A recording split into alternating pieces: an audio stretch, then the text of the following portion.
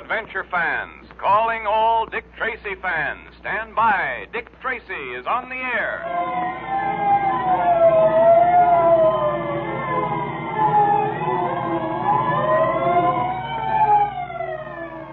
The makers of Quaker Puffed Wheat and Quaker Puffed Rice, those two delicious, nourishing cereals that are shot from guns, now bring you another thrilling Dick Tracy detective adventure.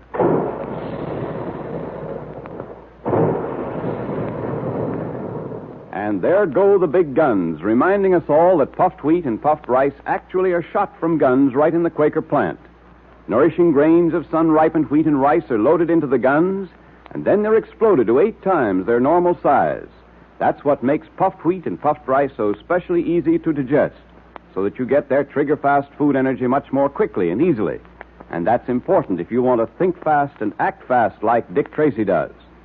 And if you're a loyal Dick Tracy fan and friend, check up on the pantry at least twice a week to make sure there's always some puffed wheat or puffed rice there. Look to see at the end of today's program, and if there isn't one of those famous red and blue packages in the pantry now, ask Mother to order some from the grocer's. She's sure to be glad when you remind her of something so specially good for breakfast. And then you and Mother and Dad can join the thousands of happy families who enjoy Quaker Puffed Wheat or Quaker Puffed Rice every day. And be sure you have your pencil and paper ready for today's secret messages. Get them now. When Dick Tracy closed the case involving the Baron and the substratosphere airplane plans, he paid a visit to Scotland Yard, and here the great detective found a new mystery. Dryden Small, the well-known Egyptologist, was returning to America with certain treasures which he had discovered in the ancient tomb of Tutankhamun. Small had reason to believe that someone was trying to kill him, and Tracy was asked to protect him on the voyage to America. Sitting in Small's cabin the first night out, Dick and Pat were startled to see a strange face peering in at their window. Mr. Tracy. What's the matter, Small? What's wrong? Look, there, at the window. The man with the yellow face. So what? Dick, great Scott, look. That awful face at the window. It's gone now. Come on, Pat. We've got to find out who it is. Yes, and why are we standing through that window? Don't leave me alone. Don't leave me alone. We'll be back in a moment. Here, through this door, Pat. That'll bring us out on deck.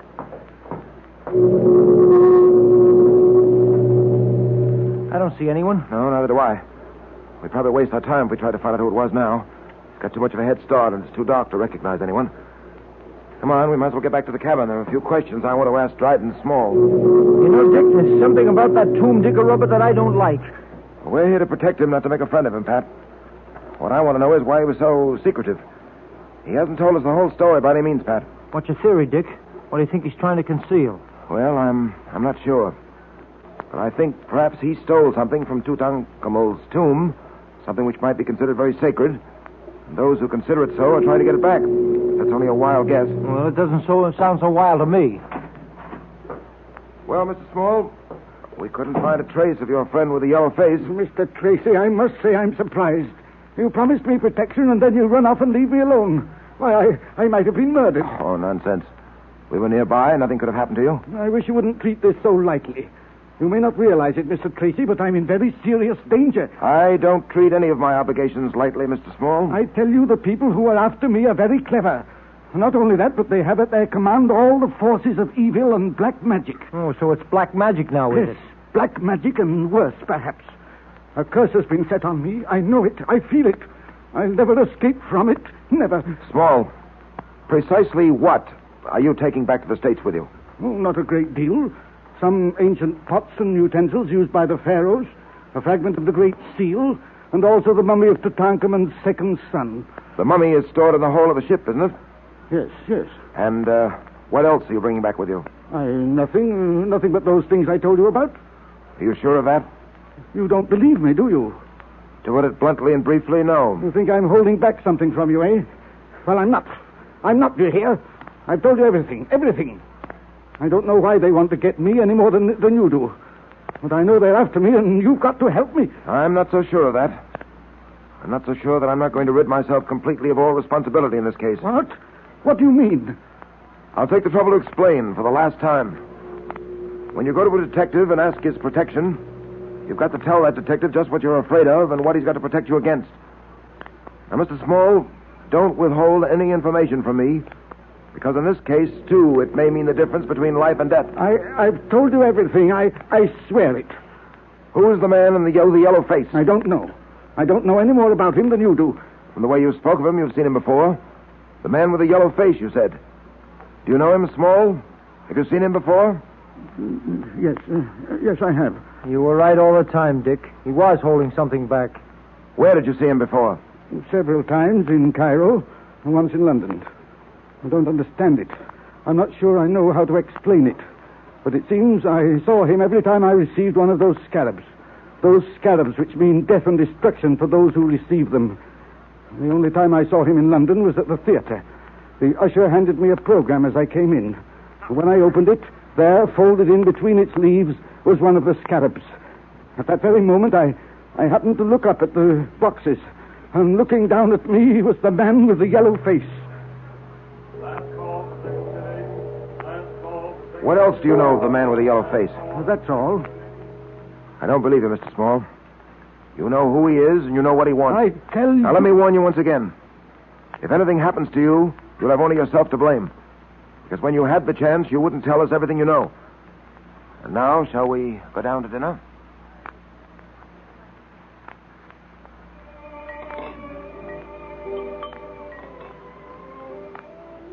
Coffee, sir? Oh, yes, please. By the way, Small, do you still carry that pearl-handled pistol? Yes, and I shall never part with it. If you ask me, it's much too dainty to be any good.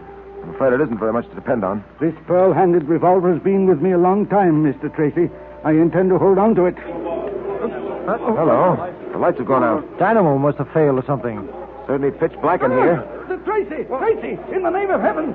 Small, where are you? He's struggling with someone. Help, Tracy, help! If I can get my hands on whoever it is that... Ah, got him. Give me a hand here, Pat. It's so dark, can't see a thing. I've got hold of someone. Can't see who it is. There go the lights. They're on again. Small. Why, I was holding you all the time. Who do you think you were holding? Well, all I could do in the dark was to reach out and grab. My throat, it hurts. Someone tried to choke me. Yes, there are marks in your throat, all right. Grabbing hold of me did one thing anyway. It scared him off. Yes, Small. This time he was scared off. I wonder if I'll always get to you in time. I can't protect you from something that's nameless, you know. Something you won't tell us about. I've told you everything. Now, look here, Small. Tonight, you had an example of what might happen. And apparently you're still unconvinced that telling me everything you know is the only sensible thing to do. Now, for the last time, will you talk up? Well, how about it? I've told you the whole truth. Very well. I've done my duty. I've warned you.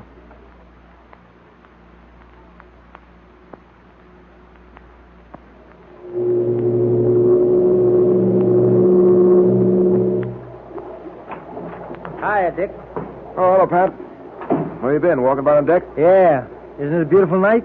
Yes, I suppose it is. Hey, met a girl strolling about on deck. Miss Foster, her name is. Oh, boy, what a girl.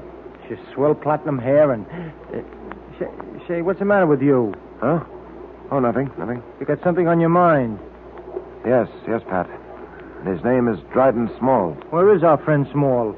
Or should I say our small friend? In there. Asleep? Reading in bed, I think. Pat, I'm more than ever convinced that he's keeping something from us. Hey, Dick, maybe the guy's on the level. Maybe we're just imagining things. Maybe someone is trying to get hold of some of the things he took from Tutankhamun's tomb. Small says they're very valuable. They're valuable, all right. And that's one part of his story, I believe. But whatever the man with the yellow face is after, there's more than just a few trinkets taken from Tutankhamun's tomb. Well, I wouldn't spend too much time worrying about it. Our job is to see that Dryden Small reaches America safely. Once he puts foot on American soil, our job is done. No, Pat. I'm afraid it isn't as simple as all that. Well, why do you say that, Dick? I've been telling Dryden Small that unless he tells me everything, I'm going to give up all responsibility for his safety. Of course, I'm not going to do that. Either while he's on this boat or after he lands. But if he doesn't cooperate, why should you bother with him? I've got to stay with Dryden Small until I'm sure that he's out of harm's way. We've had to protect uncooperative people before. You know, Dick, there's something about this whole business that gives me the creeps. Oh, it's not as bad as all that, Pat. When we were chasing Max Gold or the Baron, we had something we could get our hands on. But what have we got here? Nothing but a face seen at the window. A figure that strikes in the dark. Yeah, Dick, I don't like it. Well, I'm not exactly delighted myself, Pat. But we policemen have to learn one thing. Not to turn away when there's an unpleasant job to do. Doing the things we like to do is simple. Doing the things we don't like to do that proves whether or not we're men, capable of holding down a man-sized job. I guess you're right as usual. And I'm glad you jacked me up. Oh, look, Dick. It's my turn to sit up with Small tonight, but I was thinking that maybe... Yes, Pat? Well, you know, the girl I met on deck, Miss Foster, I said I'd meet her in the ballroom for a few dances at 10:30, and, well, I sort of wondered if... All right, Pat. Go ahead. How will you get back? Thanks, Dick. I won't be very late.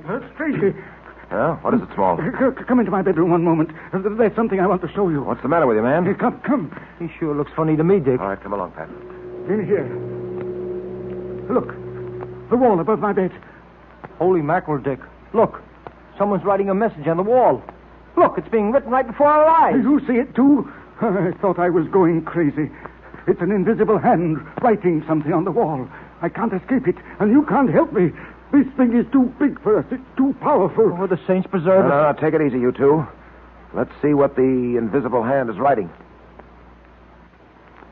There, it's evidently finished. Yes. And look what it is written. Your hour is at hand. Your end is near. The black pearl of Osiris must shine again. Yes. And look, there on the floor. It's another scarab, Tracy. Another scarab.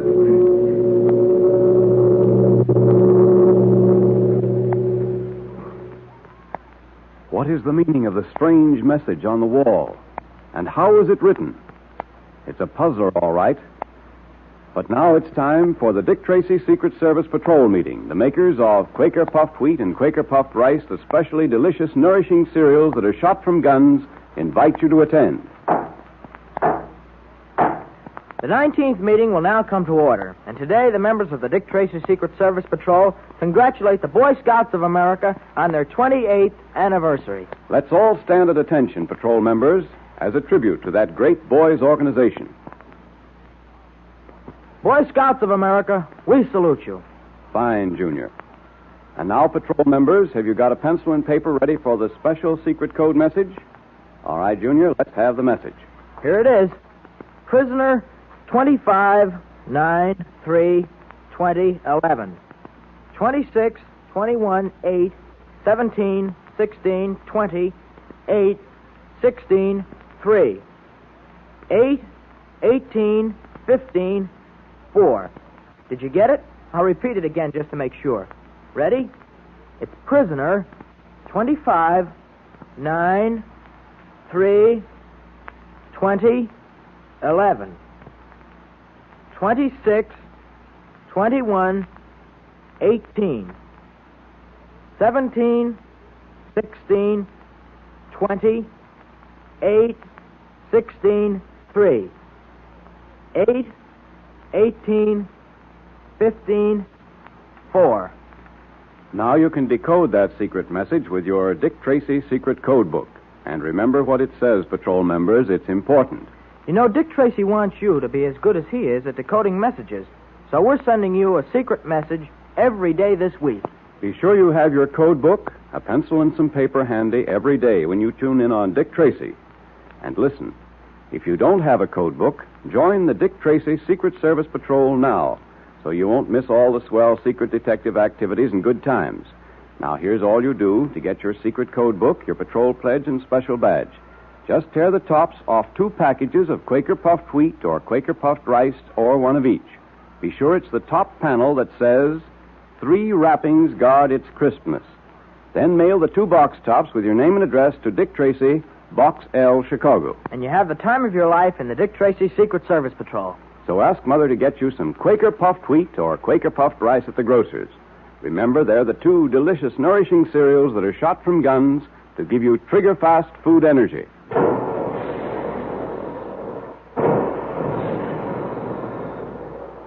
Calling all adventure fans, calling all Dick Tracy fans. Stand by for another exciting Dick Tracy adventure tomorrow at this same time. That is all.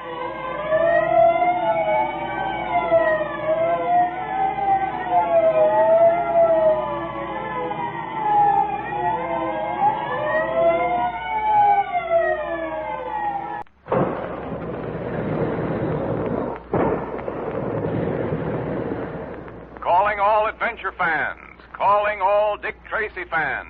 Stand by. Dick Tracy is on the air.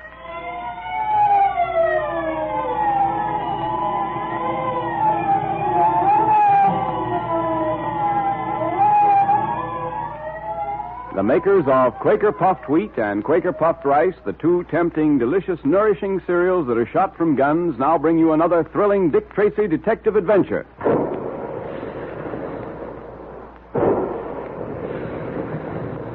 Big guns. Hear them?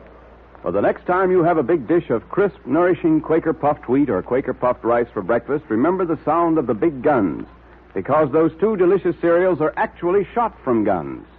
Sun-ripened grains of nourishing wheat and rice are loaded into the guns, and then these little kernels of grain are exploded to 8 times their normal size. That makes them look different and taste better than ordinary cereals. That special Quaker process makes puffed wheat and puffed rice specially easy to digest, so that you get trigger-fast food energy more quickly and easily. And you need lots of quick food energy if you want to be as fast on your feet as your friend Dick Tracy is. And here's a good idea. Puffed wheat and puffed rice are two different delicious flavors. So ask Mother to get a package of each at the grocer's. And then you and Mother and Dad can have Quaker puffed wheat for breakfast one morning and Quaker puffed rice the next. That really gives you variety, doesn't it? So look in the pantry today to see if one of those famous red and blue packages is there now.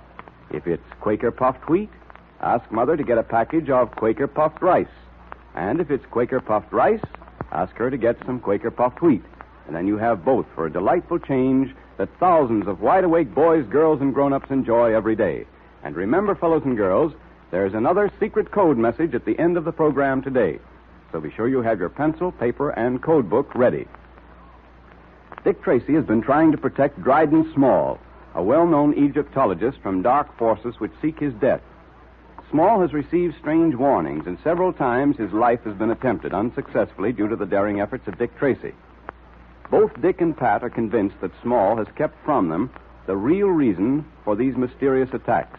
In our last episode, we heard how a strange message, seemingly written by an invisible hand, had appeared on the wall above Small's bed.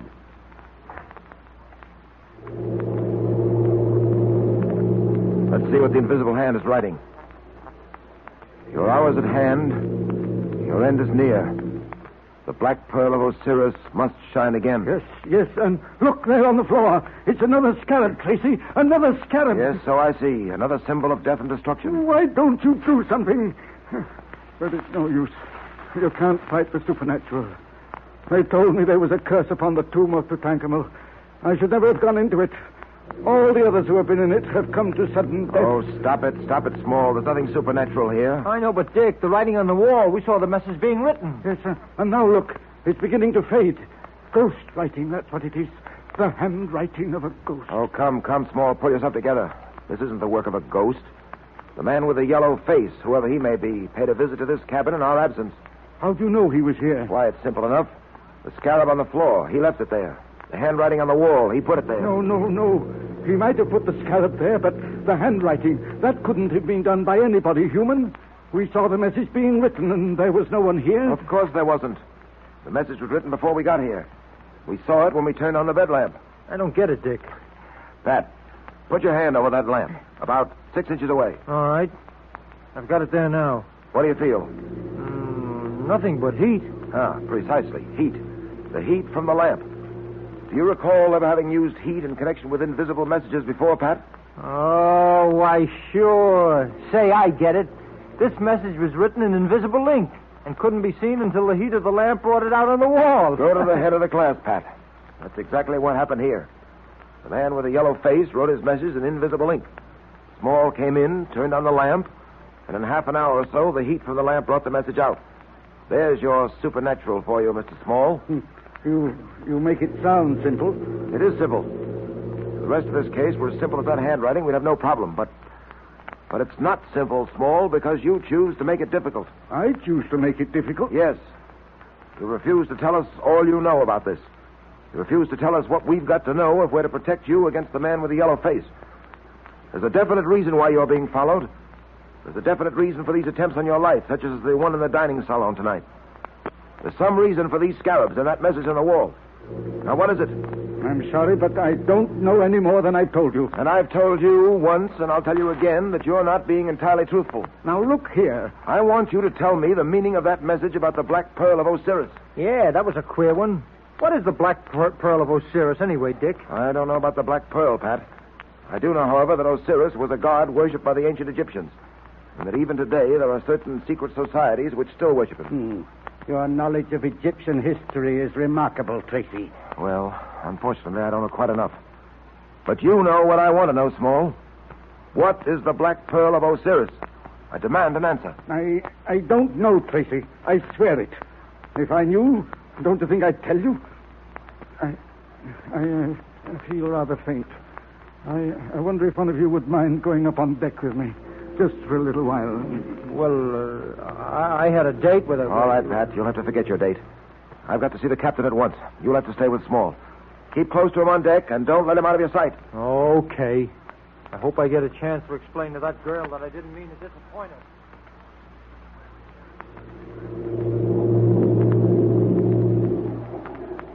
You feel better now, Small? Yes. Yes, Mr. Patton, the air is doing me good. Looks like we're going to have a fog. You can see wisps of it floating past the binnacle light up there. Yes. You know, Small, you really ought to come clean with Tracy.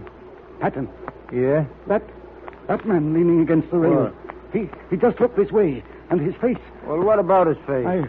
I'm not sure, but it looked yellow. Now, take it easy. Don't start getting jittery. Don't begin seeing a yellow face in every passenger on this ship. Look, he's moving away from the rail. He's disappearing into the fog.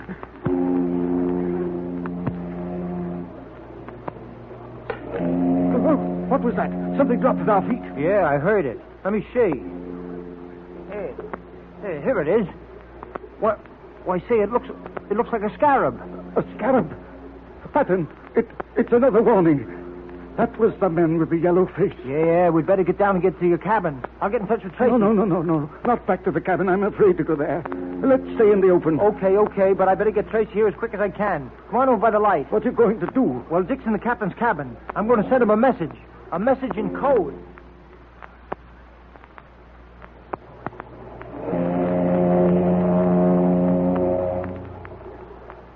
Well, come in, Mr. Tracy. Glad to see you. How are you, Captain? Worried, Tracy. Very much worried. I'm glad you're here. I don't like the things that have been happening on this ship of mine. Well, I'm sorry about the need for searching the ship, but you must understand, Captain, that at any moment one of your passengers may be, well, put out of the way. That isn't what I referred to, Tracy. There are other things that are wrong. Such as? Well, have you heard about what's been going on down in the hold? The hold? Mm-hmm. Oh, no. What's happened down there? One of the crew, a fellow named Weeks, was found about an hour ago, totally unconscious. Unconscious? Yes, lying in the door of the storage room. He's not a strong fellow. As a matter of fact, he has a weak heart. That's why we have him down there. All he does is check the books and little odd jobs like that, you know. Yes, but what made him unconscious? Well, according to his story, Tracy, as he was approaching the storage room, he noticed the door was open, which was unusual. As he began to investigate, he suddenly saw, standing in the doorway itself, a strange-looking figure. The next thing he remembers, he was lying on a cot. The ship's doctor was working over him. Huh. He's not given to seeing things, is he? I don't think so. He's a stable, dependable fellow. At any rate, he's never seen things before. Well, in that case, I don't think it'd be a bad idea to investigate that storage room. Now, about the search for the man with the yellow face, Captain. Yes, I wanted to talk to you about that, Tracy. We don't seem to be making much progress. Matter of fact, Tracy, we're not making any progress at all. Yes, I was afraid of that. Oh, excuse me. Come in. There's a message for Mr. Tracy, sir. Oh, give it here. Where did you get this? It was given to me by a gentleman down on deck A, sir. Thank you. Excuse me, Captain. Yes, certainly. It's a code message from Pat. Prisoner 20, 21, 12, 16, 7, 10, 18, 22. Will you excuse me, Captain? I've got to join Mr. Patton on deck immediately. Nothing wrong, is there, Tracy? I don't know. That's what I want to find out. And I've got to find out fast. Well, I'll go along with you, Tracy. I've got to go up to the bridge, and this will be on my way. Glad to have your company, Captain, but let's hurry.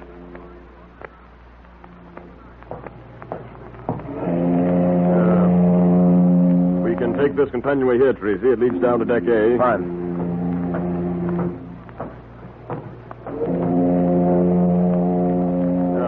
Here we are. down at deck A.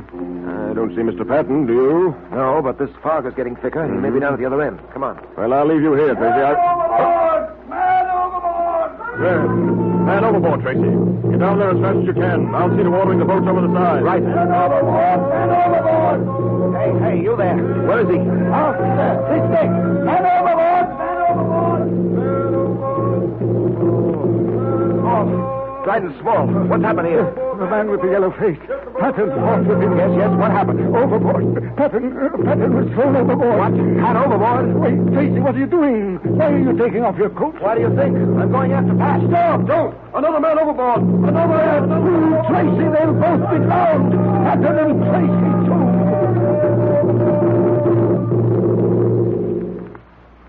Will Dick save Pat? Or has the detective's friend been swallowed up by the black waters in the night? Dick will save him if anyone can.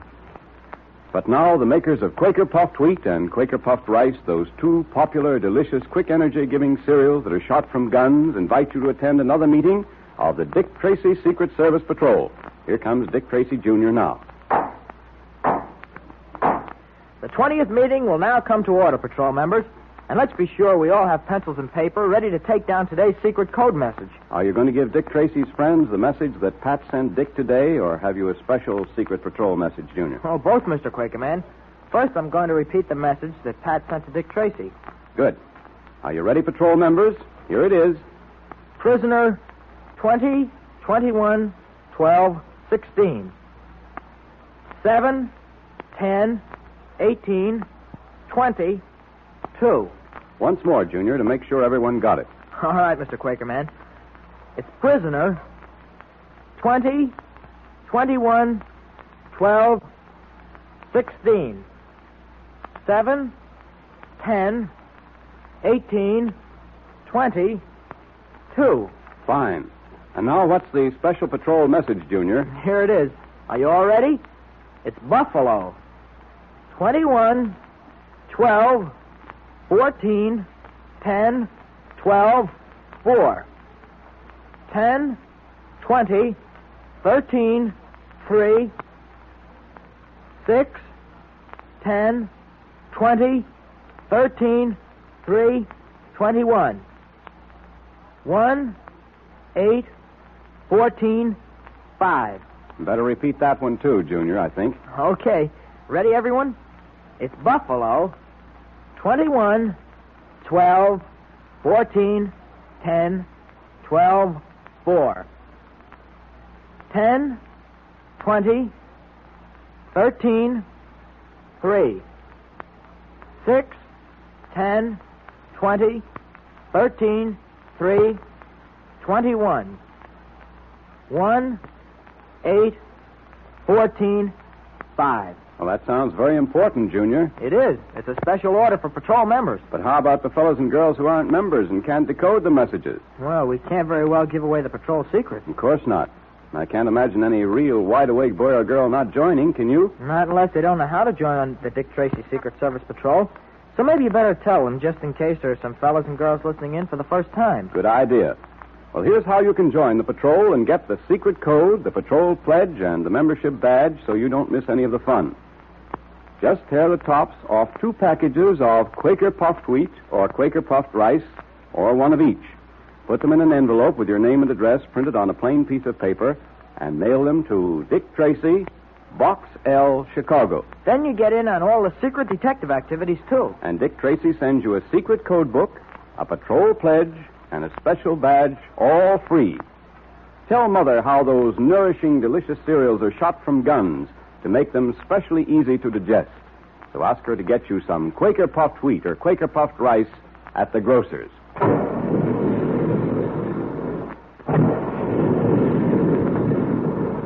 Calling all adventure fans. Calling all Dick Tracy fans. Stand by for another exciting Dick Tracy adventure tomorrow at this same time. That is all.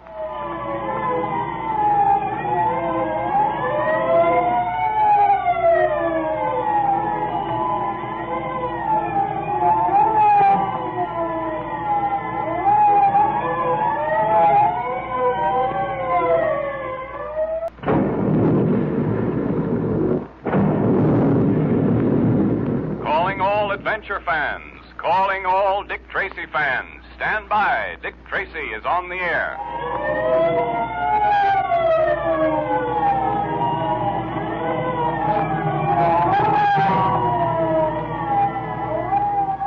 The makers of Quaker Puffed Wheat and Quaker Puffed Rice, those two tasty, nourishing cereals that are shot from guns, now bring you another thrilling Dick Tracy adventure.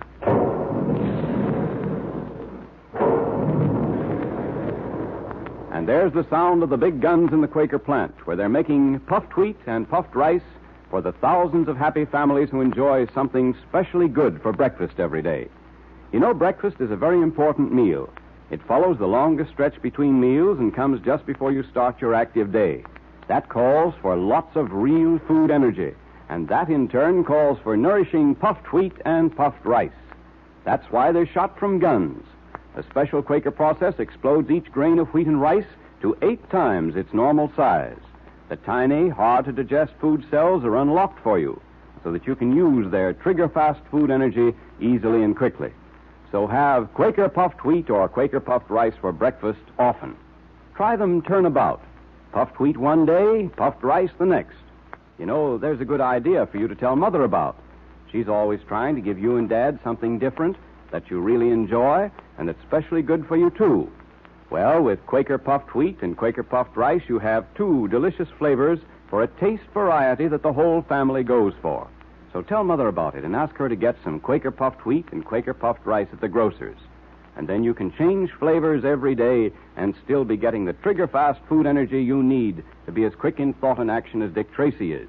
And remember, patrol members, there's another secret code message for you at the end of today's program. So be sure you have your pencil, paper, and secret code book ready. An unknown assailant called the Man with the Yellow Face has threatened the life of the well-known Egyptologist Dryden Small. Yesterday, we heard how Dick had received a code message from Pat, who was walking on Deck A with Dryden Small. As Dick and the ship's captain hurried to Deck A, someone cried, "Man overboard!" It seems Pat, fighting hand-to-hand with the Man with the Yellow Face, had been thrown overboard.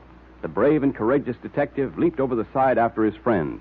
Will he save him, or will he, too, meet death in the black waters of the ocean? Get lifeboat 4 over the side. All right, sir. Station 4. Station 4. Yes, I see just winning enough to pass. Hey, what? Come along, man. We've got to get that lifeboat over the side at once. It's being lowered now, sir. Good, good. Come along, come along. Easy them out there. Steady. Keep a level as she lowers. Swap them in, smartly. There are 2 men overboard. Tracy and Pat. He's down, sir. Cover those blocks far and aft. Man the oarsmen. Good luck, men. Good luck. You've got to bring them back.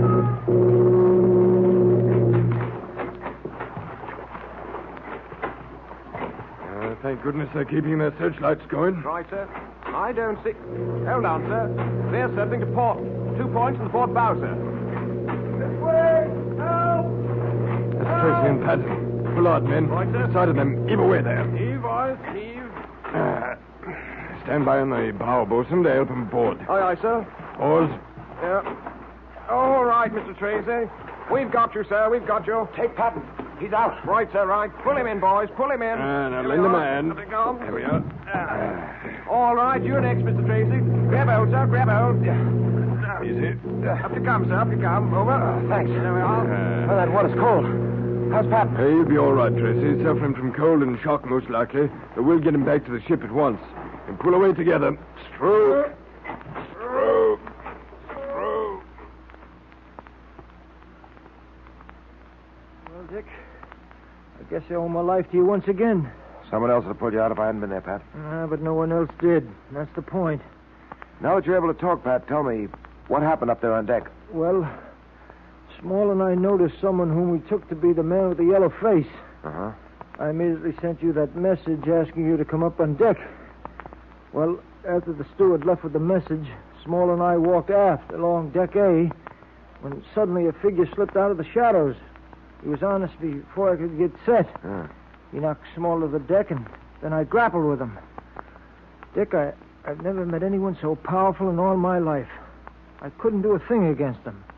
He was so strong that he actually picked me up bodily and heaved me overboard. I don't suppose you got a good look at him, Pat. No, Dick, I didn't.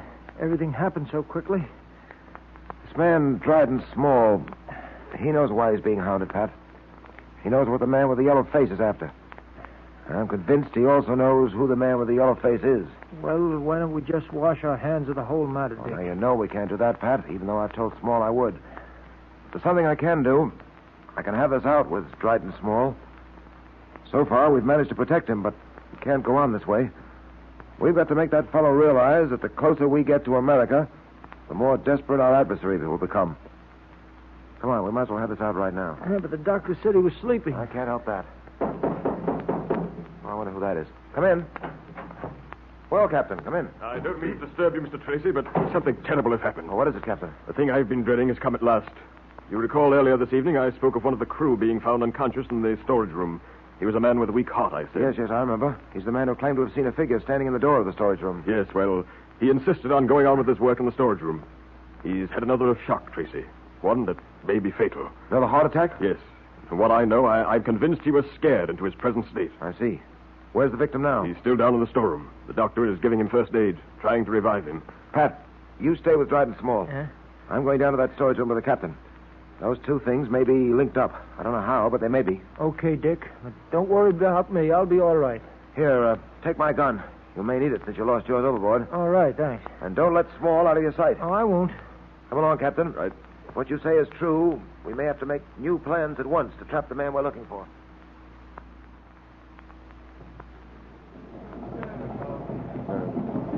Well, Doctor?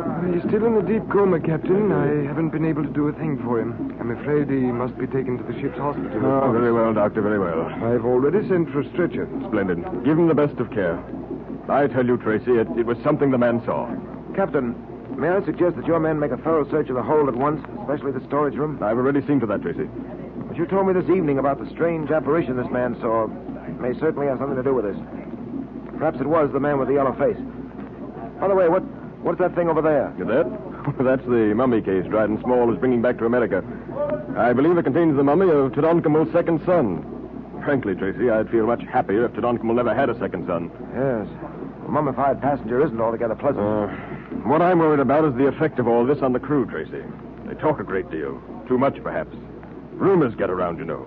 Before you know it, your ship has a bad name. I don't like it. I can well understand that. Ah, here comes the mate. Have you found anything? No, nothing, sir, not a thing. The men are still going over everything, though, just to be sure. Ah, thank you. Well, Tracy, there doesn't seem to be much either of us can do here. Would you care to join me in my cabin? A little coffee, perhaps? Some sandwiches? Yes, I'd enjoy it very much. But I feel the most important place for me to be right now is back in Dryden Small's cabin. All right, I'll have the coffee sent there.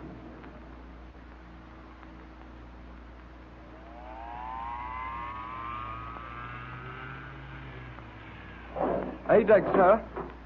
This way, Captain. Dryden Small's stateroom is down this way. Yes. You know, Tracy, it certainly is reassuring to have you on board this trip. I'd hate to have all these bizarre things happening without you here to help clear them up. Well, I haven't cleared them up, Captain. No, but I know your reputation. I have absolute confidence in you, Tracy. Well, thank you. This is really one of the most puzzling cases I've ever encountered. Mm-hmm. I don't believe I ever had so little of a tangible nature to work with. There's so many things I'd like to know.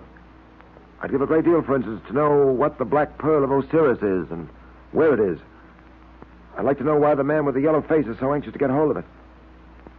To make it brief, Captain, I'd like to know what it's all about. That is all that, eh? Well, I'll say this, Tracy. I'll be a very much relieved man when this ship docks at New York. I dare say. Well, here we are. Pat must be in the bedroom. Yes, he, I've told you this before. Wait a minute. Voice. Strange voice. Listen. I have no desire to discuss this matter with you at any length. All I ask from you is that you tell me where the Black Pearl is. The Black Pearl of Osiris. I don't know, I tell you. I don't even know what you're talking about. Your friend, Dryden Small, practiced the same deception. He, too, pretended ignorance of the Black Pearl of Osiris. You see what has happened to him. The same thing will happen to you.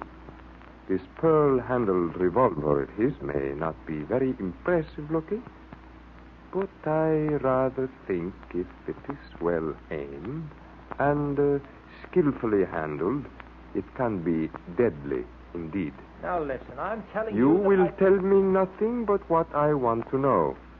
Where is the Black Pearl of Osiris? Answer, you white devil, or it will be the worse for you. Great heavens, Tracy. What's going on in there? It's evident the Pat's on the spot. I've never heard that voice before, but I'll bet it's the man with the yellow face. What can we do? Have you a gun? No, I haven't. Neither have I. I gave mine to Patton. I can get one, though. No, there's no time. We've got to work quickly. But you can't do anything against that man without a gun. Time grows short, my friend. Answer me quickly. I refuse to waste further words with you. Now listen, I'm telling you the truth. Why should I lie to you? I don't know where the black pearl you're talking about is. This little pearl-handled revolver is about to speak. I do not think you would care to hear its voice. No, I tell you, you've got me all wrong. I don't know any more about that black pearl than you do, or Tracy does. We tried to get Dryden Small to tell us, but he wouldn't. Very well, my friend. I see you are not only stubborn, but reckless of your life. And so it Ready, becomes Captain? necessary For for anything. me to... What are you going to do? Pull a bluff, Captain. Pull a bluff. to kill you. And believe me, my friend, you could have avoided it if you had wanted to. However, you forced my hand. And so... Dick! Dick! There you are. Drop that gun or I'll drop you. Who is the man with the yellow face? And will Tracy succeed in bluffing him? What is the mystery of the Black Pearl of Osiris? We'll soon know.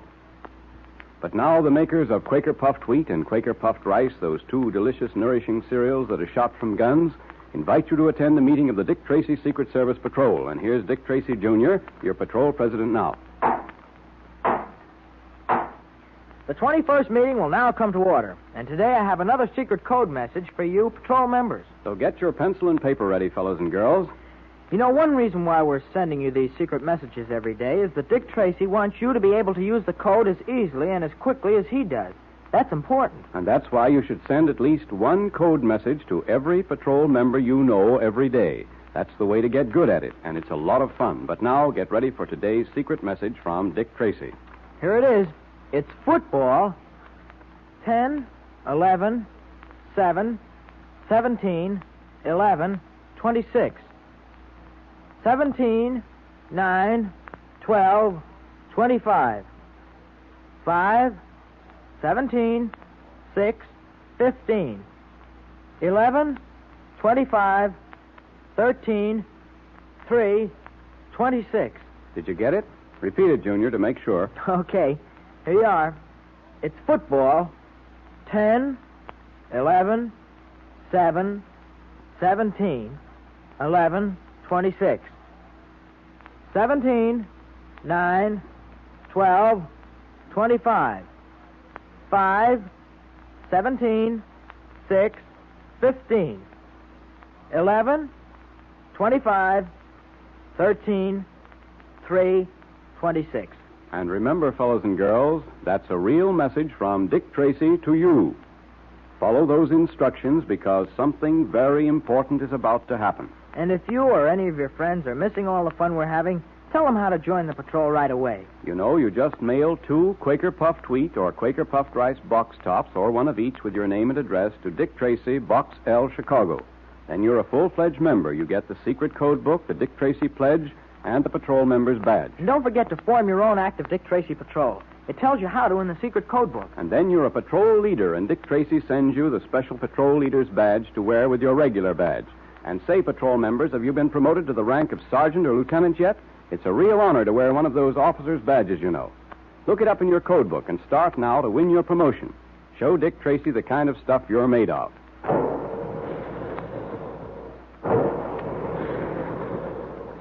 There go the big guns to remind you that Quaker Puffed Wheat and Quaker Puffed Rice are actually shot from guns to give you lots of trigger-fast energy in 2 different delicious cereals that thousands enjoy every day. And if there isn't any puffed wheat or puffed rice in your pantry now, be sure to ask Mother to order some for you at the grocer's.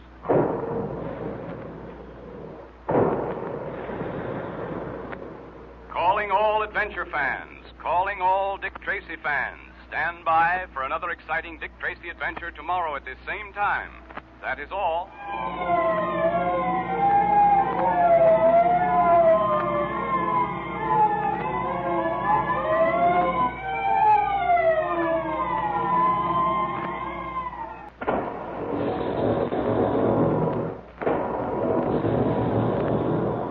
Calling all adventure fans, calling all Dick Tracy fans. Stand by. Dick Tracy is on the air.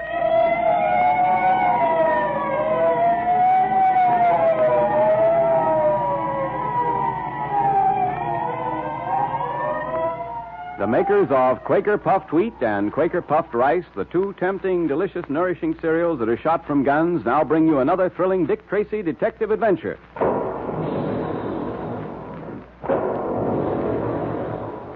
Hear the big guns? That's the way they sound when puffed wheat and puffed rice are shot from guns in the Quaker plant. Remember that sound the next time you sit down to a big dish of crisp, crunchy puffed wheat or puffed rice for breakfast. You see, when the nourishing grains of wheat and rice are shot from the big guns, they're actually exploded to 8 times their normal size. Each tiny, hard-to-digest food cell is unlocked, and that's why Quaker Puffed Wheat and Quaker Puffed Rice are so specially easy to digest, why you get their trigger-fast food energy so quickly and easily. And remember, patrol members, if you want to be strong, healthy, and alert like Dick Tracy is, you need lots of that same kind of food energy. So join the thousands of happy puffed wheat and puffed rice fans who enjoy puffed wheat one day and puffed rice the next. That gives you a delightful taste variety that Mother and Dad enjoy, too. So tell Mother about those 2 swell flavors and ask her to get some Quaker Puffed Wheat and Quaker Puffed Rice at the grocer's for you. And be sure to have your pencil and paper ready for a secret code message from Dick Tracy. Aboard the liner Marvania, bound for America, Dick Tracy and Pat have been trying to protect a certain well-known Egyptologist named Dryden Small from an unknown enemy called the Man with the Yellow Face. Yesterday, we learned how one of the crew in the hold of the ship had been frightened by a strange apparition. Returning from the investigation, Dick overheard the Man with the Yellow Face threatening to kill Pat, whom he had left with Dryden Small. Tracy had no gun with him, so he was forced to try to bluff the Man with the Yellow Face into believing he did have one. Will he succeed? Whoever you are, drop that gun or I'll drop you. Ah, Mr. Tracy. Come in, won't you? I've got you covered, so don't try anything. Put down that gun. Thank you. No. This little pearl-handled revolver belongs to Dryden Small. A dangerous little toy, but rather attractive, so I prefer to keep it. Who are you?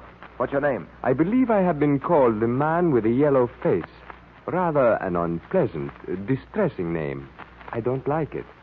My real name, and I hope that you will use it henceforward, gentlemen, is Humi Batik. Egyptian, huh? That is right. Dick, he wounded Dryden Small. He knifed him before I could get in here. I heard Small cry out. It was in self-defense. You see, Mr. Tracy, he was indiscreet enough to withhold something from me. Something I wanted very badly. The Black Pearl of Osiris. Ah, you know. You wounded Small because he wouldn't tell you where it was. What is the Black Pearl of Osiris?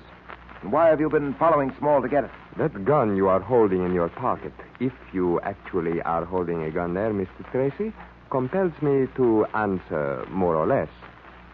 As I have said, my name is Humi Batik. I am the high priest of the cult of Osiris, a secret group dedicated to the worship of that ancient god. And what about the Black Pearl? Has it some religious significance? Ah, it has indeed. The black pearl is a very small pearl. But, as you know, black pearls are rare and therefore are of considerable value. Aside from its value in money, however, the black pearl of Osiris is priceless in our eyes, for it is really the heart of Osiris. How can a pearl black or white be anybody's heart? Oh, you interpret my remark too literally, Mr. Patton. Many, many hundreds of years ago, a statue of Osiris was molded from gold with eyes of diamond. When it was erected, it was decided that the statue must have a heart, and it must be something unusual, something worthy of that incredibly beautiful statue. Tutankhamun, the pharaoh of that time, had in his possession a small but perfect black pearl, and he gave this to the temple to be used as the heart of Osiris. I'm beginning to understand. That statue wasn't by any chance placed in Tutankhamun's tomb when he died, was it? Mr. Tracy, I bow to you. Yes, the statue was placed there. For hundreds of years, it was safe. Then came this infidel and stole the black pearl. But we who have guarded it for centuries, we knew that the heart of Osiris had been taken and that it must be returned at all costs. I have found it necessary to employ force, a thing I detest. But in my heart, I know that Osiris will forgive me, for I did it for him. Well, perhaps Osiris will, Batik. Undoubtedly, you're aware of the fact that there is another law here on Earth which metes out its own justice. And so... No. Do not move toward me, I caution you. Believe me, I will gladly give myself over to you after I have returned the pearl. But I have not the black pearl. Until I do have it, you cannot have me. I'm afraid you're mistaken about that. Believe me, I sympathize with you, but... It is not your sympathy I want. It is the black pearl of Osiris. That is what I want, and that is what I will have. Put down that gun, Batik. You cannot frighten me.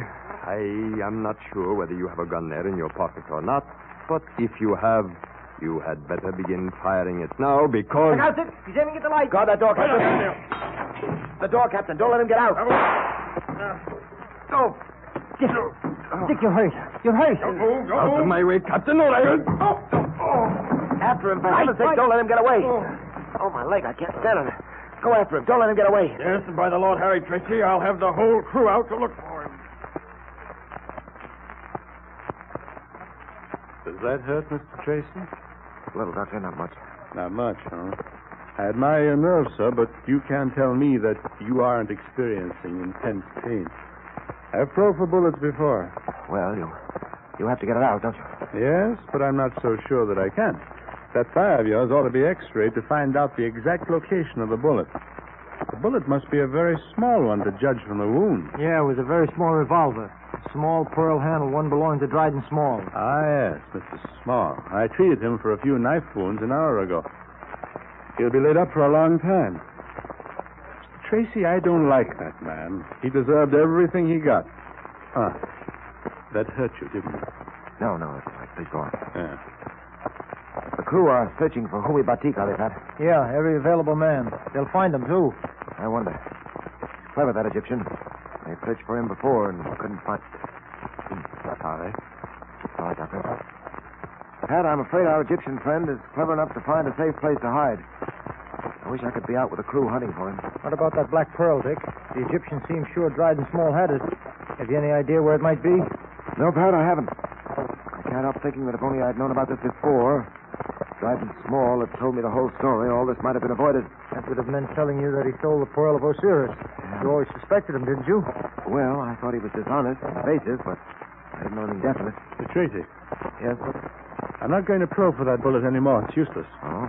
You have to wait until we dock tomorrow, go to a doctor immediately, and have it x-rayed. Unfortunately, we have no facilities for x-ray on board. I see. All right, Doctor, I'll do that. Now, bandage it up. I think you'll be able to get around. All right. Thank you, Doctor. Thanks very much. No luck as yet, Captain? Oh, none, Tracy, none. My men are searching the boat, but there doesn't seem to be much chance of finding Mr. Batik. As you say, he's probably chosen the one place where we wouldn't think of looking. Yes. The one place where we wouldn't think of looking. I wonder what that might be. If I knew, I could save the crew a lot of trouble. But I can promise you this, Tracy. He won't get off the boat when we dock tomorrow without being caught. I'll see to that. Yes? I wonder, Captain. I wonder.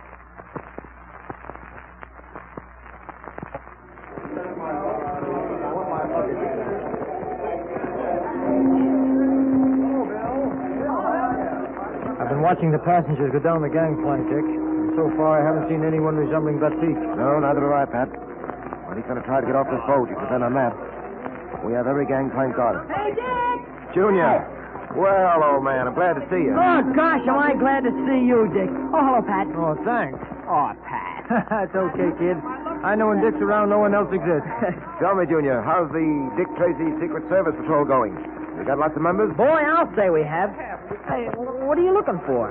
Oh, a friend of ours, Junior. He thought he might be getting off the boat. Some gangster, I'll bet. Wrong that time, youngster. See anyone, Pat? No, I just thought for a minute that it isn't him. Say, who are you looking for, anyway? An Egyptian named Humi Batik. He's been hiding on boat. Wounded a man. He says he did it in self-defense. We've got to get him. Hey, Dick, are you limping? Well, Give me a shot, Junior. Shot by the Egyptian, huh? Yeah. Say, Dick, is it bad? no, it's all right, Junior. Oh, Captain. Hello there, Tracy. Any luck? No, none as yet. Well, I hope he hasn't got past us. But I don't see how he could. I've got men stationed all over the place. Humi Batik isn't hard to recognize with that yellow face of his. There are two things that puzzle me, Captain. Eh? Where is Humi Batik hiding, and where is the Black Pearl? I searched Small's effects thoroughly and couldn't find it. Well, I'd give a good deal to know the answers to those questions myself. Say, Dick, isn't that a body they're bringing off now? Down by the hole there. No, that isn't a body, Junior. That's a mummy case containing a mummy which belonged to the guy who was wounded. A mummy? Oh, gosh. What would be the one place we'd never think of looking? What was that, Tracy? Captain, I may be crazy, but come on. Dick, where you going? I'm going down to have a look at that mummy. But, Dick, you don't actually think he'd be in there, do you? I don't know, Pat. It's the one place we haven't looked for him. The one place no one would think of looking for him. By heavens, Tracy, I believe you're right. We'll soon know. Here, you. Yeah? Put that mummy case down, will you? Oh, with pleasure. Boy, they sure built these things in the old days. Weighs a ton. All right, boys, put it down. Okay. There it goes. There we are. Well, I must say, Tracy, you certainly are thorough. Got to hand it to you. I would never have thought of looking in that mummy case. Well, remember, we're not sure he's in there. He may not be, you know. Yeah, there's something to that. But I have a hunch, Pat. A hunch that he is. All right, boys. Pry out that lid. Okay, Tracy, okay. Draw your gun, Pat, and stand ready. Right, Dick. You may need it.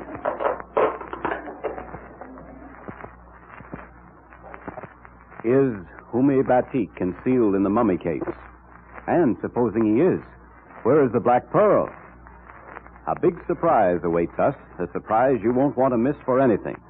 And now stand by for a meeting of the Dick Tracy Secret Service Patrol, brought to you by the makers of Quaker Puffed Wheat and Quaker Puffed Rice, those two nourishing, tasty cereals that are shot from guns. Here's Dick Tracy, Jr., your president now. The meeting will now come to order. And today we have another secret code message for you from Dick Tracy. Have you got your pencil and paper ready to take it down? If not, get them right now so you won't miss Dick's secret message. While you're getting your pencil and paper, I want to report a lot of new promotions to the ranks of sergeant and lieutenant. Congratulations, officers of the Dick Tracy Secret Service Patrol. And if you aren't an officer already, start to win your promotion right away. It tells you how in your secret code book. All right, Mr. Quakerman.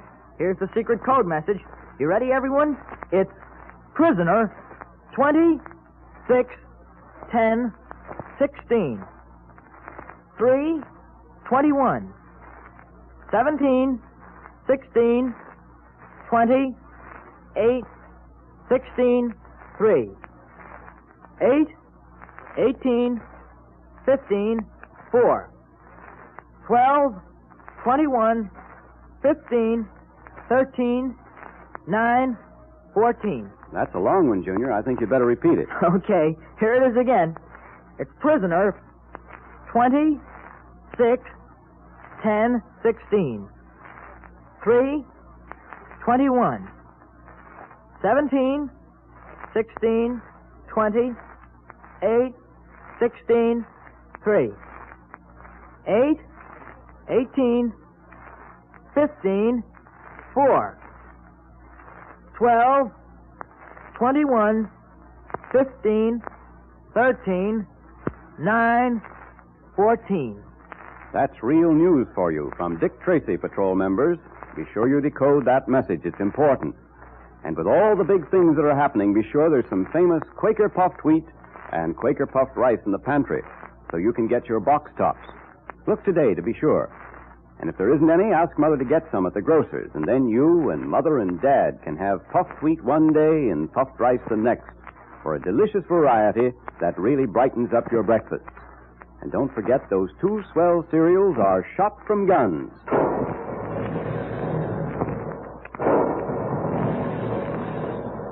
Calling all adventure fans, calling all Dick Tracy fans. Stand by for another exciting Dick Tracy adventure next Monday at this same time. That is all.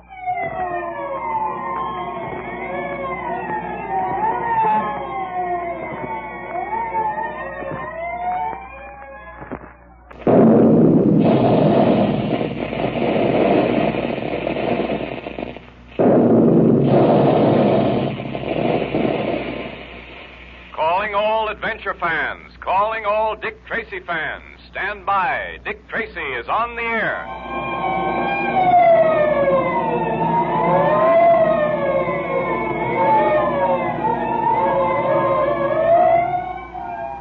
Once again, the makers of Quaker Puffed Wheat and Quaker Puffed Rice, those two nourishing, delicious cereals that are shot from guns, bring you another thrilling Dick Tracy adventure.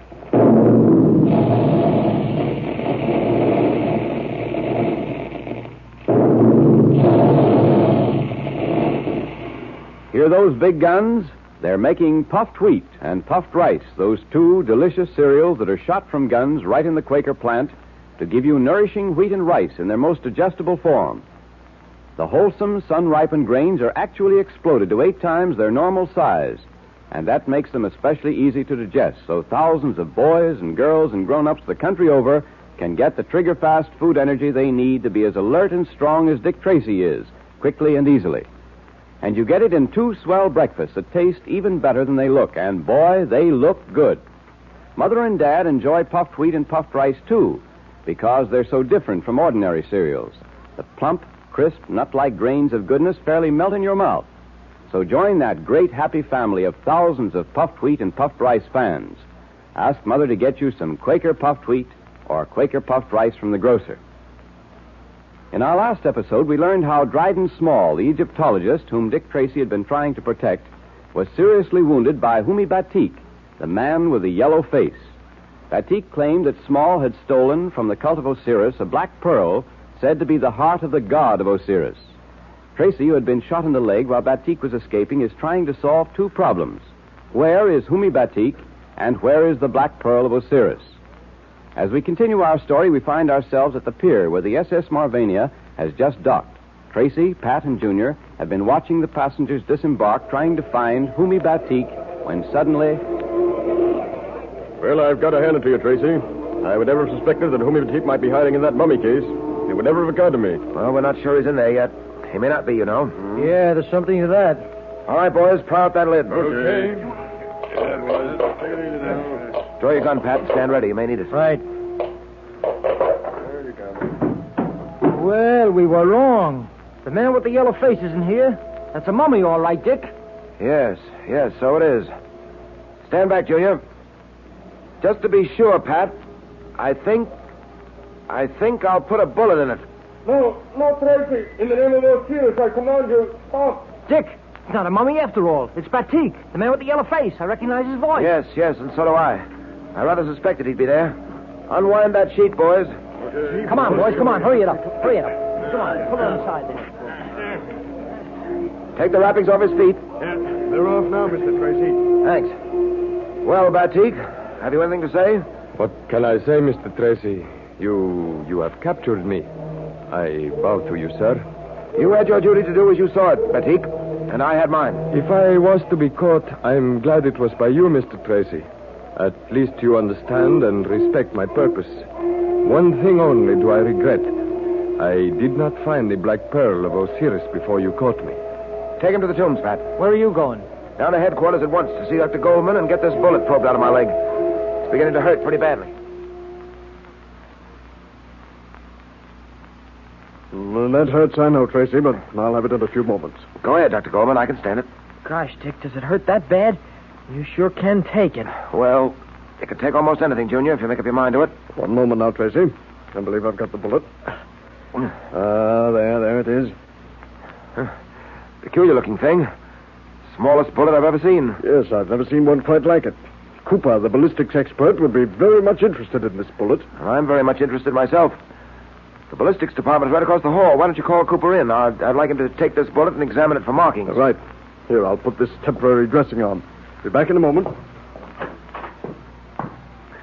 That bullet came from Dryden Small's gun, didn't it, Dick? Yes, Junior. Peculiar little gun. Say, Dick, have you got any idea where the black pearl of Osiris can be? Not the slightest, Junior. But I've got to find it. You don't feel towards this Batik fella the way you do towards criminals, do you, Dick? Well, he's wounded a man and must pay for it, Junior. He's a criminal, yes. But he, too, has certain rights. And I must do all in my power to recover for him and his people that which has been stolen from them. That black pearl is theirs. It's part of their religion. And I'm going to see that they get it back. Well, Tracy, I hear the doc has relieved you of a piece of lead. Didn't know you were going in for collecting them on your person. Cooper, come on in. Right. Yes, here it is. What do you think of it?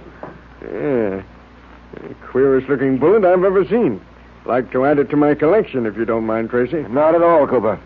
But I'd like to have a report on it first, if you don't mind. Sure thing. I'll analyze it this afternoon and give you my detailed findings by this evening. Thanks a lot, Cooper. Well, Doc, if you'll just bandage that leg up, I'll be getting down to the tombs. I want to have a talk with Humi Batik.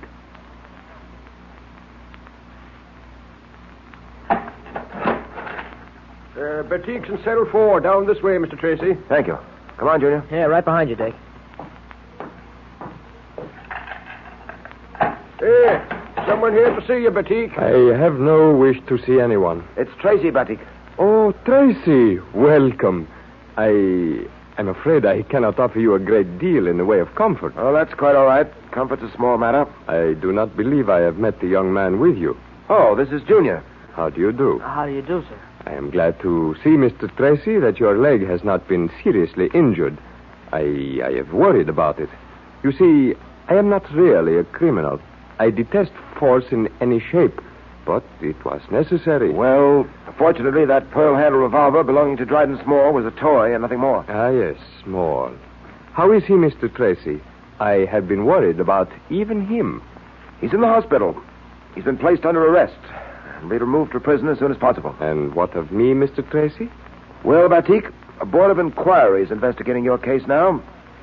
Much as I understand your motives for what you did, despite the fact you say it was in self-defense, the machine of the law must take its course. I understand perfectly. I do not care what happens to me, so long as I know the Black Pearl of Osiris is safe. Have you found it as yet? Not as yet. But since it was stolen from you, it's my duty to find it and return it if I can. The question is, once I've found the pearl, how can I return it to Egypt? I'm afraid you may not be in a position to take it yourself. Quite right. However, there is a representative of the cult of Osiris here in America. He has been to visit me, and he is taking care of matters for me. Once the Black Pearl is found, he will carry it back to Egypt and to Osiris. I see. You know, Batik, for the life of me, I can't understand why Small stole that Black Pearl. It isn't valued that highly, in money at least. It has some monetary value, yes. But it has even a greater value to collectors of, shall I say, curiosities. I see. Here in America, there is a group of men who make their living by stealing treasures. Treasures of art and other things, such as the Black Pearl. These men will stop at nothing to get that Black Pearl. And by the way, let me warn you against these treacherous forces if you should find the Black Pearl. From the moment you get the pearl in your possession, your life will be in danger. If these men are as powerful as you say they are, how did you intend to get the Black Pearl back to Egypt safely? And if I find the pearl, how will your friend hope to get it back safely? You see this ring on my finger, Mr. Tracy? Yes? Gee, that's a strange-looking ring. Has a scarab on top of it. Yes. This is the luck ring of Osiris. The luck ring? Yes. Wherever I am, whatever trouble I may be in, I have but to rub this ring, and Osiris will do what is best for me. You just rub the ring and you have good luck, huh? Precisely, my young friend. Then you placed complete confidence in this ring. You felt that it would protect the Black Pearl until you reached Egypt. Yes, I have every confidence in it, as should all who own one like it. But it is more than a ring of good luck, Mr. Tracy. Look. Gee, the top comes off. There's a secret compartment in the ring, huh? Ah, yes, a secret compartment made to fit the Black Pearl. I intended to put the pearl in there, seal the ring, and carry it back with me to Egypt in that manner. Well, that would have been a very clever hiding place. Few people would suspect that fascinating ring contained a secret compartment. Boy, I'd like to have a ring like that. I could carry secret messages in it and everything. After you find the pearl, you will have to keep it with you a few days. A friend of mine will come to you for it. And so, here is my ring. Take it. Keep it with you always. I can only say thank you, Batik. I will continue the search for the Black Pearl. And I have a feeling I'm going to find it. And it's my hope that in a short time you will be able to return once again to your own country, to Egypt, and to Osiris. That is most kind of you, Mr. Tracy. Excuse me, Mr. Tracy. Yes? There's a phone call for you, sir. Oh, I'll be right there. Well, Batik, I'll see you again soon. And thank you for the ring of Osiris. Remember the secret compartment. Remember also that wherever you are, whatever trouble you are in, you have a great friend in Osiris. A great friend worthy of great faith and capable of bringing you good luck at all times. Thanks again. Coming, Junior? Yeah, sure. Gee, that sure is a swell ring. This phone? Yes, Mr. Tracy. Thanks. Hello? Hello, Tracy. Oh, hello, Cooper. What is it? Tracy, come down here to the ballistics bureau as fast as you can. But what is it? What's happened? Tracy, that bullet they took out of your leg is the most amazing bullet I've ever seen, in more ways than one. I can't talk on the phone, but for heaven's sake, get down here as fast as you can. What is Cooper of the Ballistics Bureau so excited about? Why does he want Dick Tracy to come down as fast as he can? Strange adventures await the great detective and his friends. But now it's time for the Dick Tracy Secret Service Patrol meeting. And the makers of Quaker Puffed Wheat and Quaker Puffed Rice, those specially delicious, nourishing cereals, invite you to attend. Here's Dick Tracy, Jr., your patrol president now. The meeting will now come to order. Say, wasn't that some ring that Homie Batik gave to Dick? Boy, it has lots of lucky symbols on it. And you should see the secret compartment in it. Dick will be always able to use that ring, won't he? You bet. He can carry secret messages in the hidden compartment. Boy, I wish I had a ring like that. Well, let's get down to business now, Junior. All right. You know, I almost forgot. I'm so excited about that ring. But today, Dick Tracy sends his congratulations to all the patrol members who were promoted to the rank of sergeant this week. You know, Dick wants every boy and girl in the patrol to win promotion to the rank of sergeant. So if you haven't started to yet, look in your secret code book and see how you can be appointed a sergeant so you can wear the big special sergeant's badge, too. But let's not forget, Junior, that Dick Tracy wants every real red-blooded American boy and girl to join the Dick Tracy Secret Service Patrol first. So if you aren't a member now, join right away and show Dick Tracy that you're with him and for him. It's so easy. You just tear off the tops of 2 packages of Quaker Puffed Wheat or Quaker Puffed Rice, or one of each, and then put them in an envelope with your name and address printed on a plain piece of paper and mail them to Dick Tracy, Box L, Chicago. Then you're a full-fledged member of the Dick Tracy Secret Service Patrol, and you get your secret code book, your patrol pledge, and your member's badge, all free. So send your 2 Quaker Puffed Wheat or Quaker Puffed Rice box tops to Dick Tracy, Box L, Chicago, fellas and girls. And remember, send the top of the package that says, 3 wrappings guard its crispness. There's probably a package or 2 of Quaker Puffed Wheat or Quaker Puffed Rice in the pantry right now. Look to see. But if there isn't, Mother will be glad to get some Quaker Puffed Wheat or Quaker Puffed Rice at the grocer's, so ask her to get you some.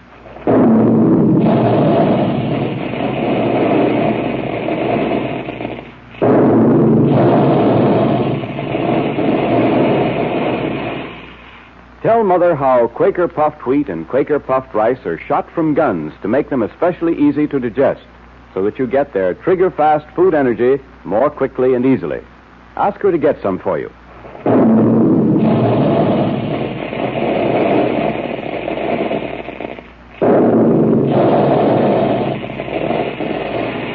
Calling all adventure fans, calling all Dick Tracy fans. Stand by for another exciting Dick Tracy adventure tomorrow at this same time. That is all.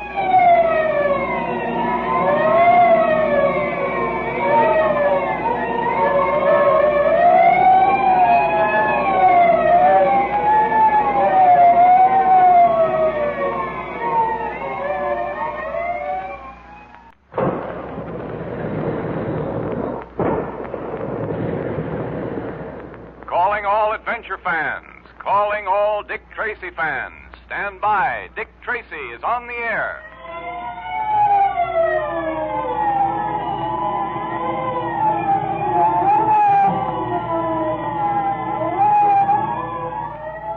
The makers of Quaker Puffed Wheat and Quaker Puffed Rice, the 2 tempting, delicious, nourishing cereals that are shot from guns, now bring you another thrilling Dick Tracy detective adventure.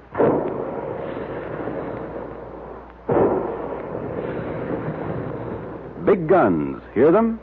Well, the next time you have a big dish of crisp, nourishing Quaker Puffed Wheat or Quaker Puffed Rice for breakfast, remember the sound of the big guns, because those 2 delicious cereals are actually shot from guns.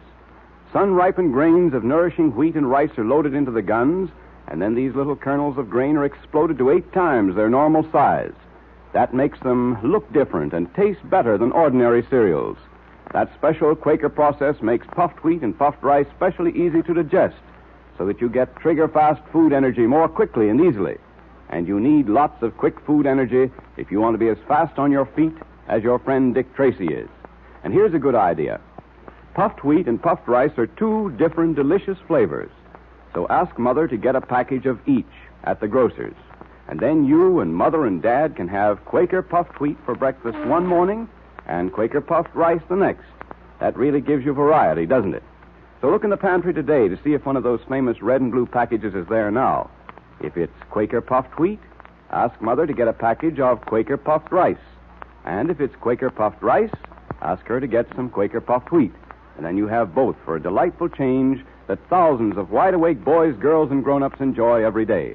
And remember, fellows and girls, there's another secret code message at the end of the program today. So be sure you have your pencil, paper, and code book ready.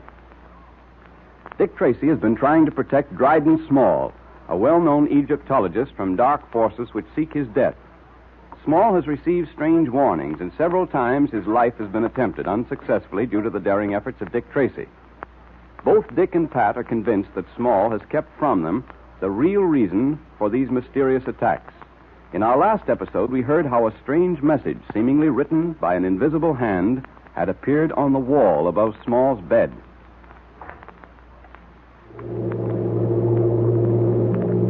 Let's see what the invisible hand is writing.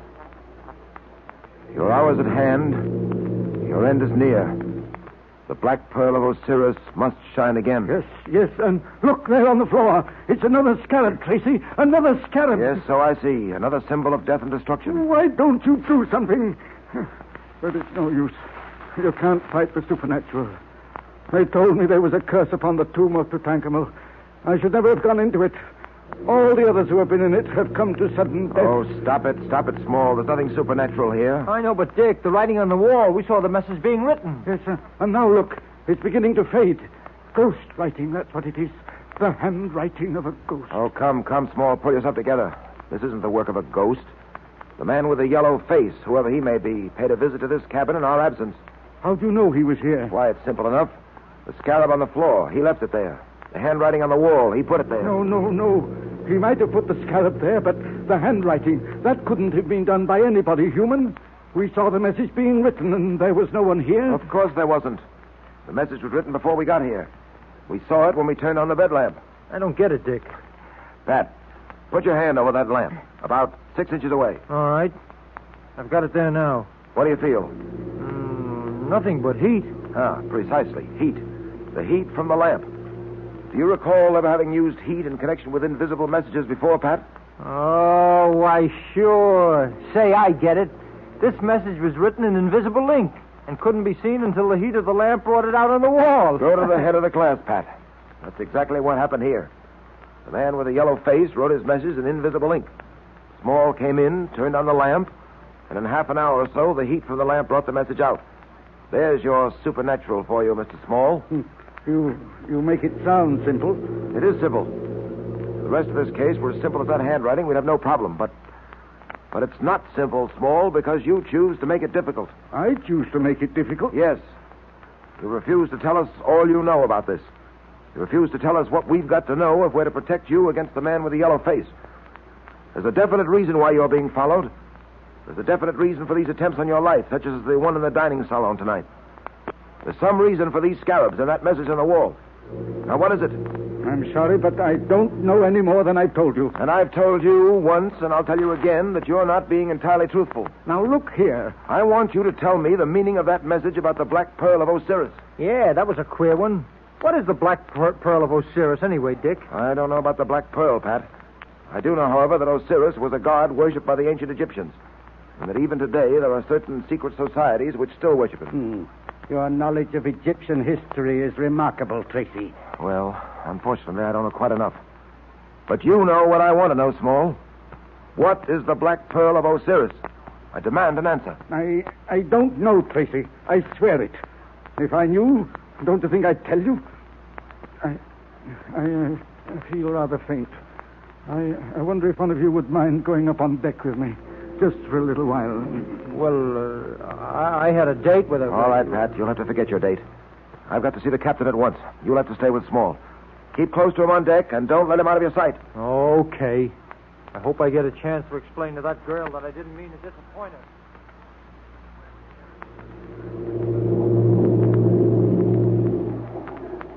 You feel better now, Small? Yes.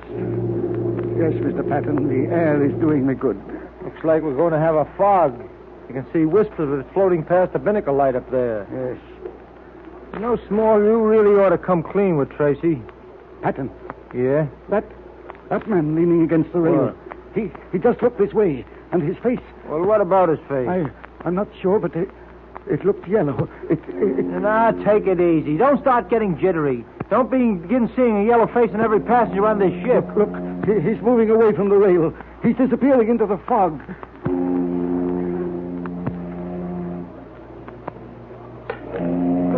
What was that? Something dropped at our feet. Yeah, I heard it. Let me see. Hey, here it is. What? Why, say, it looks like a scarab. A scarab? Patton, it's another warning.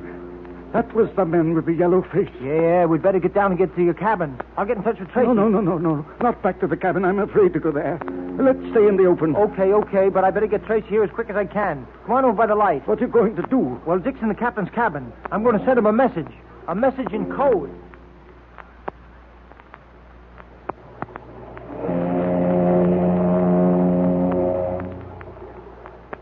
Well, come in, Mr. Tracy. Glad to see you. How are you, Captain? Worried, Tracy. Very much worried. I'm glad you're here. I don't like the things that have been happening on this ship of mine. Well, I'm sorry about the need for searching the ship, but you must understand, Captain, that at any moment one of your passengers may be, well, put out of the way. That isn't what I referred to, Tracy. There are other things that are wrong. Such as? Well, have you heard about what's been going on down in the hold? The hold? Mm-hmm. Oh, no. What's happened down there? One of the crew, a fellow named Weeks, was found about an hour ago, totally unconscious. Unconscious? Yes, lying in the door of the storage room. He's not a strong fellow. As a matter of fact, he has a weak heart. That's why we have him down there. All he does is check the books and little odd jobs like that, you know. Yes, but what made him unconscious? Well, according to his story, Tracy, as he was approaching the storage room, he noticed the door was open, which was unusual. As he began to investigate, he suddenly saw, standing in the doorway itself, a strange-looking figure. The next thing he remembers, he was lying on a cot. The ship's doctor was working over him. Huh. He's not given to seeing things, is he? No, I don't think so. He's a stable, dependable fellow. At any rate, he's never seen things before. Well, in that case, I don't think it'd be a bad idea to investigate that storage room. Now, about the search for the man with the yellow face, Captain. Yes, I wanted to talk to you about that, Tracy. We don't seem to be making much progress. Matter of fact, Tracy, we're not making any progress at all. Yes, I was afraid of that. Oh, excuse me. Come in. There's a message from Mr. Tracy, sir. Oh, give it here. Where did you get this? It was given to me by a gentleman down on deck A, sir. Thank you. Excuse me, Captain. Yes, certainly. It's a code message from Pat. Prisoner 20, 21, 12, 16, 7, 10, 18, 22. Will you excuse me, Captain? I've got to join Mr. Patton on deck immediately. Nothing wrong, is there, Tracy? I don't know. That's what I want to find out. And I've got to find out fast. Well, I'll go along with you, Tracy. I've got to go up to the bridge, and this will be on my way. Glad to have your company, Captain, but let's hurry.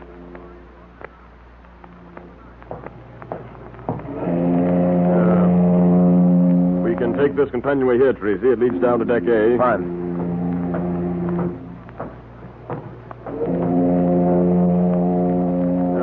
Here we are, deck A.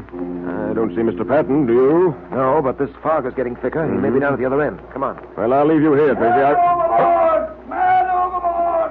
There. Man overboard, Tracy.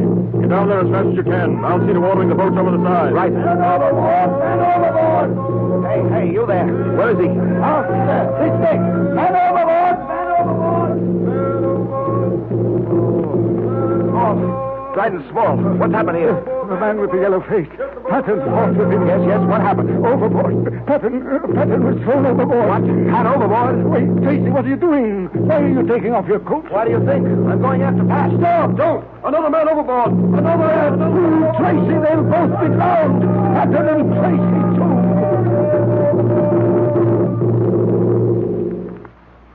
Will Dick save Pat? Or has the detective's friend been swallowed up by the black waters and the night? Dick will save him if anyone can. But now the makers of Quaker Puffed Wheat and Quaker Puffed Rice, those two popular, delicious, quick energy-giving cereals that are shot from guns, invite you to attend another meeting of the Dick Tracy Secret Service Patrol. Here comes Dick Tracy, Jr. now. The 20th meeting will now come to order, patrol members. And let's be sure we all have pencils and paper ready to take down today's secret code message. Are you going to give Dick Tracy's friends the message that Pat sent Dick today, or have you a special secret patrol message, Junior? Oh, both, Mr. Quakerman. First, I'm going to repeat the message that Pat sent to Dick Tracy. Good. Are you ready, patrol members? Here it is. Prisoner 20, 21, 12, 16. 7, 10, 18, 20, 2. Once more, Junior, to make sure everyone got it. All right, Mr. Quakerman. It's prisoner 20, 21, 12, 16. 7, 10, 18, 20, 2. Fine. And now what's the special patrol message, Junior? Here it is. Are you all ready? It's Buffalo. 21, 12, 14, 10, 12, 4.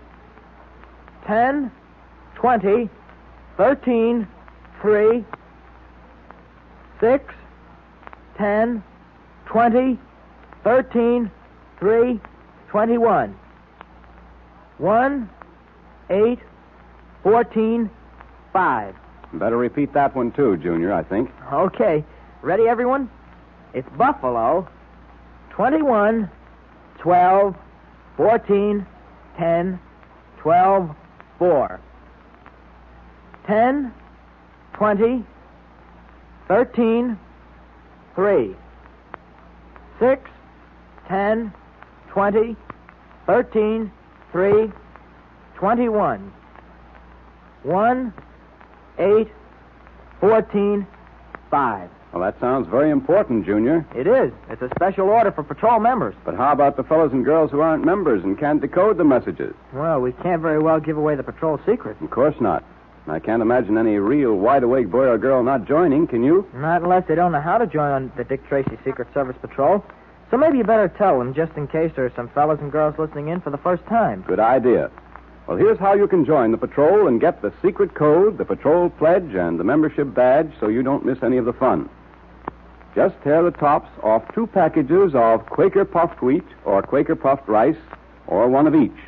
Put them in an envelope with your name and address printed on a plain piece of paper and mail them to Dick Tracy, Box L, Chicago. Then you get in on all the secret detective activities, too. And Dick Tracy sends you a secret code book, a patrol pledge, and a special badge, all free. Tell Mother how those nourishing, delicious cereals are shot from guns to make them specially easy to digest. So ask her to get you some Quaker Puffed Wheat or Quaker Puffed Rice at the grocer's.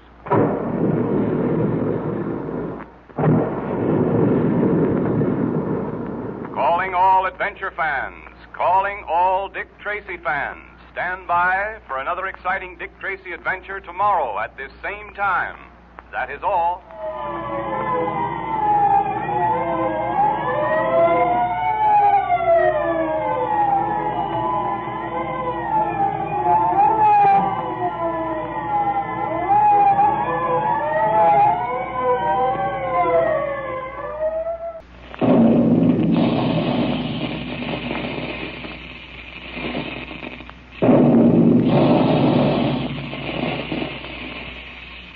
Calling all adventure fans. Calling all Dick Tracy fans. Stand by. Dick Tracy is on the air.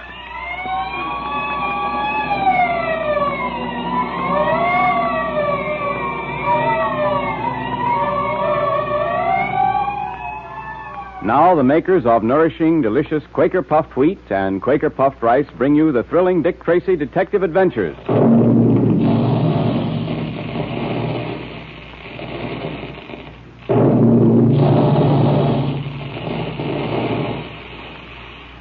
There go the guns. That's the sound that means lots of delicious, nourishing breakfasts for thousands of wide-awake boys and girls and grown-ups every day. That's the sound you hear when puffed wheat and puffed rice are shot from special guns in the Quaker plant to give you wheat and rice in their most digestible form. The grains are actually exploded to 8 times their size. Each tiny, hard-to-digest food cell is unlocked, made specially easy to digest. And that's important, because the easier your food digests, the quicker you get the food energy you need to make you alert in thought and action like Dick Tracy.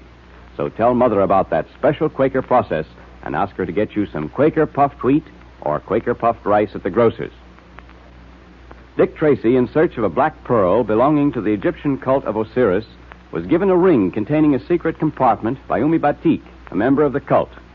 Batik, whom Tracy had captured, told him that if he found the black pearl, to conceal it in the ring. In our last episode, Dick received a call from Cooper of the Ballistics Bureau, who had been examining a bullet which the doctor had taken from Tracy's leg. It seems that the bullet was peculiar in more ways than one. Will Tracy find the black pearl of Osiris? And what has Cooper discovered about the bullet that makes it so interesting? Our scene, the Ballistics Bureau. Well, Cooper, what's all the excitement about? Tracy, I've been examining that bullet the doctor took from your leg. You mean the bullet that Umi Batik fired from Dryden Small's tiny revolver? Why, has Tracy had any other bullets fired into him? No. Go on, Cooper. All right. Well, at first I was chiefly interested in examining and photographing the markings on it. And then I decided to open it to examine the lead more carefully for weight and material, you know. Yes, go on. That's the usual ballistic procedure. Yes, but this isn't what we usually find. I opened it, and here's what was inside. The black pearl of Osiris. Gosh. Then it is the black pearl, Tracy? Without a doubt. Well, this is the most amazing thing that's happened to me in a long time. You were carrying the black pearl around with you in that bullet and didn't know it. Yes. And now I understand why Dryden Small kept that pearl-handled revolver near him at all times. Because one of the bullets contained the black pearl of Osiris. Well, there it is. Don't forget, you promised to let me keep the bullet for my collection. And that still goes. You can keep the bullet. All right. But I'll take the black pearl. I've got to see that this black pearl gets into the hands of the people it rightfully belongs to. You talk as if that's going to be a hard job. It is, Cooper. Because there are others who also want to get this pearl. By this time, they know that Dryden Small is confined to the hospital, that the black pearl is in the hands of another person. It won't take them long to find out that I am that other person. And then I believe the fun will start. Well, what are you going to do with the thing? For the time being, until I contact the people it belongs to, I'm going to hold on to it. Watch. I take the top off this ring, and there you see a secret compartment into which I can place the black pearl. Gosh, Dick, I can't get over that ring. It's a beauty. Now then, I'll put the top on again, and there we are. The black pearl is now reasonably safe until I can put it into the hands of the proper person. That's a very attractive-looking ring, Tracy. I've never seen one like it before. It's more than just attractive. It's a mysterious ring, given to Dick by Umi Batik. Batik claims it will bring good luck to you whenever you need it. Yes, I wonder what adventures and troubles will follow in the wake of this black pearl now that I have got it. Well, what do you mean? Well, Cooper, there's a group of men who make their living stealing art treasures. And this black pearl is one of them. These men sell these treasures to wealthy but dishonest collectors. Dryden Small is one of their agents. They know by now that Small is temporarily out of the picture. Why, at this very moment, they're probably plotting just how to get it.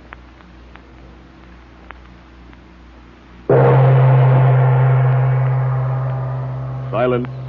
The High Mogul will speak. Gentlemen of the society, we are met here this evening to discuss various matters, the most important of which is regaining possession of the black pearl of Osiris. With Small in the hospital, how are we going to find the pearl? Are any of you aware of the method Small used for concealing the black pearl? I devised the method. Until now, it was my secret, mine and Dryden Small's. That black pearl, gentlemen, was molded into a special bullet and placed in a special pearl-handled revolver for safe concealment. And who has that revolver now? Dick Tracy. That means, then, we're going to have a hard time getting it. The pearl-handled revolver no longer interests us. You mean the bullet has been fired? Exactly. And the pearl has been found by the Police Ballistic Bureau. It is now in the possession of Dick Tracy. It is being carried in a special secret ring made for it, called the Ring of Osiris. A secret ring? We have two objectives now. One, the black pearl of Osiris. The other, the secret ring of Osiris. I would like to have it in my possession. And how are you going to get it, Mogul? Well, we number among us, as you know, a gentleman from Madagascar Will you step forward, Remo? I am yours to command, Haim Ogal. Remo, you came to us with a reputation. You are supposed to be extremely expert with the silken cord. Is that not so? I am proud of my reputation. Well, you will need all your skill and knowledge, for, let me warn you, Dick Tracy is no ordinary victim. He's a man of great physical strength and great mental resources. Perhaps he will prove too powerful and clever for you. No one escapes the silken cord of death. How will you go about your work, Remo? I shall bide my time. I shall hide in the rear of Tracy's car at such time when I know he will be alone in that car. But how will you know this? I shall climb to Tracy's window. I shall keep close check upon Tracy from there. Listen to his conversation. Find out when he is going to use the car alone. And then, Haim Ogal, I shall conceal myself in the back seat. At the right moment, I will leap upon Dick Tracy. Then we can depend on you? Have no doubt of that. I have never failed. Once the silken cord has fallen, Tracy will be no more. Oh, Dick,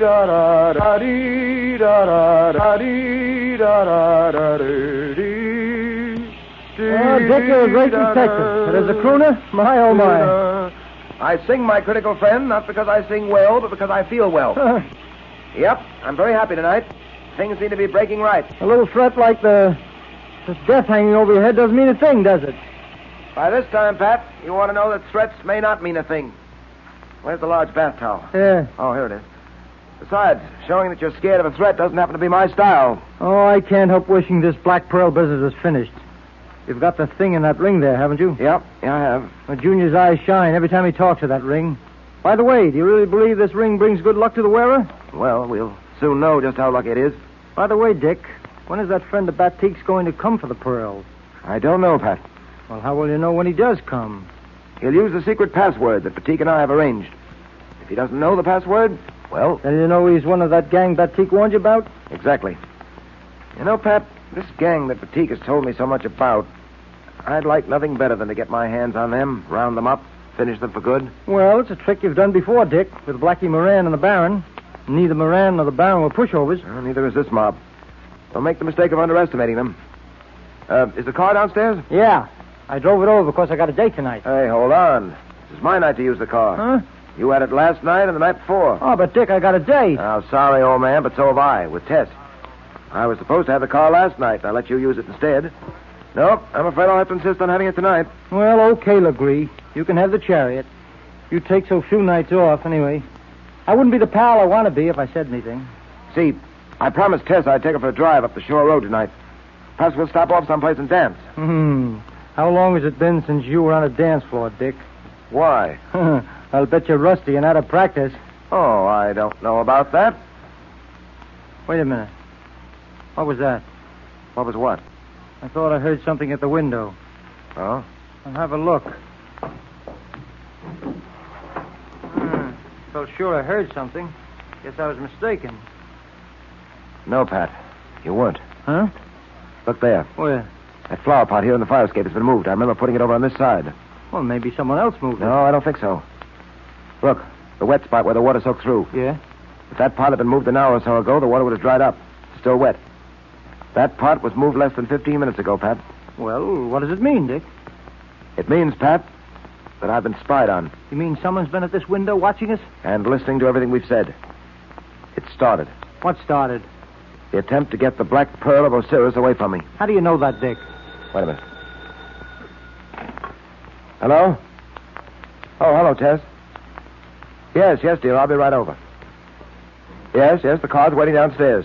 Won't take me more than 10 minutes. All right, dear. What? Yes, I know I've been neglecting you, but... And it's nice of you to understand. Yeah, it's a grand night for a drive. Right. Goodbye, dear. Now, listen, Dick, be careful, will you? Anything may happen. Don't worry, Pat. It'll be all right. But I am worried about you.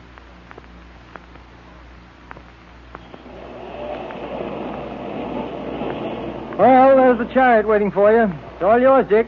Sorry I've got to deprive you of it, Pat. Can I drop you anywhere? No, I'll walk. It's not far from Irene's house. See you tomorrow, Dick. Take care of yourself, will you? I've always managed to. Good night, Pat. Night.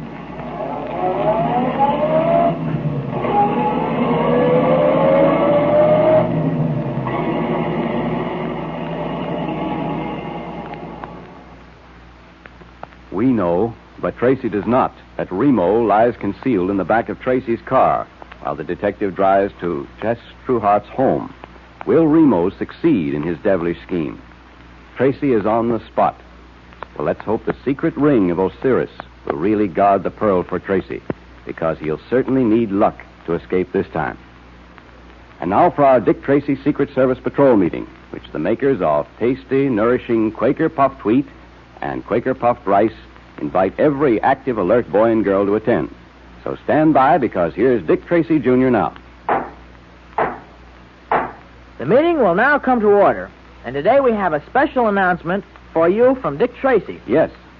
Dick has asked us to tell you patrol members that he has a big surprise for you. And he's going to tell you all about it on Friday. He won't even tell me now. Nor me. But if Dick has something up his sleeve for all the patrol members, you can be sure it's well worthwhile waiting a few days for. And that's another thing, fellas and girls. If you haven't joined the Dick Tracy Secret Service Patrol yet, do it right away, before Dick Tracy springs his big surprise. Yes, indeed. And listen, patrol members, if any of your friends haven't joined yet, tell them to join now, so they won't miss all the fun. Why don't you tell everyone how to join the patrol, Mr. Quaker Man? Just in case some of the fellas and girls don't know. All right, Junior. Here's all you do, boys and girls. Just tear the tops off 2 packages of Quaker puffed wheat or Quaker puffed rice, or one of each. Then mail the 2 box tops with your name and address printed on a plain piece of paper to Dick Tracy, Box L, Chicago. Remember the address. It's Dick Tracy, Box L, Chicago. Right. And listen, patrol members, if I were you, I would start saving Quaker puffed wheat and Quaker puffed rice box tops right now. You'll be mighty glad you did when Dick Tracy tells us what his big surprise is. As soon as one of those famous red and blue packages of Quaker puffed wheat or Quaker puffed rice is empty, tear off the top and save it. Be sure it's the top panel that says, 3 wrappings guard its crispness. Look in the pantry today to see if there's some there now. If not, ask Mother to get you some Quaker puffed wheat and Quaker puffed rice at the grocer's.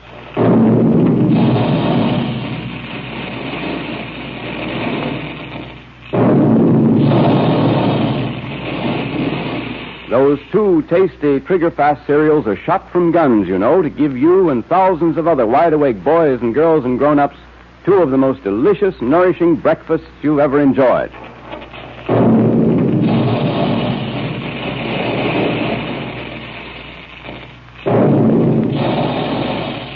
Calling all adventure fans, calling all Dick Tracy fans. Stand by for another exciting Dick Tracy adventure tomorrow at this same time. That is all.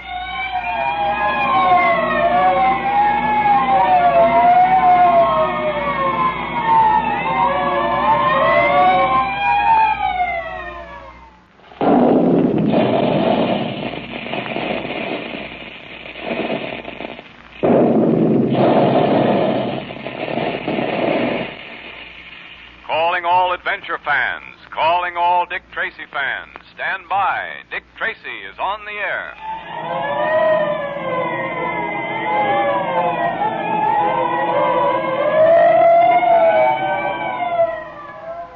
Now, the makers of Quaker puffed wheat and Quaker puffed rice, those 2 delicious, easy-to-digest cereals that are shot from guns, bring you another thrilling Dick Tracy adventure.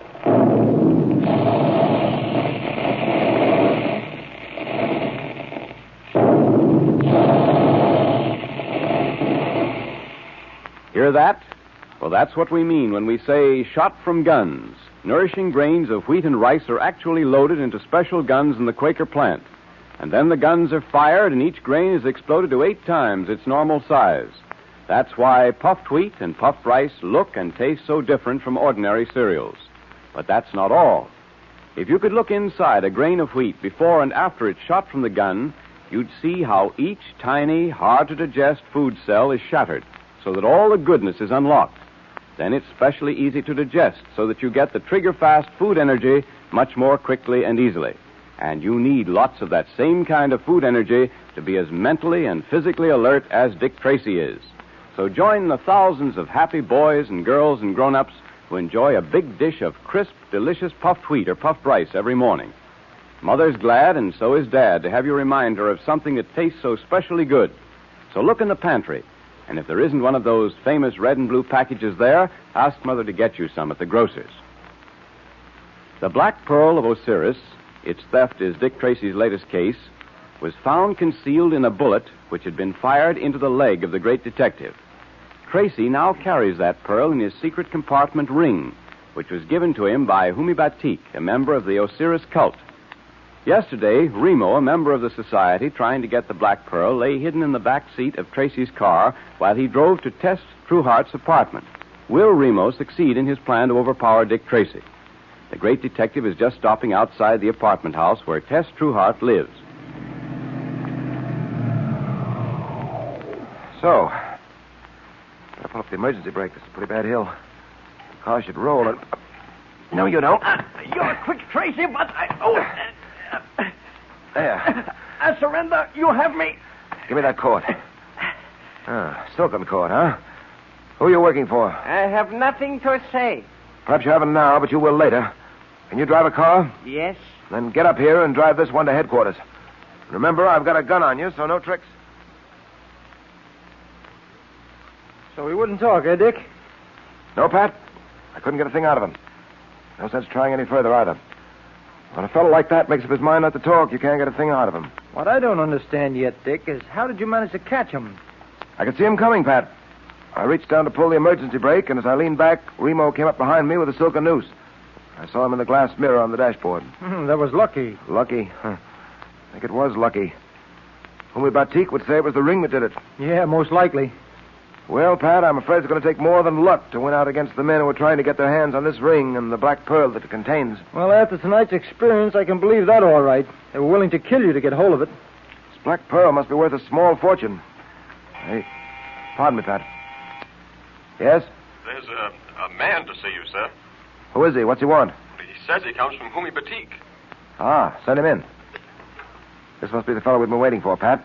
The agent from Humi Batik who's to take the black pearl back to Egypt. Oh, come in, please. Thank you, Mr. Tracy. You know who I am? You're a member of the cult of Osiris, is that so? The cult of the scarab? Yes, that is true. Batik tells me you have the black pearl. It is that I have come for. May I have it, please?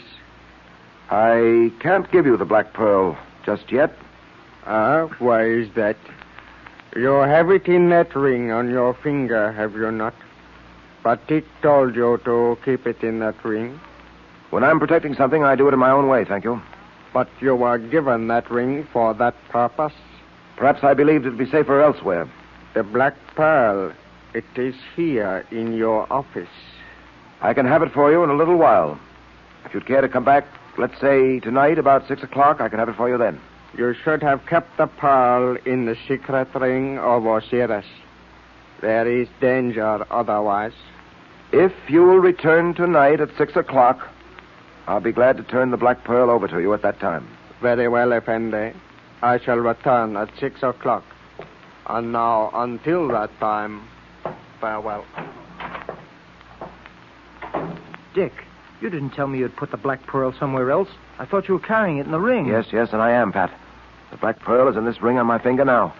I didn't say it wasn't there. I merely let him think so. But why didn't you give it to him? He said Batik had sent him. He was lying. Batik didn't send him. Lying? How do you know that, Dick? Because he failed to complete the password. You may remember I used the phrase, the cult of the scarab. He was supposed to answer, no, the cult of Osiris the Great. He didn't, Pat.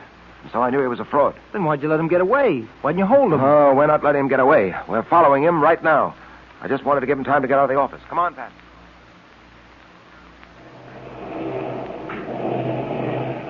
He's getting into that cab. Yeah, a taxi. Where to, mister?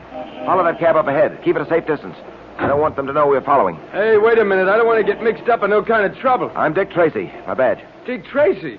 Holy smoke. Okay, sir, anything you say.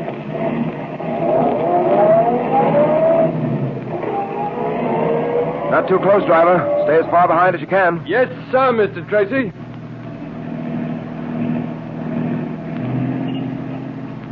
Traffic's pretty thick, Mr. Tracy. Well, don't lose that cab, whatever you do. No, she stopped up ahead for a red light. Traffic sure is heavy today. I can just see the top of her. Don't lose her. Hang on to her. Don't worry, I won't lose her.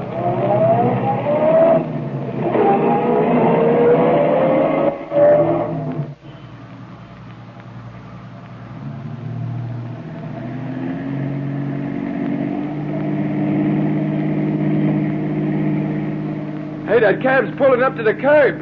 Hey, that's funny, Dick. What is? Well, this is the ritziest section of town. Yes, I know. Stop here, driver. Okay. Look, Dick. The driver of that other cab is getting out and opening the door of the cab. He looks excited. Yes, there's something wrong. Come on, Pat. Come on. Hey, wake up, will you, mister? Wake up. Hey, come on, guy. Hey, what's wake wrong? up. What's wrong, driver? Gee, I don't know. This guy's out like a light. It's the guy who was in our office, Dick. Yes, I know. Let me have a look at him, driver. Okay. Yep. He's dead, Pat. He's been shot. Dead? Are you sure, Dick? You mean to say the guy is dead? Gee, he was talking to me only a minute ago. What do you make of it, Dick? Merely confirms my belief, Pat, that we're not dealing with any ordinary gang. Someone very shrewd must be at the head of them. Shrewd enough to anticipate all eventualities. You mean he knew we might follow this guy? Apparently. He wasn't taking any chances. He realized the trick might not come off, and so he had this fellow watched. Those who were watching him realized we were following and managed to kill this man. Probably with an air rifle in that traffic jam we passed through not long ago. Hey, listen, buddy, I ain't gonna get in no trouble, am I? Nothing to worry about, driver. You say this is the address he gave you? Yeah, this is the address all right there. Well, in that case, we're all right, Dick. This must be the headquarters of the gang. I doubt it, Pat. I doubt it very much. He probably gave the wrong address. We'll have a try at it anyway. I'll have every house in this block investigated by the special squad. But I doubt if anything will come of it. I doubt it very much. Ah, Mr. Tracy, welcome. Welcome to my very poor abode. Hello, Batik. Well, you won't be in this very poor abode long. The Board of Inquiry is working overtime on your case. You have been very kind, Mr. Tracy. The blessings of Osiris be upon you. Thank you, Batik. By the way, you might be interested to know that an agent of the society tried to get the pearl. Oh, the fiends. They will stop at nothing. I am so glad I gave you that ring. You are carrying the black pearl with you, of course? Yes, it's right here in this ring. I would like to see it, if I may. Oh, certainly. I'll take the top of the ring off and... There. Osiris be praised. How wonderful to have the black pearl in our possession once again. Oh, Mr. Tracy, how can I thank you? How can I put into words my gratitude? Don't bother, Batik. I'm only doing what I promised to do. Tell me, when will your agent call on me for the black pearl? Oh, very soon. He is busy on other matters at the moment. The way must be made clear for carrying the black pearl back to Egypt. When that has been done, he will come to you. Also, he is engaged on another matter, a matter of great importance to the young man, Junior. Junior? It is obvious you think highly of that youngster, that you have the highest regard for him. Oh, that's true enough. I shall have a surprise for your young friend in a few days, I hope. I am sure he will be very pleased. Well, you can't tell me about it now, I suppose. Well... Don't. I think I can guess. Well, Batik, I must leave you now. Depend on it, the black pearl is safe in my keeping, and I shall guard it carefully. Farewell, my friend, and many thanks to you for all your kindness.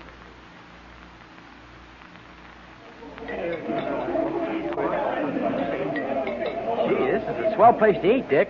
Are we going to have lobster tonight? Not for you, Junior. Huh? Lobster's just a trifle too hard on a young system like yours. Oh, listen, I'm not a kid anymore, Dick. Well, if you can't have lobster, Junior, Dick and I won't have it either, eh, Dick? Right. We'll have a couple of chops instead. By the way, Junior, Humi Batik told me he'd have a surprise for you in a few days. A surprise for me, Dick? Gee, I wonder what it can be. Well, I dare say you'll find out soon enough. He's a swell guy. Hope nothing happens to him, Dick. So do I. I'm going to make it my business to be in court when the trial comes up. I'm sure you'll be able to help him, won't you, Dick? Nothing came for our search this afternoon, as you know, Dick. We went through every house in that block. Rather suspected you wouldn't find anything. I was sure that fellow had given the wrong address. Well, let's forget about the black pearl and everything else for the next hour and enjoy our dinner. Or can we forget? What do you mean, Dick? I mean we're being watched, Pat. Huh? 4 different tables around us. Certain shady-looking gentry have not taken their eyes off us. Don't look up now. No, but what do you think we ought to do? Trying to formulate a plan. They're undoubtedly after the ring and the Black Pearl. We're surrounded, Pat. I can see that now. Well, we've got to do something, Dick. I'll say. Get ready for trouble, Pat. We're going to have plenty of it when we try to leave this restaurant. Surrounded by agents of the man who is trying to gain the Black Pearl for himself, Dick Tracy, Pat, and Junior are in a pretty bad spot. Will they escape? Well, let us hope so.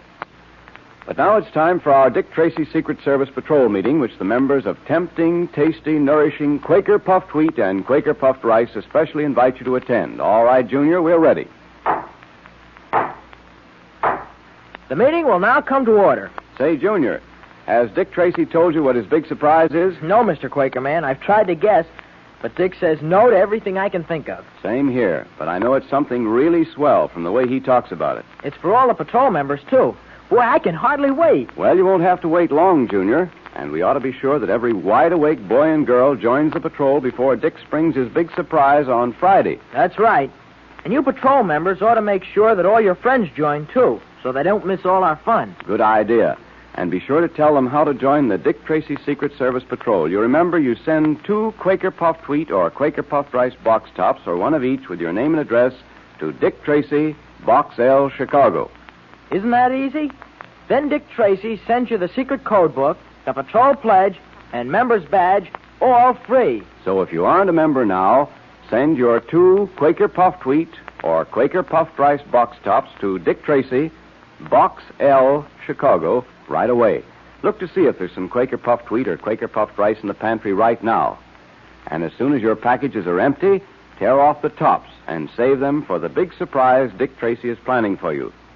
Remember, it's the top panel that says, 3 wrappings guard its crispness. And that's right. Those famous red and blue packages are triple sealed to keep the tempting, nourishing grains of Quaker Puffed Wheat and Quaker Puffed Rice crisp, plump, and fresh as can be for you. And if you don't see any Quaker Puffed Wheat or Quaker Puffed Rice in the pantry now, remind Mother to get some for you at the grocer's.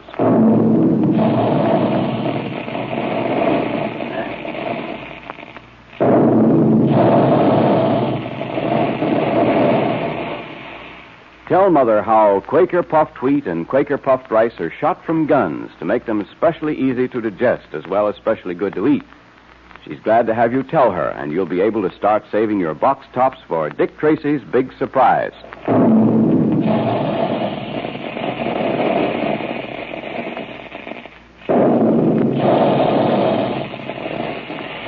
Calling all adventure fans, calling all Dick Tracy fans. Stand by for another exciting Dick Tracy adventure tomorrow at this same time. That is all.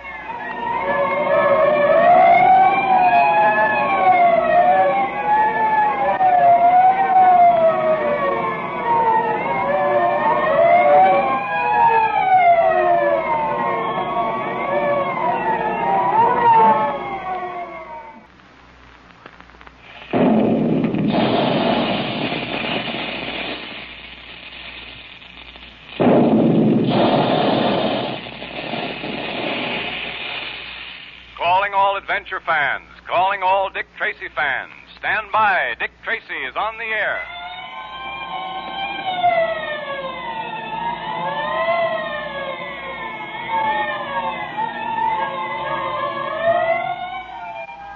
The makers of Quaker Puffed Wheat and Quaker Puffed Rice, those delicious, nourishing cereals that are shot from guns, bring you another thrilling Dick Tracy adventure.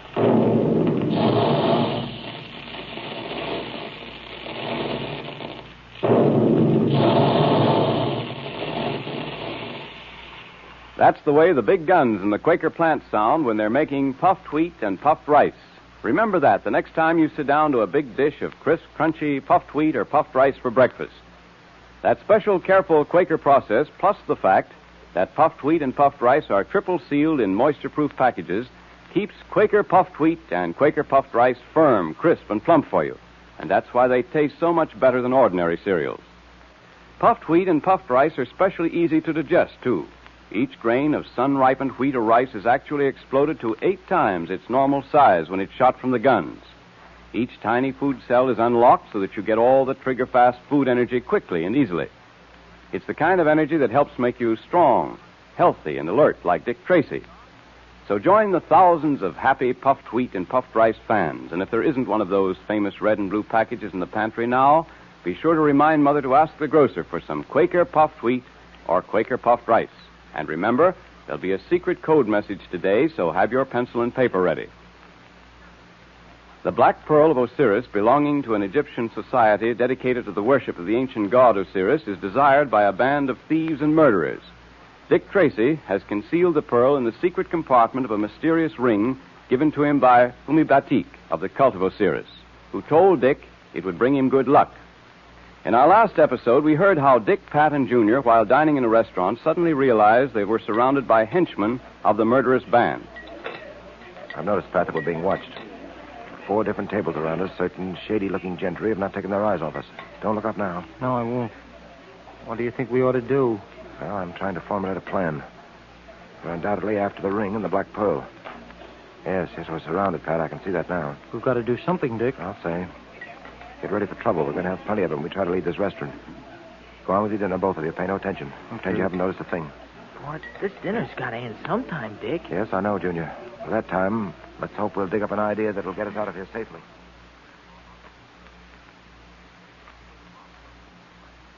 That was good coffee. Finished, Pat? Yeah, I'm finished. I'll tell you one thing, though. I certainly didn't enjoy my dinner the way you evidently did. I didn't get much fun out of this food either. Gosh, Dick, I don't know how you do it. We're surrounded on all sides by these men, and you calmly eat your dinner. And enjoys it, too. Well, why not? Nothing could have happened until we were finished, ready to go. Look, Dick, 5 or 6 of those guys are going outside. Yeah, they see we're through with dinner, and that we'll be going out any moment. Well, shall we go? Into the hands of that welcoming committee out there? Could we have some more coffee? I really feel like having another cup. Not bad. It'll keep you awake tonight. Unless I'm mistaken, you'll have plenty to perk you up in a few minutes. Gee, Dick, aren't you worried at all? Well, I'm trying not to be. If you try hard enough, you know. Here, I'll take the checks. Come along. Cashier's down this way. $2.25 out of 5. Here's your change, sir. Thank you. Hey, look. Those guys at the other tables are following us out, sort of nonchalantly. Not a very good way of showing nonchalance, is it? Just have your gun ready. Junior, I've taught you how to stay out of harm's way if anything happens. See that you do it. No, not me. I'm going to stick to you, Dick. You'll do as I say. All right, now. There's the door to the street. Let's get going.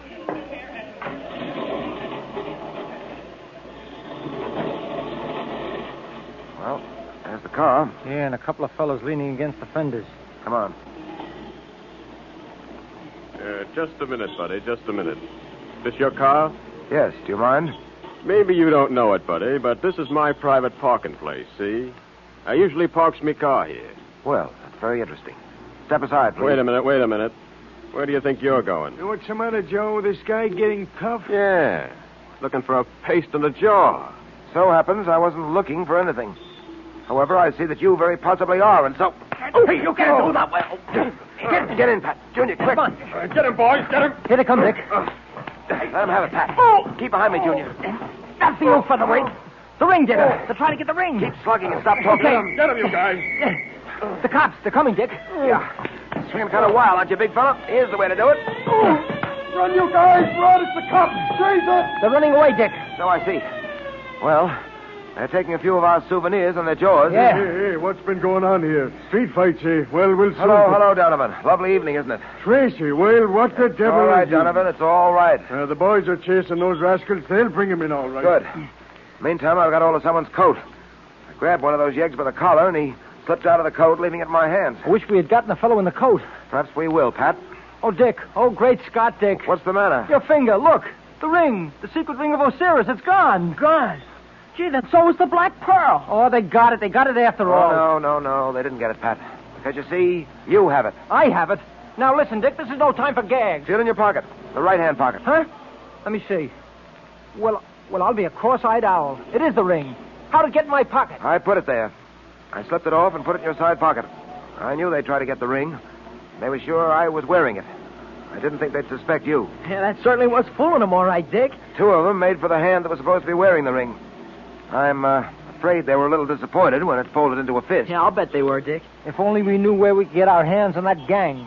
If we had some idea of their hideout. We do have, Pat. Or rather, we will. What do you mean? We've got the clue we've been looking for. And now, once again, we can take the offensive. I much prefer it as a fighting move to watching and having to be on the defensive. What is the clue you're talking about, Dick? This coat, Pat. The coat I took away from one of those gangsters. Well, I don't get it. How can a coat help us find the gangster's hideout? Well, of course, I'm not sure it will, but I'm going to have a try. Come on, let's get down to my private laboratory at headquarters. Why your private laboratory? There are certain things there I need, Pat, including a vacuum cleaner. A vacuum cleaner? Hey, as I said before... I know. You don't get it, but you will.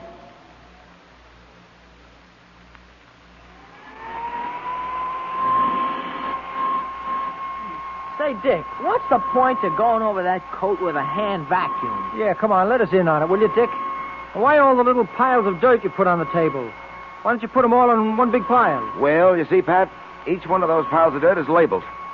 Now, this pile here came from the right-hand pocket of the coat. Yeah?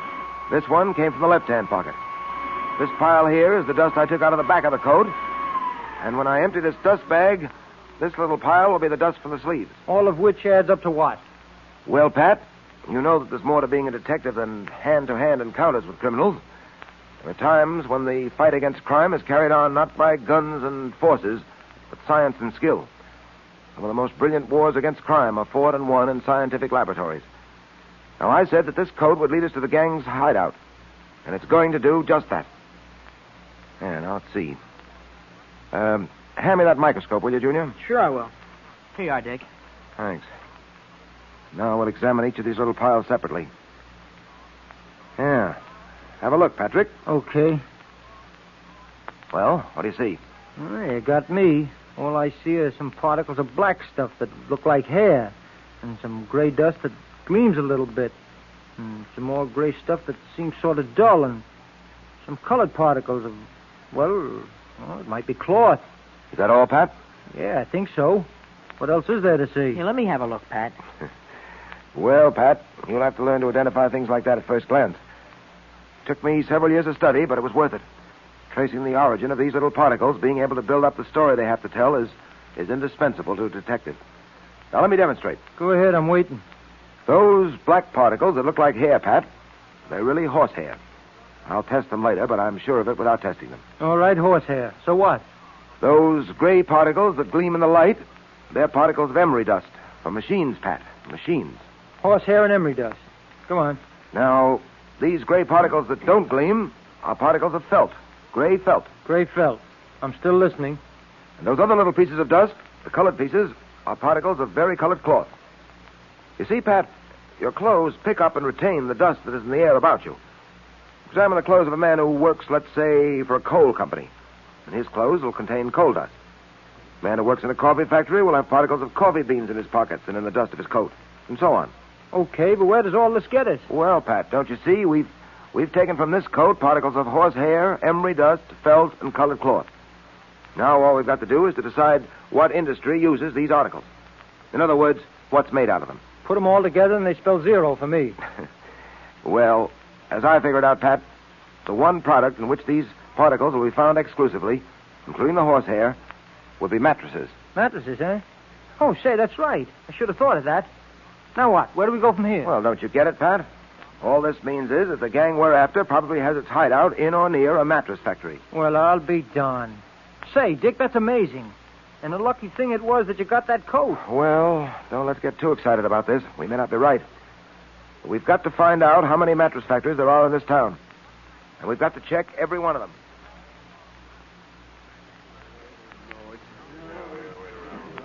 But it's getting pretty late, Tracy. How long do you intend to stay at headquarters and keep these men here? We'll have to wait until I hear from Pat.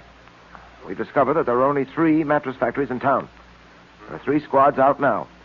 Pat's in charge of the squad on Clay Street, and he's going to report back to me the moment he gets what we're looking for. And what are you looking for? Proof that one of those factories is being used as a hideout by the gang we're after. Factories are being watched very closely. They're supposed to be shut at this time of night. If the boys see anyone prowling near one of them, entering the building, they'll know that that's the one we want. Will Pat telephone? Yes. I've told him to use the code. We're taking no chances on a slip-up. Swell idea. Well, Tracy, I hope you're right about this mattress factory business. I know you're a bug on scientific detection and all that, and you've always been right in the past. We'll just have to wait and see. Huh. Yes? Patton speaking. Go ahead, Pat. Buffalo, 14, 1, 11, 18, 21, 4, and hurry. Right. Let's see that code book. Buffalo, 14, 1, 11, 18, 20... Wait a minute, that's the end of that word. Buffalo, 14, 1, 11, 18, 21, 4. Ah, just what I've been waiting for. All right, men, let's get going. Is Dick Tracy on the right trail at last? Will he bring the thieves to justice? And what was the code message that Pat sent over the phone? Well, you'll know in a minute, because it's time for our Dick Tracy Secret Service Patrol meeting, brought to you by the makers of Quaker Puffed Wheat and Quaker Puffed Rice. Those two specially delicious, specially nourishing cereals that are shot from guns. Okay, Junior. The meeting will now come to order. So get your pencil and paper ready, patrol member, because Junior is going to repeat the secret code message that Pat sent Dick Tracy today. Are you all ready? Here's the message. It's Buffalo, 14, 1, 11, 18, 21, 4. Better repeat it, Junior, so all the patrol members are sure to get it. Okay, Mr. Quakerman. Are you ready, members? It's Buffalo, 14, 1, 11, 18, 21, 4. Now, when you decode that secret message, you'll know where Dick Tracy is headed on the trail of the High Mogul. And here's some extra good news, patrol members. Dick Tracy is going to tell us all about that big surprise tomorrow. Isn't that great? So be sure you're listening in, patrol members. Believe me, it's something you just wouldn't miss for anything. Do you know what it is, Mr. Quakerman? Yes, Junior, but I promised Dick I wouldn't tell a soul. Ah, come on, you can tell me. No, Junior, you'll have to wait till tomorrow, too. All I can say is start saving Quaker Puffed Wheat and Quaker Puffed Rice box tops right now, because you'll certainly wish you had when Dick Tracy tells you what that big surprise is. Boy, I can hardly wait. And here's another thing, boys and girls. Every box top you save also means a lot of delicious, quick energy breakfasts for you and Mother and Dad. So have Quaker Puffed Wheat one day and Quaker Puffed Rice the next, the way thousands of boys and girls and grown-ups do.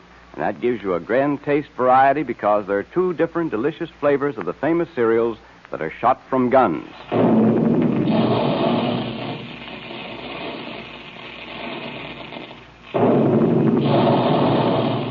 There go the big guns now to remind you to have your delicious, nourishing puffed wheat and puffed rice breakfast regularly, so that you get lots of that same kind of trigger-fast food energy that keeps Dick Tracy so alert. So look in the pantry to make sure there's some there, and if there isn't, ask Mother to get some Quaker Puffed Wheat and Quaker Puffed Rice at the grocer's. And be sure to save the box tops.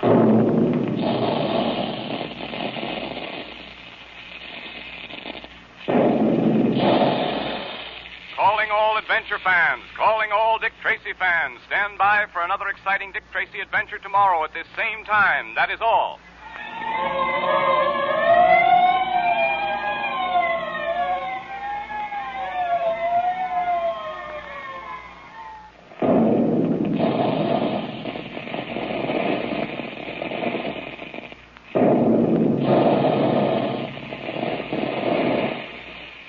Calling all adventure fans, calling all Dick Tracy fans. Stand by. Dick Tracy is on the air.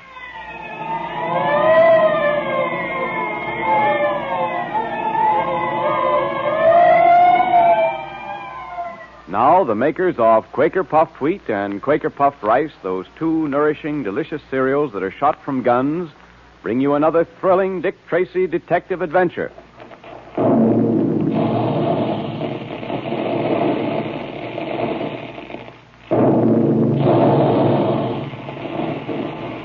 Big guns. That's the way they sound when they're making puffed wheat and puffed rice. It's a special Quaker process that makes it possible for you alert boys and girls and all your friends to enjoy nourishing wheat and rice every day in this most digestible, most delicious form. Quaker Puffed Wheat and Quaker Puffed Rice are two swell, different flavors, you know. So you can have puffed wheat one day, then puffed rice the next, for a delightful change. When the nourishing grains of wheat and rice are shot from the Quaker guns, the grains are actually exploded to 8 times their normal size. They're plump and crisp and nut-like, as different as day and night from ordinary cereals. Shooting them from guns makes Quaker puffed wheat and Quaker puffed rice specially easy to digest, too, which means that you get the food energy you need to be as quick-thinking and fast-acting as Dick Tracy is, much more quickly and easily. So for a real treat that you and Mother and Dad all enjoy for breakfast, ask Mother to get some Quaker puffed wheat or Quaker puffed rice at the grocery store. The Black Pearl of Osiris, which Dick Tracy wants safely returned to Egypt, is concealed in the secret compartment of a special ring given to Tracy by Humi Batik, a member of the cult of Osiris. In a hand-to-hand encounter with members of a secret gang who were trying to get the pearl, Dick ripped the coat from the back of one of his assailants. In our last episode, Dick examined the dust taken from the coat with a vacuum cleaner and thereby narrowed the search for the gang's headquarters. Pat, heading a searching party, telephoned and gave Dick a message in code. What was in that message? What's the news, Pat? You were right about a mattress factory being a hideout for these gangsters. We watched all 3 of them, and it just happened that I was watching the right one. 6 men have gone into that dark building over there in the past half hour, Dick. 2 more went in since I called you on the phone. Good. Sounds like the place we want. Where are your men? One moment. Here they come out of doorways and alleys. All right, boys. Yeah, all right. We're ready now. Yep. Higgins, take 4 men and go around and guard the back of that factory. Okay. Jones, you take another 4 and stay out here in front. Right. The rest of you men come with me. Okay. What are you going to do, Dick? A surprise raid. Walk in and nab them, Pat. All right, boy, I'm with you. And I hope we nail the big shots. All right, then. Let's go. Come on, man. Come on. Let's go. Try that door, Pat. Right. It's unlocked, Dick. Good. It's a dim light burning at the top of those stairs. Come on, you men. All right. Come on. They're in there, Pat. You can hear them talking. What do we do? Follow me. I'm going to surprise them. When I give the word, all of you rush at that door and break it in. Right. All set? Yep. Then now. Get him up fast. Get around there, you. Go on, move. Well. May I inquire what this means? Are you the head of this mob? I don't quite understand. This is a factory. These men are my employees. We'd met here tonight to discuss something pertaining to to new shipments. Will you be good enough to explain your violent entrance? Certainly there's no call for a raid by the police. I'm sorry, it won't do. I have a fair memory for faces, and I can positively identify at least 4 of these men as the ones who attacked my friends and myself earlier this evening. Yeah, and so can I. Why, this is preposterous. You can't get away with this. We'll see about that. You, I suppose, are the high mogul I've heard about. I'm afraid I don't know what you're talking about. Oh, don't you? Oh, no, I'm now, sure my suggestion to you, Mr. High Mogul, is to relax, because we're taking you and your friends down to headquarters. And so, if you're smart, you'll talk now, when it might do you some good. All right, I'll talk. You bet you will. And talk fast. You got the high mogul, all right. He used to be the owner of a couple of art galleries, but they folded up. Now he's in the game of stealing art treasures and paintings, priceless books, anything some collectors will pay a high price for. Go on. Well, Dryden Small was a member of the gang, although the mogul is really the brains. Small was going on a trip to Egypt, and the mogul arranged with him to steal the heart of Osiris at Black Pearl and bring it back. Well, you know the rest. Yes, that's all the information we want out of you. Have that confession typed and bring it in for him to sign. Right, sir. Now, listen now. I get a break out of this, don't I, if I turn state's evidence? You'll get as much of a break as I can give you. I'll take it, Dick. Hello? Yeah? Oh, just a moment. You, Dick. The tomb. Oh, thanks, Pat. Tracy speaking. Batik wants to see me. See me and Junior. What's he want with Junior? Oh, you don't know, huh? All right. We'll be down in a little while. Pat, I've got to go down to the prison. Homie Batik wants to see me and Junior. Says it's urgent. Have this bird sign that confession and then send him down to the tombs. Right. I'll look in on the High Mogul while I'm down there, too. I want to have a talk with that fellow anyway.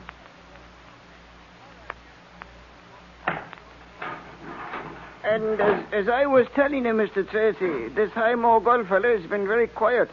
Not a peep out of him all day. He just lies there in his cot in cell 15. He doesn't say a thing. He doesn't even stir. I see. All right, I'll go in to see him after I finish with Batik. Yes, sir. Yes, here. Batik's cell is right down this way. What do you think Kumi Batik wants with me, Dick? I don't know, Junior. We'll soon find out. Well, here you are, sir. Well, Batik. Oh, do come in, Mrs. Tracy and Junior. I am Hello. very happy to see you both. What's on your mind? I understand that you have captured the High Mogul. Yes, he won't worry us any longer, Batik. I wish I felt as certain about that as you seem to feel, Mr. Tracy. The Mogul, you know, is an extraordinarily clever man. I don't doubt it. We'll keep our eyes open, you can depend on that. Batik, when are you going to send your agent to me, the man who's to carry back the Black Pearl of Osiris? Oh, he will come soon. He has at last made the way clear, I believe, for the safe transportation of the Black Pearl. Yes, he will come to you shortly. Say, Mr. Batik, what about me? Didn't you say you had a surprise for me? Yes, I have. And I was just about to discuss it with you. Earlier this week, I gave to your great and good friend, Dick Tracy, a special ring which contained a secret compartment for carrying the Black Pearl of Osiris. Do you know the legend of that ring? Well, no, I don't. Neither do I, Batik, and I think I'd like to hear it. Oh, you shall, my friend. Many hundreds of years ago, there lived in the city of Fezzan in the province of Libya a certain prince named Bani Suef. He was a great man, this prince.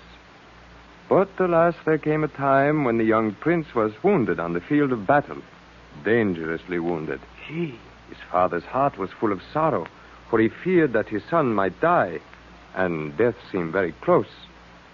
Then one night, the Pharaoh, his father, was awakened from his sleep by a vision of Osiris the Great. Osiris gave to the Pharaoh a ring in which there was a secret compartment.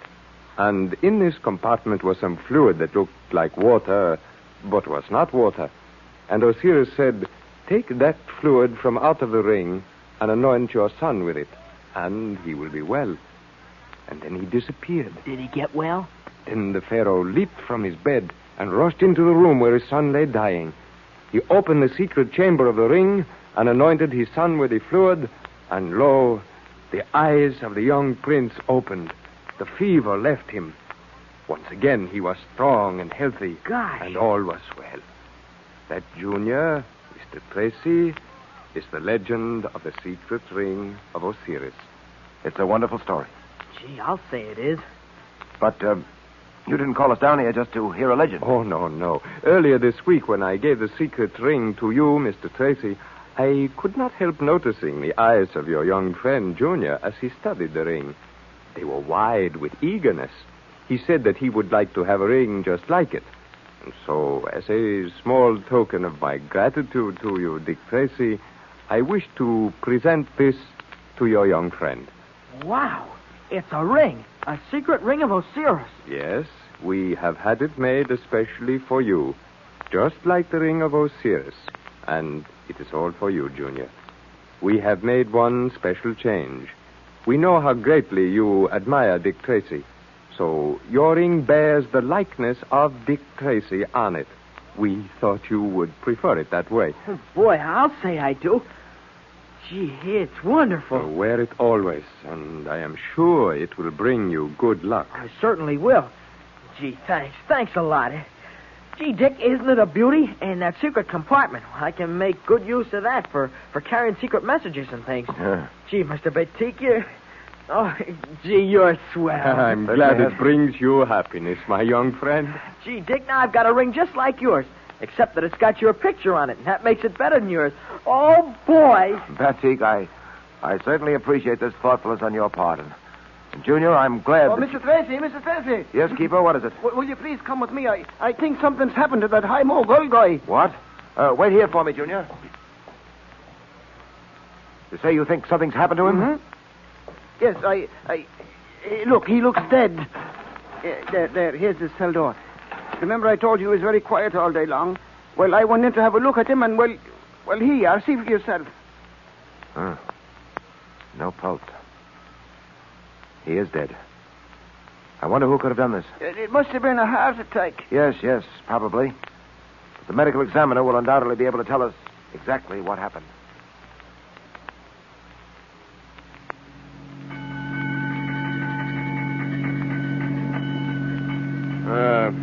Hospital again, Joe? Yeah, we're taking this fellow over to the police hospital to the medical examiner. Oh. Someone kill him? No, but he died in a strange way. Just passed out in his cell. Oh. They didn't even know he was dead for a few hours. Gentlemen. Holy mackerel. It's the dead guy. He's talking. I am not dead, my friend. At least I am sufficiently alive to keep you covered with a gun. You'd better do what I say. And I warn you, do it quickly.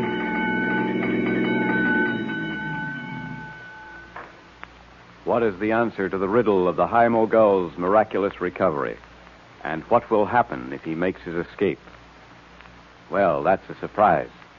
And get ready for another one, because it's time for the Dick Tracy Secret Service Patrol Meeting, brought to you by the makers of delicious, nourishing Quaker Puffed Wheat and Quaker Puffed Rice. And here comes Dick Tracy with Junior to tell you all about the big surprise he has for you.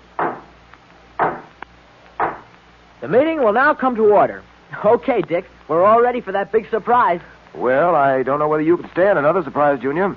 You were nearly bowled over when Humi Batik gave you that secret ring. Say, let me see your ring, Junior. Here it is. Isn't it a beauty? Mm-hmm. See the swell picture of Dick on it? And here's the secret compartment. You see how it works? Say, that's great. You're a mighty lucky boy.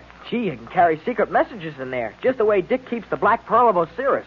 Junior, how do you think the patrol members would like to have secret rings just like yours? What? The patrol members? Secret rings for him? You mean a real secret ring like this for every patrol member? Holy smoke! Well, that's emphatic, if not clear. But I gather you think they'd like them. Oh, I'll say they would, Dick. Anybody'd give anything for a secret Dick Tracy ring like this. Well, I've talked to the Quaker man about it, and he says that our friends who make Quaker Puffed Wheat and Quaker Puffed Rice will do everything they can to help. That's right. They're glad to make it possible for all the patrol members to get secret Dick Tracy rings free with Quaker Puffed Wheat and Quaker Puffed Rice box tops if we can find a jeweler to make the rings, and we're looking into that now. So save some Quaker Puffed Wheat and Quaker Puffed Rice box tops over the weekend, boys and girls. You know, when Dick Tracy makes up his mind to have secret rings made for all of you, you can count on it. And believe me, when you see one of those beautiful gold-plated rings, you'll want one. Listen Monday and learn how to get your secret Dick Tracy ring free. In the meantime, get your Quaker Puffed Wheat and Quaker Puffed Rice box tops. Don't send any in yet. Wait till we tell you on Monday. But look in the pantry for those famous red and blue Quaker Puffed Wheat and Quaker Puffed Rice packages. Tear off the tops as soon as they're empty and save them so you can get a beautiful secret Dick Tracy ring free. And if there isn't any Quaker Puffed Wheat or Quaker Puffed Rice in the pantry now, ask Mother to get you some at the grocer's. Then you and Mother and Dad can join the thousands of happy families who enjoy those two nourishing, delicious cereals that are shot from guns to give you quick energy.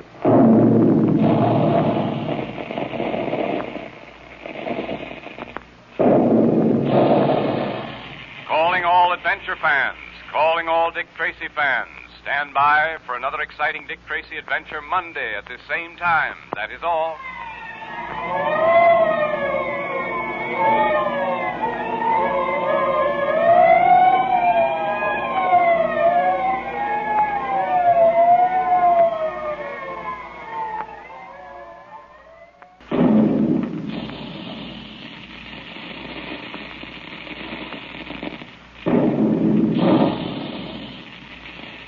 Calling all adventure fans, calling all Dick Tracy fans. Stand by. Dick Tracy is on the air.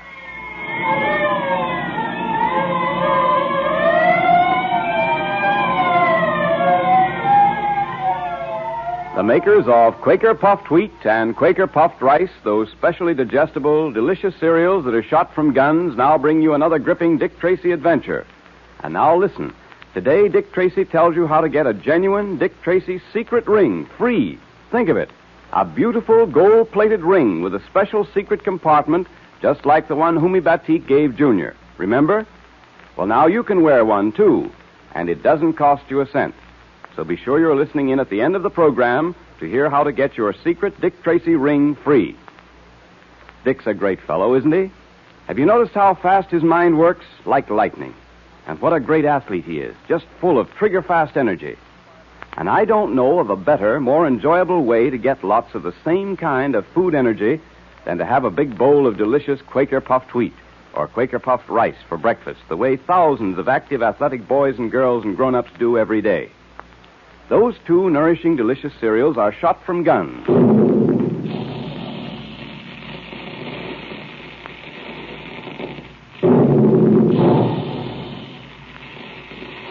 Each grain is actually exploded to 8 times its normal size. That makes Quaker puffed wheat and Quaker puffed rice specially easy to digest, so that you get their trigger-fast food energy much more quickly and easily. So for a real quick energy breakfast that tastes extra good, ask Mother to get you some Quaker puffed wheat and Quaker puffed rice at the grocer's. With the capture of the Mogul and head of a society of art treasure thieves, it seemed that Dick Tracy had brought to a close another interesting case. The Mogul was behind bars, and Tracy still had in his possession the Black Pearl of Osiris, sacred gem of an Egyptian cult dedicated to the worship of Osiris. But then the Mogul died in his cell. At least an examination showed that he was dead. But while he was being taken to the office of the medical examiner, a strange thing happened. Hey, Joe, did you hear something move behind us? Nah, I was sure I did. You mean back there? Yeah. Relax, brother. There's no one back there except a dead man. Gentlemen, don't be alarmed. Joe, it's the guy what's dead. I mean... You mean the man you thought was dead. I'm very much alive, and so is this gun in my hand. Hey, what are you going to do to us? You'll follow orders, nothing. Now keep driving until we get out into the country. Anything you say, buddy. He was dead, and now he's alive. I have never been dead, my friends. I was merely in a cataleptic trance. A cataleptic trance. You see, I am able to hypnotize myself as well as others. It is a known fact that expert hypnotists can cut a person or themselves into a trance that very much resembles death. The yogis and swamis of India make quite a practice of it. But the whole prison was sure you was dead. There's something funny about all this. You do not believe me? Perhaps you'd like me to try it on you? Oh, no. Don't do that. I believe you, all right? I sure do, brother. I sure do.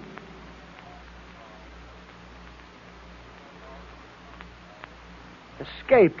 And after you all were sure he was dead. Yep. Dick, this Mogul fellow must be a wizard to be able to fake an act like that. Well, there's nothing so very unusual about auto-hypnotism.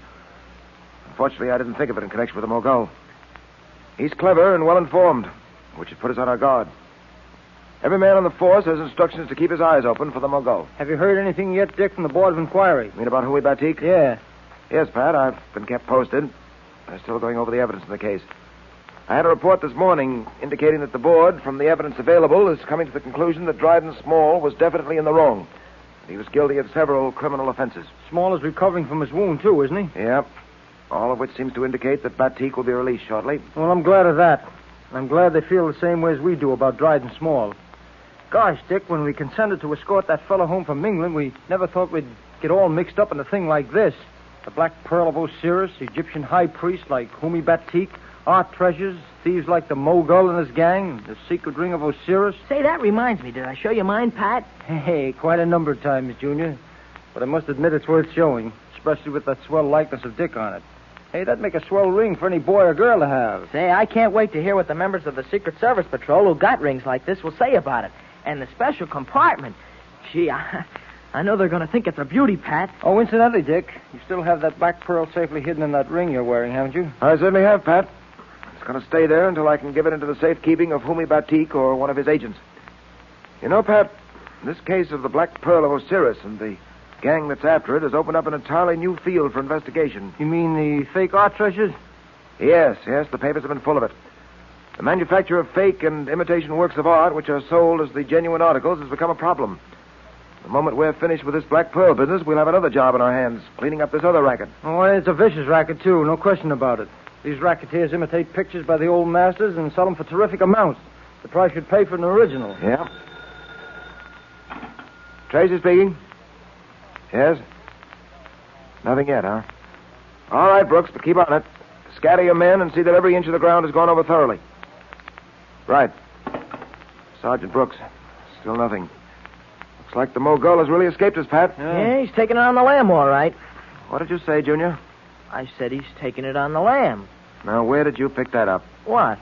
The phrase, take it on the lamb. Oh, I don't know, Dick. Oh, yes, I do. I heard Blackie Moran say it once. I see. Well, I don't want you to say it again, Junior. Why not, Dick? Because it's slang, Junior. Slang of a kind that shouldn't be used by anyone, especially a boy like yourself. Whoa, Dick, I don't see anything wrong with slang. I don't do anybody harm when I say it. Take it on the lam. Oh, yes, you do. Yes, you do, Junior. You do a great deal of harm to yourself. I don't understand, Dick. Well, I'll try to explain, Junior. Now, I'm not going to go into the technical definition of slang, but for our purposes, we might say that slang, the kind of slang you just used, is the language of the gutter. It's the language used by people who have no education, no background, just like Blackie Moran and his gang. After all, until people get to know you well, they judge you by what you say and how you say it. Oh, gee, I never thought of it that way, Dick. Well, I wish you would, Junior, because it's very important. You see, slang is the mark of a lazy brain. Well, gee, Dick, I've heard other kids use slang words and things. I know you have, and that's because they don't listen to their parents and their teachers. Parents and teachers object to slang because they know how great a handicap it is in life. Because it's not only unpleasant to hear, but gives people the idea that a boy is a hoodlum, a roughneck. And that may not be true at all. Boys like you may have picked up a slang expression and failed to realize how wrong it was to use it. I see. Well, I'm sorry, Dick. Don't be sorry, Junior. Just make a firm resolve not to use slang again. Whenever you're tempted to use slang, always stop and try to think of another way of expressing yourself. The truth of the matter is, you know, that as a member in good standing of the Dick Tracy Secret Service Patrol, you have to know how to express yourself clearly, concisely, and forcefully. There's only one way to do that, by precise English, never by the use of slang. Excuse me a moment. Sure. Tracy speaking. Board of Inquiry? Yeah, I see. Well, that's splendid. I'm glad they reached that decision. Thank you very much for calling. Board of Inquiry, Dick? Yes, Pat. I'm happy to say they've exonerated Humi Batik and have issued an order for the arrest of Dryden Small. Small is to be removed from the hospital into a prison cell the moment it can be done safely. That's fine. Batik will be anxious to know about their decision. I think I'll call at the prison now and let him know. Mr. Tracy, this is most wonderful news. Most wonderful. I don't know how to thank you, how to tell you how deeply grateful I am. Well, there's no reason for you to thank me, Batik. I had nothing to do with it. The law took its course. Since you weren't guilty of any willful wrongdoing, you're not found guilty. The law has decided that you don't deserve punishment. And you have the pearl, Mr. Tracy? Yes, I have it with me. Safely concealed in the secret compartment of the ring you gave me. And I'd suggest that you let me keep it until you're free and ready to sail. At the moment, my chief concern is to get you and the Black Pearl out of this country safely. And after that, what then? After that, my problem will be to capture the Mogul and put him where he belongs.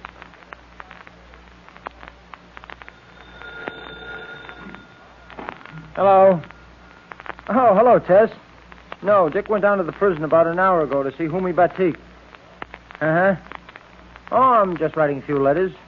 No, not love letters. All right, Tess, I'll tell him you called. Now, let's see. What was that address again? Do not worry yourself unduly about the address, Mr. Patton. You'll have no need for it. What? The Mogul? Yes, the Mogul. Don't look so surprised, my friend. What are you doing here? I want the Black Pearl of Osiris. No doubt you've heard of the Black Pearl of Osiris. I haven't got it. I know you haven't. But you will get it for me. Me? How can I get it for you? I know where the Black Pearl is, Mr. Patton. And I'm not so sure you don't. It is concealed in the ring which Tracy wears on his middle finger. The ring given to him by Humi Batik. I must have that pearl, Mr. Patton. And you will get it for me. I don't know what you're talking about. You will, because I will explain to you very carefully. But, pardon me. Don't you feel just a trifle sleepy, Mr. Patton? Boy, Of course you do. Sleep, Mr. Patton. Sleep. Sleep. Sleep. And now, Patton, you are completely under my influence. You understand that? I understand. I will now give you certain commands, and you will carry them out. You will be unable to help yourself. You will find that you are forced to do what I command you to do while you are in this hypnotic trance. You understand? I will not be able to help myself. I must do as you command. Mm-hmm. You will go about as if you were not hypnotized. But all the while you will be under my influence. And now, Patton, this is what I command you to do, so that I may be able to get my hands on the Black Pearl of Osiris. What devilish scheme has the Mogul thought of now? He has hypnotized Pat. Will he succeed in getting the Black Pearl of Osiris? Or will the great detective Dick Tracy outwit him again? We'll soon know. But now it's time for your Dick Tracy Secret Service Patrol meeting, brought to you by the makers of delicious, nourishing Quaker Puffed Wheat and Quaker Puffed Rice. And here comes Dick Tracy himself with Junior to tell you how to get your secret Dick Tracy ring free.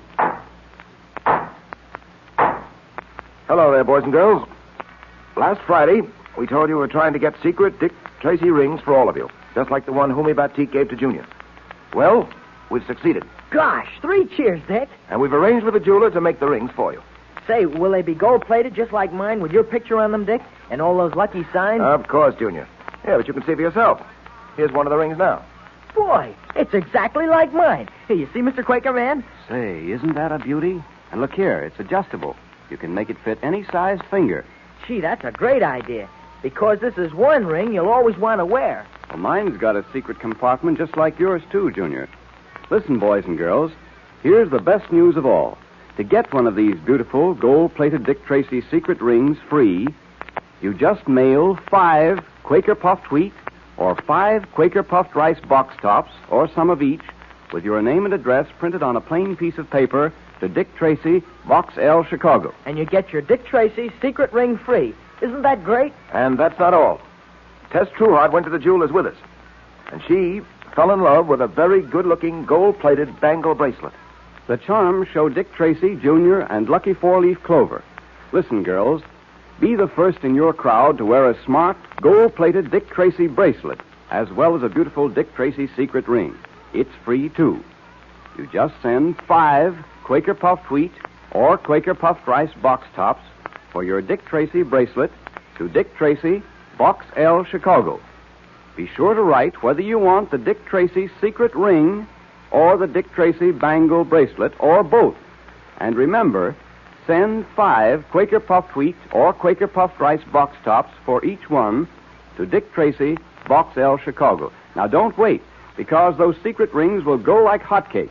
As soon as a package of Quaker Puffed Wheat or Quaker Puffed Rice is empty, tear off the top and save it. And be sure to ask Mother to get you some Quaker Puffed Wheat and Quaker Puffed Rice at the grocer's, so you can get your Dick Tracy secret ring soon.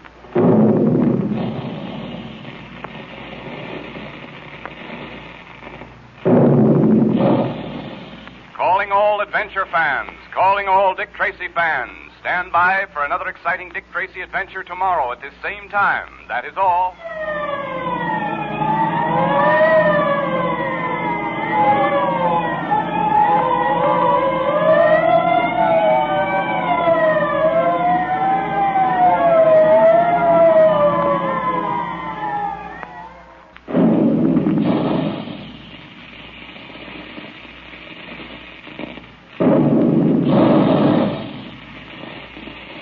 Calling all adventure fans, calling all Dick Tracy fans. Stand by. Dick Tracy is on the air.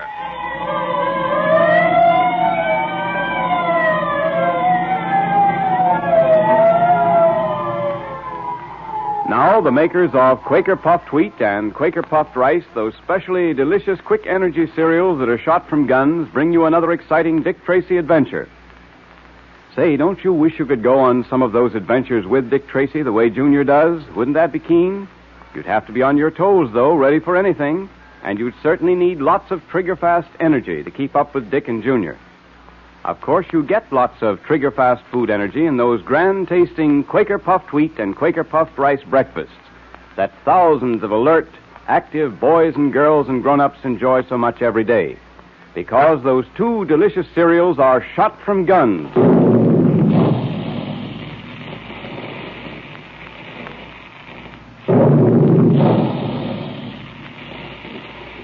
When the sun-ripened grains of wheat and rice are shot from these special Quaker guns, each grain is actually exploded to 8 times its size. All the tiny, hard-to-digest food cells are unlocked so that you get their food energy much more quickly and easily. So be sure you get lots of Quaker puffed wheat and Quaker puffed rice for breakfast. The oftener the better. And make sure there's some in the pantry now. If there isn't, ask Mother to get you some Quaker puffed wheat and Quaker puffed rice at your grocer's. Dick Tracy has been guarding a mysterious pearl, the Black Pearl of Osiris, from the Mogul and his society of thieves who make their living by selling valuable works of art and other priceless objects. In our last episode, we heard how a board of inquiry had cleared Humi Batik, an Egyptian worshiper of the Black Pearl, and had condemned Dryden Small, a collector of Egyptian relics and member of the Mogul's gang. Small is now in a hospital recuperating from certain injuries. While Tracy and Junior went to tell Humi Batik the good news, the Mogul surprised Pat Patton in his apartment and placed him under a hypnotic spell. It was through this method that the Mogul hoped to gain possession of the Black Pearl of Osiris. Will he succeed? We'll know in a moment. And now, Patton, you are completely under my influence. You understand that? I understand. I will now give you certain commands, and you will carry them out. You will be unable to help yourself. You will find that you are forced to do what I command you to do while you are in this hypnotic trance. You understand? I will not be able to help myself. I must do as you command. You will go about as if you were not hypnotized, but all the while you will be under my influence. And now, Patton, this is what I command you to do, so that I may be able to gain possession of the Black Pearl of Osiris. When Dick Tracy comes back, you will be seated at this desk writing letters, as if nothing had happened. Then, after a few moments of idle conversation, you will say to Dick Tracy... Oh, hello, Dick. I'm still writing my letters. Yeah, so I see. Using my best stationery, too. Did you see Humi Batik? Yes, Pat. He was very happy when I told him the news.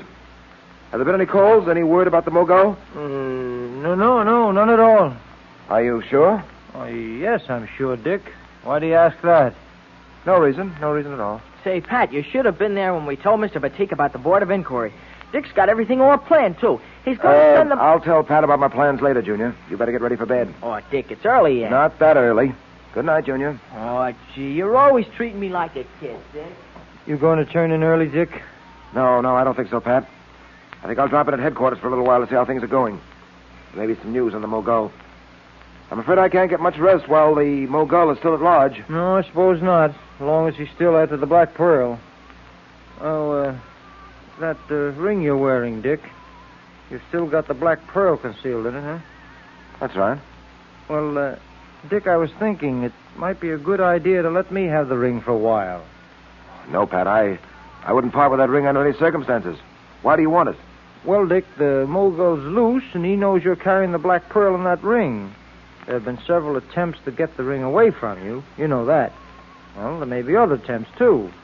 And it seems to me it'd be better if I carry the ring for a while, just in case anything happened to you. Yes, I see, Pat. One moment, I want to step inside and see what Junior's getting ready for bed. Be back in a moment. What's the matter with me? Why do I want that ring? I didn't give him the right reason. There's another reason, but... I don't know what it is. There's something wrong, but what I don't know, Yes, he's getting ready for bed, all right. Now, about that ring, Pat. Yes, the ring. Dick, don't you see my point? This fellow, the Mogul, will stop at nothing, not even another attempt to try to get it away from you. Don't you think that pearl would be much safer in my possession? Yes, I think your point's very well taken, Pat. As you say, it is possible that another attack may be made on me. Another attempt to get the pearl. The Mogul wouldn't be apt to suspect that you're carrying it. Here you are. Put the ring on your finger, Pat, and never take it off for an instant. Oh, I won't, Dick. I won't. Excuse me.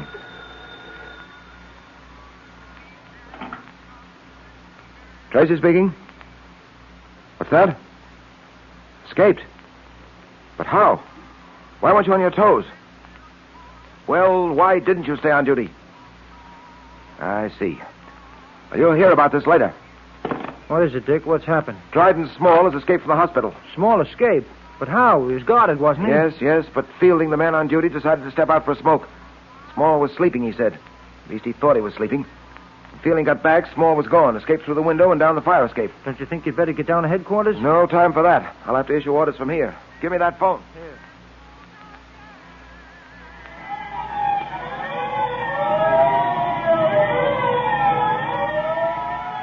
Wanted, Dryden Small, Egyptologist for grand larceny. Height 5 feet 8, gray hair, blue eyes, wears glasses. Escaped from City Hospital at 11 p.m. Make all reports to Dick Tracy at headquarters. That is all.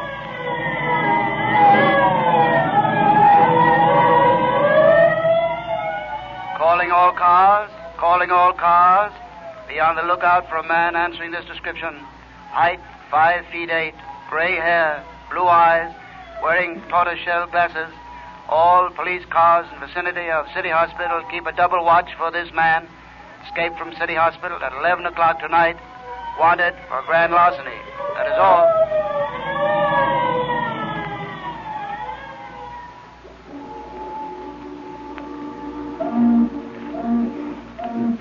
That you, Patton? Yes, Mogul. What do you want? Step in here, into this doorway.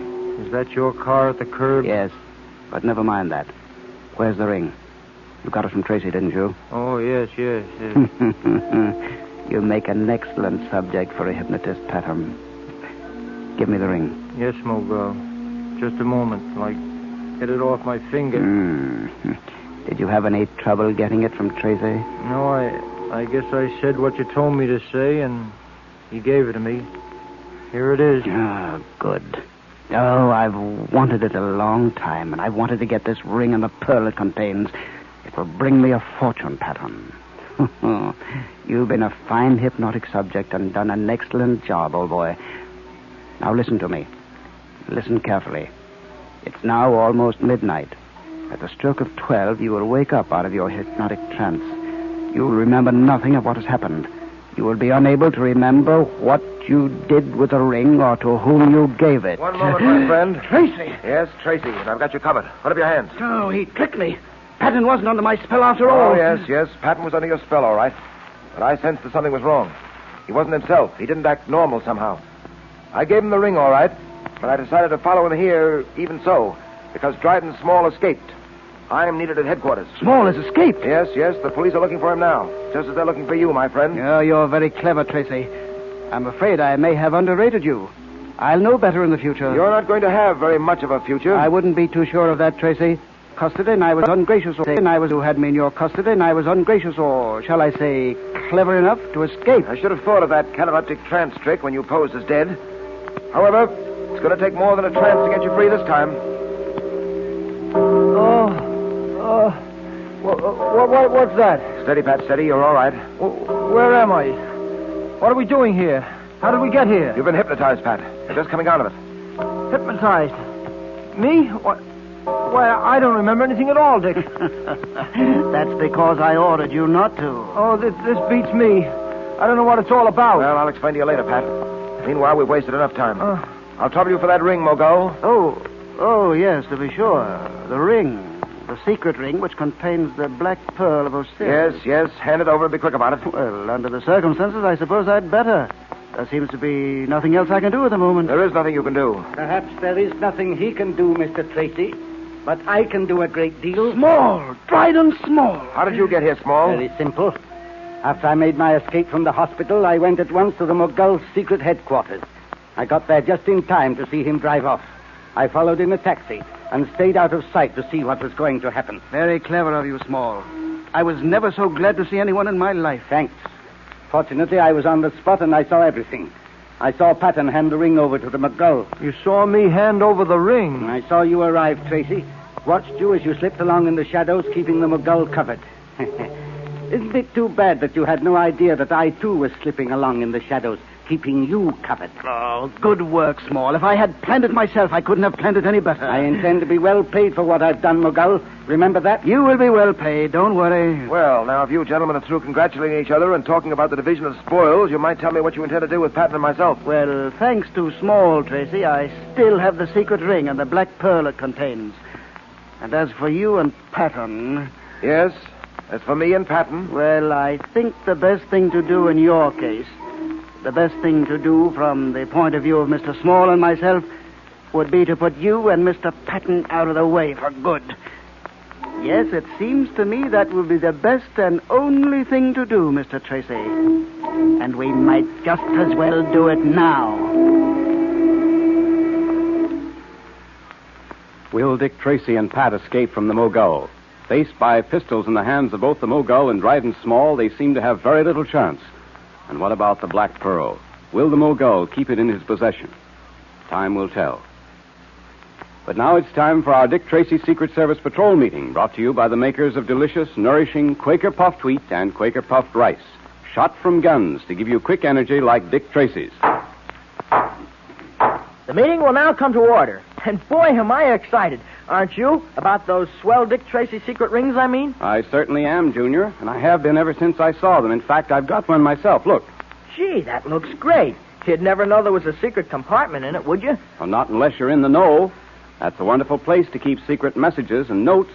But another thing I like about this secret ring is the picture of Dick on it. You can be mighty proud to wear that ring, Junior. I am, and I'm going to wear mine the rest of my life. Well, you can. That ring is certainly made to last, and you can even adjust the size to fit your finger as you grow bigger. Say, look at the way it shines in the light. Well, that's because it's a fine gold-plated ring, Junior. And just think, every boy and girl can get one free. So tell the fellas and girls how to get their Dick Tracy secret rings now, will you, Mr. Quaker Man? All right. Well, now here's all you do to get your Dick Tracy secret ring, boys and girls. Start eating delicious Quaker Puffed Wheat and Quaker Puffed Rice. The cereal shot from guns to give you trigger-fast energy. Then just tear the tops off 5 packages. Mail the 5 box tops with your name and address printed on a plain piece of paper to Dick Tracy, Box L, Chicago. Say, let's not forget those good-looking Dick Tracy bangle bracelets. That's right. You girls can get a beautiful bangle bracelet as well as a Dick Tracy secret ring free. It's one of those smart new bracelets with pictures of Dick Tracy and Junior and a lucky 4-leaf clover on the charm. It's gold-plated, too, just like the secret ring. And you just mail 5 Quaker Puffed Wheat or Quaker Puffed Rice box tops for the Dick Tracy bangle bracelet. State whether you want the secret ring or the Dick Tracy charm bracelet. Remember, you send 5 Quaker Puffed Wheat or Quaker Puffed Rice box tops for one of each to Dick Tracy, Box L, Chicago. So tear the tops off the packages of delicious, nourishing Quaker Puffed Wheat and Quaker Puffed Rice as they're empty. And if there isn't one of those red and blue packages in your pantry now, ask Mother to get you some Quaker Puffed Wheat and Quaker Puffed Rice at the grocer's. Look for the store that displays the Dick Tracy headquarters sign.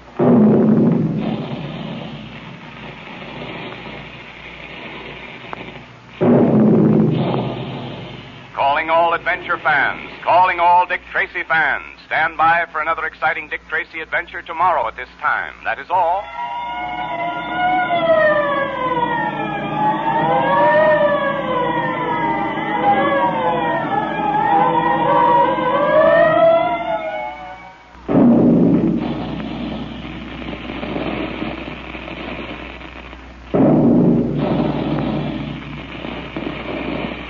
Calling all adventure fans, calling all Dick Tracy fans. Stand by. Dick Tracy is on the air.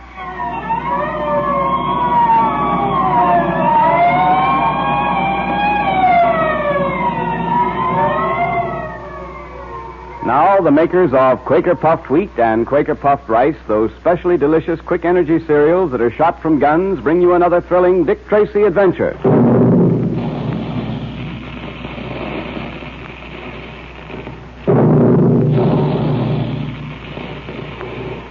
Remember the sound of those big guns, boys and girls. It means trigger-fast food energy, the same kind of quick energy that helps keep Dick Tracy so alert and so physically fit. That's the way you like to be, isn't it? Especially if you want to be a good athlete. You need lots of the trigger-fast food energy that Quaker Puffed Wheat and Quaker Puffed Rice can give you. Those two delicious cereals are especially easy to digest because they're shot from guns. And that's why thousands of active, athletic boys, girls, and grown-ups have Quaker puffed wheat or Quaker puffed rice for breakfast every day. So ask Mother to get you some of those delicious, quick-energy cereals from the grocer. Dick Tracy has been guarding the Black Pearl of Osiris, a relic which belongs to a religious Egyptian cult. Tracy has kept the pearl in the secret compartment of a ring given to him by Humi Batik, a high priest of the cult. While the police were searching for the Mogul, the head of a society of art thieves who want the pearl, the Mogul visited Pat Patton and hypnotized him. Pat, under the Mogul's spell, succeeded in getting the ring from Tracy. But the great detective knew something was wrong. He followed Pat and confronted the Mogul as Pat was giving him the ring. Unknown to Tracy, he too had been followed by Dryden Small, a henchman of the Mogul's. And as our last episode closed, Tracy and Pat were trapped, helpless in the hands of these two arch criminals. I think the best thing to do in your case, Tracy, the best thing to do from the point of view of Mr. Small and myself would be to put you and Mr. Patton out of the way for good. Yes, it seems to me that would be the best and only thing to do, Tracy.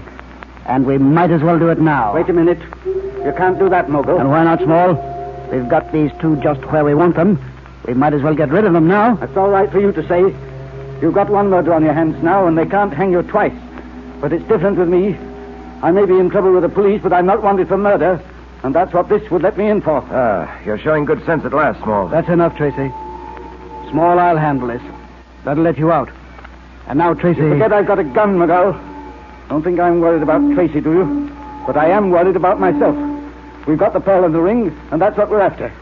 We're not going to kill Tracy and Patton. Oh, you're a fool, Small, a cowardly fool. Perhaps not so much of a fool as you think. Larceny is one thing, murder's another. Your car's standing at the curb. You've got the ring and the pearl. Let that be enough. Well, I see it will have to be. All right, Tracy. Patton, just stand where you are. Don't move. I'll trouble you both for your guns. What about it, Dick? We've got to get him up, Pat. All right. Small, get into the car and get it started while I keep these two covered. You're lucky, Tracy. If Small hadn't come along, you'd be dead by this time. You forget. Small hadn't come along. I have you by this time. All right. Now don't move. One false move and I'll put a bullet into you. Goodbye, Tracy. This is the last time we'll meet. I hope.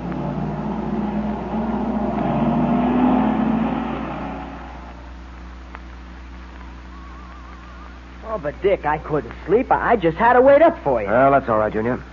Go back to bed now and get some sleep. Say, they caught Dryden Small and the Mogul yet? No, Junior, they haven't. We almost had one of them tonight. If it hadn't been for the other. Hey, you've been guarding that black pearl for weeks. Now that it's gone, well, it doesn't seem to bother you at all. It doesn't, Pat. Because the black pearl is still safe. What? What was that? Junior, let me have your secret ring a minute. You mean the black pearl is... The black pearl is in Junior's ring, Pat. Here's the ring, Pat. Yeah. You see? Oh, Dick, that's marvelous. Dick, you think of everything, don't you? When I spoke to you earlier this evening, I sensed there was something wrong with you, Pat. That you weren't yourself, that something had happened to you. I don't know whether you remember that before I gave you the ring, I stepped into the bedroom to see if Junior was getting ready for bed. No, I don't remember, Dick. Just as the Mogul said, I don't remember a thing that happened. Well, it was then that I changed the pearl from my ring into Junior's. The Mogul and Dryden Small have the secret ring, Pat. But they haven't got the black pearl. And is that good news? Dick, you don't know what a load this takes off my mind.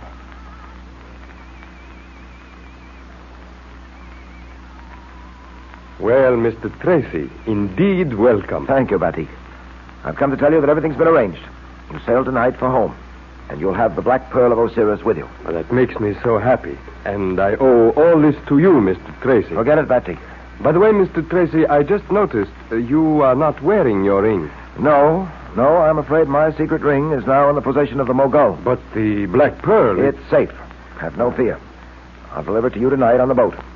Your departure must be kept secret. I've arranged to have you taken aboard tonight. But what of the Mogul and Dryden Small? You have still to catch them. I'll catch them. Don't worry about that. Perhaps I can help you, Mr. Tracy.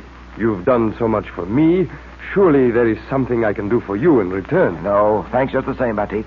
Although I do appreciate your offer. Well, perhaps at another time there will be another way in which I can help you. There must be. For I have determined to pay back the debt I owe you, Mr. Tracy. And someday cars.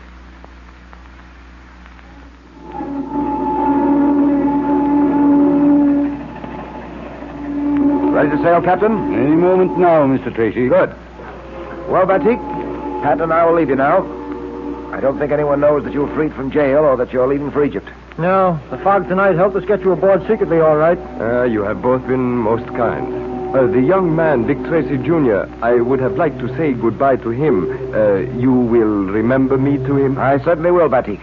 He's at home now. I don't like to keep him up too late. About the Mogul and Small, do you know where they are? Have you had any word, any clue? No, none as yet. But we're not going to let that discourage us. We're going to keep after them, and we'll get them, I'm sure of that. I hope so. However, I suppose it will not matter to me very much now. The Black Pearl is safe in this ring on my finger, and I am leaving for home. Well, it will matter to us, Batik. You see, this Black Pearl of yours has uncovered another sort of crime. A racket involving, among other things, the stealing of art treasures and selling them to a few unscrupulous collectors. And what do you intend to do about it, Mr. Tracy? I'm going to put a stop to it, Batik. And my first move will be to get my hands on Dryden Small and the Mogul. And you think they are responsible? That once you have them, the case will be closed, eh? No, I'm afraid that'll only be the beginning. I'm convinced that this racket is not limited to these two, or that it's just a local affair. It's national, perhaps international. I've discovered that many of these so-called art treasures have been sent here from abroad and distributed by the agents here in this country. You think so? We're ready to sail, Mr. Tracy. Good. Well, goodbye, Batik. No, not goodbye, my friend. Only, as we say in Egyptian, mahu nahoni. Say, what does that mean? Well, it means auf Wiedersehen, au revoir, until we meet again. And so, mahu nahoni, my very dear friends.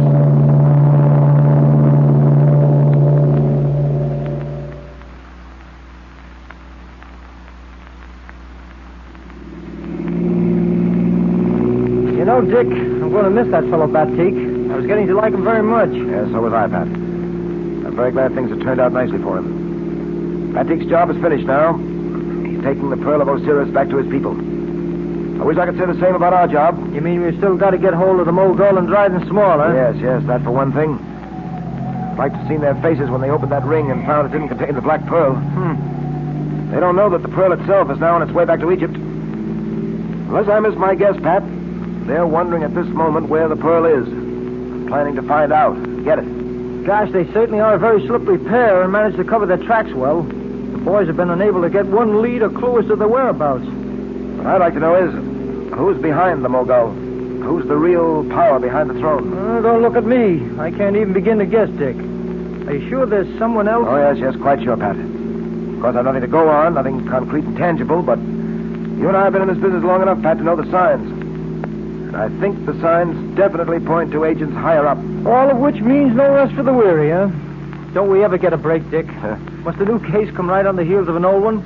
Well, isn't there such a thing as a vacation, or shouldn't I ask? Well, you can ask, all right. No harm in that. But until crime takes a holiday or a vacation, we'll have to stay right on the job. Policemen, Pat, can't be clock watchers or punch time cards. That's right. Well, here we are. Let's go upstairs and get to bed. That'll be a few hours vacation, anyway. Well, I've been routed out of bed before, Dick. So there isn't always a vacation either. Open the door quietly, Pat. I don't want to waken Junior. Okay.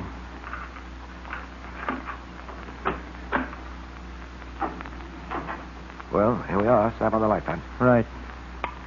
Oh, I'm so tired, I think I could sleep for a week. Going right to bed, Dick? No, I want to finish the last chapter of a book I'm reading.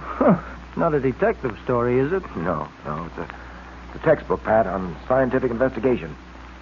You ought to read it. There's a lot of interesting data in it about analysis of fingerprints, dust, and other pieces of evidence you may have. Yeah, well, some other time, perhaps. Tonight I'll leave all that to you. I'm going to bed. Well, pleasant dreams, Pat. Don't wake you. Don't worry, I won't. Dick! Yes? Come here, quick! What is it, Pat? Something wrong? I'll say there is. It's Junior. He's not here, Dick. He's gone. What has happened to Junior? Has he become a victim of the Mogul and Dryden Small? And what can Dick Tracy do to save him? Well, we know he'll do everything he can. But here comes Dick Tracy now to take charge of the Dick Tracy Secret Service Patrol meeting. And the Quaker Oats Company, makers of delicious, nourishing Quaker puffed wheat and Quaker puffed rice, invite every wide-awake boy and girl to attend. The meeting will now come to order. All right, Dick, you're in charge. Thank you, Mr. Quakerman. I just want to tell all you boys and girls how happy I am at the great way you're sending in for Dick Tracy's secret ring. I expected that the minute I saw the secret ring, didn't you, Dick? Yes, but the boys and girls haven't seen it. You've really got to see it to appreciate it. Yes, but we told them about the secret compartment, that it's exactly like the one you kept the Black Pearl of Osiris in. Oh, yes, and we said it's plated with 14-karat gold, that it's adjustable to fit any size finger, and that it's a fine, heavy, well-made ring. But I still maintain that you've got to see that ring really to appreciate it. Well, of course, the fact that there's an excellent picture of you on the signet wouldn't make the boys and girls want it either.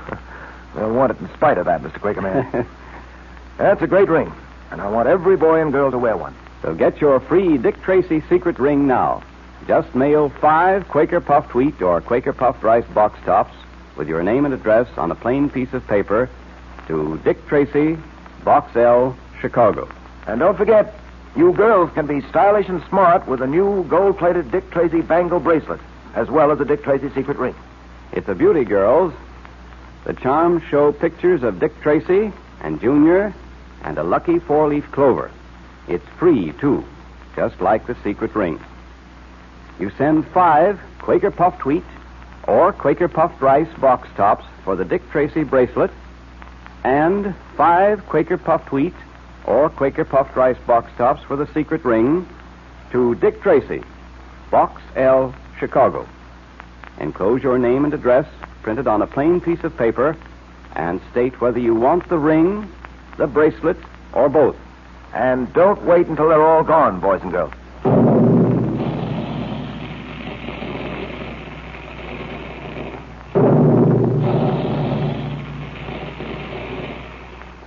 Look in the pantry to see if there's a package of delicious, quick energy Quaker puffed wheat or Quaker puffed rice there now. Tear off the box top as soon as it's empty.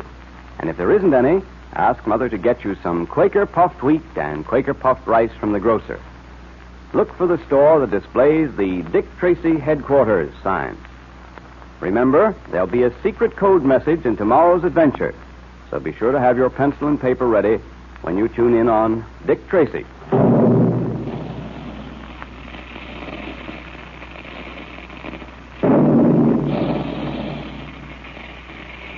Calling all adventure fans. Calling all Dick Tracy fans. Stand by for another exciting Dick Tracy adventure tomorrow at this same time. That is all.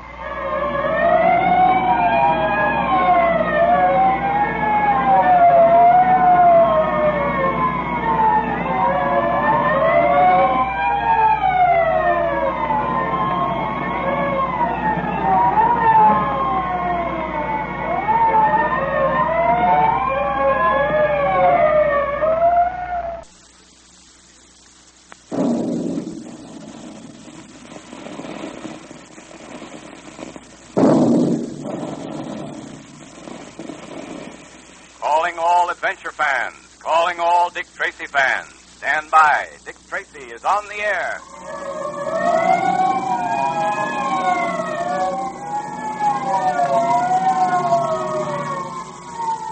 The makers of Quaker puffed wheat and Quaker puffed rice, those 2 specially delicious quick energy cereals that are shot from guns, bring you Dick Tracy in another thrilling detective adventure. Have you noticed how specially good you feel, how full of life you are after a hearty, tasty breakfast of Quaker puffed wheat or Quaker puffed rice? Well, that's because you're able to use the trigger-fast food energy of Quaker puffed wheat and Quaker puffed rice so soon after you eat them. You see, those 2 delicious cereals are actually shot from guns right in the Quaker plant. Just picture all those big guns being loaded with lots of nourishing, sun-ripened wheat and rice, then fired.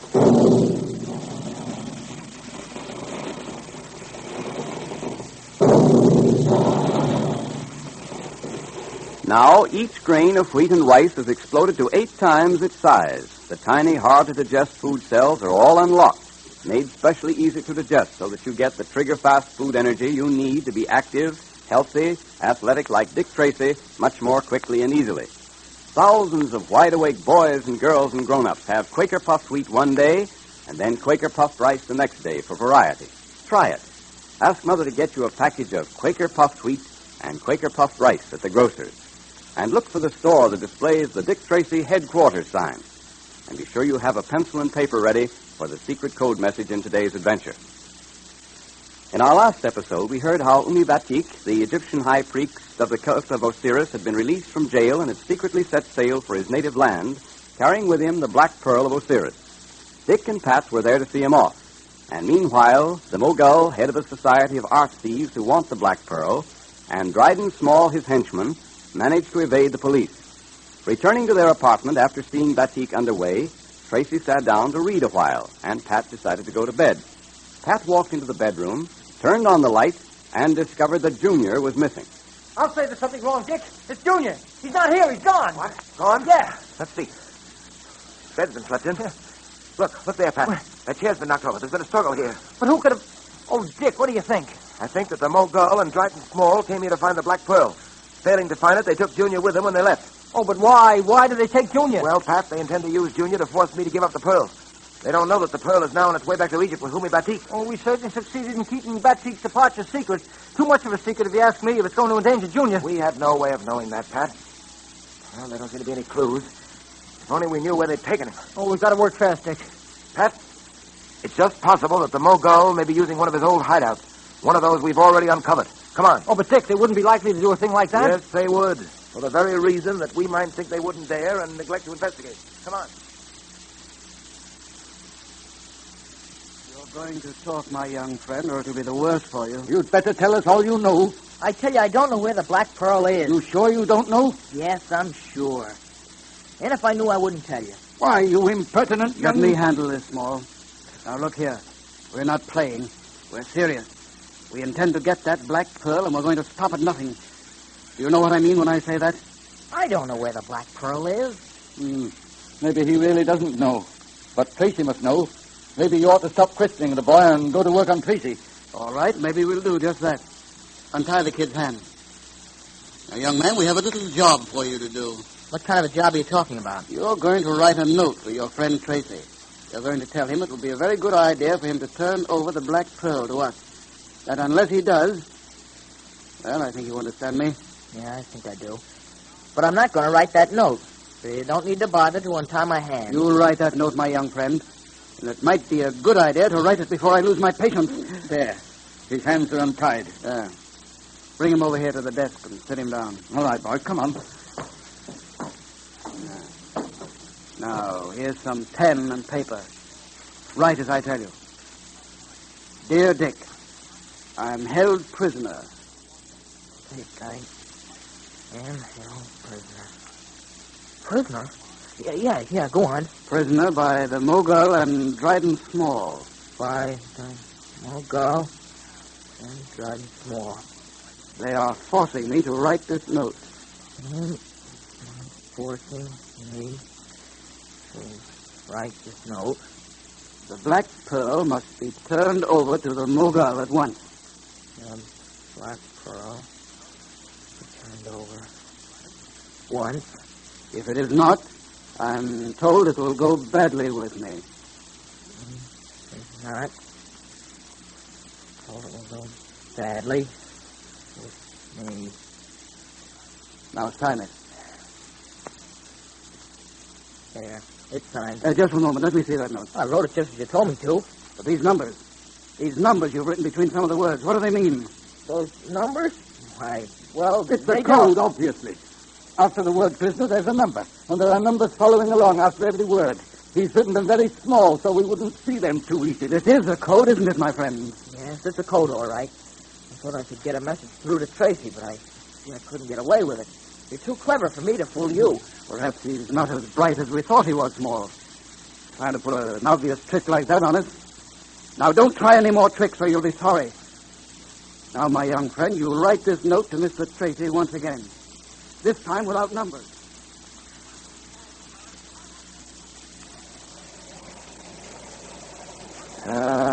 Messages have been coming through all day on that teletype.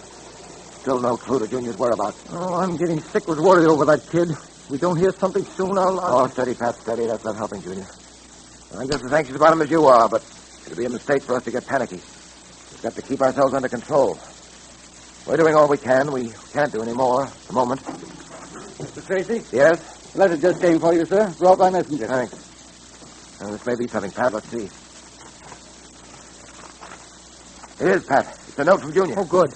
Look here. Dear Dick, I am held prisoner. Prisoner. By the Mogul and Dryden Small. Black Pearl. If you don't give it to them, it will be the worst. Let me see that. Oh, a note they forced the boy to write, that's all it is. But where are they keeping him? How are we going to get to him? It doesn't help us at all. I'm afraid it doesn't. The contact, anyway. Let me hold that note up to the light. I want to have a look at the watermark. Here it is. Oh, Dick, aren't we wasting time? Pat. Yeah? I think... Yes, I'm sure. We've got something. Have you really, Dick? Is it a clue? Right after the word prisoner. See that mark on the paper? Well, yes. It's as if someone has written something very hard on a piece of paper lying on top of that one. And the impression of lines came through the paper and were traced on that sheet, too. Yes, Pat, that's exactly what happened. Don't you see? Junior tried to send us a message in code. He must have. But they discovered it, probably destroyed the top sheet, and forced him to rewrite the note on the next sheet of paper. Quick, give me the fingerprint powder. What do you want with that? If it'll bring out fingerprints, it'll bring out those marks on the paper. It's a message in code, Pat. We've got to find out what it is. Oh, Dick, I hope you're right. Here's the fingerprint powder. All right, dust it over the paper. Quick. Right. There you are. Now then, blow it away. Look, Pat, look. I was right. Numbers between each word. Right. Now let me see. Prisoner, 8, 18, 23, 16, 8, 13. We've got it, Pat. Get Sullivan on the phone. Order a squad of men. Right there. Has there been any answer to the note we sent Tracy, Mogul? No, not yet.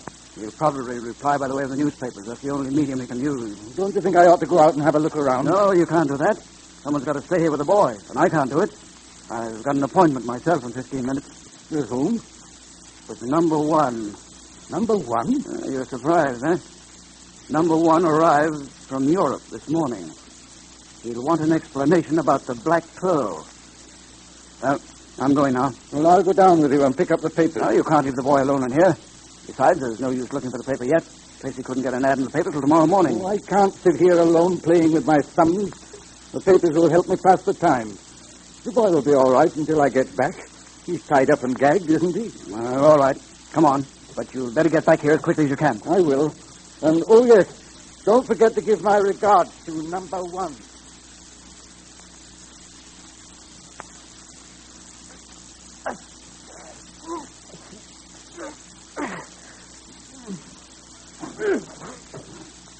Well, my young friend, they seem to have tied you up rather neatly.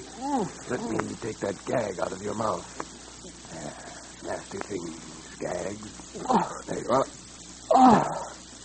Gee, thanks a lot. Say, who are you? I come mysteriously, and I go mysteriously. I've come this time to help you escape from those who seek to hold you prisoner. We must be quick. The gentleman called Small may return at any moment. Let me untie your hands. I don't know who you are or how you got here. I sure am glad. Thanks. Gosh, you sure are dressed in a queer way. Big black cape, which you're holding over your face, and a big black hat. Can't see your face at all. Who are you, huh? Don't be too curious. Does it matter so much who I am so long as I help you? There. Your hands are unbound. Thanks a lot. Say, what's that? Police sirens. Ah, yes, they're searching the houses in this block looking for you. And Dick got my note. He's come. Yes, and quicker than I expected. The police must not find me here, especially Dick Tracy. Well, who are you? Can't you tell me that? Never mind who I am. All I want to do is to aid you and your friend, Dick Tracy. I go now as mysteriously as I came. Think of me as the unknown. The unknown. Who is the unknown?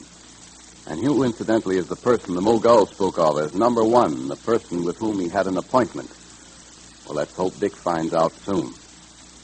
But now let's get ready for today's meeting of the Dick Tracy Secret Service Patrol, brought to you by the makers of those delicious quick energy cereals, Quaker Puffed Wheat and Quaker Puffed Rice. Be sure you have your pencil and paper ready for the secret code message, because here's Junior now. The meeting will now come to order, patrol members. Dick Tracy wants you to be expert at decoding messages, too. So I'm going to repeat today's message for you to decode. All right, Junior, let's have it. Okay, here it is. Prisoner, 8, 18, 23, 16, 8. 8, 13. I'll repeat that once more. Are you ready? It's prisoner, 8, 18, 23, 16, 8. 8, 13. Now you can decode that with your secret Dick Tracy code book. And by the way, I want to tell you that if you want a Dick Tracy secret ring like Junior's, you better send for it right away. They're going like hotcakes. I don't wonder, Mr. Quaker Man. It sure is a wonderful ring, isn't it? It certainly is, and the fellows and girls are mighty lucky to get beautiful, heavy, gold-plated Dick Tracy secret rings free. And with a secret compartment that you can keep secret messages in, too. Boy, I'm glad I've got one. It's something to have a good picture of Dick Tracy, too, like the one on the ring. I'll say it is. So don't wait till it's too late, fellows and girls. Act now. Get your 5 Quaker Puffed Wheat or Quaker Puffed Rice box tops and mail them to Dick Tracy, Box L, Chicago, right away. And remember, you can get a swell Dick Tracy bangle bracelet, too. That's right. It's gold-plated, too, like the ring. And there are pictures of Dick Tracy and Junior and a lucky 4-leaf clover on the charms. It's the very latest, smartest things, girls. So mail 5 Quaker Puffed Wheat or Quaker Puffed Rice box tops for a Dick Tracy bangle bracelet or for a Dick Tracy secret ring to Dick Tracy, Box L, Chicago. Now, if you want both the secret ring and the bracelet, send 10 Quaker Puffed Wheat or Quaker Puffed Rice box tops.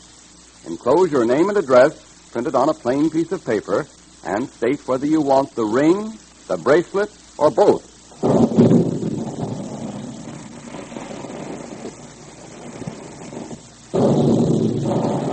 Shot from guns. That's the way Quaker Puffed Wheat and Quaker Puffed Rice, those 2 delicious quick energy cereals, are made to make them specially easy to digest. So be sure there's always some Quaker Puffed Wheat and Quaker Puffed Rice in your pantry. Ask Mother to get some from the grocer.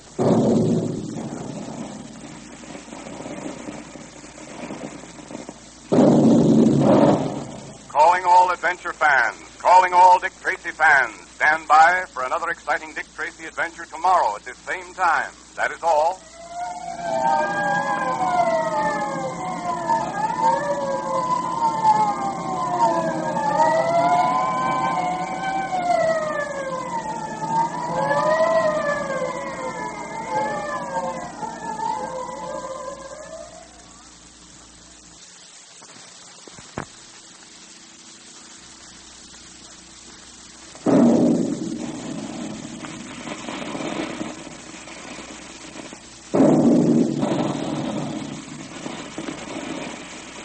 Calling all adventure fans, calling all Dick Tracy fans. Stand by. Dick Tracy is on the air.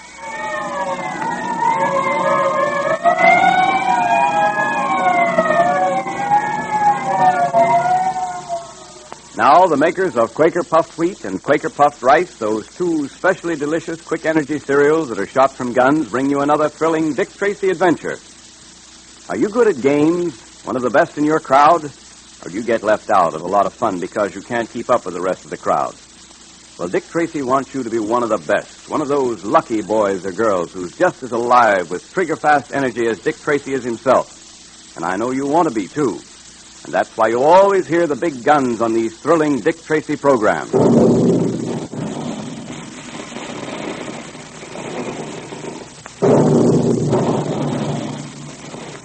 They remind you to get the trigger-fast food energy you need from hearty, tempting breakfasts of Quaker Puffed Wheat and Quaker Puffed Rice every day.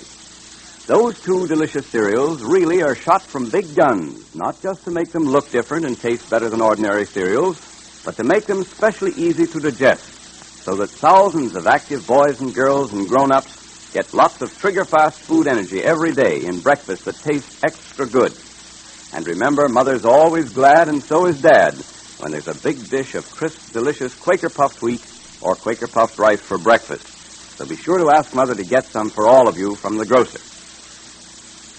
Yesterday, we heard how Junior had been taken prisoner by the Mogul and Dryden Small, members of the Society of Art Thieves. Junior communicated with Dick Tracy through the special code. Tracy and his men arrived at the scene where Junior was held captive. But another person arrived first. A man wearing a large black hat and a large black cape with which he covered his face. This unknown person freed Junior and assured him that his only desire was to help him and Tracy. You're free to go. Now I must leave you. Say, wait a minute. Dick will want to thank you for what you've done. Don't go. No, I must. The police mustn't find me here, especially Dick Tracy. I don't understand. You've done me a good turn. Why should you be afraid of the police? And who are you? I go as mysteriously as I came. Think of me as the unknown. Gosh, now I wonder who he was. The unknown, he called himself. Well, anyway, he helped me. If it hadn't been for him, I'd still be tied and gagged. He must be all right. Oh, gosh, they're looking for me. I gotta get out into the street.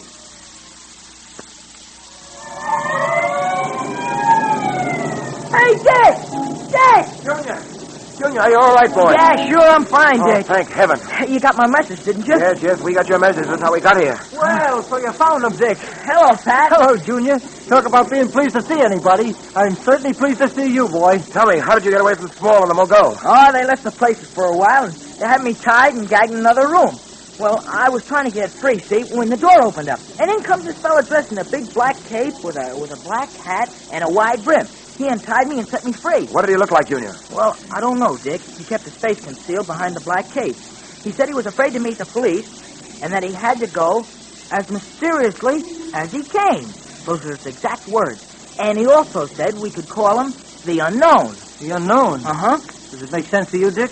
No, not yet, I must confess. Well, if it hadn't been for him, I wouldn't have been able to get away.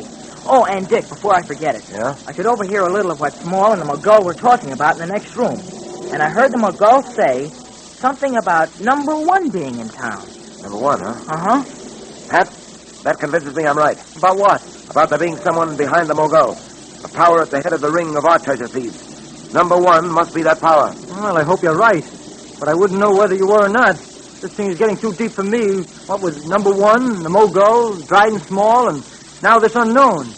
Dick, does it make sense to you? Well, it's going to make sense by the time I'm through. I'm going to find out the relationship between this whole crew and their connection with the art treasure racket. There's only one thing to do, and we're going to get started on it right now. Started doing what, Dick? We're going to get in touch with every art dealer and every collector in town. We're going to find out where they've been buying their merchandise and from whom. It's going to mean a lot of detail work and a lot of digging. We're not going to let that discourage us. We're going to dig until we unearth the crooks and the power behind them.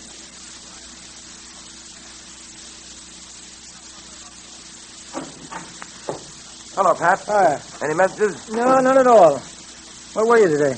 Well, I've spent the day talking with art dealers and wealthy collectors. Those I could get to see, anyway. Pick up any helpful information? No, not yet, Pat. But I'm hoping to. It'll take a little time, of course. We'll have to examine a mass of data and go through a great many records. I had a very interesting interview with Mirzo Bredwick. Mirzo Bredwick? With a name like that, he ought to be interesting. Who is he? Mirzo Bredwick, Pat, is one of the world's leading recognized authorities on art. He's not only an authority on original works of art, but he possesses a remarkable knowledge of imitations that have been made and sold in the past few years. He promised to let me have a look at his files and to offer me his full cooperation. His assistance ought to prove invaluable. Oh, I should think it would. Any further reports on the Mogul and Dryden Small? No, some of the boys waited for them for several hours near the house in which they kept Junior, but they didn't show up. It's too bad we had to rush that place. If we'd been able to make a quiet raid, we wouldn't have warned them and frightened them off. Well, Junior's safety was all that mattered. At that moment, it was more important to rescue him than it was to trap Small and the Mogul. Hey, you seem to have something on your mind, Dick. Yes, I have. No, Pat, I can't get this Unknown who freed Junior out of my mind. Junior's description of him does make him out rather a queer bird. And the things he did and the things he said don't fit somehow. I mean, on one hand, he helps Junior escape from the Mogul and Dryden Small and tells Junior that all he wants to do is to help us. And then he runs away the moment he knows the police are on the scene. Yes, that is inconsistent, isn't it? wanting to help the police and at the same time obviously in fear of them. The unknown seems to know us, and I have a feeling that we know him. I'm going to be rather shocked when we find out who he is. If we find out who he is. Can you make a guess as to who he is, Dick? Too bad Junior couldn't get a look at his face. I haven't enough information at the moment to make a very accurate guess, so I won't make any. The unknown, number one, all this mystery. This business of hunting people whose identity you don't know. I don't like it. I don't either, much. But then, whether we like it or not, we've got a job to do. Unless I miss my guess, it's not going to be an easy job.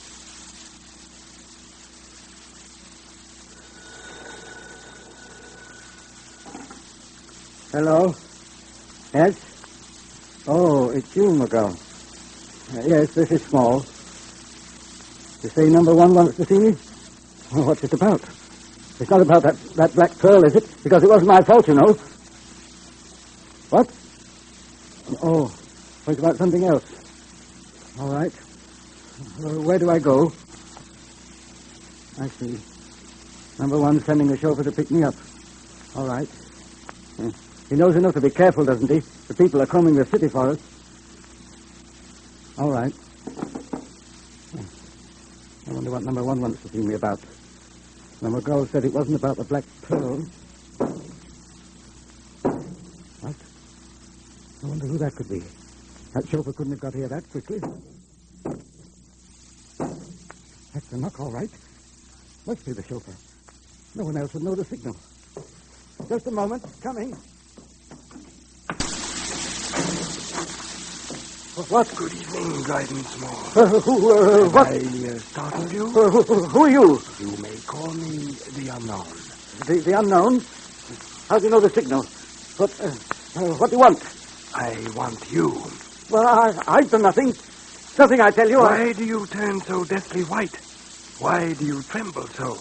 Is it possible that you are afraid of me? You take that cape away from your face. Let me see who you are. Never mind about that. You wouldn't know me anyway. I see you were preparing to go out. Excellent. We shall go out together. Where to? Where do you want to take me? Why be so curious, Dryden Small? We will be together, will we not? Surely my company will be a delight to you. I don't know who you are, but you'd better get out of here. I've got a gun. I, too, have a gun under my cape. I have had it pointed at you all the while we talked. Come. Do not hurt my feelings by refusing to accompany me. I may begin to resent it. You wouldn't want to stir up my resentment, Dryden Small, would you? Now, will you come quietly? I'll come. Of course you will. I knew you wouldn't want to hurt my feelings. And that's the layout as I see it, Pat. At the head of this huge ring of art thieves and art counterfeiters is a single controlling power. That sinister power is known to his confederates as number one. This ring, I'm convinced, is not limited to local operations. It's a gigantic, widespread international organization. Hey, you make it sound like a man-sized job just staring us in the face. However, I'm not going to be very much help to you. I haven't got your endurance, you know, and even you aren't a man of iron. Although I'll bet many a crook has learned to think so. Hey, what do you say? Let's go home. Yeah, not a bad idea. Come on. Well, I'm dead. How about stopping for a cup of coffee? Fine. Wait till I get my coat. All right. Everything seems to be in order. Put that light out in there, will you, Pat? Okay. All right. Let's lock up and get going. I thought we were through for the day. I hope this doesn't mean more trouble. Well, trouble or not, we've got to answer it. Tracy speaking. Hello, Mr. Tracy. I'm glad I caught you at your office. Who is this? What can I do for you? This is the Unknown, Mr. Tracy. Oh. Well, I'm indebted to you, I believe, for what you did last night for my ward, Dick Tracy, Jr. Not at all. It was a great pleasure to me. I called to tell you that it would be best if you went to your home as quickly as possible. My home? But... There's a surprise waiting for you there. That's all I can say at this time. Goodbye. Who was that? The Unknown. Come on, Pat, come on. We've got to get to the apartment as quickly as possible. What do you think it is? I don't know. But he said it to be a surprise. That Unknown promises to be something of a surprise himself, it seems to me. Well, here we are. We'll know in a moment. Switch on the light, Pat. I don't see anything. No, nothing in here. Try the bedroom. Huh, not a thing. Can't understand this. He said... Wait a minute. What was that? Dick, there's someone in that closet. We'll soon know who or what it is. Small. Strident Small, bound and gagged. Yes. There's a note pinned to his coat. What's it say? It says, Pat, with the compliments of the unknown. Who is the unknown? Do you know? And why does he help the police and yet run away from them? Who is number one? There are a lot of things we don't know yet.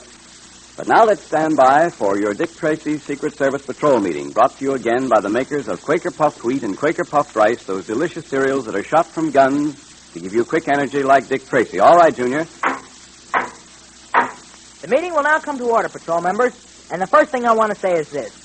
If you haven't sent for your Dick Tracy secret ring yet, do it right away before they're all gone. If you could see the way the letters are pouring in for those secret rings, you would be amazed. And if you see some other boy or girl wearing a Dick Tracy secret ring and then can't get one because they're all gone, you'll be mighty sorry. It's really a beautiful ring, too.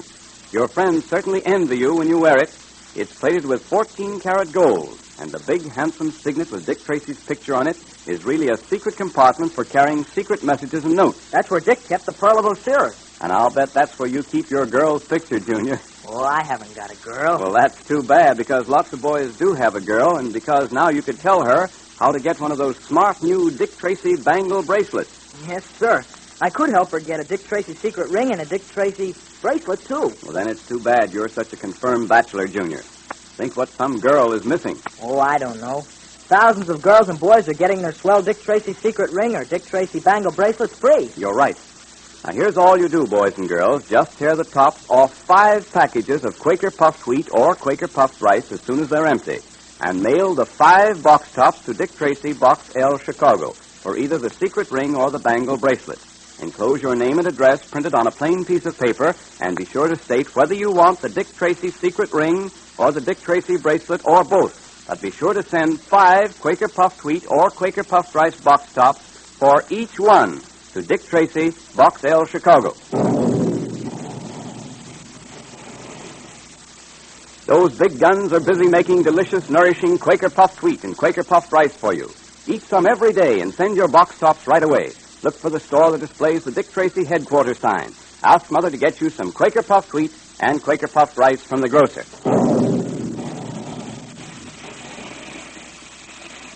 Calling all adventure fans, calling all Dick Tracy fans. Stand by for another exciting Dick Tracy adventure Monday at this same time. That is all.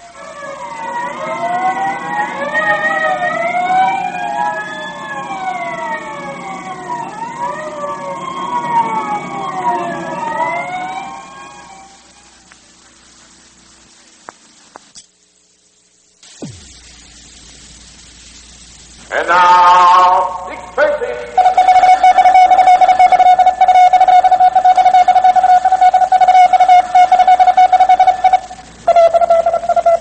This is Dick Tracy. Stand by for action. Let's go, man.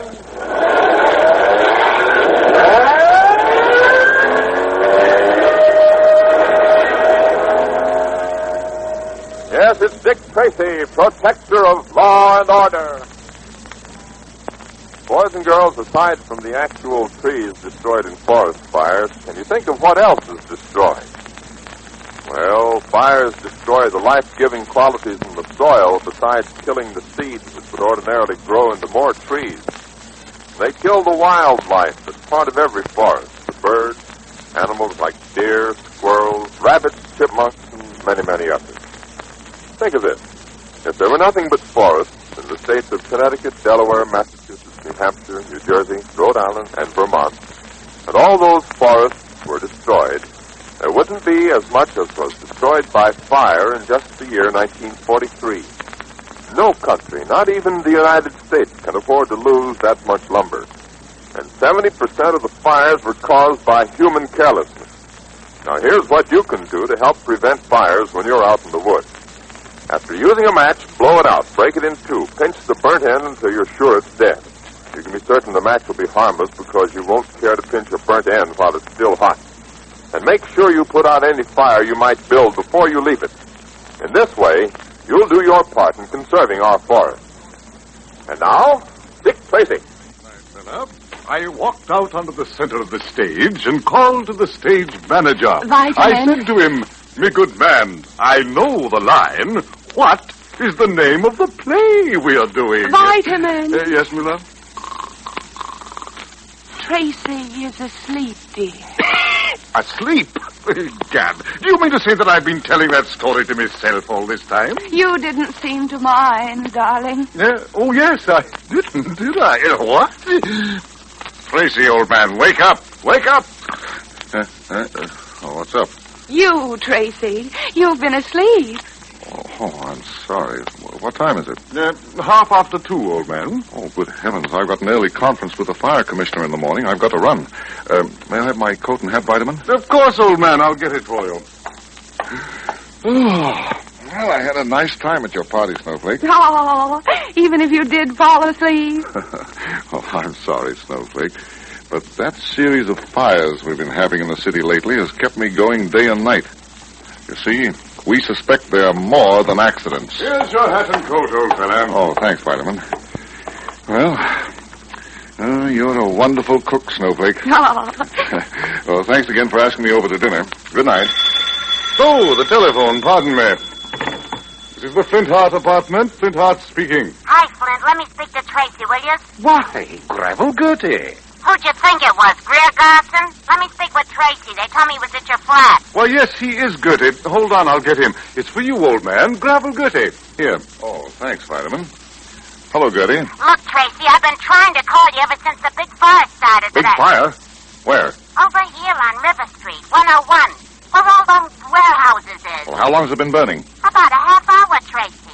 It looks pretty bad. I got an idea everything ain't strictly on the up and up, see? You see, I'm worried that my junkyard will burn up and Well, it's don't not... tell me about it over the phone. I'll be right over.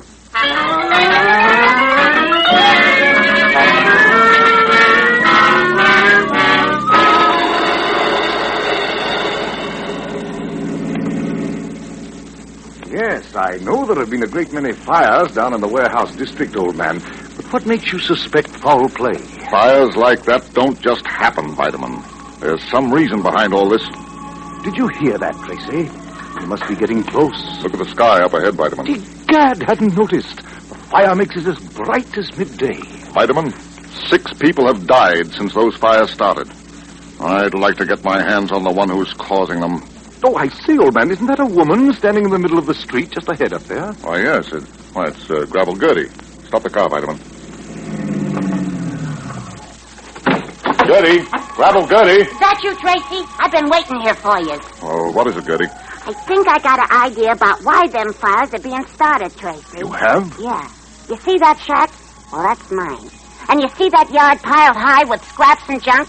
Well, that's also mine. Just read that there sign up there, will you? Gravel Gertie, dealer in junk and factory scraps. I buy and sell anything. You're in business? Yeah, Tracy. And I'm doing okay, see? Factory scraps and junk. What's the matter with it, Flinthead? Nothing at all, me dear woman. Then shut up. And stop making with the raised eyebrow department. Well, what did you want to tell me, Gertie? I want to get over the fire. Well, some guy wants to get this here place away from me. I can't understand why. Look, Flint Brain, I told you before to shut up. Now you're going to do it, or will I have to give you a hit in the head? Sorry. Well, come on, Gertie. Tell us the story. Well, this here guy comes around about a month ago, and he asked me if I want to sell my lease. He wants to buy up the property around here, see? Go on. I tell him I ain't interested. And then he gets sore. Yes? First he offers more money. Then he starts making with the threats. Well, what did he say? Like what? Like he was going to have this here piece of property or else. That he needed it. Also, he says he needs some other property along the river here where the warehouses is, and he's going to get hold of that, too. That he had ways to get it. I see. What's his name? Oh, wait now. Got his card here. Yeah, I got it in my pocket. Now, let me see. Oh, yeah, here it is. J.P. Doom, Real Estate, 209 River Street. Why, that's only a block or two from here. J.P. Doom.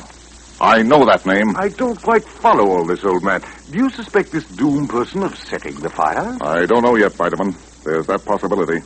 He's a shady character, mixed up in politics. What could he hope to gain by getting this property, old sleuth? Boy, Flint, Topper, you did.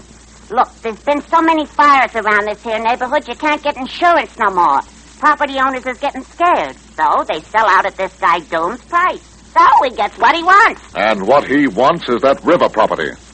You know, Vitamin, there's a rumor afoot that the city is going to put the new superhighway through here. Well, in that case, Doom will be able to name his own price and get it. Are you going to the fire now, Tracy? No, Gertie. We're going to investigate the office of J.P. Doom.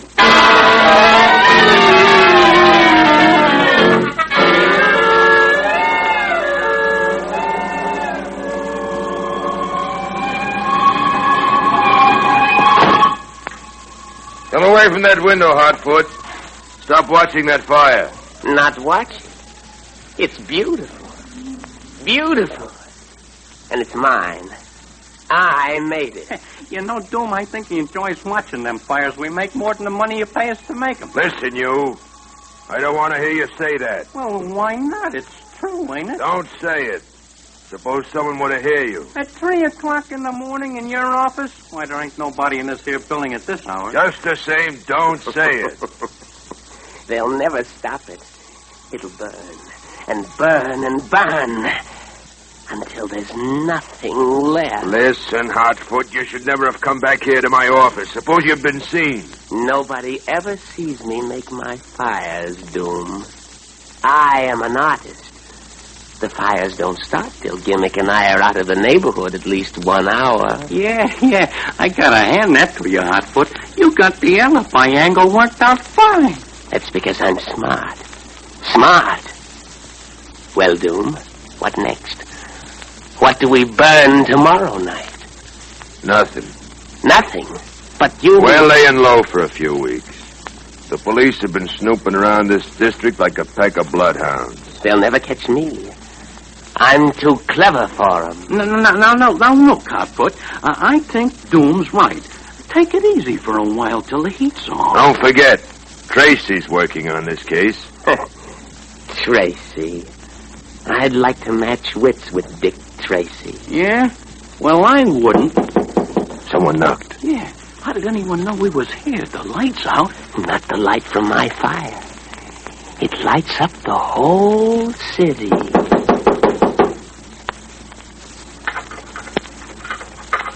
He's trying to unlock the door. Who's there? Open up in there. Go in the other office. You can slip out the other door after he comes in here. Close the door quietly. Right. Come on. All right, I'm coming.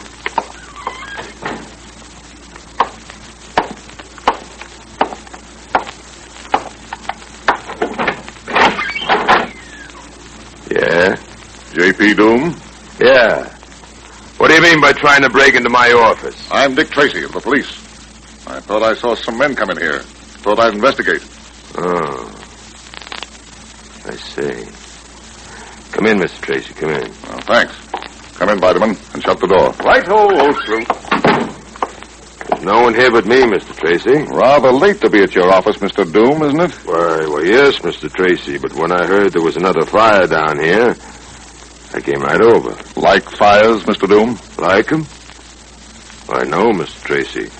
But you see, I own considerable property down here. And you're trying to buy more? Yeah.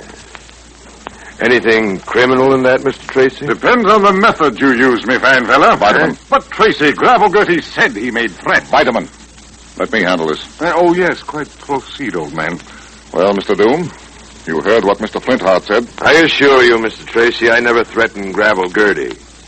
I tried to purchase a lease, yes, but that's all. Well, Mr. Doom, it's your word against hers. But I'm going to get to the bottom of this whole business. Surely you don't suspect me of having anything to do with these terrible fires? I don't know, Mr. Doom. I don't know yet. But I'm going to find out. Come on, Vitamin. Right behind you, Tracy, old tracer. Oh, by the way, Doom. Yeah? Perhaps you've heard the rumor that the city is putting the new superhighway through that property you've been trying to buy up. Could that have anything to do with the fires? Yeah. Gravelgertie, huh? Who's there? Don't get excited. It's us, Hotfoot and Gimmick. I thought you'd gone. Hotfoot wanted to hear what Tracy had to say, so we listened. It's just as well you didn't go, boys. Oh, yeah? Remember? I said no fires for a while? Yeah. Well, that's out. I know. You want to get rid of Tracy, right? Yeah. But first we've got to get rid of Gravel Gertie. It would be a most unfortunate accident if... Her place would burn down. Yes. It would be most unfortunate if her place would burn down. With her in it.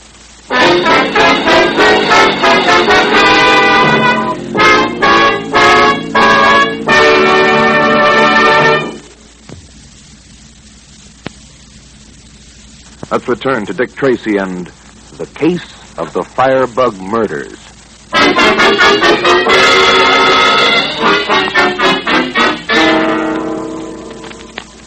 Oh, my darling Nellie Gray, they have taken her away. Such a mess. And I'll never see my Nellie anymore. A man's work from sun to sun.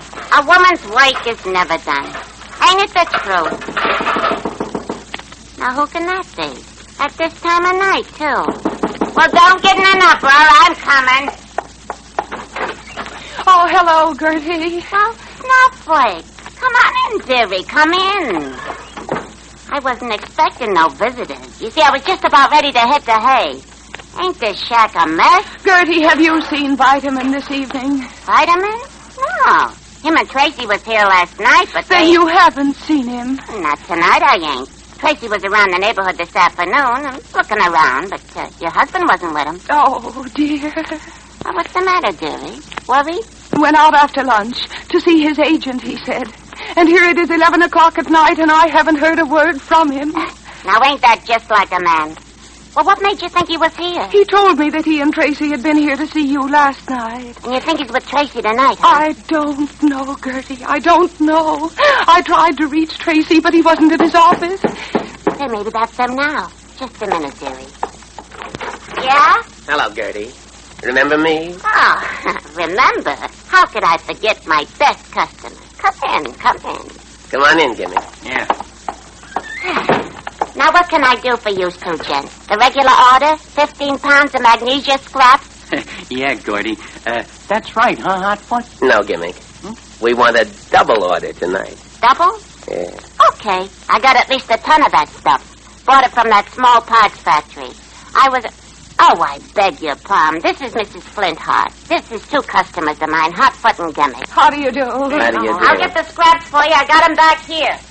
Did you say Flintheart? Yes.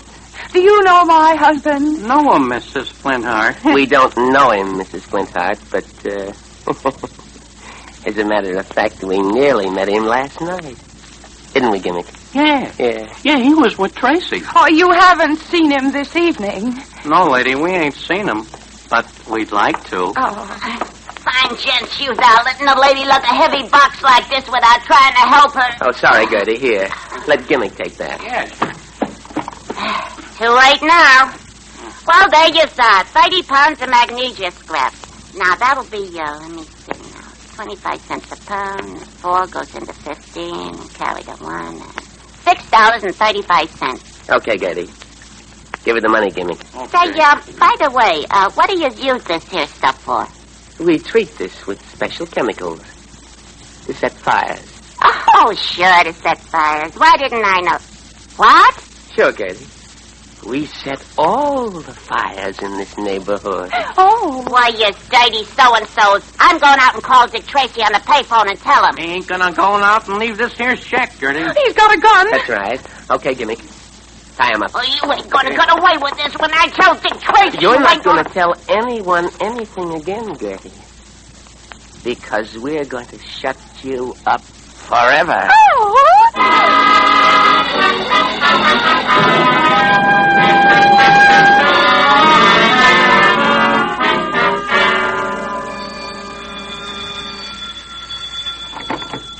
Police headquarters, Tracy speaking. Oh, Tracy, old man, found you at last. I I've been trying to get you for the last 20 minutes. Well, I just got back to my office, Vitamin. What is it? Snowflake's not at the apartment. What happened? She go home to Mother? Oh, no, nothing like that. She thought I was with you and went out to find us. I've been with me theatrical agent all day. I forgot to call her and tell her. Well, she'll be home soon, Vitamin. Good night. I'm going home and get some rest. Wait a minute, Tracy. She's gone to Gravel Gertie's shack. Left me a note saying that. Gravel Gertie's? I'm worried, old man. Remember you told me last night that you were going to keep a watch on Gertie's place for fear J.P. Doom would try to get even with her for telling you... About his threats. It completely slipped my mind. I've been so busy today. Do you think there's any danger, old man? I'm afraid maybe there is, Vitamin. Oh, what shall I do, Tracy? My poor dear wife is there. Vitamin, meet me in front of your hotel in 5 minutes. We're going to Gravel Gertie's, and I hope we won't be too late.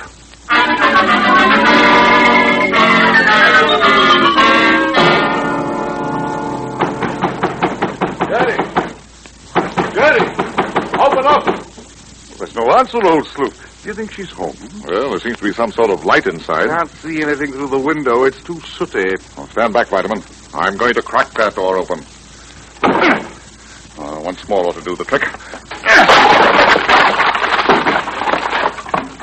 Well, I don't see... Good heavens! Look, Tracy, Snowflake and Gertie bound and gagged. Oh, my darling little wife. Get the gags off them, Vitamin. I'll put that candle out. We didn't get here a minute too soon. Those magnesium scraps would have caught fire and then... Dear me, love, now you can speak. Oh, Vitamin. Oh, yes, take the gag out of Gertie's mouth, Vitamin, darling. Oh, yes, of course, me love. There. Tracy, them rats was trying to kill us. They tied us up, then they was going to... Wait a minute, Gertie, wait a minute. Not so fast. Who tied you up and who wanted to kill you? Them two rats, Hotfoot and Gimmick. They come in here and then they started... Then they what? Oh. Reach, Tracy. That's them, Tracy. No, don't turn around, Tracy. Just stand there and keep your hands up. That's right. Okay, Gimmick. Looks like we got 'em all. Yeah, Doom won't have nothing to worry about now. You see, Tracy, we were waiting across the street to see whether the women would be able to escape. Then we saw you and Flintheart drive up, and we couldn't pass up that golden opportunity, could we? So it is J.P. Doom, eh? That's right, Tracy. But now you'll never be able to bother him again. Or us either. Get his gun, Gimmick. Right, Hotfoot. Oh, sure. Now, you... He's got hold of me, Hotfoot. We'll stop that. Oh, Tracy. Tracy, he's down. Oh, dear. Tracy thought he'd try something, did he? Okay, Gimmick. Now tie them all up good. Yeah. You want the gags again? No gags. They can yell all they want to now. It will all be over very soon. No one will hear them.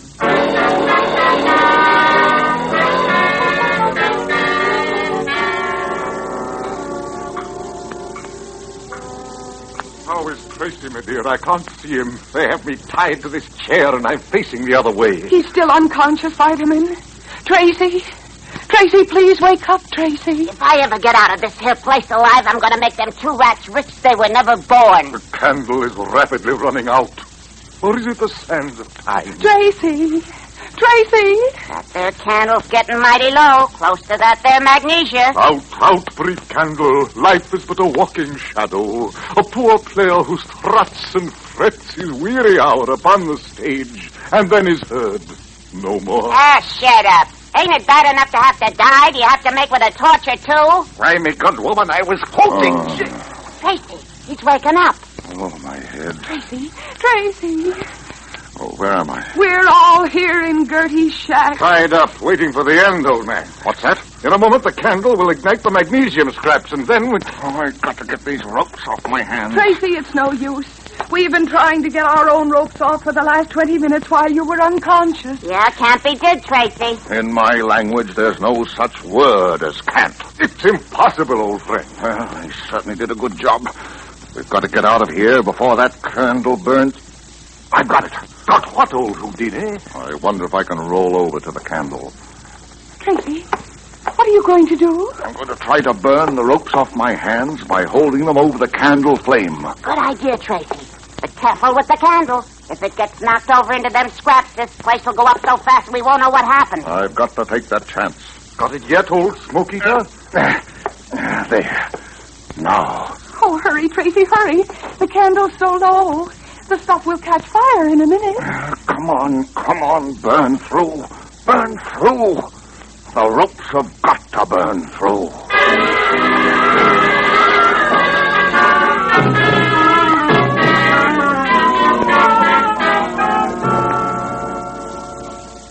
Why doesn't it burn?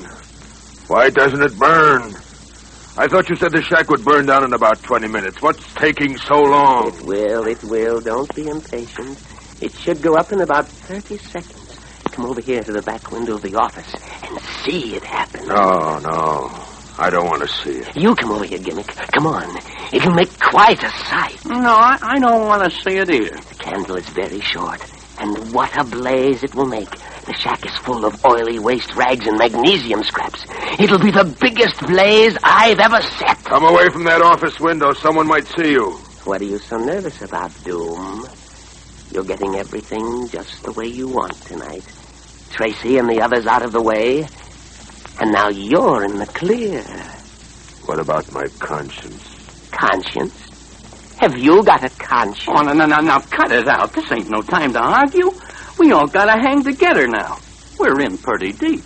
Hang together? Yeah. What an unpleasant way of putting it. But don't think you can get rid of us, J.P. We're going to stick around. Hey, gosh, look at the sky. Huh? It's all lit up. The shack's caught fire. Yes. Come on. Let's watch it from the window. Yeah. Hey, look at it burn. Well, that's the end of Dick Tracy, boys. He'll never bother us again. All right. Hey, Tracy. Tracy. Keep your hands up, Doom. You too, Hotfoot. Come on in, Vitamin. Right, old fire eater. Take their guns away while I keep them covered. Yes, Tracy, old man. What are you laughing at, Hotfoot? I just remembered something, Tracy. Something very funny. You can take your hand out of your coat pocket. You haven't got a gun. We took it away from you. Gad, discovered. Now, you get your hands up, Tracy. I'm boss now. Tracy, he's got your gun. Hey, Hotfoot, he grabbed a chair. Look out! Why, you... What? No, old man! Two down and one to go. Stop. I give up. Okay, Mr. Dome. Okay. Vitamin? Yes, old slugger. What a battle, old man. Hotfoot and Gimmick out in 2 punches. What a battle. All right, get on the phone, Vitamin. Call headquarters. Tell them to send a trap over here to pick up 3 rats. Righto! We did it again, didn't we, old gumshoe? Yes, I guess we did, Vitamin. The next time these boys come in contact with anything hot, it'll be the chair in the death house of the state prison.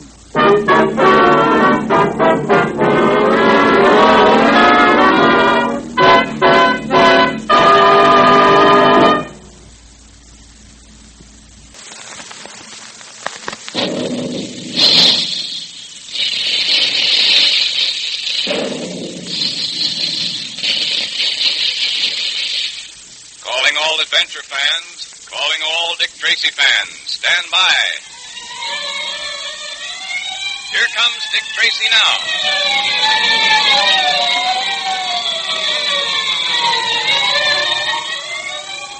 This electrically transcribed series of thrilling Dick Tracy detective adventures is brought to you by Quaker Puffed Wheat and Quaker Puffed Rice. Those specially delicious, nourishing cereals that give you trigger-fast food energy because they're shot from guns.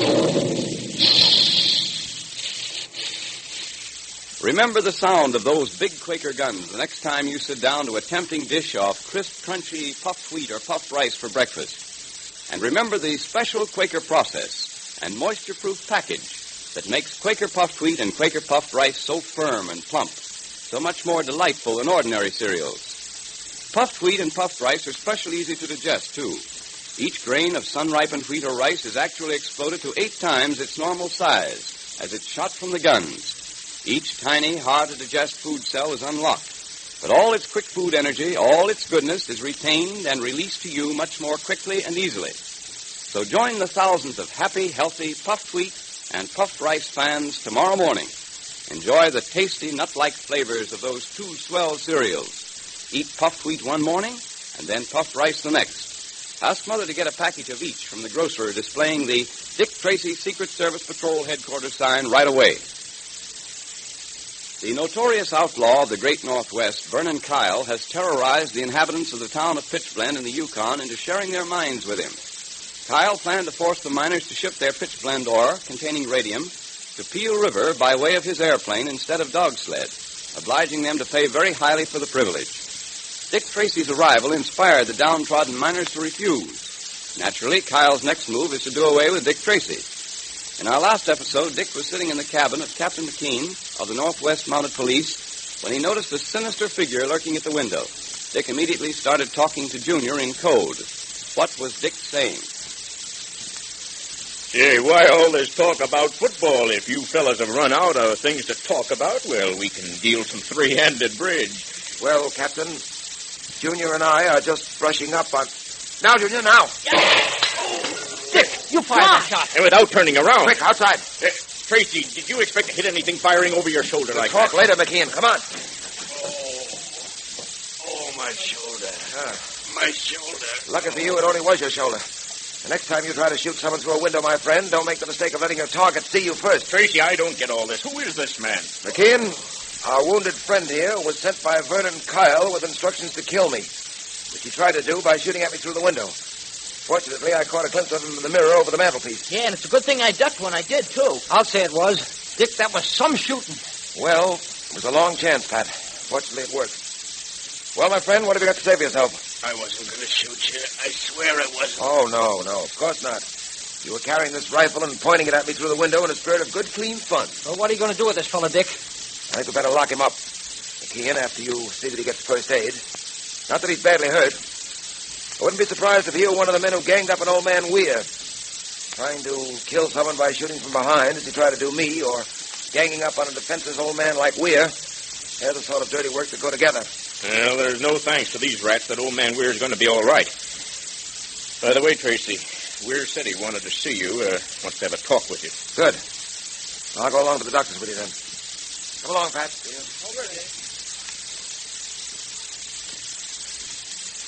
Well, Weir, I'm glad to see you're feeling so much better. Thank you, Mr. Tracy. The doctor's taken excellent care of me. I thought I was a goner after the way Torp and his mob beat me up. Well, I think I can go back to my shack tonight. Tell me, I understand you got Torp. Did you get the others who helped him beat me up? Yes, we arrested Torp, all right, but our friend Kyle was afraid Torp might be indiscreet enough to talk. So he took the precaution of silencing him forever. You mean Kyle actually... I mean that while Torp was in jail, Kyle had him put out of the way. Do you realize what Kyle's doing in this town? Do you realize that he's about ruined us miners? Well, first he forced us to turn over 50% of our claims to him. 50% for doing nothing. Absolutely nothing. And now I hear he's going to try and force us to ship the stuff by airplane, his airplane, and charge us another 40%. Well, I'm afraid Kyle isn't going to find that so easy. I spoke to the miners this afternoon. They're not going to use Kyle's airplane. For once, they're going to fight back. And we're going to help. Tomorrow, they're going to take the first shipment to Peel River by dog sled, in the old way. They're going to have a mounted escort in case Kyle attempts to hijack or attack them. Oh, that's splendid, sir. That's the first piece of good news I've heard in months. But, if they're leaving tomorrow, I'd better get back to my claim and get my pitchblende ready for shipment. My stuff might as well go along with him. Yes, you're right, Weir. Before you go, let me give you one word of advice. I know how you feel about Kyle. I know how you all feel. But don't try to take the law into your own hands. Kyle is going to discover that no man can, merely by brute force and wanton killing, ruin the lives and destinies of other human beings. He's going to find out that neither the human beings up here nor the precious radium they dig out of the earth belong to him. Remember that, Weir. Remember that. Yes, Mr. Tracy. I'll remember it.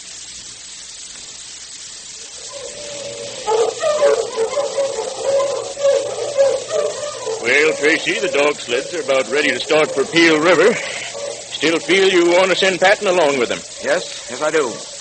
We've agreed, haven't we, McKean, that Vernon Kyle will make some sort of attempt at stopping these dog sleds before they get to Peel River? Well, there's hardly any doubt of that. But I'm sending along a mounted escort, headed by Remington. Yes, I know. But you don't object to Patton going along, too, do you? No, certainly not. You see, he'll be my personal representative on the trip, since I made certain promises to the miners. I understand perfectly, Tracy. You don't have to explain. Well, Dick, looks as if we're about ready to start. Yes, Pat. Another few moments at the most. Gee, Dick, can't I go along, too? Boy, I'd give anything to ride all the way to Peel River in one of those dog sleds. I know you would, Junior. But I'm afraid this trip isn't going to be a pleasure jaunt. There may be trouble. I'd rather you stayed here with me. Well, all right, Dick. Anything you say. Tracy, look. There's Vernon Kyle. He's coming over toward us now. Yeah, I see him. It'll be an interesting interview. Very interesting indeed. Well, if he starts anything, I'm going to let him have it right from the ground. Oh, easy, Pat. Let me handle it. Well, if it isn't the famous Mr. Tracy, huh? What are you doing? Giving the miners your blessing before you send them out into the great beyond? Kyle, to put it bluntly, and that's the only way I'll put it to you, you're not welcome here. Oh, I'm not welcome, Tracy. I'm welcome everywhere. I run this town, and every place I go, I'm welcome. I think you've just about worn your welcome thin, Kyle. Is that so? Well, let me tell you something, Tracy. Hold on. You can say your piece without poking me in the chest with that riding whip of yours. Now get this, Tracy. Whether you like it or not, I run this town and the people in it. In the first place, I don't like it. In the second place, you're not running this town any longer. Now, listen, those miners may think they're saving money by shipping their stuff through to Peel River by dog sled, but they're not. They're going to find it's a lot more expensive. Huh. Your anxiety to save money for them is very touching. I don't like your tone, Tracy. In fact, there's a lot I don't like about you. That goes for you, too, Patton. Don't tap my arm with that riding whip again, Kyle. Oh, you mean like this? Why not, Patton? Oh, that's why, Kyle. Pat. Oh, I'm sorry, Dick. I know you asked me not to, but I just had to get one poke at that guy. I've got to admit it was a pleasure. So it was a pleasure, was it, Patton? Yeah. Well, you'll be sorry for this. On your way, you drugstore cowboy. I think your business with us is over, don't you, Kyle? Well, we'll be meeting again. That goes for you, too, Patton. I'm going. But before I go, you better take a tip from me. Get those miners to change their minds. Tell them to ship their stuff out by plane. My plane, Tracy. Because if they don't... Yeah, if they don't? I'll be seeing you around, Tracy. I'll be seeing you around. I should have hit him again just to make sure. Take it easy, Pat. Sorry you hit him the first time. But after what he... Shouldn't have lost your head, Pat. Nothing was gained by that. It relieved my feelings. Well, as a policeman, you're supposed to keep your feelings under control. Remember that. Well, okay, Dick. I'm sorry. Mr. Tracy, the dog teams are all ready to start. All right. Now listen to me, you men. You're going to take these sleds through the Peel River. Don't let anything stop you. You know as well as I do that there'll be an attempt to stop you. You've got to prove to yourselves that you can do it. That you have the right to transport your pitch blende any way you want to. And that means without the help of Vernon Kyle and his airplane. Get going now, and good luck to you. Come on, Dick. I'll see you in 2 days. Take care of yourself, lad. Keep an eye on those dog sleds for me. Don't worry, we'll be all right. So long, Junior. So long, McKean.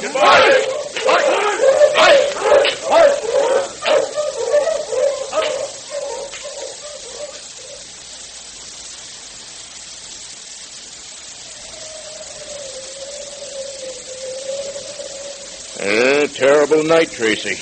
Bitter cold, and there's a high wind blowing. Think it'll snow? Oh, no, the moon's out. Big frosty moon at that. You can see it right over the brow of that hill over there. No, I was just thinking of those dog sleds and those men out there and this biting wind. Yes, I know. Well, they'll be all right, I'm sure. Well, Tracy, I must admit that since you've come up here, things have changed. Vernon Kyle isn't quite the braggart he used to be. I'm afraid I haven't done much more than hold him in check up till now. Hey, Dick, did you hear that? What was it? It was a human cry, Junior. Sounds as if there's a horse coming, too. He's coming for the cabin, whoever he is. He's gone past. Gosh, look, Dick. It's a hooded figure galloping across the moon. I heard something hit the door. Let's see. It's a knife, Tracy, a knife stuck in the door. Yep. There's a note attached to it. What's this mean, I wonder? We'll read it and see. It says, you cannot win alone against the snake that calls itself Vernon Kyle. I will help you. Signed, the Purple Rider. The Purple Rider? Gee, I wonder who he is. The Purple Rider? Who is the Purple Rider? And what further adventures await Dick Tracy in the wilderness of the great Northwest? Will Pat and the dog sled get through safely to Peel River? That's hard to tell. But now let's stand by for our Dick Tracy Secret Service Patrol meeting, brought to you by Quaker Puffed Wheat and Quaker Puffed Rice, those two specially delicious, nourishing cereals that are shot from guns to give you trigger-fast food energy. And here comes Dick Tracy, Jr., our patrol president now. The meeting will now come to order. Say, Junior, wasn't it great the way Dick got that code message to you today? It sure was. Everybody thought we were talking about football. You never know when that secret code's going to come in handy. Right, Mr. Quaker Man. And you know another swell thing about being a patrol member is that you know the secret handshake. Didn't Dick Tracy use that secret handshake to let you know who he was when he was disguised as the Apache, Junior? Yes, and boy, was I surprised. You know, a lot of patrol members use the secret handshake all the time to recognize each other and to find out whether other fellows and girls belong to the patrol without saying a word. And that's the right way to use it, too. Listen, boys and girls, if you're a member of the Dick Tracy Secret Service Patrol or of the National Girls Division, use the secret handshake the way you should. Read your code book. It's full of swell things to do. And if you haven't joined the patrol or the National Girls Division yet, join now so you can get in on all the fun we have together. That's right. Dick Tracy wants you to be in the patrol. It's easy to join.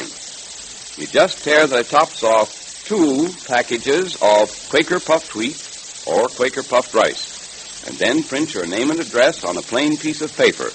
If you're a boy, write boy at the top of the paper. And if you're a girl, write Girls Division. Put it in an envelope with your 2 box tops and mail it to Dick Tracy, Box L, Chicago. Then you're a pal of Dick Tracy's, too. And we have a great time together. And Quaker Puffed Wheat and Quaker Puffed Rice breakfast taste just wonderful. These 2 delicious cereals are shot from guns to give you trigger-fast food energy. So look in the pantry today. And if you don't find any of those famous red and blue packages, ask Mother to get you some of each at the grocer's right away.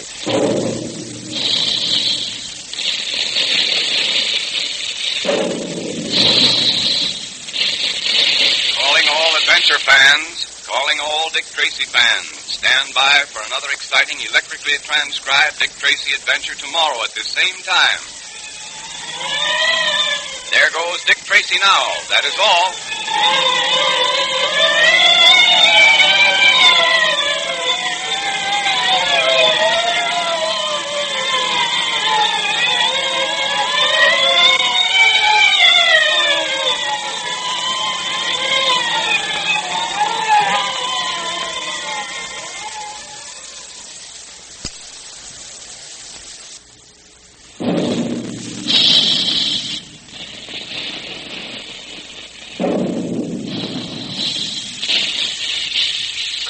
Adventure fans, calling all Dick Tracy fans. Stand by. Here comes Dick Tracy now.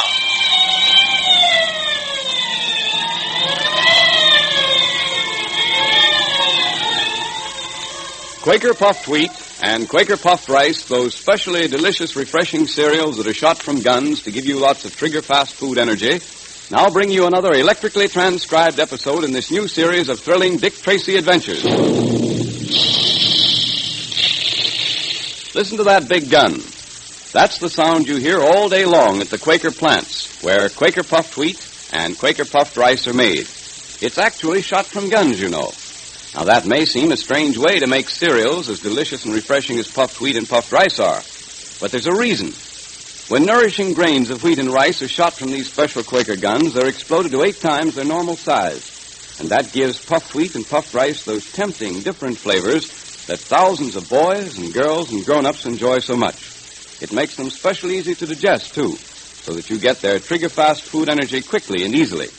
And remember, you need lots of that same kind of quick energy every day to be as alert and physically fit as Dick Tracy is. And here's another thing. The best way you can show Dick Tracy you're enjoying his swell adventures is to ask Mother to give you puffed wheat for breakfast one day and then puffed rice the next. That way you let Dick know you're with him and for him. and you have a delightful breakfast change the whole family enjoys. So ask Mother now to get you Quaker puffed wheat and Quaker puffed rice from the grocer who displays the Dick Tracy Secret Service Patrol headquarters sign right away. The inhabitants of Pitchblende, a mining town in the Canadian Northwest, live in terror of Vernon Kyle and his lawless gang. Already robbed of half their minds, the townspeople find courage in Dick Tracy's arrival to refuse Kyle's latest demand that their Pitchblende ore, which contains radium, be transported by his plane at an exorbitant charge rather than by dog sled. Despite Kyle's threats, the dog teams guarded by Pat Patton and some mounted police are en route to Peel River. Meanwhile, at Mountie headquarters, Tracy, Captain McKean, and Junior hear a weird cry in the night as a mysterious horseman gallops on by the wind, leaving his note at their door. You cannot win alone against the snake that calls itself Vernon Kyle. I will help you. And it's signed the Purple Rider. Purple Rider? Gee, I wonder who he is. Yeah, I can still see him. It's a hooded rider galloping across the moon. Well, there he's gone now over the brow of that hill. Well, Tracy, what does this mean? What do you make of it? Well, offhand, McKean, I'd say that the miners hereabout are not the only ones who have a grievance against Vernon Kyle. Seems to be someone else. Someone, I might add, with an obvious leaning toward theatrical effect. Well, what do you think this Purple Rider plans to do? Oh, as to that, McKean, your guess is as good as mine. We can only wait and see. The Purple Rider? Christ, it sort of makes me feel, I don't know, sort of creepy, Dick. Well, Junior, I should say that's the effect it's intended to produce, especially in our friend Vernon Kyle.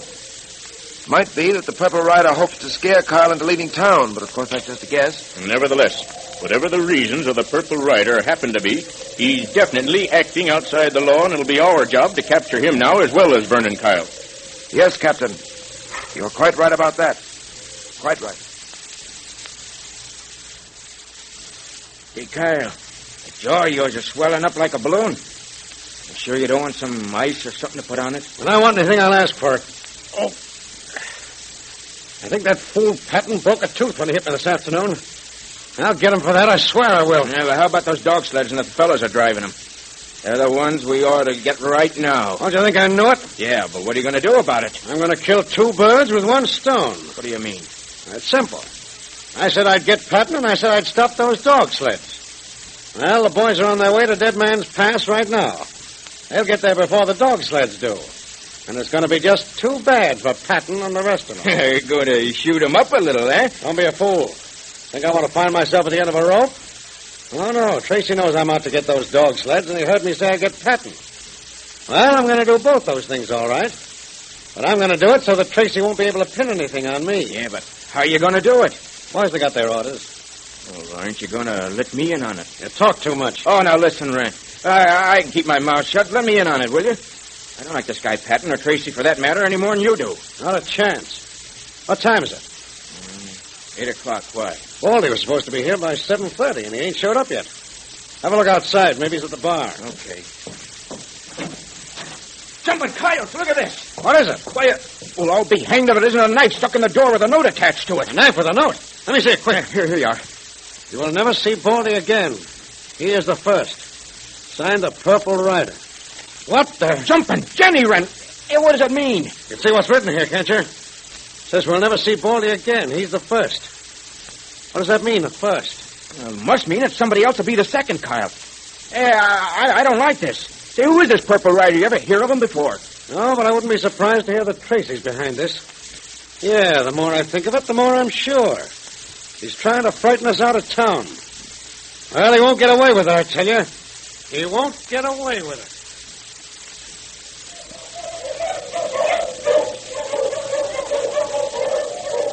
Mush!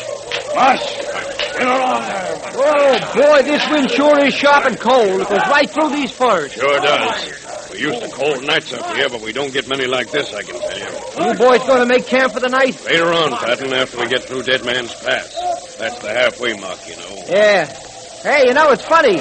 I always had the impression that you men rode in your dog sleds. And all you've done since we left Pitchblende is to run behind them and steer them. That's right, Patton. Of course, sometimes we hop on the runners in back for a little rest.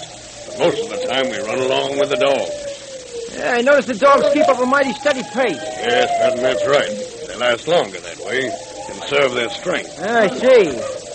Say, what's that howling I hear? Them's wolves off in the hills. tower into that big white moon up there. Yeah, sort of weird sound, isn't it? Hey, get used to it. Ah, there's Dead Man's Pass up there. Yeah, I see. Just a narrow pass running between those cliffs, huh? Yep. Once through there, we can pitch camp for the night and sit down to a good mess of pork and beans. Hey, you men. Dead Man's Pass straight ahead. Get a move on. Right behind you.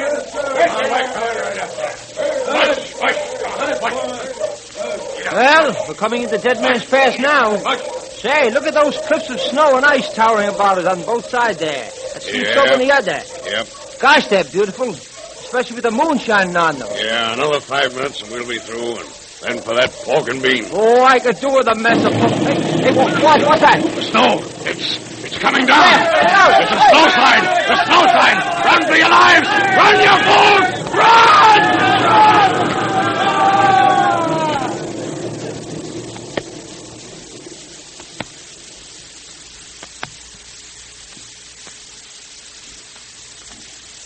Well, Tracy, I think it's about time for me to be hitting the hay. How about you? Well, not for a while yet, McKean. I want to finish this chapter on radium before I turn in. Well, if you're going to stay up, maybe I'll stay up a little while and finish another pipe. Well, now, please don't feel you have to play host. We get so few visitors up here in the wilderness, I'm glad to have a chance to chat about things. I know just how you feel. Say, are those wolves howling? Yes, baying at the moon, I guess. Not a sound you city folks have often. Yeah, up here in the loneliness, we're used to it. I suppose so. It certainly has a lonely quality, hasn't it? You can imagine what it's like out there in those frozen wastes. You know, this country makes a man feel like... What can that be at this time of the night? There's only one way to find out. Right. All right, I'm coming. Jack! Okay. In the name of heaven, hurry. Hurry, man. What's happened to you? Dead Man's Pass. The dog sled. The snow slide. What? Avalanche. Hurry or it'll be too late. Did you say a snowslide? Yeah. Every sled buried beneath the snow except mine. I was in the rear. I was just about to enter the pass when what had happened. For heaven's sake, hurry. Tracy, what'll we do? Round up as many men and dog teams as we've got. We've got to save those men. Yes, but can we? Buried beneath the snow. Don't talk, man. Act. Round up your men. Get every dog sled available. And as many shovels as you can find. We've got to save those men, and we've got to start at once if we're to do it.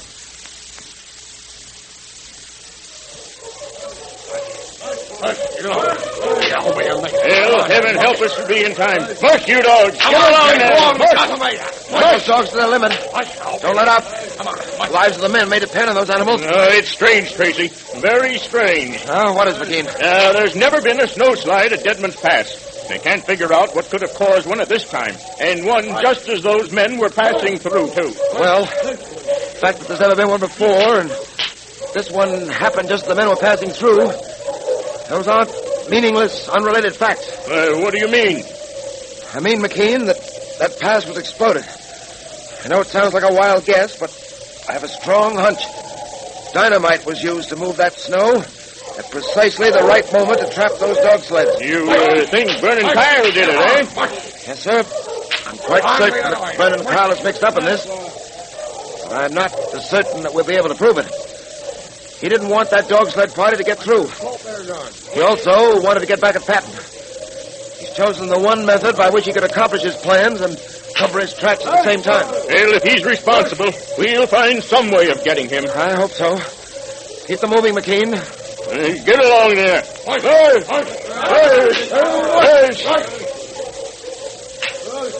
And Tracy, we've got to save those men. I feel a sense of personal responsibility, and I'm sure you do. For they've got families, many of them, and if they should die... Don't think about it. Keep moving. Hurry, you men. Keep up with us here. Nothing, coyotes. We're doing the best we can. Hey, Tracy, look. There's Deadman's Pass ahead. Yes. Look at that mound of snow. We're going to have our hands full digging them out of there. Well, we've got to save them. We've got to. And we will, McKean, if it's humanly possible. All right, men. Pull up. We're here now. All right, pull the sleds over to the side. And get those shovels and get busy. Even if they're buried under all that snow, they haven't got a chance. Yeah, that's what I say. What are you men talking about? There's one chance in a million to save those men. We've got to take it. We've got to dig until we collapse. Now get in there and start. Every second counts. Okay, Mr. Tracy. Get going, boys. That was hard. Come on. Hey, wait a minute, boys. Here's one of them. Come on. Help me pull him out. Say, he's frozen. Come on. Who is it, Tracy? Pat, speak to me, old man. Speak to me. He's finished, if you ask me. Don't stand around, you men. Keep on digging. There are others in there. Get them out. Keep digging, do you hear? Keep digging. Come on, boys. Keep at it. Come on. Keep going. Pat, old boy. Tracy, is he... I don't know, McKean. I don't know. Come on. Is Pat Patton alive or dead? And what will happen next in this drama of the forces of law against the forces of evil? We'll soon know. But now it's time for our Dick Tracy Secret Service Patrol meeting, and all you boys and girls are invited to attend by Quaker Puffed Wheat and Quaker Puffed Rice, those two specially delicious, refreshing cereals that are shot from guns to give you trigger-fast food energy. All right, Junior, we're ready. The meeting will now come to order. And today, Miss Tress Trueheart has a special message for you. Yes, Miss Trueheart wants to congratulate all the girls on the way they're getting their friends to join the National Girls Division of the Dick Tracy Secret Service Patrol. And Dick Tracy sends congratulations to the fellas, too. You're doing a swell job. Dick and Tess want me to remind you all to be sure to sign your patrol pledge in the presence of your mother when you get it. That's very important. You know, the patrol pledge really does mean a lot. That pledge has been a lasting bond between Dick Tracy, Pat, and me through all our adventures together. Just like the Three Musketeers, eh, Junior? Yes, sir. All for one and one for all. And Dick would like to know that every real red-blooded boy and girl in the country has signed that same pledge that means so much to us. Hear that, fellows and girls? If you've signed your pledge, you know how much that means. But if you haven't joined the patrol yet, send for your membership now. Get your secret code book, your patrol pledge, an official badge, free. Now, here's all you do. Just send 2 Quaker Puffed Wheat or Quaker Puffed Rice box tops with your name and address printed on a plain piece of paper to Dick Tracy, Box L, Chicago. And on this piece of paper, where you print your name and address, also print Girls Division if you're a girl, or if you're a boy, just print the word boy. Remember, Quaker Puffed Wheat and Quaker Puffed Rice are the 2 specially delicious cereals that give you trigger-fast food energy because they're shot from guns. So ask Mother now to get you some of each from the grocers right away.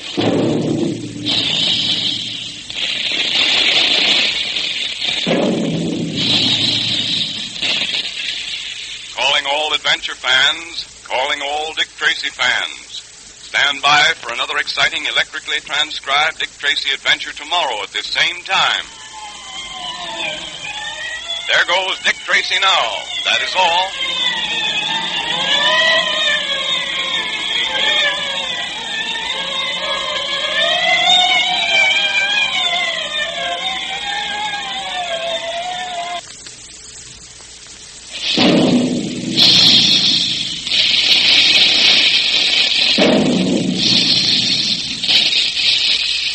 Calling all adventure fans, calling all Dick Tracy fans. Stand by.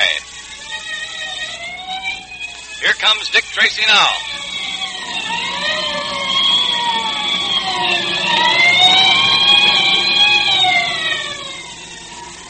Yes, it's time for Dick Tracy in another electrically transcribed episode of his thrilling detective adventures brought to you by Quaker Puffed Wheat and Quaker Puffed Rice, the specially delicious, nourishing cereals that are shot from guns to give you trigger-fast food energy. Well, spring's on the way. Days getting longer. There's lots more time now for patrol activities and fun outdoors. And that means that you need lots of trigger-fast food energy to keep wide awake and fast on your feet, the way Dick Tracy wants you to be. Big guns. Hear them? Dozens of times every day, those special Quaker guns are actually loaded with sun-ripened grains of nourishing wheat and rice. Then these hard-to-digest little kernels of grain are exploded to 8 times their normal size.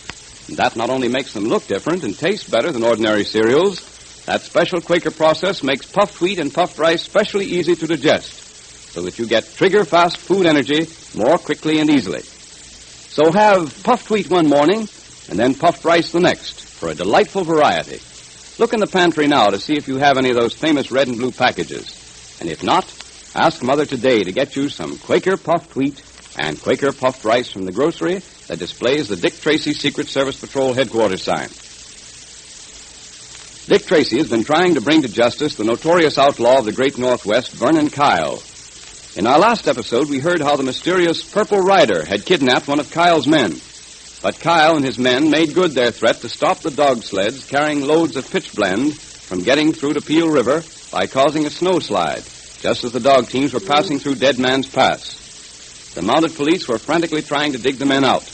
Pat Patton was the first to be discovered, and from his condition, it would seem that the rescuers may have arrived too late. Tracy, is Patton there, is he? I don't know, McKean, I don't know. Keep your men on it, keep them digging. They've got to find those miners and save them if they can. Dick. Pat. Dick. Thank goodness you're alive. Oh, it's cold. Well, the boys have built a fire. I'll get you over to it. Yeah, fire. Very close to the fire. Oh, I'm cold. So cold. Well, not too close, Pat. You'll have to take it by easy stages. Come on now. There we are. Well, I was afraid it was all over with you, Pat. Oh, I thought so too, Dick. How about the others? They're digging for them, Pat. Here's another one! Good. Bring him over here to the fire, McKean. Hard to carry. All right, lend a hand, boys. Okay. He's breathing, though. He'll pull out of it all right. God's been good to us tonight, Tracy. Yes, we have much to be grateful for. Keep the boys at it, McKean. They're doing the best they can, Tracy. They've dug through to the sleds, and it won't be long before they have all of them out. We arrived just in time, Tracy. A few minutes later, and it might have been all over with these men. Let me get close to that fire, Dick. All right, Pat, easy does it. Not too close. Gosh, Dick, it was awful. I thought we were finished when the snow caved in on us. It happened so fast. We couldn't run. We were trapped. Yeah, I know. Well, there's one man who won't be so happy to see you survive this snowslide, and that's Vernon Kyle. Do you think Kyle was behind all this? I'm sure of it, Pat. That snowslide was timed too nicely. Having it happen just at the precise moment it did wasn't a coincidence, Pat. Tell me, did you hear sounds like explosives going off? I'm not sure, but I think so. As I said, it all happened so fast. Yes, exactly. Much faster than ordinary snowslide, because dynamite started it. We've got to get Kyle for this, if for nothing else. We'll get him. The Purple Rider doesn't get him first. The Purple Rider? What are you talking about? Well, the Purple Rider, Pat, is a man who seems to share our dislike for Kyle. A fellow, apparently, who's decided to take the law into his own hands. We had a note from him tonight saying that he was going to help us put Kyle out of the way. What do you know about that?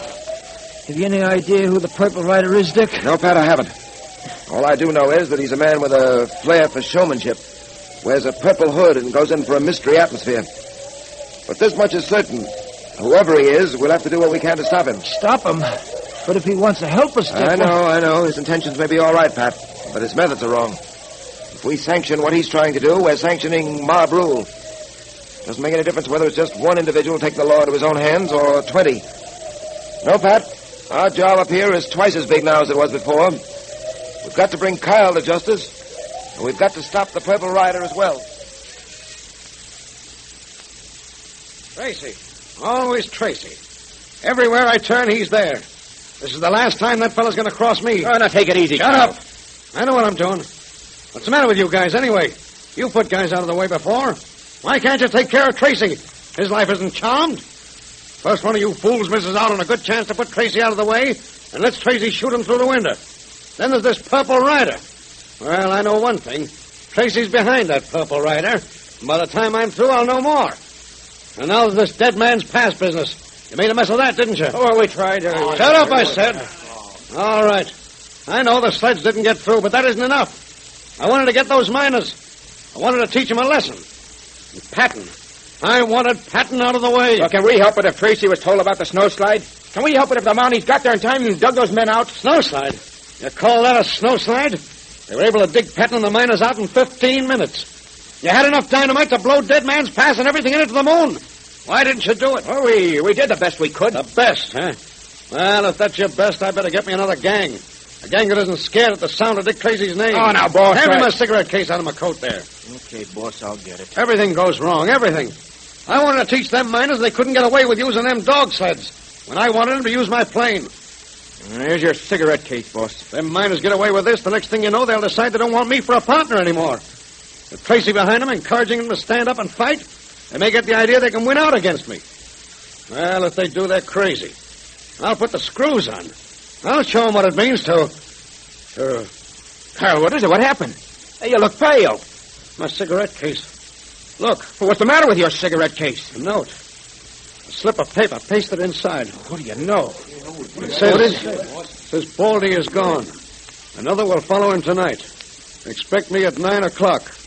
And it's signed the Purple Rider. The Purple Rider? Look, I'm getting out of here. Yeah, me too. I don't like that. Here we are, all of you. I don't know how this note got inside my cigarette case, who put it there, or how he did it. But you can bet your boots it was put there by somebody who's human, just like the rest of us. There ain't nothing to be frightened about. You boys stick to me. Hey there. It's him. It's the Purple Rider. Let me out of here. Let me out of here. Here we are, all of you. It's not 9 o'clock yet. It can't be the Purple Rider. Throw your guns. I got mine. Okay. Phil, open that door. Me? Yeah, you heard me. Open that door. Sure. Good evening, gentlemen. Tracy. It's Tracy. Holy mackerel. And I thought it was... Who did you think it was? Don't mind that. What are you doing here, Tracy? What do you want? We've come to have a quiet little talk with you, Kyle. Sort of informal. All right, Pat, I'll handle this. Kyle, I suppose you know why I'm here. I don't know, and I don't care. I'm here to warn you and to have a showdown. That's very nice of you. All right, save your sarcasm. Kyle, you're beginning to... Wait a minute, Tracy. You listen to me. I'll do the talking. Kyle, you've terrorized the miners long enough. You've extorted 50% of their profits, even though you didn't rate a penny. What's more, you've assumed that you can play fast and loose with radium, one of the rarest, most expensive, and most precious elements, an element which civilization needs. You're going to find that you made a serious mistake, and the day when you're going to make this rather shocking discovery is very close at hand. Now, I'll tell one. If that's all you've got to say, Tracy, you can... Dick, let me take a poke at that loud take it easy, Pat. Now, Kyle, I've warned you. If you're wise, you'll heed that warning. If I'm wise, huh? Well, you've done a lot of talking. Now, I'll tell you something. And get this, Greenhorn, and get it straight. You and me tangled once before. You happened to win out then, but that don't mean it'll happen again. I run this town, see? I've run it for a long time. And I'm not going to be forced out by a tenderfoot from the city, even if his name happens to be Dick Tracy. So you come here to warn me, huh? Listen, you hang around here much longer, Tracy. You keep pushing your face into things that ain't your business, and you might not get back to the big city alive. Hey, do you hear what I hear, Dick? And that goes for you, too, Patton. I owe you something special. I haven't forgotten that sock on the jaw. You caught me off my guard then. Well, you're not off your guard now, so... Easy, Pat, easy. You heard him, Dick. He wants another chance. All right, forget it. Quite a scrap of that shadow of yours, Tracy. Maybe one of these days, him and me will have the pleasure of meeting private. Any time at all, Kyle. Tracy, you don't think you can scare me out, do you? And another thing, all this hocus-pocus. If you think this Purple Rider bluff scares me, you're crazy. I know he's one of your men. So, you think the Purple Rider is one of my men, do you? Yeah, you're not kidding me. I don't know what you've done with Baldy, but you better see that he turns up real quick, alive and safe. Yeah, and you better cut out sending me them notes. Notes, huh? So you've been getting a few notes, too, have you? Yeah, you know I have. Found this one in my cigarette case. May I see it? You don't have to see it. You wrote it. You came a little early tonight, Purple Rider. You said you wouldn't come until 9 o'clock. I see. So now you think I'm the Purple Rider. A few seconds ago, he was supposed to be someone working for me. Well, for your information, Kyle, I'm not the Purple Rider, and I don't know who he is. But I do know this. He's out to get you, and he will if he isn't stopped. Which puts me in a peculiar position. I'm out to bring one man to justice, that's you, and to stop another, the Purple Rider, who's trying to do the job for me. Stop him? I don't believe it. I didn't suppose you would. The difference between the Purple Rider and me is that I'm out to get you in the name of the law, and the Purple Rider, whoever he is taking the law into his own hands. And his motive is revenge.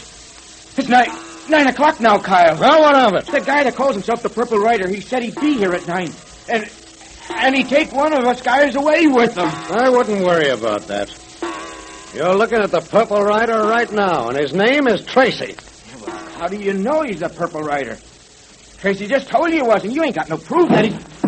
Who kicked that door open? Who? Jumping Jenny Wrens, look! Standing there in the door. Dick, look. Yes, Pat. It's the Rider. The Purple Rider. And he's got the drop on us.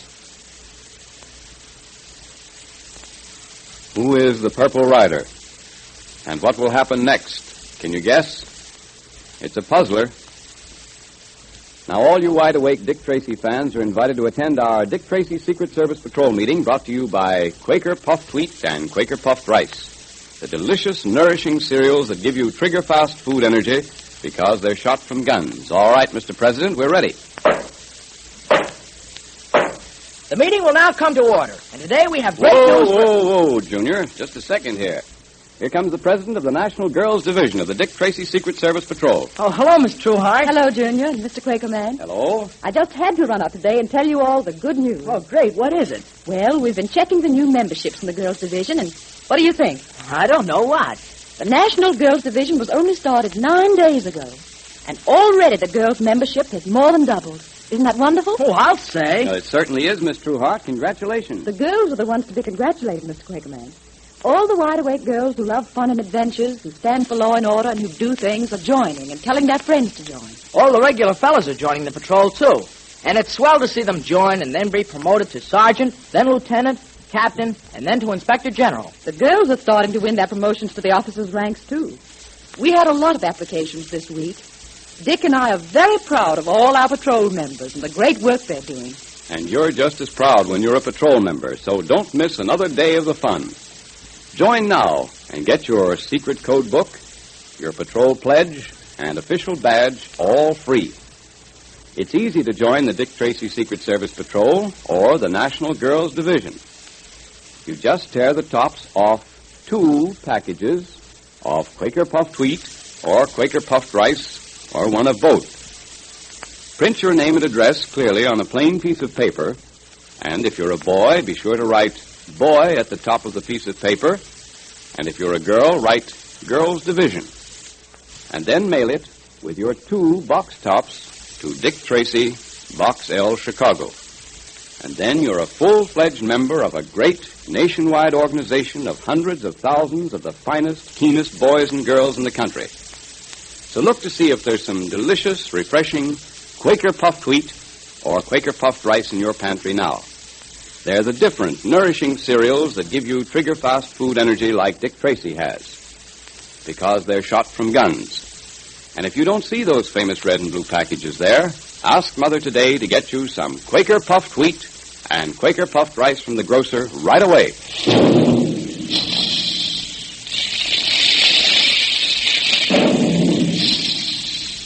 Calling all adventure fans, calling all Dick Tracy fans. Stand by for another exciting electrically transcribed Dick Tracy adventure tomorrow at this same time. There goes Dick Tracy now. That is all.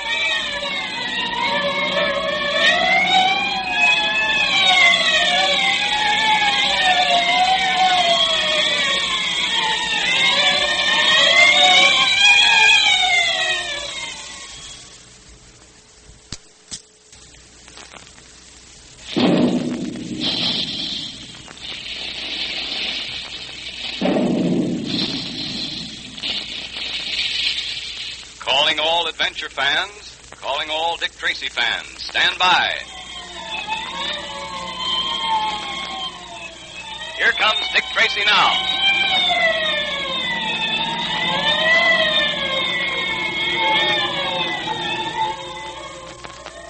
Dick Tracy, that fearless detective you read about in your daily paper, is with us again in another thrilling, electrically transcribed adventure brought to you by Quaker Puffed Wheat and Quaker Puffed Rice.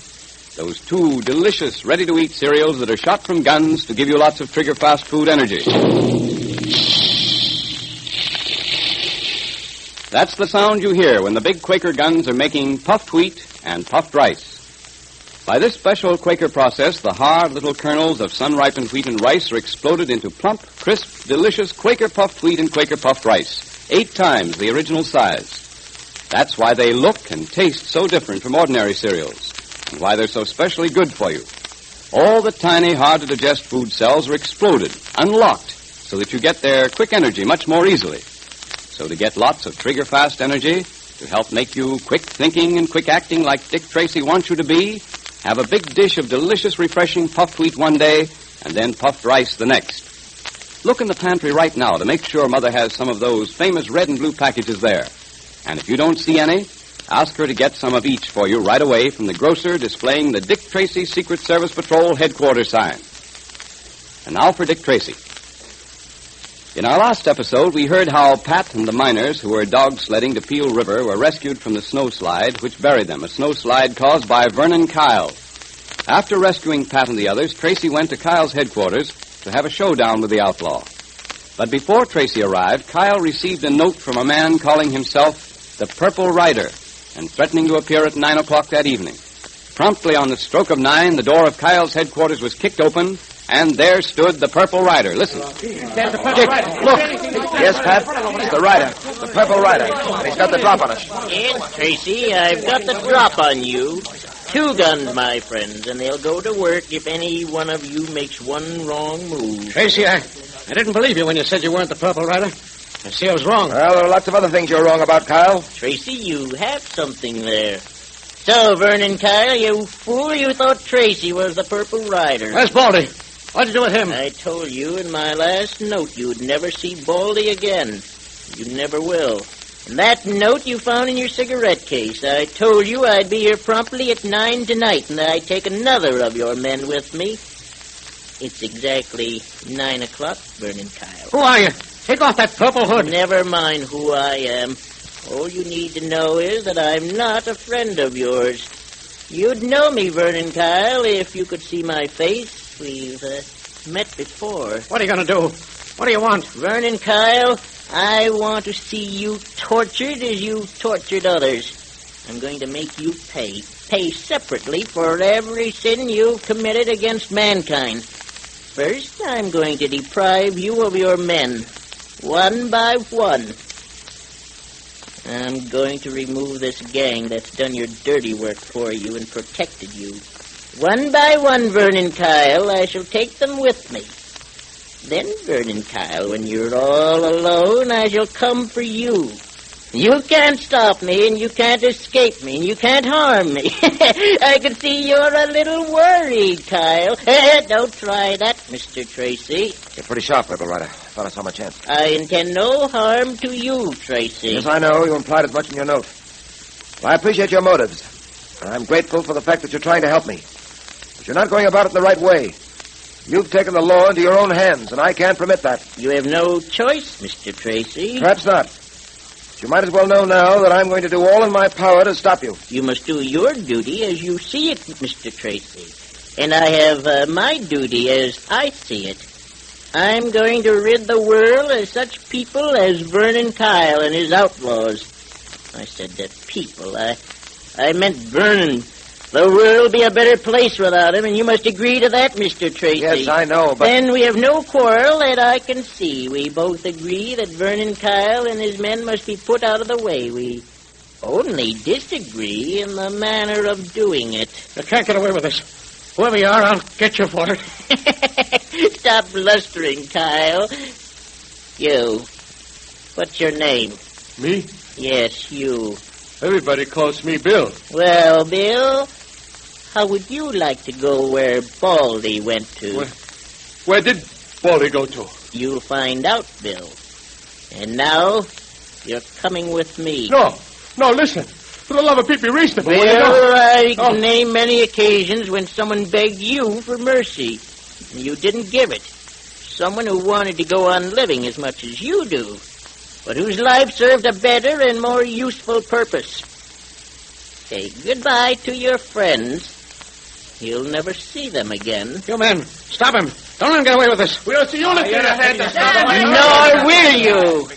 You men, take a look at Kyle now. Take a good look at the man you've been working for, and you'll begin to see Mr. Kyle in his real colors. Rather a bright yellow, I'd call it.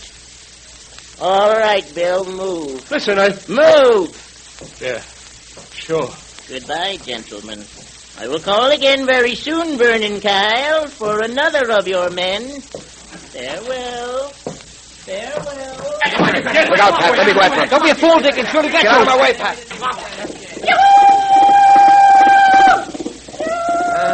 It's too late now. He's gone. Well, Kyle, you don't look very comfortable. It's all a trick scheme to frighten me away. Well, you won't get away with it, either of you. A lot of hocus-pocus, and you know it. I'll get that Purple Rider before he gets me. Mark my words, Tracy. I'll get him before he gets me. I wouldn't be too sure of that, Kyle. Any word from Bill or Baldy yet, Kyle? No, not yet. Looks like the Purple Rider meant what he said, all right. We'll never see him again. Baldy or Bill. Who do you think will be next? Stop that kind of talk. I tell you, Tracy's behind that Purple Rider trying to scare us into leaving town. Well, he's going to find out we don't scare that easy. What are you going to do? Tracy thinks he's got me buffaloed. Well, we'll see about that. He's having this Purple Rider pick us off one by one. We won't just sit around waiting to be picked off. Maybe we'll do some picking off ourselves. You mean you're going to... If Tracy can send someone around to capture people so can I. Capturing Tracy may be too great a risk. Besides, he don't scare easy. He may have an iron nerve, but there's one thing he wouldn't be able to hold out against. And that's the kid. No, I don't get you, boss. Well, suppose we were to get hold of that kid, huh? Grab him while Tracy wasn't around. How do you suppose Tracy would feel then? What do you think he'd do? Gee, I don't know, boss. Well, I'll tell you. Tracy's crazy about that kid. If we held the kid where Tracy couldn't get to him, he'd do anything we wanted him to do. We'd be able to twist Tracy around a little finger. And that's just what we're going to do. And listen to me. Yeah, go on, Vern. You know that hideout up in the hills about 3 miles? You mean the one on the edge of the precipice? Yeah, that's the one. You're going to get hold of that kid, Junior, and take him up there. And you're going to keep him there till I tell you what to do with him. Sure, but how are we going to get a hold of that kid? That's simple. Every afternoon, Captain McKeon takes that kid out riding. I know, because I've seen them together lots of times. Well, now, this is what you're going to do.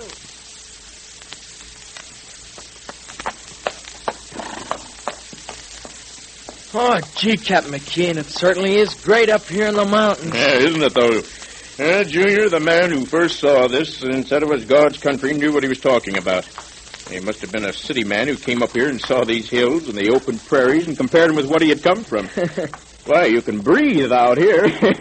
Well, there are lots of things about the city I like, too. Oh, yes, I suppose there are things a fella can like there, but... Here, look off down there. What a view, huh? The whole town of Pitchblende lying before you. Yeah. Those are the Pitchblende deposits over there, aren't they, Captain? Yeah, that's right. Say, tell me, Captain McKean, who first discovered radium? Why, as near as I know, it was first discovered by a Polish scientist, a woman named Curie, Madame Curie. Well, she and her husband worked years searching for radium, and they finally discovered it in the substance called pitchblende. Well, they discovered another substance in pitchblende, too, but you don't hear much about it, and yet it's just as important and just as rare. Well, what is that, Captain? Oh, it's a substance called polonium. Madame Curie called it that after her native land, Poland. Oh. Yeah, there was a woman for you, Junior. Probably one of the greatest that ever lived. She and her husband worked night and day for many years before they isolated radium, as they called it. Gee, they must have made lots of money with their discovery. Yeah, no, they didn't. They gave their discovery to the world, Junior, and didn't ask a penny in return. They felt that radium was too important for the world's happiness to be used just for personal profit. And that's the real scientific spirit, you know. That's the kind of spirit Vernon Kyle and his men haven't got. Yeah, Kyle thinks radium was brought into the world for his own special benefit. Yeah. He thinks he can turn it into a personal racket. But he'll find out he can't get away with it. Well, youngster, the sun's going down. I think we'd better start back, Tracy will start to wonder what's happened to us if we don't. Okay. I'll race you to the foot of the hill. No, you won't. You're getting to be a good rider, but you're not that good. Now, you wait a while before you try and gallop a horse downhill. Well, I remember what you told me about riding a horse downhill. To lean back and throw my weight against his haunches so he won't trip or stumble. That's right, but you'll have to get more accustomed to the saddle before you try that at a gallop.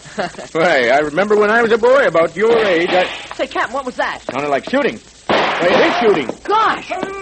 Hey, there's trouble over there, Junior. I've got to see what it is. I'll come with you, Captain. No, wait here. There's shooting going on, and I don't want anything to happen to you. But, Captain, I'll be all right. You stay here. Dick Tracy would skin me alive if he knew I exposed you to danger. Oh, all I'll right. be back in a moment. Come on, get up now. Come on. Gee, the way Captain McKean and Dick treat me, you'd think I was a kid or something. Gee, I wonder what's going on over there. I wonder who these men on horseback are. They're coming over here. You're Dick Tracy, Jr., ain't you? Yeah, what about it? All right, boys, bring him along. Okay. Hey, now, wait a minute. What's the idea, You'll fellas? find out, kid. You'll find out. Just come quiet, that's all. Say, listen, what do you think you're trying to do, huh? You're going to be tough, huh? Well, I'll soon change that. All right, come on, are you? You're not going to take me without a fight. Come on. I got him, boys. We got his arms. Grab him, the rest of you. Come on now. You won't keep me long. Not when Dick finds out All about right, boys, this. all right, let's get going. That Mountie will be back any minute. Anyway, we've got what we came for. Come on, girl, look on there. With Junior captured by Vernon Kyle and his gang, the situation indeed has become desperate. What will be Tracy's next move? And by the way, do you know who the Purple Rider really is? Now, you see if you can figure it out. And now, fellows and girls, you're all invited to attend our Dick Tracy Secret Service Patrol meeting, brought to you by Quaker Puffed Wheat and Quaker Puffed Rice, those specially delicious cereals that are shot from guns to give you trigger-fast food energy. And Pat Patton is acting president today in Junior's absence. The meeting will come to order. And today, Dick Tracy has a special assignment for you patrol members. I'll read it to you. Listen. To all members of the Dick Tracy Secret Service Patrol and of the National Girls Division, on this day, April 14th, 1938, you are officially appointed to the rank of Patrol Safety Officer. In that capacity, you are to use your influence to promote safety among the boys and girls in your neighborhood. To do this, first, set a good example yourself by obeying traffic lights, by not playing in streets, alleys, roads, or other thoroughfares, and by looking both ways carefully before you cross a street. Second, caution other fellows and girls who endanger their lives by playing in the streets or by being careless at crossings. This is a definite and important patrol activity to which you are now officially assigned, Dick Tracy, Commander-in-Chief. So wear your official members or officer's badge to show that you're a duly appointed safety patrol officer. And if you haven't got the official Dick Tracy Secret Service Patrol badge yet, join now. It's easy. You just send 2 Quaker Puffed Wheat or Quaker Puffed Rice box tops with your name and address printed on a plain piece of paper to Dick Tracy, Box L, Chicago. If you're a boy, be sure to write the word boy at the top of the page. And if you're a girl, write Girls Division and mail it with your 2 box tops to Dick Tracy, Box L, Chicago. Then Dick sends you your official badge, your secret code book, and patrol pledge. And at the same time, you're getting lots of trigger-fast food energy every day from your swell breakfasts of Quaker Puffed Wheat and Quaker Puffed Rice, because those 2 different delicious cereals are shot from guns. So ask Mother now to get you some Quaker Puffed Wheat and Quaker Puffed Rice at the grocer's right away.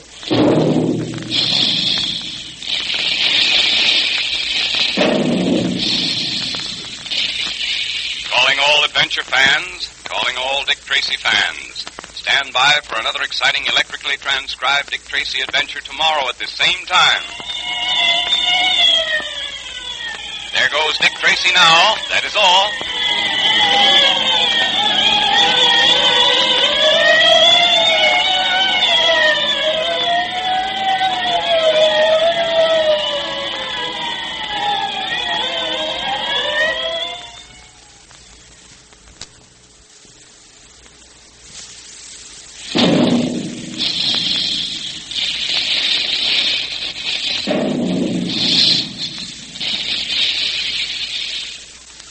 Adventure fans, calling all Dick Tracy fans. Stand by. Here comes Dick Tracy now.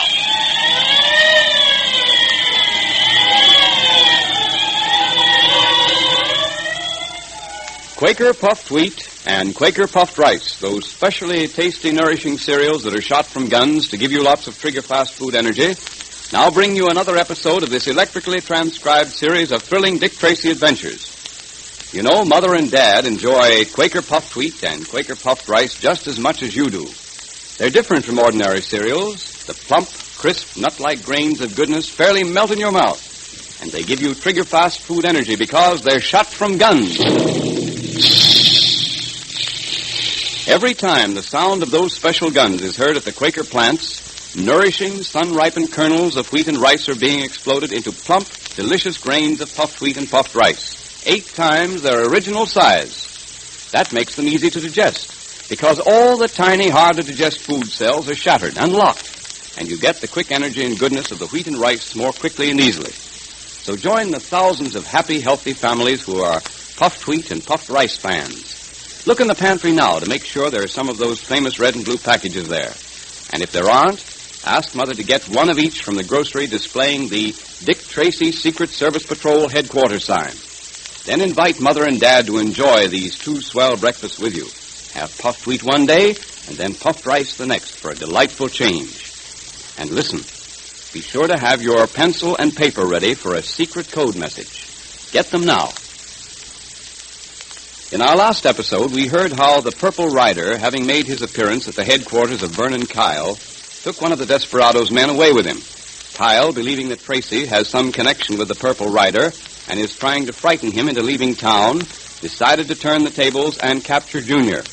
Late that afternoon, Junior was riding with Captain McKean in the mountains when shots were heard in the distance and a call for help. McKean went to investigate, and while he was gone, Kyle's men set upon Junior and carried him off to their mountain stronghold. Put another log on that fire, Curly. You can't seem to get this place warm. Listen to that wind howl. Well, what do you expect? 3 miles up in the mountains on the edge of a precipice? Why'd the boss have to pick us for this job? I don't like it. I ain't crazy about it myself, Curly. It's a long, hard ride back to Pitchblende. Yeah, and we won't be making it in a hurry. We gotta stay here with the kid till we hear from the boss. Yeah. Hey, it's about time we shoved that kid up into the attic. Give me those ropes so I can tie him up. Right, and I'll take this gag out of his mouth. Come on, kid. There we are. Okay. Oh, thanks. Thanks a lot. Say, listen, where is this place, and why have you brought me here? Come here by the window.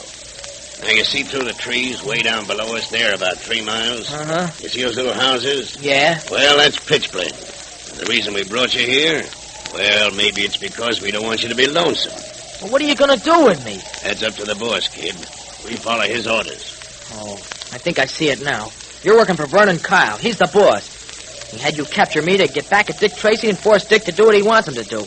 Pretty bright kid, ain't he? Hey, he's got it figured right. Well, here's those ropes. Come on, buddy. Sorry, kid, we gotta tie you up and put you in the attic. Oh, no, you don't. You're not Come on, going to do that. naughty. We had to suck you once, and we'll do it again. Yeah. And besides, why do you have to make this job tougher for us than it is already? Ain't you got no consideration, kid? Sure. He's right. Put yourself in our place.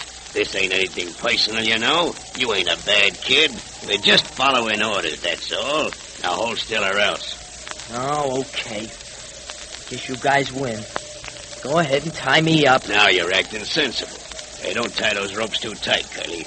We don't want to hurt the kid, and he's going to be tied up for a good long time. Well, thanks. Think nothing of it, kid. We're that kind of guys, see? Okay. There we are. I guess these ropes will hold now. Good. And now, kid, we'll put you up in the attic till supper time. That'll be in about 2 hours. We'll see that you get your grub. Don't worry. No, I don't think I'll feel like eating. Oh, you'll have an appetite in 2 hours. Sure. Wait till you start smelling the ham and beans and stuff. Wait a minute, Butch. I gotta open this trapdoor. Right. Okay, in with you, kid. Now, push up. Now you just lay on the floor there and be quiet. We'll bring you down for supper when the time comes. Well, good they didn't tie those ropes too tight. Hey, Dick once showed me a trick of tightening your muscles and then relaxing them. I think this is the way it works. Gee, it does work, too. Get my hands loose now. There. Now, what am I going to do? What's the best thing to do? Can't go down there with them. Maybe I can get out on the roof. Gee, I kicked up against something. Looks like a piece of glass. There it is. Piece of old mirror. Holy mackerel. I wonder if I can do it.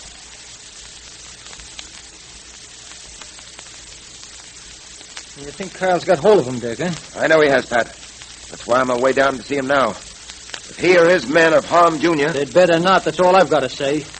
When did you find out about this, Dick? Only 10 minutes ago. McKean came down from the mountains without Junior. He was thrown away by the sound of those shots and had to leave the youngster for a little while because he didn't know what he was going to get into and didn't want to expose Junior. When he came back, Junior was gone. First, McKean thought Junior had come home by himself. Dick, maybe that's what did happen. Maybe Kyle hasn't got the youngster at all. Maybe Junior did start to come home alone and got lost. And maybe he's taken a longer way home. Oh, I know better. Junior would have waited for McKean. He didn't. And that makes me sure something has happened to him. I'd be very much surprised if Kyle isn't behind this. And I don't expect to be surprised. Well, Here we are at the hotel. Yeah, let's go in. That's Kyle's private office over there. Come on. Okay.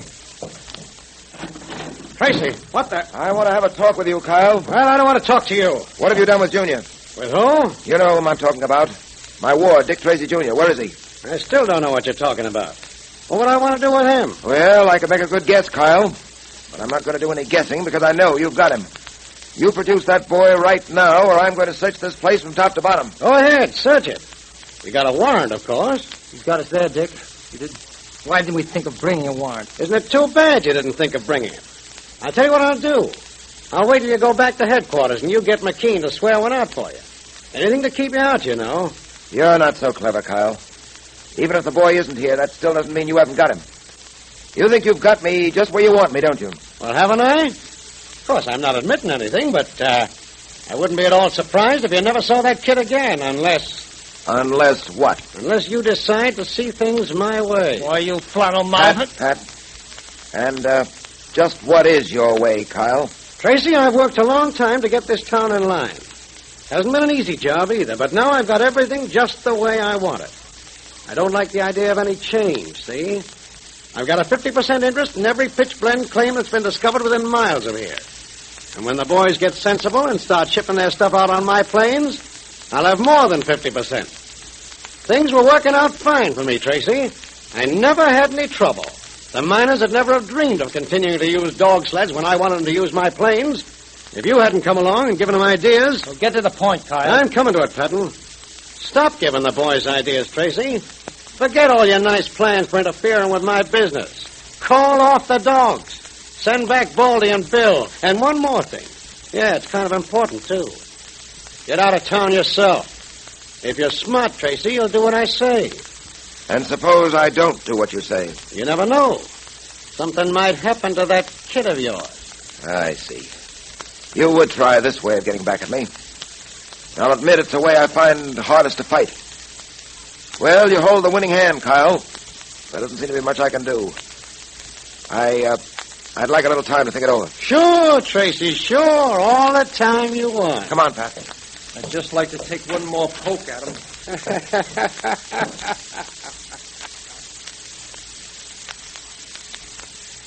Why didn't you just let me knock him around a bit and force him to tell us where Junior is? Well, that's not the way to do things, Pat. We've got to do things according to the law.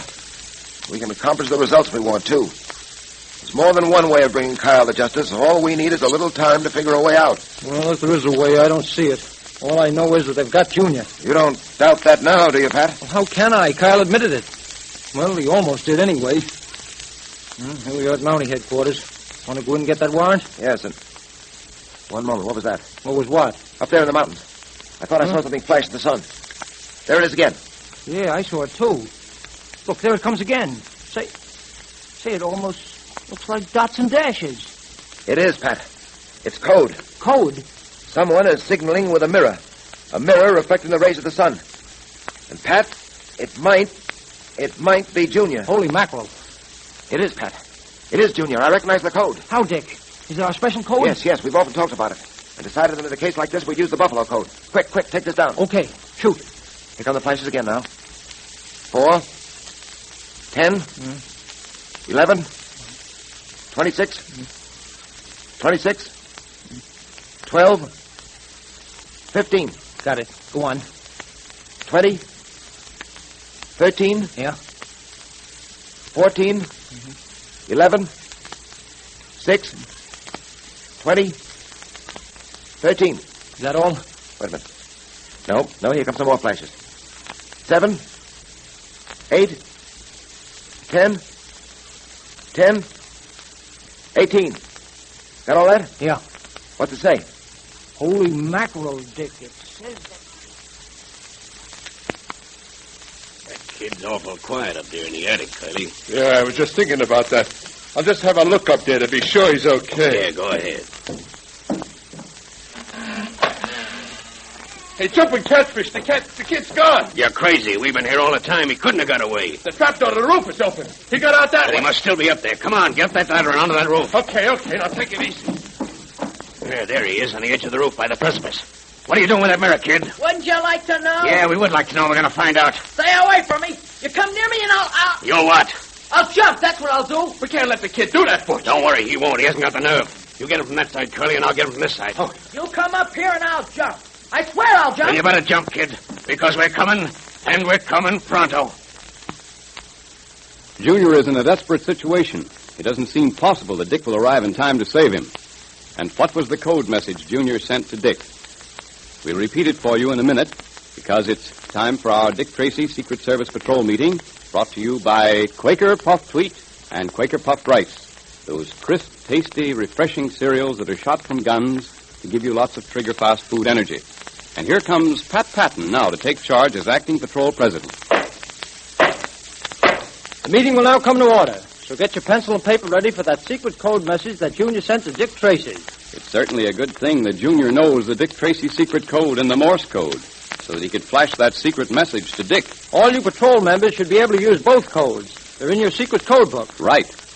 And now let's have that secret message, Pat. Okay. It's Buffalo, 4, 10, 11, 26, 26, 12, 15, 20, 13, 14, 11, 6, 20, 13, 7, 8, 10, 10, 18.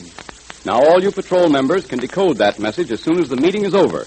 And if you haven't got a Dick Tracy secret code book, join the patrol right away. Then Dick sends you one, and you're in the know, too. It's easy to join the Dick Tracy Secret Service Patrol or the National Girls Division, and it's barrels of fun when you do. So tear off the tops of 2 Quaker Puffed Wheat or Quaker Puffed Rice packages. Then print your name and address on a plain piece of paper. If you're a boy, print the word boy at the top. And if you're a girl, print Girls Division. Put the paper in an envelope with your 2 Quaker Puffed Wheat or Quaker Puffed Rice box tops and mail it to Dick Tracy, Box L, Chicago. Join now, fellows and girls. Get your secret code book, patrol pledge, and official badge. You'll have the time of your life. And you certainly enjoy those delicious different breakfasts of puffed wheat one day and then puffed rice the next. Remember, they're shot from guns to give you lots of trigger-fast food energy, to keep you alert and keen like Dick Tracy is. So ask Mother now to get you some delicious Quaker Puffed Wheat and Quaker Puffed Rice from the grocers right away.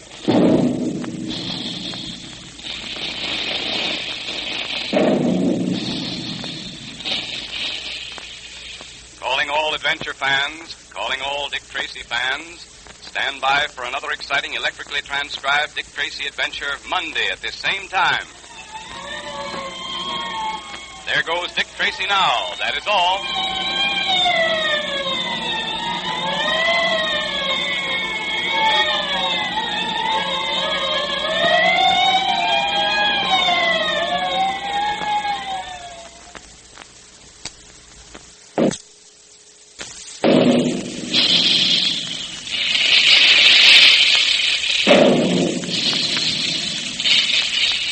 Calling all adventure fans, calling all Dick Tracy fans, stand by. Here comes Dick Tracy now.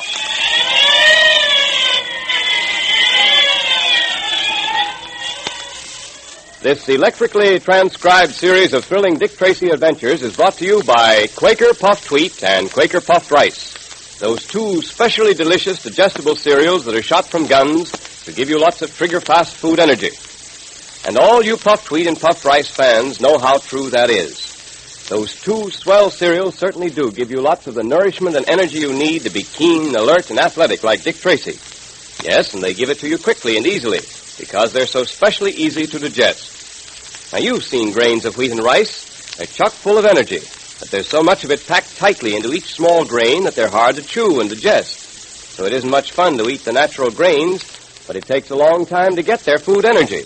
That's why Quaker shoots them from the big guns. That special Quaker process explodes the small, hard grains to 8 times their normal size. And what a difference that makes.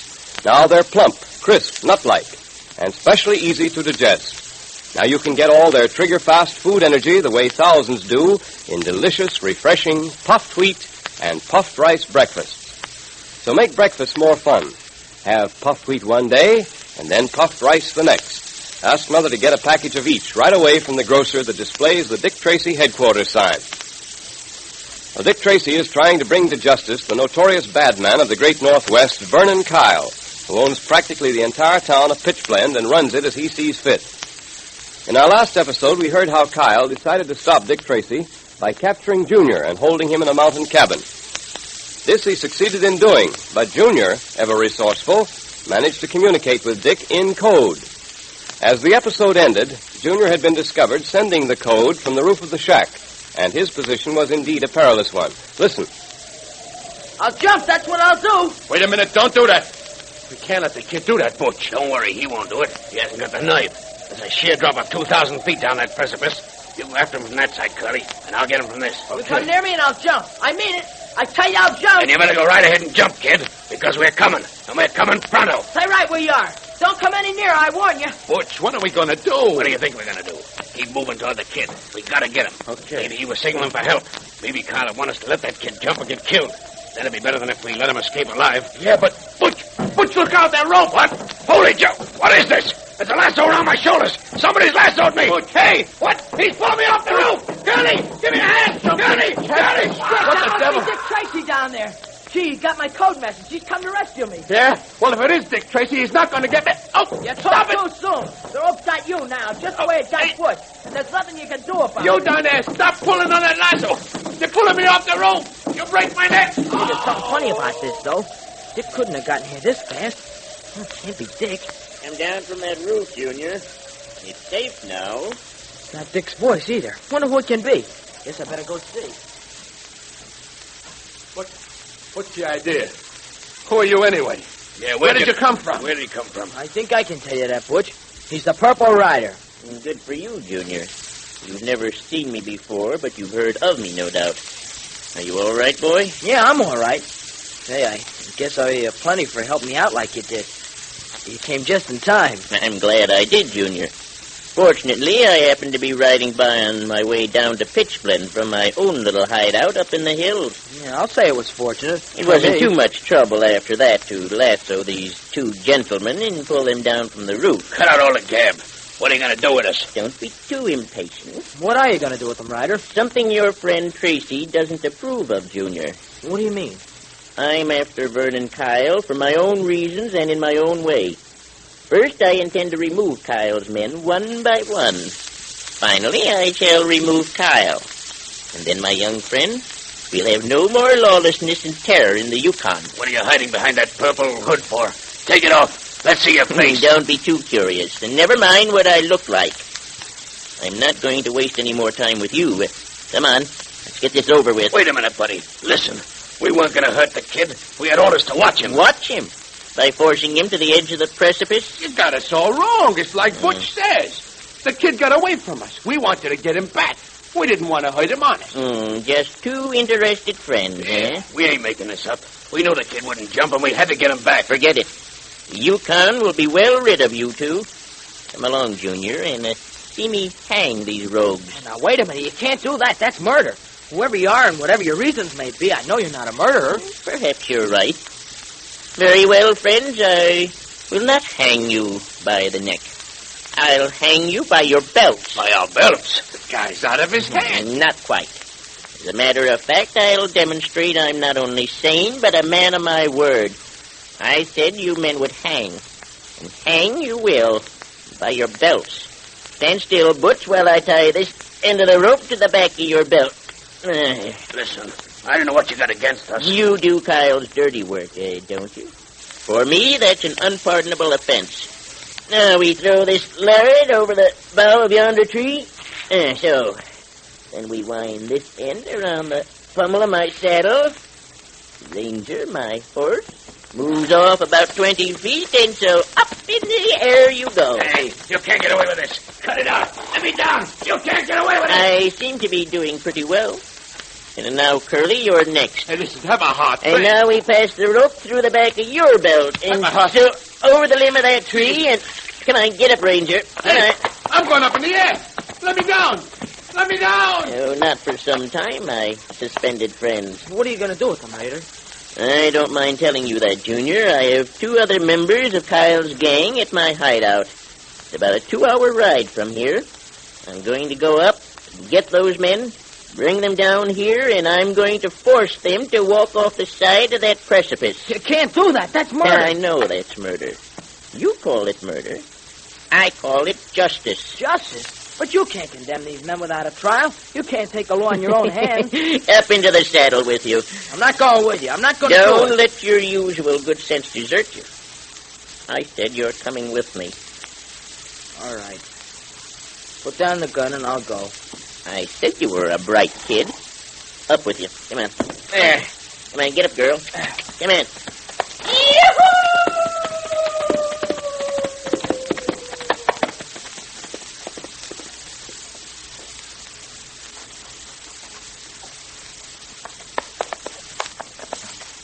Is this the place we're looking for, Dick?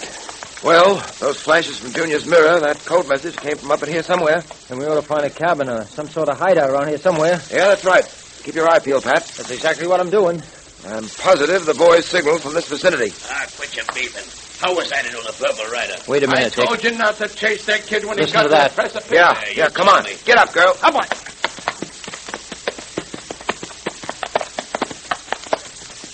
Here we are, Dick. There's a cabin. Well, I'll be a cross-eyed owl. Look at those two hanging in midair. They're two of Kyle's men. Look, Curly. It's Tracy. Yeah, I see him. Yes, and you're going to see a lot of me from now on, and I'm not sure you're going to like it. Where's Junior? What have you coyotes done with that boy? Cut us down from here and we'll tell you. The kid's safe, I'll tell you that. One moment. Wait a minute, Dick. Let me do it. Let me get them down. So you want to be cut down, eh, Butch? Okay. Hey, wait, don't. There. Hey. Oh, me back. Oh, couldn't you let me down easy? Did you have to cut the rope? All right, you're next, Curly. Listen, Pat. Have a heart. That's a 15-foot drop. Don't cut that rope, Pat. Listen. Sorry, I'll have to cut it, Curly. Wait a minute. Oh. All right, get up. Now answer me. Where's Junior? He ain't here, Tracy. Well, where is he? Well, we don't know. Now, listen, I'm warning you. Talk fast. Where is he? Look, Tracy. He went away with the Purple Rider. The kid didn't want to go, but the rider made him. Yeah, and the rider said he'd be back. What's he coming back for? Well, he took Junior up to his own hideout. He says he's got two more of the gang up there. He said he was going to bring him back here and then make all of us walk over the side of that chasm there. Why'd he take Junior with him? Just a minute, Pat. Have you any idea where his hideout might be? All I can tell you is this. He went off that way, with Junior riding in front of him. Well, if he said he was coming back, Dick, don't you think the best thing to do is to wait for him? No, Pat, I don't. We're right after him. Well, he rescued Junior from these two. You don't think he'd hurt the boy, do you? No, but he may decide to do away with those men up at his hideout instead of bringing them back here. We've got to stop him from taking the law in his own hands. I've warned the rider, but apparently he's chosen to ignore my warning. Well, what are we going to do with these guys? We can lock them in the cabin here. They'll be safe until we get back. All right, Curly, Butch, get going. Hey, you can't do that. Why can't we? Listen, Tracy. Suppose you don't meet up with the Purple Rider. Suppose he gets back here before you do. You'll have to take your chances on that. Get going. Well, Junior, I've got Shorty and his pal tied up outside. I'm ready to take them back to Kyle's hideout with us. Hey, now, wait a minute, Purple No, Rider. we haven't the time to wait. You're taking the law in your own hands, convicting these men without a fair trial. I know they're Kyle's men. I know that they deserve to be punished, but not by you.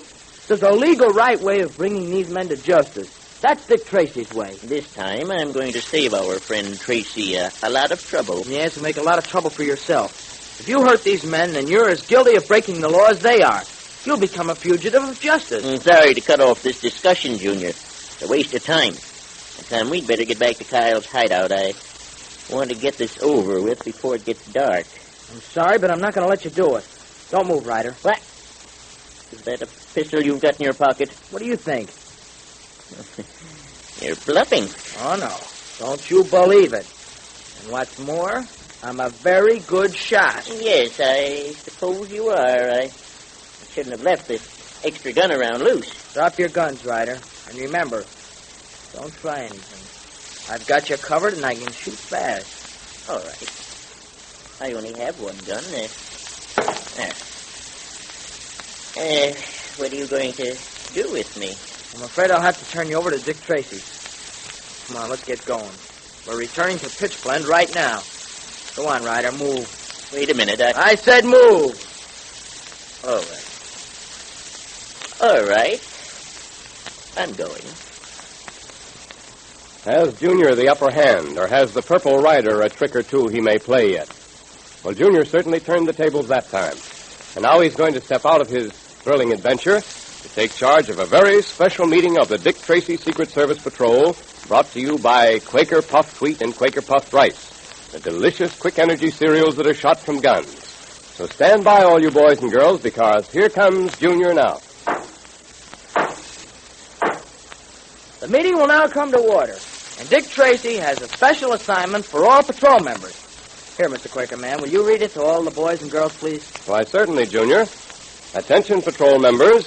It says, to all officers and members of the Dick Tracy Secret Service Patrol, Wednesday, April 20th, has been designated Official Patrol Badge Day. On that day, it is the duty of every officer and member of the patrol to wear the badge of the highest rank to which he or she has been appointed for the entire day. Signed, Dick Tracy, Commander-in-Chief. Official Patrol Badge Day. Say, that's a great idea, isn't it? It certainly is, Junior. Now, of course, lots of the patrol members wear their badges every day anyhow. But Dick wants all patrol members to wear their badges on the same day as a symbol of the united strength of this great national organization that stands for law and order. Gee, you wear your badge all day on Wednesday, won't you? And to be sure, all the patrol members you see tomorrow to be sure to wear their badges on Wednesday, too. And we'll make a real showing for Dick Tracy. And if any of the boys and girls aren't members of the Dick Tracy Secret Service Patrol yet, tell them what a great thing it is to be a member. A pal of Dick Tracy's. And tell them how to join, won't you? And if you aren't a member yet, join now. Now listen, you just get 2 Quaker Puffed Wheat or Quaker Puffed Rice box tops, and then print your name and address on a plain piece of paper. Now, if you're a boy, write the word boy. And if you're a girl, write Girls Division at the top of the page. And put it in an envelope with your 2 Quaker Puffed Wheat or Quaker Puffed Rice box tops and mail it to Dick Tracy, Box L, Chicago. Then Dick sends you your secret code book, patrol pledge, and official badge. Get yours now. And remember that Quaker Puffed Wheat and Quaker Puffed Rice are the 2 specially good-tasting cereals that give you lots of trigger-fast food energy because they're shot from guns. So enjoy a big dish of puffed wheat one day and then puffed rice the next for a delightful change. Ask Mother now to get you a package of each from the grocer's.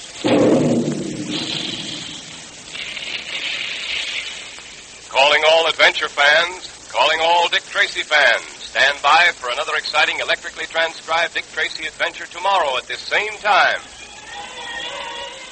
There goes Dick Tracy now, and that is all.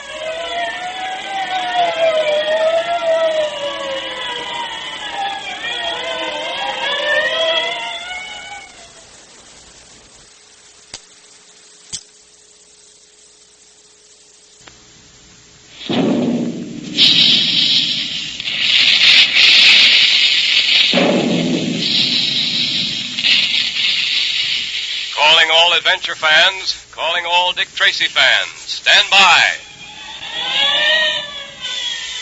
Here comes Dick Tracy now.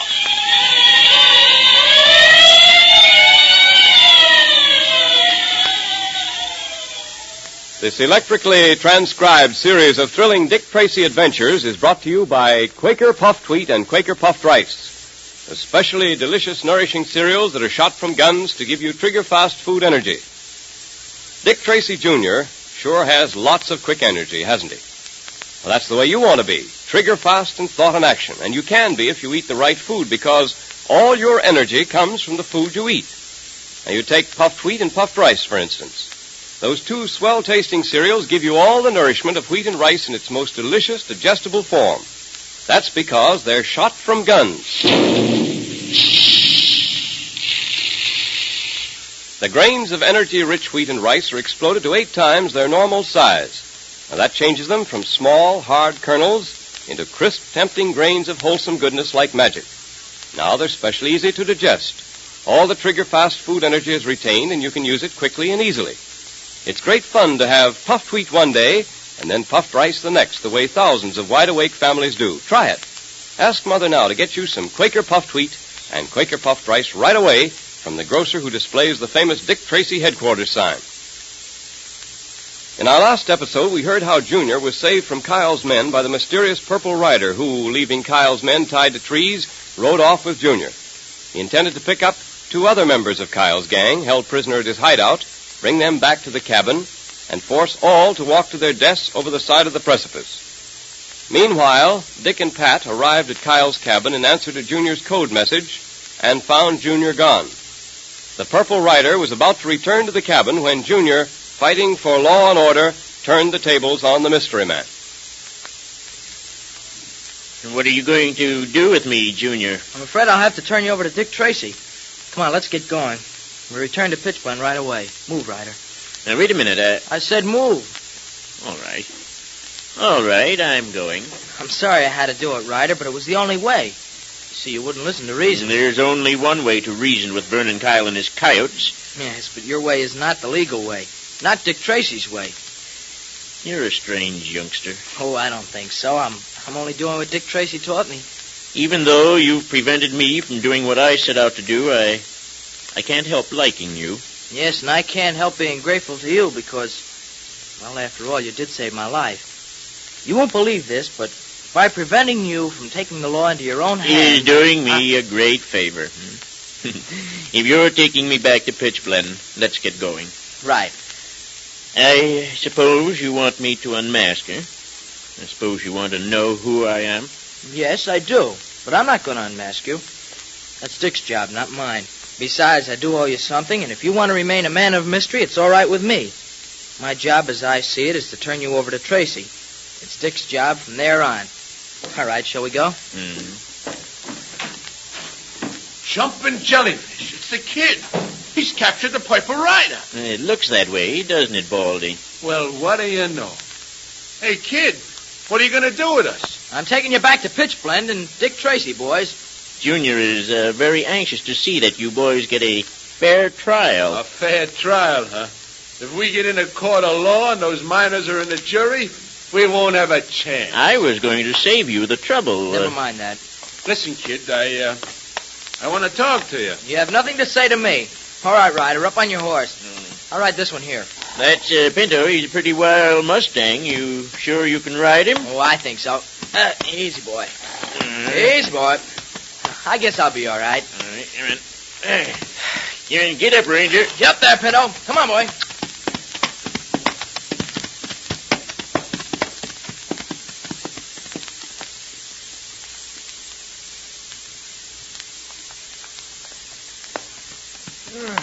Riding up these mountain trails isn't any too easy on these horses, Dick. No, Pat, it isn't. But it's got to be done. Wait a minute. Hold a minute. Rein your horse in. What's up? We can get a good view of the valley and those mountains from here. See any sign of the rider's hideout? I don't see anything. No, neither do I. Not a sign. No smoke, nothing. Guess we'll just have to keep on moving. Yes, I suppose so. You're worried about Junior, aren't you, Dick? Yes, I am, Pat. I don't think the Purple Rider'd harm him. He's out to help us. Yes, I suppose in his own way he is, but he's going about it the wrong way. I haven't any quarrel with his motives, Pat. It's his method I object to. Yeah, I know. If only we could nail Vernon Kyle and his gang before the Purple Rider gets to him. Well, for the Purple Rider's sake, as well as the miners of Pitchblende, I hope so. Dick, how much longer is it going to take to get the goods on Kyle? I don't know, Pat. Maybe a few days, maybe a week, maybe longer. One thing is certain. We're not leaving Pitchblende until we've broken Vernon Kyle's hold on the town. Well, he certainly has a hold on us. Stranglehold. Look at the way he's horned in on the miners' claims. Fleeced them of every cent he could get his hands on. That isn't the most vicious of his activities by any means. You're thinking of the radium? Yeah. And I don't like to think of what might happen if Vernon Kyle gained control of the radium industry in this part of the country. Radium's pretty expensive, isn't it, Dick? Expensive is hardly the word, Pat. I don't know whether you're aware of it or not, but 1 gram of radium is valued at $100,000. $100,000? Just for 1 gram? Yes, it's so rare, you see, Pat, and so difficult to get. Hundreds of tons of pitchblende yield a very, very small amount of radium. I can see now why you're taking this case so seriously. The world's radium supply would be practically cut off if Kyle gained control of the pitchblende deposits up here. Well, not quite that, Pat, but it would seriously cripple the supply. At any rate, we've got to stop Vernon Kyle. Well, just how are you going to do it? Kyle seems to cover his tracks pretty well. That's true. Our problem will be made so much easier if only we could get the miners and pitchblende to testify in a court of law against Kyle. Well, can't we? I don't know. I've been around talking to many of them, Pat. Kyle has them all so terrorized that they're afraid to testify. Afraid to appear in court to say a word against him. Well, it's not hard to understand. Kyle's men have beaten miners up, dragged them out of bed in the middle of the night. Yeah, I know. It requires courage. Courage with which we'll have to imbue these men. If they're ever to beat Kyle. Well, maybe after we've brought some of Kyle's men in as our prisoners, the miners will see that Kyle isn't unbeatable. Maybe that'll give them the courage you've been talking about. Perhaps. And then again, perhaps it'll add to our difficulty. Oh, I don't see that, Dick. Well, when we return to town, bringing with us several of Kyle's men, he's going to take it in poor grace, shall I say. Oh, he isn't going to like it. Like it? What he'll undoubtedly do is to bring pressure on those miners. In desperation, he's going to try to make a quick cleanup. And that's going to mean a wave of dirty undercover work, terrorization, beatings, threats. But you know the sinister routine as well as I do. Well, are we going to stand by and let him get away with it? Hardly. Must be some way of getting the evidence we need against Kyle, Pat. Some way we haven't thought of. It'll turn up, I'm sure of that. We've always placed our faith in decency and justice. And we're not going to abandon our faith at this point. Hello, what's that? What's what? Look across the valley there. Where? Oh, I see. Looks like 4 horsemen. Yes, and one of them's the Purple Rider. And one of them's Junior. Who are the other 2?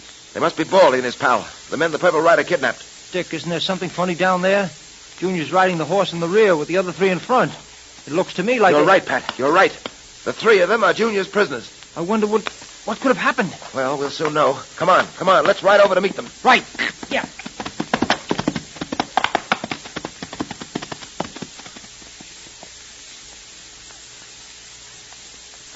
Junior. Yes, Ryder? What are you going to do about Butch and Curly? Well, we're going to pick them up and take them back to Pitchblende with us. They can ride with Baldy and his friend there. Hello, Junior! Well, look who... Gosh, it's Dick Tracy. So I see. Hi, Dick. Oh, Pat. Hello, Junior. Hi, Junior. What's happened? Looks like you're riding herd on the boys. Yeah, they're all my prisoners. Gee, isn't it swell, Dick? Tracy, your young friend is to be congratulated.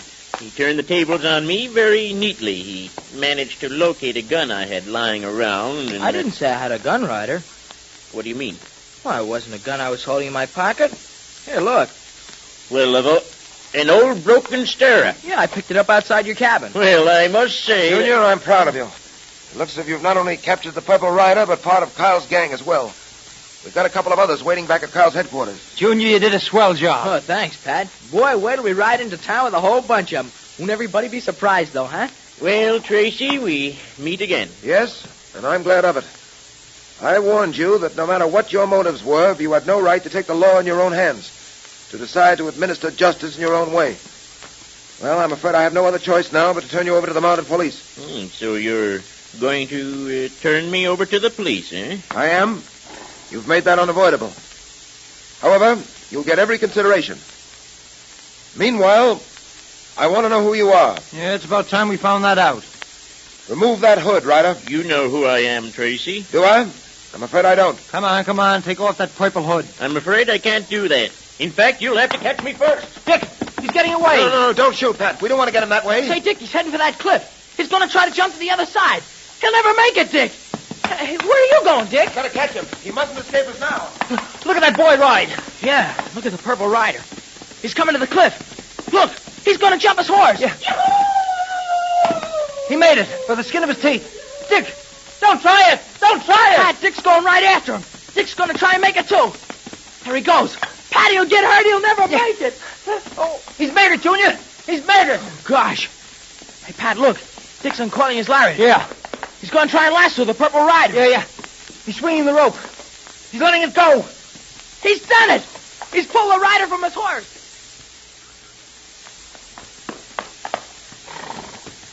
All right, Ryder, I've got you. No tricks now. Don't get up till I get off this horse. Hey, you won't get off that horse alive, Tracy. I've got a gun. Your young friend forgot to relieve me of both my guns. I warn you, Ryder. Don't shoot. And I warned you, Tracy, not to interfere with me. You didn't heed that warning, and I've got you covered. The game is up, Tracy. What will Dick do now, covered by the gun of the Purple Rider? Can there be any escape for the great detective? And who is the Purple Rider? Well, see if you can guess. And now we're all ready for our Dick Tracy Secret Service Patrol meeting, brought to you by Quaker Puffed Wheat and Quaker Puffed Rice, the delicious, refreshing cereals that are shot from guns to give you lots of trigger-fast food energy. The meeting will now come to order. And tomorrow's the big day, patrol members. It's official Patrol Badge Day. Yes, that's an official assignment, right from Dick Tracy himself to you. You see, Dick knows that you patrol members wear your badges most of the time. But now that the patrol is a great national organization of the finest boys and girls in the country, Dick wants all the members to be sure to wear their badge on one special day. And that day is tomorrow. Then everyone will realize what a powerful force for law and order your Dick Tracy Secret Service Patrol actually is. So be sure to wear your badge tomorrow. Wear the badge of the highest rank that you've been promoted to. And tell all the patrol members you know to wear their badges tomorrow, too. And if there are any that you didn't see today, well, you call them on the phone right now. Right. And if any of your friends haven't joined the Dick Tracy Secret Service Patrol or the National Girls Division yet, tell them how easy it is to join and how much fun it is. And if you're not a member yet yourself, join the patrol right away. Now, Dick Tracy wants you to. Here's all you do. Just tear the tops off 2 Quaker Puffed Wheat or Quaker Puffed Rice packages. Then print your name and address on a plain piece of paper. Also write boy if you're a boy, or girls division if you're a girl at the top of the page. And then mail it with your 2 Quaker Puffed Wheat or Quaker Puffed Rice box tops to Dick Tracy, Box L, Chicago. Then you're a full-fledged member of one of the finest organizations for boys and girls in the world. Right. And you'll realize that tomorrow when you see all the patrol members wearing their badges. And you'll be mighty proud that you're wearing yours. And remember that Quaker Puffed Wheat and Quaker Puffed Rice are shot from guns to give you lots of trigger-fast food energy. So ask Mother to get you some Quaker Puffed Wheat and Quaker Puffed Rice at the grocer's right away.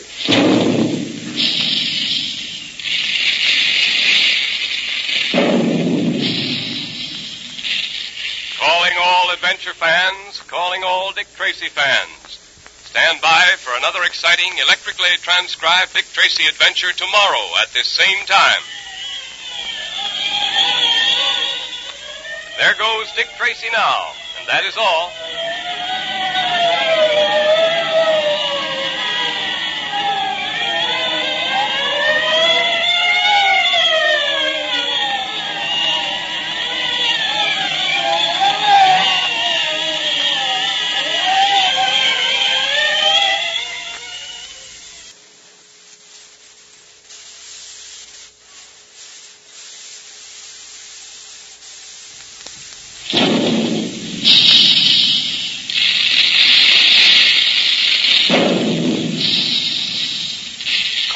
Adventure fans, calling all Dick Tracy fans, stand by.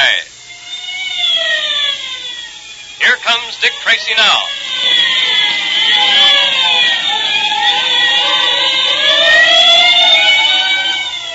This electrically transcribed series of thrilling Dick Tracy adventures is brought to you by Quaker Puffed Wheat and Quaker Puffed Rice. Those 2 different delicious cereals that give you trigger-fast energy because they're shot from guns. That's why thousands of happy families enjoy puffed wheat one day and then puffed rice the next. When the selected grains of nourishing wheat and rice are shot from the big guns, they're exploded to 8 times their normal size. That transforms the small, hard-to-digest kernels into crisp, crunchy, nut-like grains of wholesome goodness. All their food energy is retained, but now they're specially easy to digest. You get the trigger-fast food energy you need to be keen and fit like Dick Tracy in breakfast that tastes like a million. Make breakfast more fun for the whole family. Ask Mother now to get you some Quaker Puffed Wheat and Quaker Puffed Rice from the grocer that displays the Dick Tracy headquarters sign. Junior has captured the Purple Rider and is returning to Pitchblende with him and several members of Kyle's gang who are the Rider's prisoners. Meanwhile, Dick Tracy and Pat, en route to the Rider's hideout, meet Junior and his prisoners coming back. When Tracy asked the Purple Rider to unmask himself, the rider wheeled his horse toward a dangerous cliff, leaped the cliff to the other side with Tracy after him. Dick lassoed the escaping rider and pulled him from his horse. As Dick rode up to the rider, the hooded mystery man pulled a gun on the detective and... I warn you, Ryder, don't shoot. And I warn you, Tracy, not to interfere with me. You didn't heed that warning. All right, I've got you covered now, and I'm not wasting time. The gun backfired. Well, your hood saved you from a bad wound, I imagine. Here, let's get that hood off you and see what damage has been done. There. Old man Weir. So you're the Purple Rider. That's right, Tracy. Now you know. Huh. That gun gave you some bad burns when it backfired. Well, tell me, why did you attempt all this? Yes, someone had to do it. None of those miners down in Pitchblende dared put up a fight, and I was as cowardly as the rest until Kyle's men beat me up the way they did. After that, I swore I'd get Kyle, and I would have. If it hadn't been for you. Well, a lucky thing I did stop you, or you might have been wanted for murder this time, Weir. Well, that wouldn't have bothered me. I had to get Kyle out of the way. That's my job. A job I intend to do lawfully. So you're the Purple Rider, huh? Old man Weir. I didn't think you'd really pull the trigger of that gun. If it hadn't backfired, I'm afraid I wouldn't be here now. I shouldn't have done it. I was crazy, I guess. All I knew at the moment was I had to get away. I couldn't let you take me. Well, you got me now. Yes, and I think we better get you down to Pitchblende as quickly as possible. You'll need first aid for those burns. I'll say this, whether you believe it or not. If I had hurt you, and if that gun hadn't backfired, I would never have forgiven myself. Oh, Dick! Dick! Everything all right? Yes, Pat. Look here. Meet me at the base of this cliff. You stay on your side, and I'll stay over here until we get to the bottom. No sense risking our necks trying to cross again. Okay. See you down below.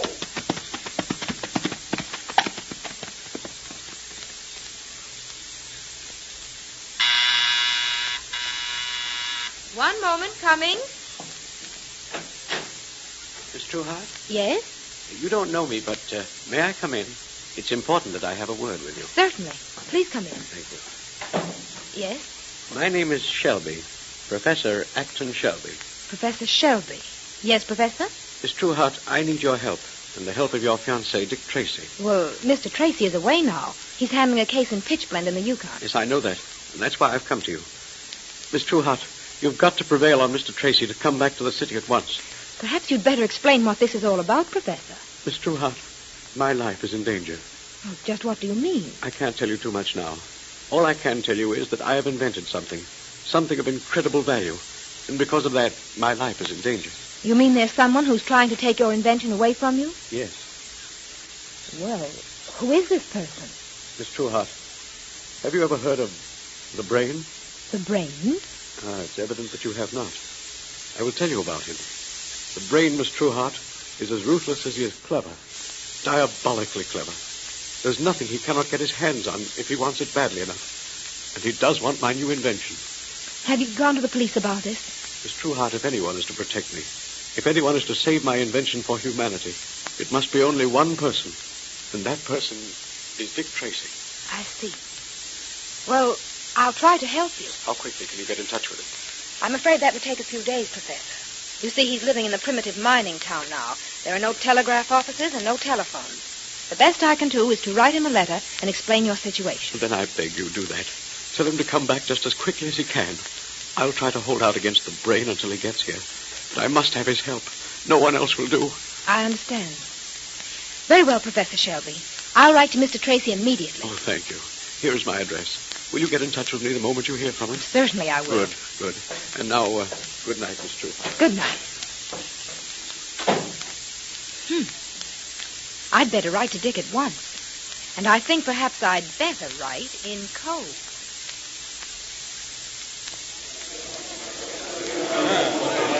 All right, men, quiet, please. Quiet. Boys, I've asked you to meet me here tonight because there are a few things I have to say to you. Go ahead, Mr. Tracy. We're listening. All right, I won't waste words. I've been here in Pitchblende for some time now, and I've been doing all I can to free you from the vicious grip that Vernon Kyle has upon you and this town. But, boys, you haven't done your share. In my work here, I've run into obstacles I never expected to encounter.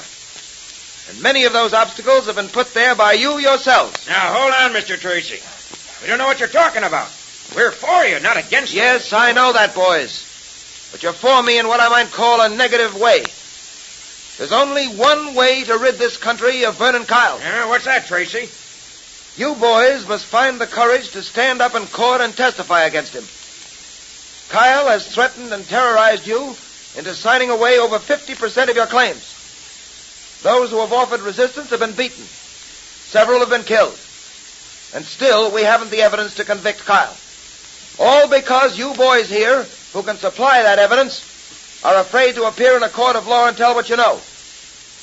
Now, I don't like to say this, but to put it bluntly, boys, I think it's because you're afraid. You're right. We are afraid. Sure we are. All right, then. How long is this going to go on? I'm here to help you, to organize ways and means of putting Kyle where he belongs.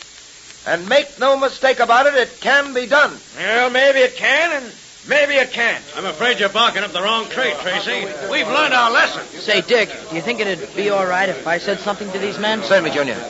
Man, just a minute. Yeah? My Ward Junior has something he wants to say to you. Well, gee, fellas, it may sound foolish and all, but I just want to tell you what I've been thinking about. Back in the States, I've read about the men of the Yukon. What fearless, courageous fellas they were. Well, gee, I thought they really were something, and, well, I still think they are really something. But, well, they can't all be afraid of just one man. They can't now, can they? It's not just one man. It's a mob. Whole gang. Men, do you realize that this boy here is the one who captured the Purple Rider and 4 of Kyle's gang? Having the odds against him didn't worry him. And the odds really aren't against you, if you'll just make up your minds to fight. Captured the Purple Rider? We'll see. Oh, what I did has got nothing to do with it. Yes, it has to. Boys, he kept that rider at bay with nothing but a broken stirrup. Now, we ain't going to let no kid be braver than we are we? Now, that's the way to talk. No one on earth can lick an old sourdough of the Yukon once he makes up his mind to fight. Here, you tell him, Tracy. Yeah, we've let Kyle get away with murder, but it's got to stop. We'll show the kid. Let's get Kyle for Junior, fellas. All right, come on. Let's go down and get Kyle right now. Let's drag him out of that Morning Star Hotel of his and string him up. No. Wait a minute, boys. Wait a minute. That's not the way to do it. Mob violence isn't the answer. What is the answer? Go into court and testify. Swear that Kyle terrorized and threatened you. Will you do that? You bet we will. Good. I'll go down right now and get Kyle myself. Come along, Pat. Right with you, Dick. What about me, Dick? You wait here, Junior. If I'm not back in half an hour, you get the Mounties together. I'll need them. Right. And good work, Junior. You certainly inspired them to act. That was a fine speech. Speech? Did I make a speech? Gee. All right, Pat. Let's get going. Right.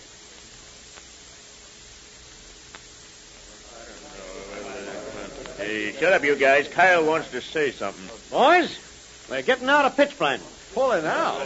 You don't mean it. You don't mean we're pulling stakes and clearing out. Yeah, that's just what I do mean. But you got things sewed up in this town, Kyle. I mean, I had them sewed up. This place is getting a little too hot for us, boys. Tracy got you worried, Kyle? Well, he's out to get us. I'm not so sure now that he can't do it. Those miners are having another meeting tonight. Yeah, and there was a time when they'd be scared to have a meeting. Well, what we'll do is clear out. Lay low for a while. We got plenty of money. Well, I'm sick of this burg myself anyway. When do we leave? As soon as I give the word. There are a couple of things I want to clear up before we do leave. What kind of thing? Well, for one thing, there's the bank. What about the bank? That's where the miners keep all their money, ain't it? There's a good $50,000 or $60,000 waiting in that bank for the first taker. Yeah, and we're going to take it. You mean a stick-up? I mean a stick-up. We're going to do that tomorrow night. Now, there's one other thing. Yeah? Tracy. I'm going to get Tracy if it's the last thing I do. He's been the cause of all this trouble. He's the guy that forced me out of pitch blende. Nobody does that to Vern Kyle and get away with it. Hello, boss.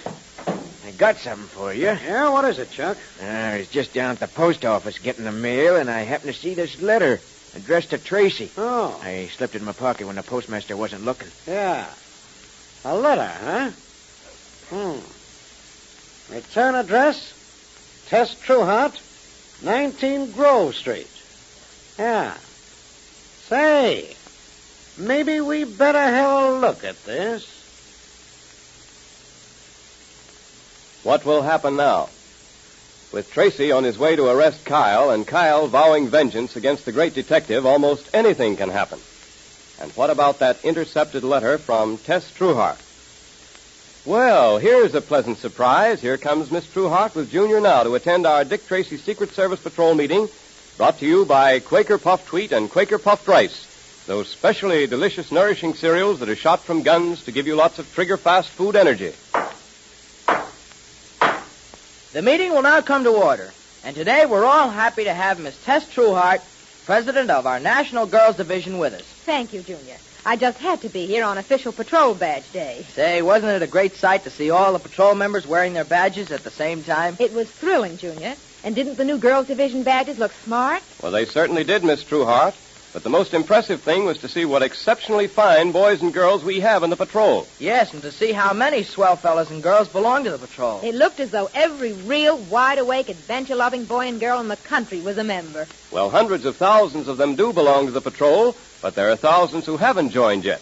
And Dick Tracy wants every courageous, red-blooded boy and girl who stands for law and order to be a member of his patrol. You bet. So listen, patrol members. Let's show Dick Tracy the sort of stuff we're made of. Let's get all our friends to join the patrol now. And if you aren't a member of the Dick Tracy Secret Service Patrol or the National Girls Division, join now. Be one of the fine boys or girls that Dick Tracy is so proud of. You know, it's very easy to join.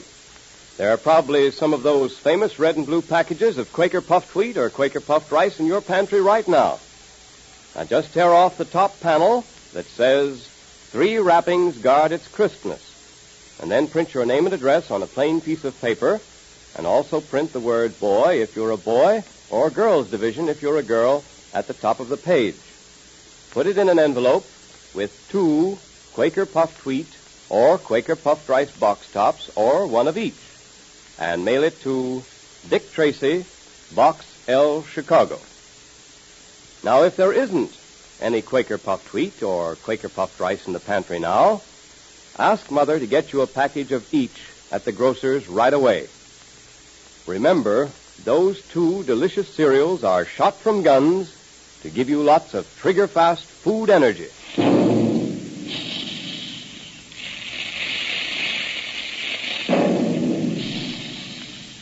Calling all adventure fans, calling all Dick Tracy fans. Stand by for another exciting electrically transcribed Dick Tracy adventure tomorrow at the same time. There goes Dick Tracy now. That is all.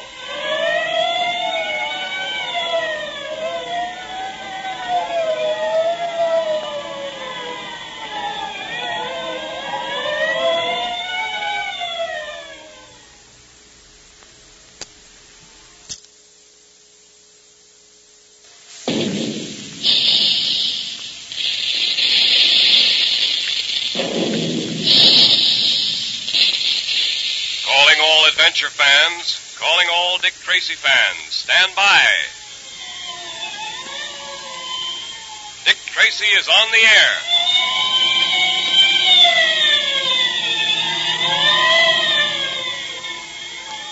Stand by, everyone, for another thrilling episode in this electrically transcribed series of Dick Tracy detective adventures brought to you by Quaker Puffed Wheat and Quaker Puffed Rice. Those 2 specially delicious, refreshing cereals that are shot from guns to give you lots of trigger-fast food energy. Are you good at sports like baseball, tennis, and all those swell games we play all spring and summer?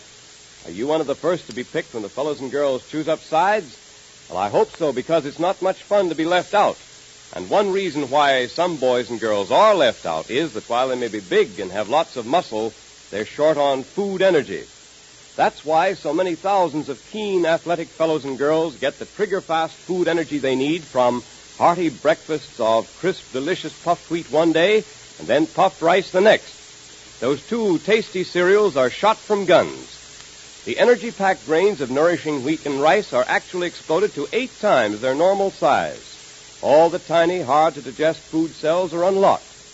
Now they're especially easy to digest, and you get their quick food energy much more quickly and easily. So be keen, alert, alive like Dick Tracy. Ask Mother now to get you some Quaker Puffed Wheat and Quaker Puffed Rice from the grocer that displays the Dick Tracy headquarters sign right away.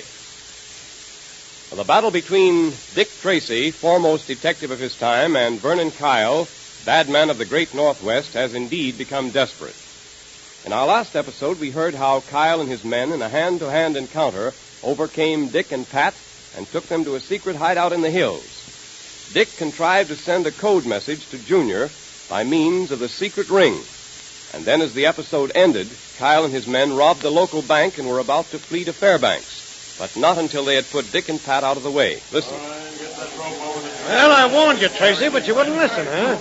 I told you to keep your nose out of my business, to stay out of pitchblende.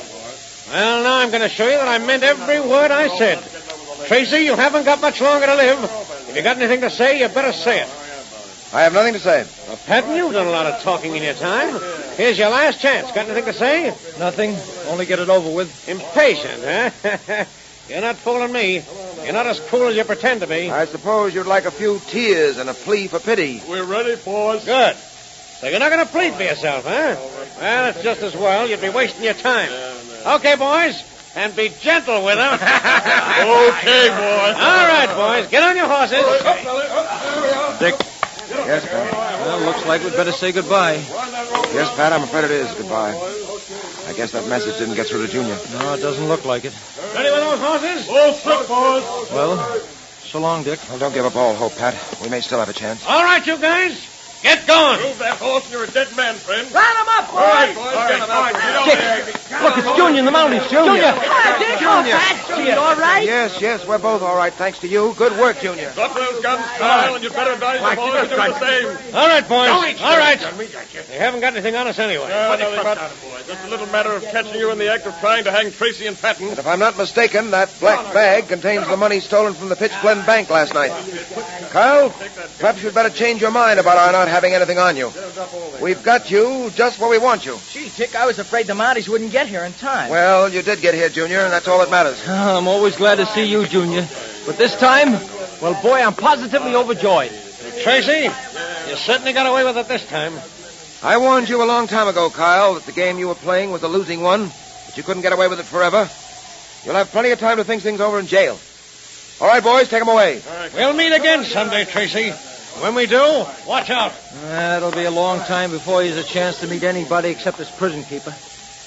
Well, Dick, now that this case is all over, I guess we'll be getting back to the States, eh? Oh, gee, can't we stay up here for a while just to have some fun? Now that Kyle's out of the way, we can have a swell I'm afraid, time. Junior, we've got to leave right away. That letter Kyle showed me, the letter from Tess, says that we're wanted urgently. We'll leave for Peel River tonight. And in a few days, we'll be back in the city.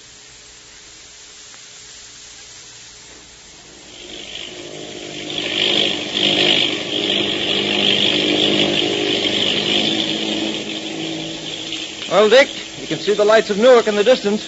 Yep. Another few minutes and we'll land. I'll be happy to see Tess again after all these weeks. That letter of hers worries me. I wonder what's up, Dick. We'll find out when we meet Tess, Junior. There's something to do with a man named Acton Shelby, an inventor. Calling Flight 72. Calling Flight 72. Calling Flight 72. Go ahead, Flight 72. Special message for Dick Tracy aboard Flight 72. Dick, do you hear that? Listen. A message received here at Newark Airport addressed to Dick Tracy. Quote, "It is urgent that you come to Washington, D.C. tonight. We are in great need of your assistance. Have wired Chief Brandon and secured leave of absence for you. Do not let anything stand in your way. You must be in Washington tonight." Unquote. Signed, Wyndham Norwich. Say, Dick, what does it mean? Must be pretty urgent if they have to get the message to us this way. That's quite true, Pat. Wyndham Norwich is one of the biggest men in the country. Chairman of the board of at least a half a dozen giant corporations. And a power to be figured with politically. Well, this calls for rather an abrupt change in plans. I'll have to take off again the moment we reach Newark. That means I haven't time to see Tess and find out what this Shelby business is all about. Have you any idea as to what Norwich might want of you, Dick? Not the slightest. Obviously, it must be something very important, or Norwich wouldn't have a message sent through to the plane. Oh, pilot. Yes, Mr. Tracy? We'll be landing soon, won't we? Yes, sir. Another few minutes. Good. Will you radio the ground station to have a special plane ready for me? I'll have to take off for Washington almost the moment we land. Very good, sir. Flight 72 calling Newark. Flight 72 calling Newark. Flight 72, calling Newark.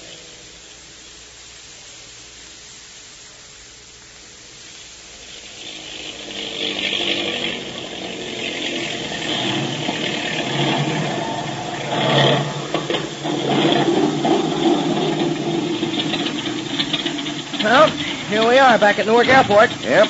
Come on, Pat, Junior. All right. Mr. Tracy! Mr. Tracy! Yes, what is it? You received the message relayed through to you in the plane? From Norwich, yes. Another just came through, sir. Oh, let's have it, please. Here you are, sir. Listen to this, Pat.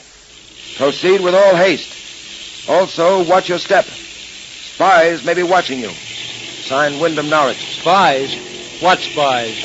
What is this supposed to mean? Well, we're not going to waste time trying to guess what it means. Is that plane ready for us to take off for Washington? Warming up now, sir. Good. I want to get to a phone, please. This way, Mr. Tracy. Be back in a few moments, Pat. Right. Hello? Hello, Tess? Hello? Oh, Dick. Oh, I'm so glad to hear from you. Is everything all right, Dick? Well, I'm not sure, dear. I've just received an urgent message to come to Washington at once. To Washington? Yes, I'm wanted by Wyndham Norwich. You know him by reputation, of course. Now listen, Tess. Can this Shelby business wait? Well, how long are you going to be gone? Oh, I haven't any idea. A few days, perhaps weeks. As a matter of fact, I'm completely in the dark as to what this is all about. All I know is it's very important. Well, Acton Shelby is most anxious to get hold of you, Dick. He seems to be in desperate need of your advice and protection.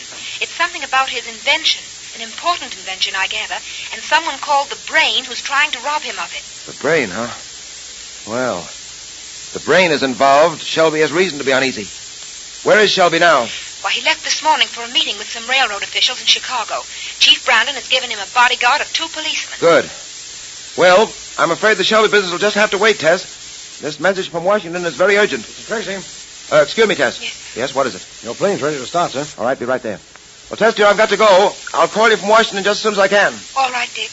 And if anything comes up on the Shelby business, telephone me long distance. You can get me through Wyndham Norwich. All right, I'll remember. Dick, I don't know what you're going into, but promise me to be careful. Of course, Tess. Goodbye, dear. Bye. All right. I'm ready to go to the plane now. This way, sir.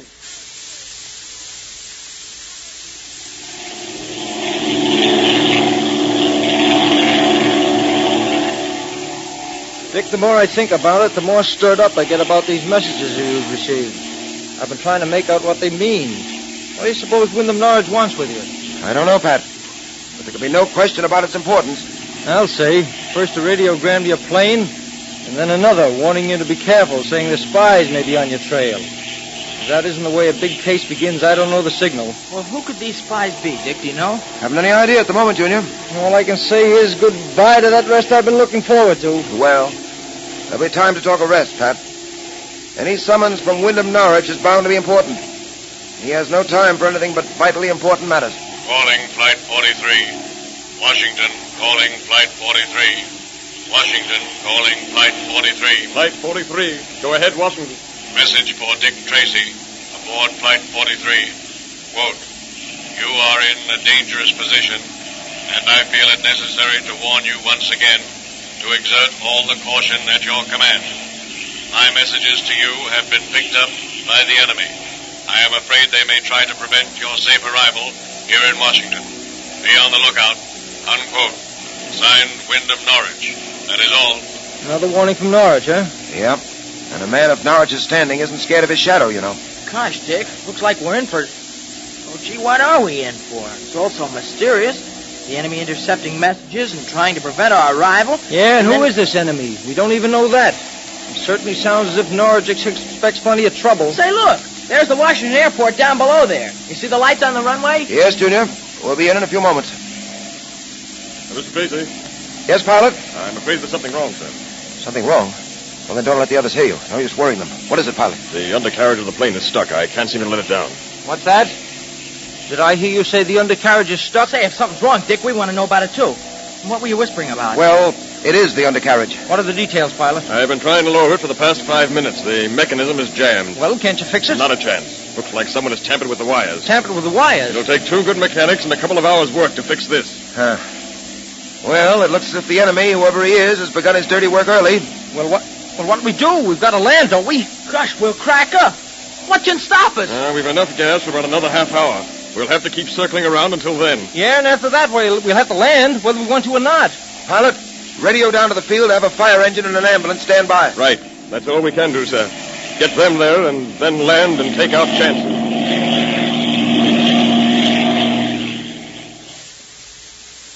What a situation to be in. Who tampered with the airplane's undercarriage? Will our friends crash when the pilot tries to land his crippled plane?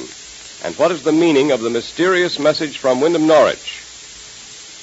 And now you're invited to attend our Dick Tracy Secret Service Patrol meeting by Quaker Puffed Wheat and Quaker Puffed Rice, these specially delicious, refreshing cereals that are shot from guns to give you trigger-fast food energy. And it looks like a big day for us, all right, because here comes Tess Trueheart, president of the National Girls Division, with Junior, our patrol president, right now.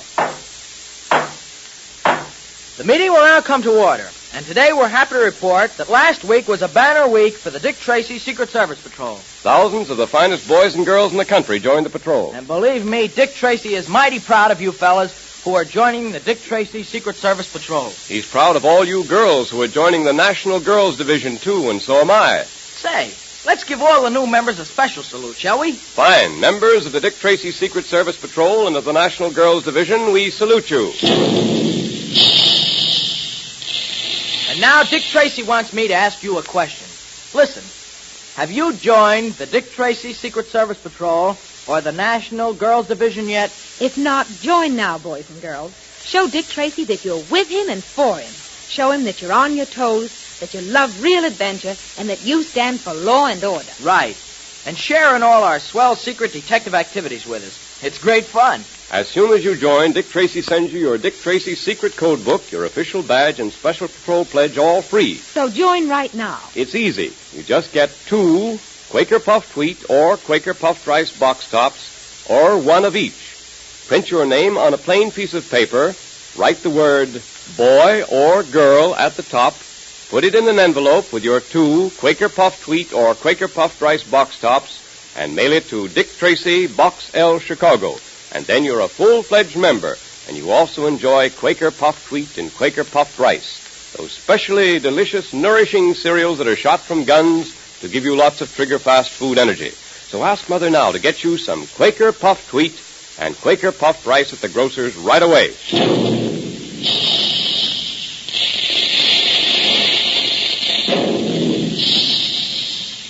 Calling all adventure fans, calling all Dick Tracy fans. Stand by for another exciting electrically transcribed Dick Tracy adventure tomorrow at this same time. That is all.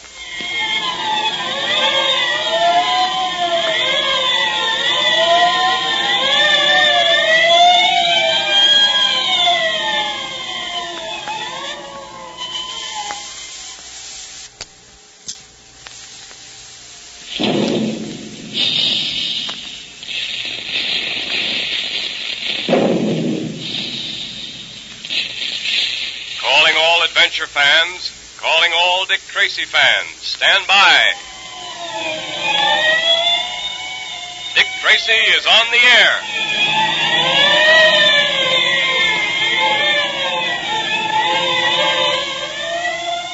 Quaker Puffed Wheat and Quaker Puffed Rice, those 2 specially delicious, nourishing cereals that are shot from guns to give you trigger-fast food energy, now bring you this electrically transcribed episode of Dick Tracy's thrilling adventures. Dick Tracy sure is a live wire, isn't he? On his toes every second, ready for anything. That's because Dick Tracy is alert, athletic, alive. He thinks and acts like lightning. And believe me, that takes lots of trigger-fast food energy. That's why so many thousands of fast-acting, quick-thinking boys, girls, and grown-ups enjoy puffed wheat for breakfast one morning, then puffed rice the next to get a good, wholesome supply of quick food energy every day. You see, Quaker Puffed Wheat and Quaker Puffed Rice are shot from guns. That special Quaker process explodes each energy-rich grain of nourishing wheat and rice to 8 times its normal size. All the tiny, hard-to-digest food cells are unlocked for you. It makes them specially easy to digest, so that you get all their trigger-fast food energy quickly and easily in 2 of the tastiest, most flavorful breakfasts ever. So listen, make sure there's some Quaker Puffed Wheat and Quaker Puffed Rice in the pantry right now, and if there isn't, Ask Mother to get you a package of each right away at the grocery displaying the Dick Tracy headquarters sign. Now for Dick Tracy. Returning to the city from the Yukon, Dick received an urgent message aboard his plane to change his plans and proceed immediately to Washington, D.C. En route to Washington, Dick received 2 radio messages to exercise great caution, for it was believed his arrival in Washington might be hindered by foreign spies. At just that moment, the pilot discovered that the undercarriage of the plane had been tampered with, that it was impossible to lower the landing wheels. Can they land safely? What is the meaning of the mysterious messages Tracy has received? Listen.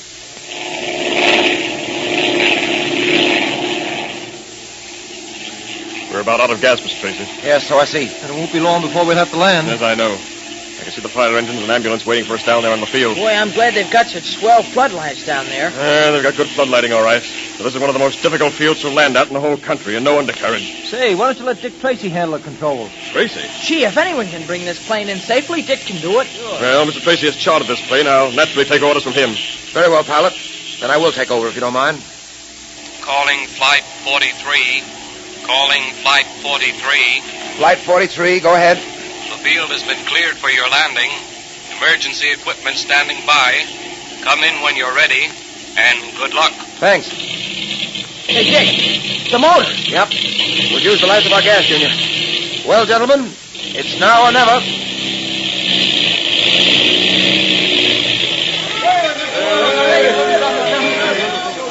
They're still up there, still circling around. Oh, this is awful. They can't stay up much longer. They'll run out of gas.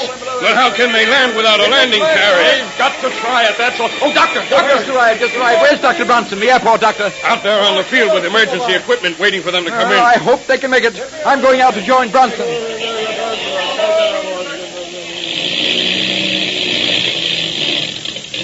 Yes, it's now or never.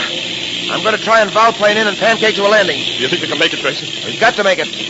Oh, those lights down there. The lights of the airport. They're coming up to meet us awfully fast. Hey, Pat, you think we'll make it? Oh, we'll know soon enough. All right, brace yourselves now. We're going to hit. Right. Pat, hold on to me, Junior. Another minute or so and we'll know. It's coming. Brace yourselves. Yeah. Here we go.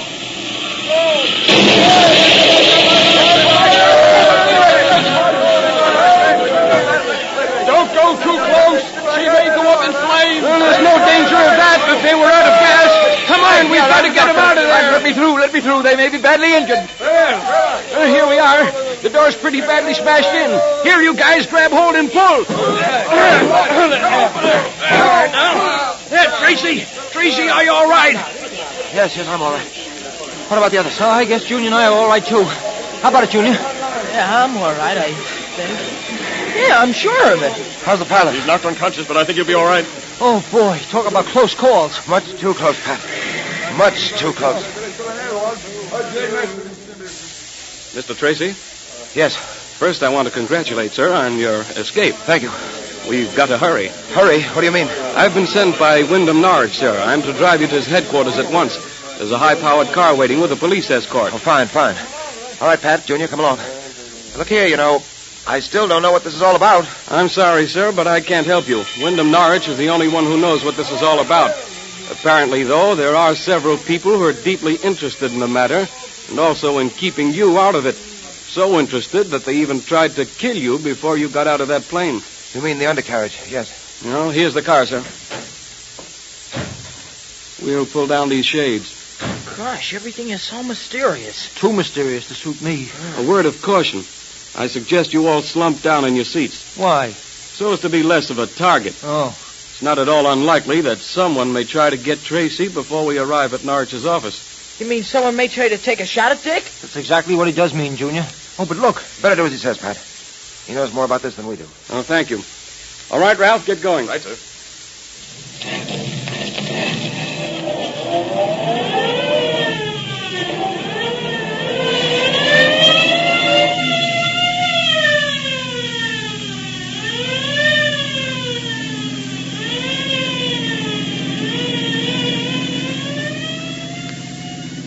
Will we be there soon? Yes. We turn at this next corner, and then a short run of a few blocks after that. That'll bring us to Mr. Wyndham Norwich's headquarters. This isn't what I'd call a pleasure cruise. Huddling down the seat here, what with the speed this car is traveling, I can think of a more comfortable way of riding. Well, we're almost there now, Mr. Patton. Here's where we make the turn. Ralph, what the steering gear? It's stuck. What? I can't come out of the turn. Hey! I can't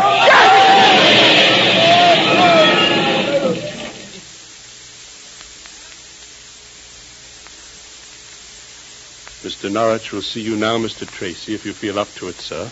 Yes, I'm all right. Just a little shaken up. It's amazing the luck you've had, sir. First that airplane landing and then this. I'm glad nothing happened to you and your friends in that car crash. This way, sir. Right. Yes? Dick Tracy to see Mr. Norwich. This way. Yes, what is it? Dick Tracy to see Mr. Norwich. One moment, please. Come in, please. Dick Tracy, Mr. Norwich. Congratulations, Tracy. On what, Mr. Norwich? You actually got through. Only a man in a million could have done it. It confirms my judgment. Proves that I was right in selecting you for the job that's got to be done. Sit down, Tracy. Thank you, sir. Well, I dare say you're anxious to know what this is all about. Anxious is an understatement, sir. I'll come to the point at once. To begin with, let me assure you that I should never have put you through all this trouble if the matter at hand were not so very urgent, so thoroughly important. There's a terrific task ahead of you, a task that must be accomplished without delay. You are the man who's going to do it. And I wouldn't ask you if I didn't feel that in the entire United States today, there was anyone better equipped for it than yourself. Well, I hope I can justify your confidence. And now, may I know what this task is? Well, first, Tracy, I must explain that in my many capacities, I've learned how necessary it is to frequently dispatch copies of secret plans and documents, commercial secrets which are vital to the progress and safety of our country. Foreign agents are as interested in America's commercial secrets as in the government's diplomatic secrets. Yes, I know. We've used every device known to man, such as secret codes and invisible inks, to protect these invaluable plans and documents. But it's appalling how often such papers are intercepted by foreign agents and adventurers. Yes, I know a little about that, Mr. Norwich. I have dedicated myself to developing some means of absolutely protecting our precious secrets from the prying eyes of the foreign agents. And I need your help, Mr. Tracy. Well, I'm glad you've called on me, sir. I'm at your service. I've heard of certain research that you are doing in the field of scientific detection. In fact, I read certain papers written by you on the subject of a formula you were working on for a secret detection fluid. A fluid so ingenious that it would be of invaluable help in crime detection. Have you ever completed your research on that matter? I'm sorry to say I haven't, Mr. Norwich. I've recently been up in the Yukon and have had to suspend my laboratory work. However, I believe that with just a little more time, I'll have that fluid. What's more, I believe it'll do even more than I originally believed possible. I believe the article said that it would print photographs on plain white paper and that it could be used as a secret ink that could not be developed by means of heat, X-ray, or any known chemical reaction. That's right. Such an ink would be invaluable to us, Tracy. A secret ink with a new theory. One that no commercial or foreign spy would know how to develop. Is this really possible, Tracy? Yes, I'm sure it is, Mr. Norwich. I almost have it now. I feel that the final discovery lies almost within the grasp of my hand. Then nothing must postpone your completing your formula. I shall turn over to you a complete laboratory right here in Washington. You'll have everything you'd possibly need for your experiment. My own chemical experts will work with you under your direction. Incidentally, I need hardly warn you that already certain spies and agents are trying to prevent the invention of this new secret fluid. Yes. You can understand why. You really have two jobs, Tracy. One, to invent this new secret fluid. The other, to protect yourself against the people who will try to prevent you. Yes, I've already had 2 examples of what they'll try to do, sir. One other thing. No one must know. That is, no one but Mr. Patton and your young friend, Junior, what it is that you're working on. Patton and Junior can be trusted. No one else can. For that reason, I deem it best to call the ink nothing but Q11. Q11? Quite right. You are working on Q11. Whatever that may be, no one need know but ourselves. Tracy, I'm depending on you. You are the only man we can trust. The only man with the ability necessary for this job. I know you won't fail us. I can only say, sir, that I'll do my best. And if I am successful, you'll have even more than you're counting on. More than a new invisible ink. More than a magic photographic developer. The fluid I'm working on can be used to detect whether or not secret documents have been opened and spied on, which is exactly the thing you need. Splendid. Also, it can even be used for developing fingerprints. I'll tell you, sir, its uses will be limitless. If I only succeed, as I hope I will. Splendid. Well, good luck, Tracy. You must succeed. I look forward to the successful completion of Q11.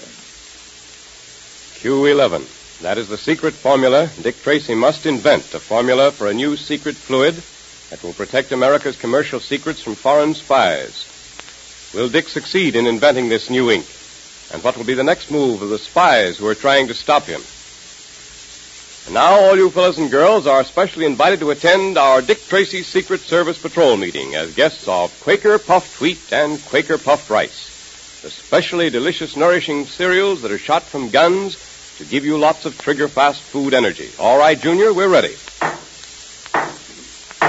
The meeting will now come to order. And say, Dick sure is facing a mighty serious situation now, isn't he? He certainly is, Junior, but Dick knows that he has the finest boys and girls in the country solidly backing him to win, and that helps a lot. I'll say it does. That's why Dick Tracy wants you to join the Dick Tracy Secret Service Patrol, if you haven't already. He wants you to wear the official patrol badge to show everyone that you're the same sort of fearless, alert, keen-minded person that Dick Tracy is himself. And believe me, you're mighty proud when you wear that badge.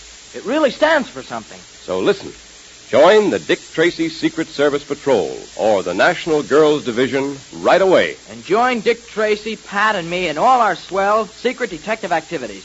Dick Tracy sends you your private copy of the Dick Tracy Secret Code Book, your official patrol badge and patrol pledge, all free. And you have the time of your life. Now, here's all you do. Just tear the tops off 2 Quaker Puffed Wheat or Quaker Puffed Rice packages. Print your name and address on a plain piece of paper. Be sure to write the word boy or girl at the top. Then mail it with your 2 Quaker Puffed Wheat or Quaker Puffed Rice box tops to Dick Tracy, Box L, Chicago. Show Dick Tracy you're with him and for him. Join now. And remember that Quaker Puffed Wheat and Quaker Puffed Rice are the 2 different delicious cereals that are shot from guns to give you lots of trigger-fast food energy you need to be keen and alert like Dick Tracy. Ask Mother now to get you some crisp, refreshing Quaker Puffed Wheat and Quaker Puffed Rice from the grocers right away.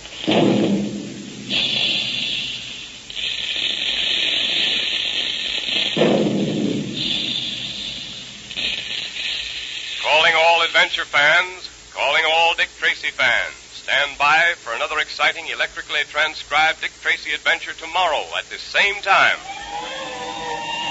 There goes Dick Tracy now, that is all.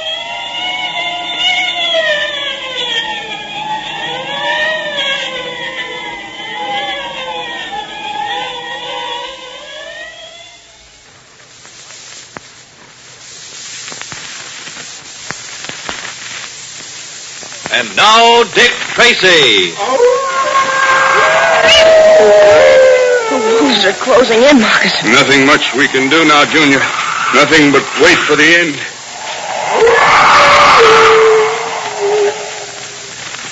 This is Dick Tracy, leading a search party on a hunt for Junior and Moccasin Joe in the case of the Hooting Owl. Yes, it's Dick Tracy, protector of law and order. Well, boys and girls, you know what a password is. That's a secret word that soldiers use to get past the sentry and up to the front. Well, here's a password that will get you up to the front in bike races, on the baseball diamond, in all kinds of games. It's energy. You see, the faster you go, the more energy you need. So if you want to win, you have to have lots of energy. And the swellest way I know to get it is just by eating delicious chocolatey Tootsie Rolls. Boy, they're cram jam full of energy. There are more energy units in 1 penny Tootsie Roll than you use circling the bases 36 times, or when you're riding your bike 3 whole miles. And it's fast energy. Why, no sooner do you pop a Tootsie Roll in your mouth than you can practically feel new strength in your muscles. And what's more, Tootsie Rolls are good, wholesome food.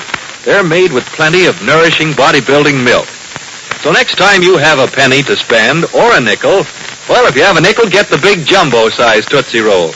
And don't forget, the long-lasting penny Tootsie Rolls give you a lot for your money, too. A penny Tootsie Roll is still only a penny. a nickel Tootsie Roll is still 5 cents. And now, Dick Tracy. Well, our friends are now in the great Northwest, where they've gone to solve the strange mystery of the hooting owl. In our last episode, Moccasin Joe and Junior went on a hunting trip in the mountains. Moccasin was badly hurt in a fight with a mountain lion. Then, as our last episode ended, a fierce blizzard was raging, and Junior, while trying to cut firewood, began to grow sleepy, a sign of approaching death by freezing. Well, let's join Junior and Moccasin Joe in the mountains. The storm rages. Moccasin lies on the ground in the snow. Junior stands nearby, his arm lifting wearily as he tries to cut some pine branches. Listen. You mustn't go to sleep, Junior. You hear? You've got to keep awake. Sure, Moccasin. Sure. But you are falling asleep. You can see the way you're acting. Your head is nodding. Your arm as it cuts that wood, slowing down.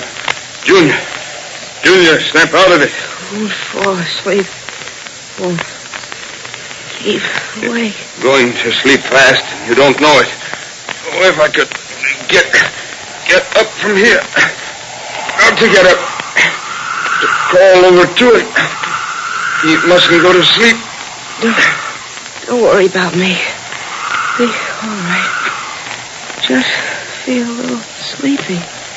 That's all. That's the first sign of death by freezing. Junior, you mustn't. You hear me? You mustn't. Can't help it, Moccasin. Feel very sleepy. Just gonna lie down. Lie down for a little while. No, Junior. Don't lie down in the snow. Junior. Great heavens, he's asleep. Asleep in the snow. Lying there with the snow covering him fast. Got to do something. Got to get to it. Maybe I can crawl to him. Maybe. There. A little more. Just a little more. Ooh. Pain. Got to reach him.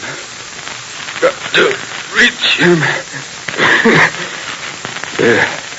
Now, if I can slap his face, to slap him hard, wake him up.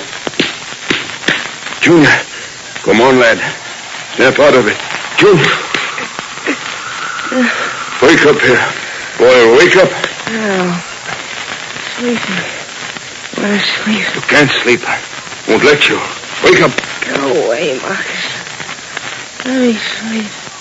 You sleep, too. Good to sleep. Feel tired. But you can't. Got to keep awake. Keep awake till help comes. Blast you, wake up. Wake up, you hear? All right, Moccasin. All right. Don't get mad. Didn't mean to make you mad. Not angry with you, boy, but we're in a bad spot. Yes. You're right. If I start to go to sleep, you've got to keep me awake. Okay, Moccasin. Okay. We'd better get that fire started now. There's enough wood to keep it going. All right, I'll do it. Where are the matches? Matches? You had them, Junior. I did. You took them out of my coat pocket, remember? Yeah, I remember. But what did I do with them? Where did I put them? Maybe in one of your pockets. Look, boy, look. We've got to find those matches. Let me see. No, not this one. Moccasin. I haven't got them. You must have them, Junior. You've got to have them. Remember now. I did put them in my pocket, Moccasin. I did put them there. They must have fallen out. Fallen out? The snow has covered them by this time. We've got to find them, Junior. We've got to. Yes, Moccasin. You're right. We've got to find them.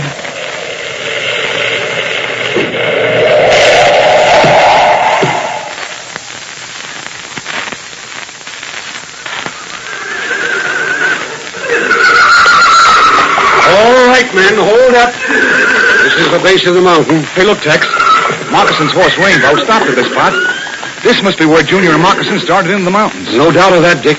But great heavens, man, it'll be like looking for a needle in a haystack, with the added danger of getting lost ourselves. Now, we've got a chance at Tex. Oh, of course we do. Now, listen, men. We've got to cover the mountain. The best way to do it is to drive as if we were driving for deer. Driving for deer, Tex? Yes. Out here, when we have deer drives, the men line up in a row, each man about 25 yards from the other. We start through the woods in that line. Each man carries a whistle and signals every 10 minutes to the others, so that the line remains as straight as possible. And that way we cover every inch of territory and have more of a chance of getting game. Oh, I see. Well, let's get started, Tex. Right. Well, spread out, men. Now, you've all got your whistles. You've all done this before.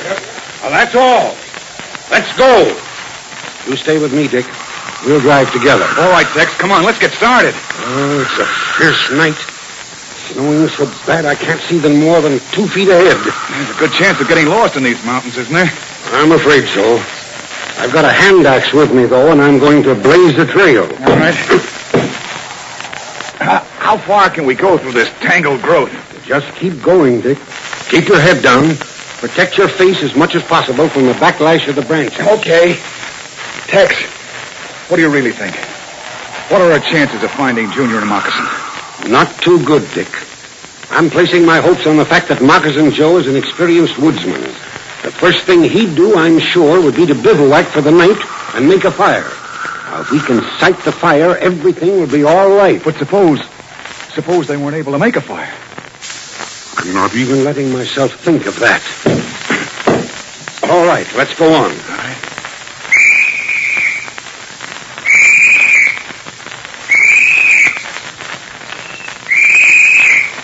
That's the boys signaling.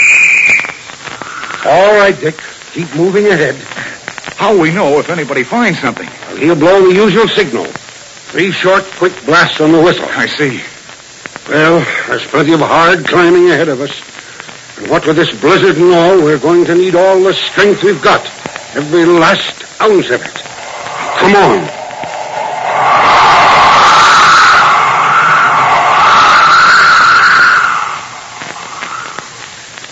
Matches are gone, Moccasin.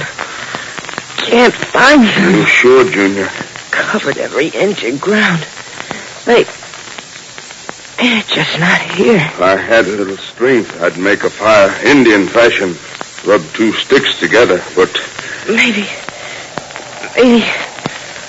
I could do it. Show me how. No. Takes practice. Lots of practice. Moccasin, what are we gonna do? We're lost, boy.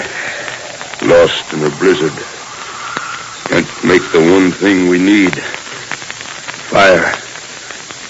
That means we got very little chance of getting out.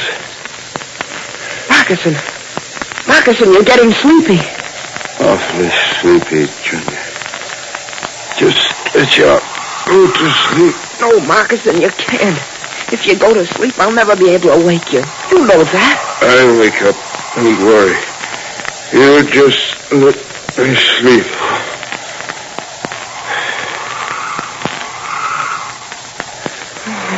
His eyes are closed, and I'll have to slap his face the way he slapped mine. Moccasin, wake up. Do you hear, Moccasin? Wake up. Yes. Well, stay awake, Junior. Stay awake. I don't blame you for wanting to sleep.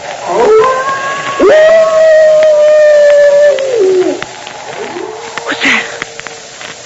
What is it, Moccasin? Wolves. Timber wolves. Wolves? Gosh, Moccasin. Where's your bow? It's right here. How many arrows have you? Let me see. 1, 2, 3. That's 3 of them. 3. Well, that's something.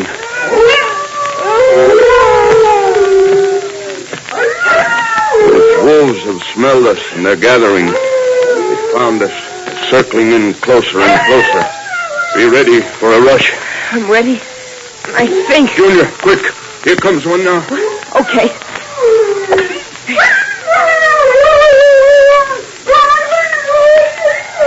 Good boy.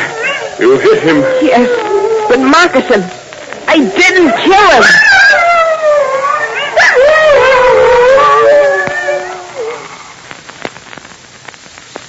Well, the wolves are closing in, and Moccasin and Junior are short of arrows. Can they hold out until Tracy and Tex find them? Now, in a moment, we'll return to the adventures of Dick Tracy. But first, boys and girls, you know, right about now, you're probably worrying about getting good marks in school. Well, now listen to this. Studying is just like anything else. It takes energy. And if you want to be sure to pass those exams, well, you'll need plenty of energy. So drink all the milk that Mom gives you, get plenty of sleep, eat lots of healthful vegetables, and plenty of nourishing energy food. And then you just take it from me, well, you just can't miss. And remember, too, boys, these Tootsie Rolls, these chocolatey Tootsie Rolls, are real energy food. You bet they are. 1 penny Tootsie Roll alone contains more energy units than you use in studying 2 whole hours. And Tootsie Energy is fast energy, too. Yes, sir, there's no long waiting for it. You can fairly feel chewy, chocolatey Tootsie Rolls change into pep almost the minute you eat them. What's more, they're made with wholesome, nourishing bodybuilding milk. So tell Mom all about how good for you Tootsie Rolls are. Then see how fast you get your Tootsie Penny every day. Or maybe you want to get the big jumbo size for only a nickel. Either way, you sure get a lot for your money in a Tootsie Roll. And now, back to Dick Tracy. Keep a sharp eye, Junior. Soon another of them will be rushing in. Here comes another. There. Good shot, Junior. Well, I've only got 1 arrow left. Well, Junior and Moccasin are in a pretty serious spot. Will Dick Tracy and his searching party arrive in time? To find out what happens, gang, be sure to be with us tomorrow, same time, same station. Tune in and follow the adventures of Dick Tracy. This is Don Gardner speaking. Say, mothers, when youngsters refuse to eat vegetables, drink milk, try this easy mealtime psychology.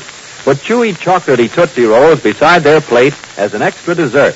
Then notice how quickly they clean up their plates and empty their glasses. And the benefits are twofold, because Tootsie Rolls are a fine, wholesome energy food themselves, rich in dextrose and health-building milk. So get several big jumbo-sized nickel Tootsie Rolls. Nibble them yourself to help ward off housework fatigue, or put them in your husband's lunchbox. Keep Tootsie Rolls on hand for the whole family.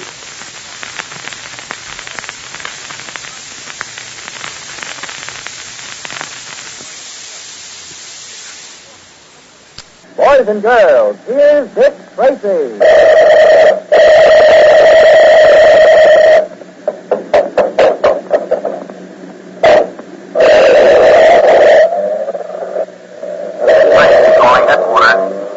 Presenting Detective Inspector Dick Tracy, protector of law and order.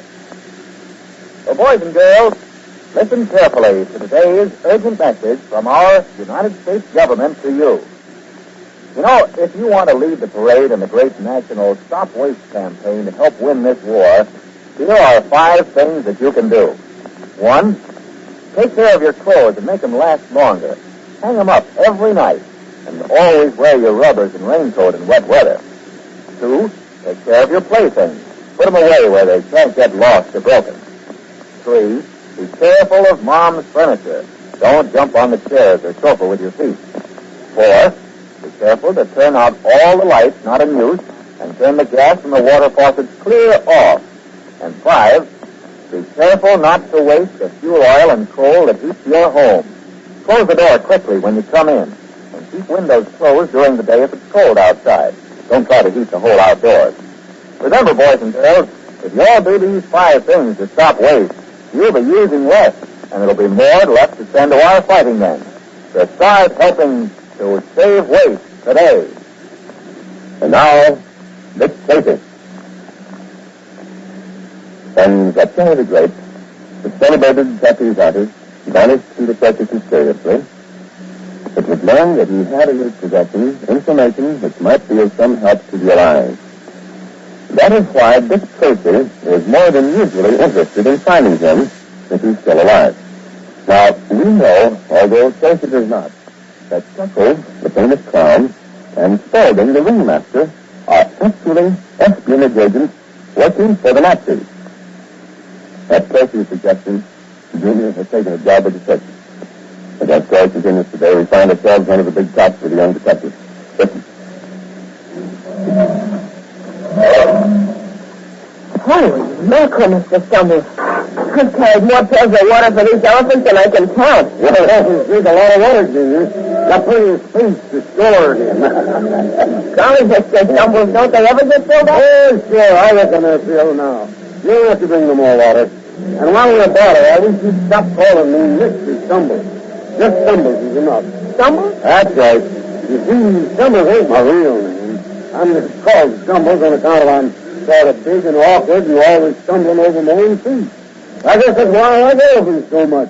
They're kind of big and awkward and stumbling too. Oh, you sure are a powerful man, aren't you, Stumbles? Yeah, I got a lot of strength, but I ain't got much brains. I'm a very dumb guy. You sure don't think much of yourself, do you? Oh, I'm good for the work I do, but I could never do nothing else. Just feeding the elephants and the gorillas and the other animals is about all I'm capable of doing. By the way, it's time to feed the gorilla now. You want to help me? Yeah, I'll say. Yeah, like that. Okay, you see that bunch of bananas over there? Uh-huh. Well, bring them along.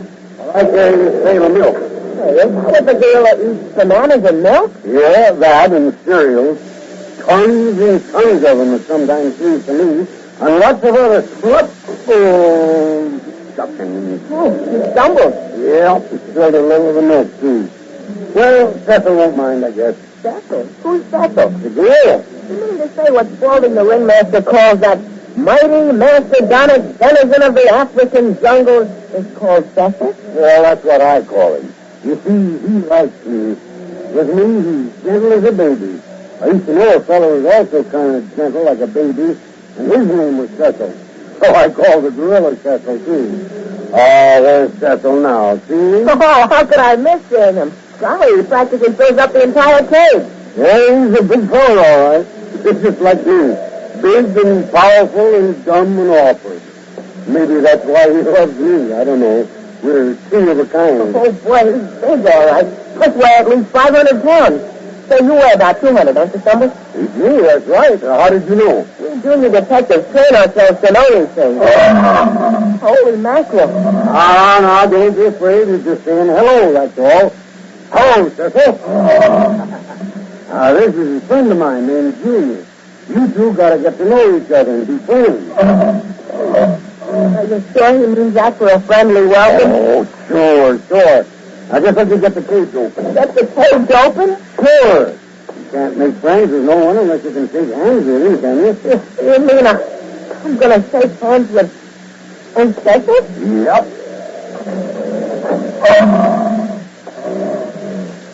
Cecil, how you been doing? Oh, fine. That's good. This is Junior. Junior's got some bananas for you. Shake hands with him, Junior. Look. Oh, what's the matter? You lose your tongue? No, it's my nerve. Elephants and giraffes, boy, ain't nothing to be afraid of. And you don't have to worry about Cecil if he's your friend. I'll shake hands with Cecil, huh? Cecil, he's thankful. You shake hands with him. Oh, my hand. Where's it disappeared to? Cecil's holding it. Oh, look at that. He's putting an arm around your shoulder. Easy now, Cecil. He's not a big fella like me. I feel like I'm wearing a live fur coat. You know, I'm not afraid anymore. It's just like you said. He is like a baby. Oh, sure. He wouldn't hurt nobody unless it's mean to him or to somebody he likes. Then you should see. A fella got me fighting him one day. Oh, a little argument, one word brought on another. You know how it is. And we had a fight. Well, Cecil's gun was busted out of his cage. Sent the boys every which way. If he'd have got out, he'd have sure made mincemeat of that fella. Hey, but he didn't get out, did he? No. And I made mincemeat of the fella. I am awkward, but I'm powerful. Wow.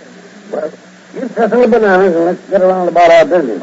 We got a lot to do yet. Yeah. As a matter of fact, Stumbles, I've got to deliver the mail that came in this afternoon. Mind if I do that before I go on home? Oh, shucks. No, go ahead. Now to deliver that mail. Oh, boy, when you look at these names, can't even pronounce half of them. No such a thing as an American circus performer. Hey, Tony. You got any mail from you, things? Huh? Oh, who's you? A bum thing. Do you need rubber man? Eh? Golly, it spins like rubber. Hey, that's it. What do you think you need in rubber man at all? I think there's a letter here for you. Oh, yeah, two of them. Here you are. Oh, dear. Another deal from that Falconer. Oh, I'll be doggone. Uh-oh. See this guy coming along, all dressed up like an Arabian chief. Have you any mail for me, my young friend? I'm sorry, I don't know everybody around here yet. You mind giving me your name? Well, I'm Coach Carplay. Well, I'm the sword swallower. Oh, yeah, I have a package for you. Here it is. Ah, excellent. Those are the new knives I ordered. Let me see. Ah, yes, look at them. Ah, they're not beauty. Oh, they sure look shiny and sharp. Shall I put them in the dressing room for you? No, do not bother. I will swallow them on my way. Something, Jiminy. You sure meet some funny people around here. Oh, his sucker's dressing room, and I've got some letters for him. I'll just leave him inside. Anybody home? I guess Chuckles is doing his act. Golly, he sure was funny up at Mr. Harper's estate this afternoon entertaining all those poor kids. Well, I'll just leave the letters on the dressing table and... Oh, golly, now I've done it. Knocked the glass jar of grease paint off the table and smashed it. Well, I'll clean it up, I guess. Wait a minute.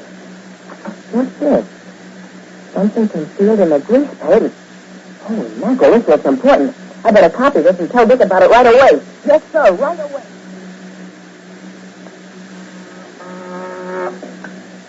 Tracy speaking.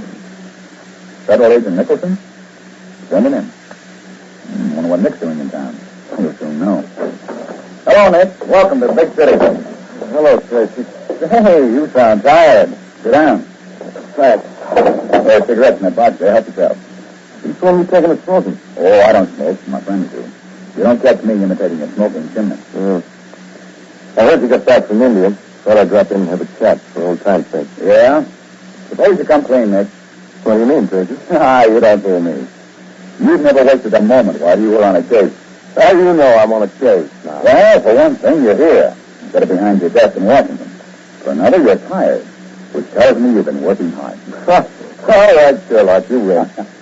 Yes, I am working on a case, Tracy. And you want some help? Not help exactly. I just want to talk it over. You know how it is. Sometimes when you talk a case over, you get ideas. Well, go ahead and talk. Tracy, Korsakov is missing. Korsakov? Not Sergei Korsakov. Yeah. Listen, when? Since 2 months ago. He left Washington suddenly, and he hasn't been seen since. I've tracked him through 5 states, and I finally wound up here. In the department, we think something has happened to him. Something deadly. Great Scott, Nick. Korsakov's an important man to your department. You can't afford to lose a man like that. Well, he was one of the greatest impersonators and quick change artists I've ever met. But to say nothing of being a top-flight federal man. He worked on his own, didn't he? Yeah. Oh, he was under orders, of course. But he dug up his own clues, followed his own leads, and he acted usually as he saw best. Any idea why he left Washington? Nope. I've trailed him all through the South and now here. But I've lost his trail here. Well, what makes you think something's happened to him? When he left, he told me he was starting out on a pretty dangerous job. Said if I didn't hear from him within a month, I'd know something was wrong. Well, I hadn't heard. And I'm worried. I see. Well, Nick, I'll give you as much help as I can. Funny thing. You and I are working on pretty much the same type of case. What's yours? The disappearance of a trapeze artist in the circus. A fellow named Shelley the Great. Oh, yeah, I've heard of him. He disappeared, you say? Yes, under very peculiar circumstances. I'm convinced he needs something of vital importance. Something that might help us immeasurably in breaking up a spy ring here. Dick! It's Andrew. Wait a minute. What is it? What happened to you? Dick, I gotta see it. I gotta see it right away. In a moment, we'll return to Dick Tracy. But first, Girls and boys, here's Dick Tracy with today's second message from Uncle Sam to you.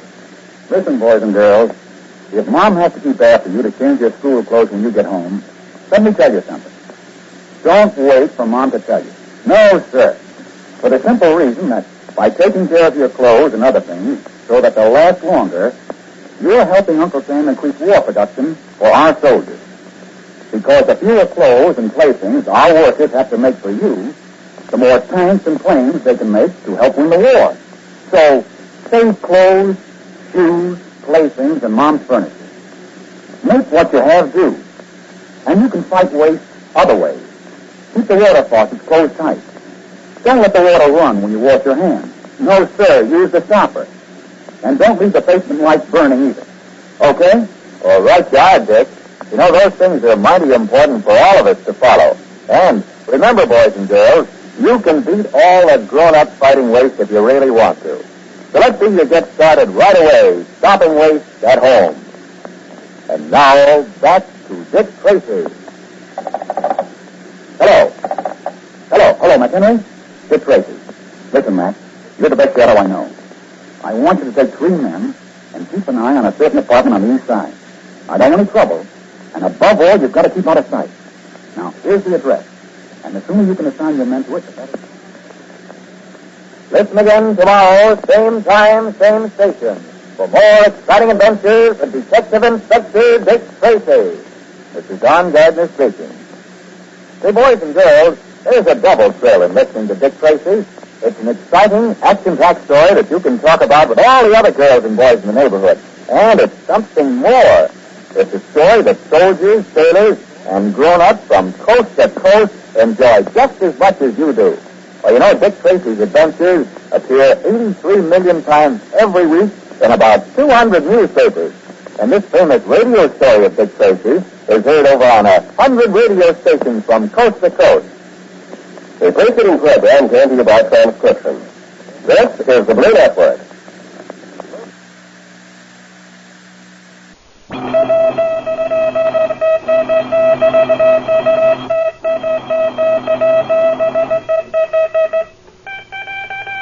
This is Dick Tracy. On the case of the empty safe, stand by for action. Let's go, men.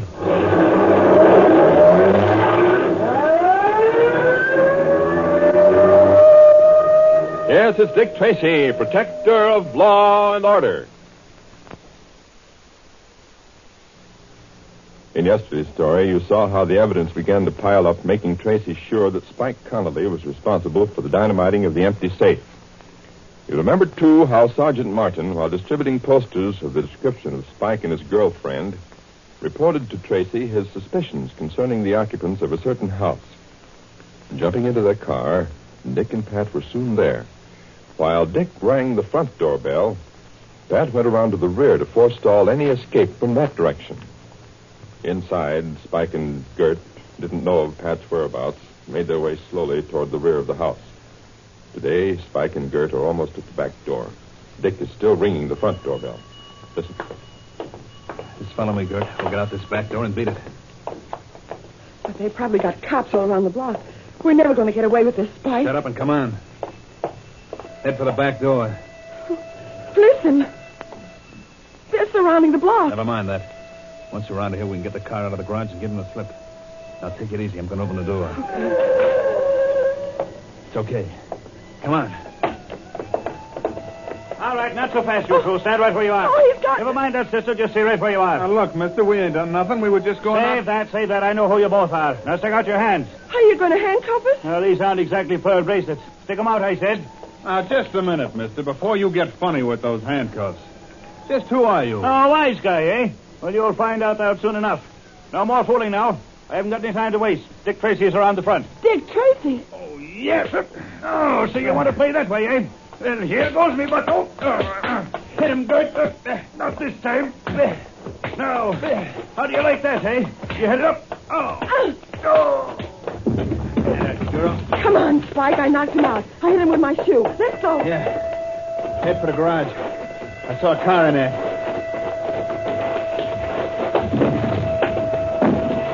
Oh, that's a break. The door wasn't locked. Quick. Get in. Now, just thing will only start. Spike, we can't go out the front way. The cops. Hang on.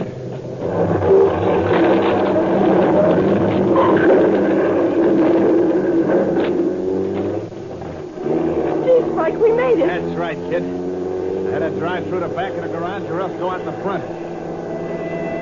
They're after us. Look out the back. Can you see them? No, I can't see him. But that siren sounds closer. I'm going to take this next corner.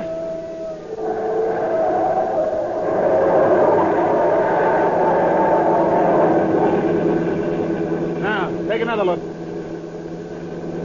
We're okay. We're in the clear. I don't even hear the siren anymore. Did I tell you, kid, I said we'd make it, didn't I? We wouldn't have made it unless I hit that guy in the head with my shoe. Ah, you're great, baby. You're knocking cold. Yeah. Well, where are we going, Spike? Well, I ain't decided yet. Got to put a couple of miles between us and the cops. Too busy driving right now to think of anything else. What are you stopping for, Spike? I ain't stopping. Something's the matter with this car. What? We're out of gas. Shut up. Oh. That's what it is. This bus didn't have any gas in it. I'd better get out and take a look. Gas gauge seems to be busted. Hurry up, Spike. Give me time, will you? What's the matter? You out of gas? What? Are you out of gas? I don't think so. I only had a tank filled this morning. You did have it filled, didn't you? Yeah, I had it filled right to the top. Well, I'll shut this thing off and come over and have a look. Maybe I can help you. Well, if you have a tank full of gas, maybe it's the ignition. That's just what I was looking at when I lifted the hood. I don't know much about car engines myself. Just step to one side and let me have a look under that hood. I've been fixing my own cars since the days of the old Kid Lizzie. Well, now ain't that nice? Oh. Come on, Kurt. Gee, you're knocking cold. Let me carry him over to the bushes. Okay. Oh. And we'll take his car. Far enough? This will be okay. I don't want him to be seen from the road. Now, come on. Come on, Kurt, will you? Come on.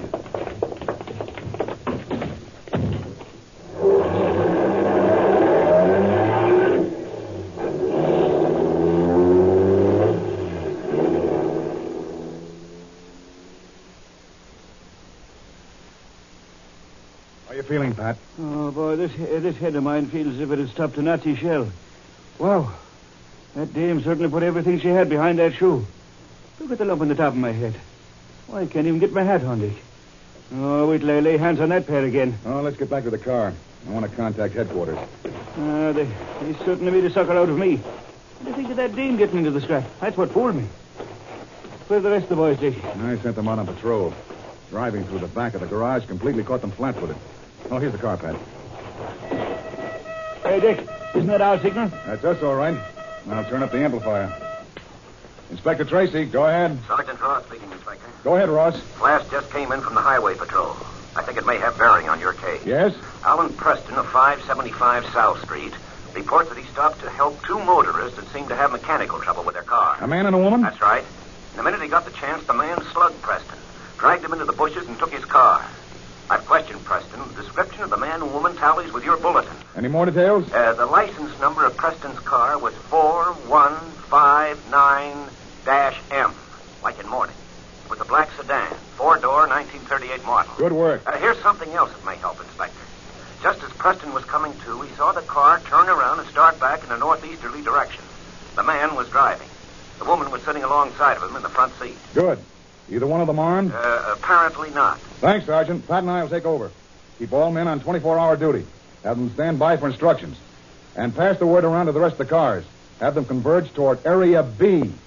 That ought to take enough to cross their trail. Yeah, I'll get right to it, Inspector. Good luck. Now, let's go, Pat. You're well enough to drive? It's just that my head throbs a little. It'll soon be all right.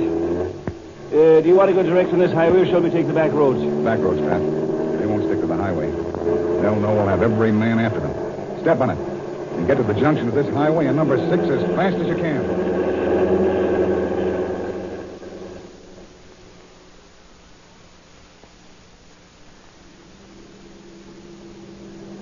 No luck, Dick. Been over over every back road in the way. No sign of them. That doesn't mean they aren't around here somewhere. They have to be, Pat. They can't just disappear. Well, I'm beginning to think they can. We've seen 6 of the other cars, and they all say the same thing. No sign of them or the car. You know, I'd hope they might have trouble with that one, too. Pull over, Pat. I want to check with the rest of the cars. Okay. Tracy, calling car 7. Come in, 7. Car 7, go ahead, Inspector. What's the report? Nothing to report, Inspector. We're at number 14. No traces as yet. Keep me advised. Yes, sir. Inspector Tracy, calling car 5. Come in, please. Car 5, Inspector. I heard you talking to 7. My report's the same. Okay, 5. We'll keep you posted. Proceeding according to plan. Inspector Tracy, calling car 6. Come in, please. O'Connor in car 6. Heard your questions. We haven't got much, Inspector, but here it is. We questioned a farmer walking along the road. Said he thought he'd seen a car like the one we described with a man and woman in it, but couldn't be sure. What direction was it going in? Well, according to this man, it was proceeding in a northwesterly direction. And when last seen was about 4 miles from the intersection of Middlebush Road and a highway. Thanks, O'Connor. Pat and I will be right up there. The rest of you stand by. The rest of you stand by. That applies to all cars. That is all. Let's go, Pat.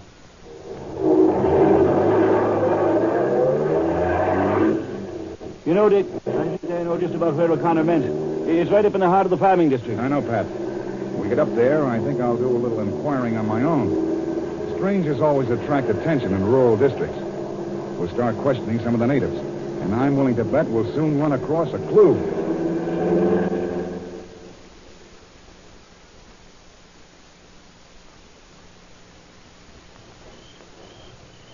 Hey, Dick, why don't we go ask that guy standing in front of that farmhouse? That's just what I was going to do, Pat.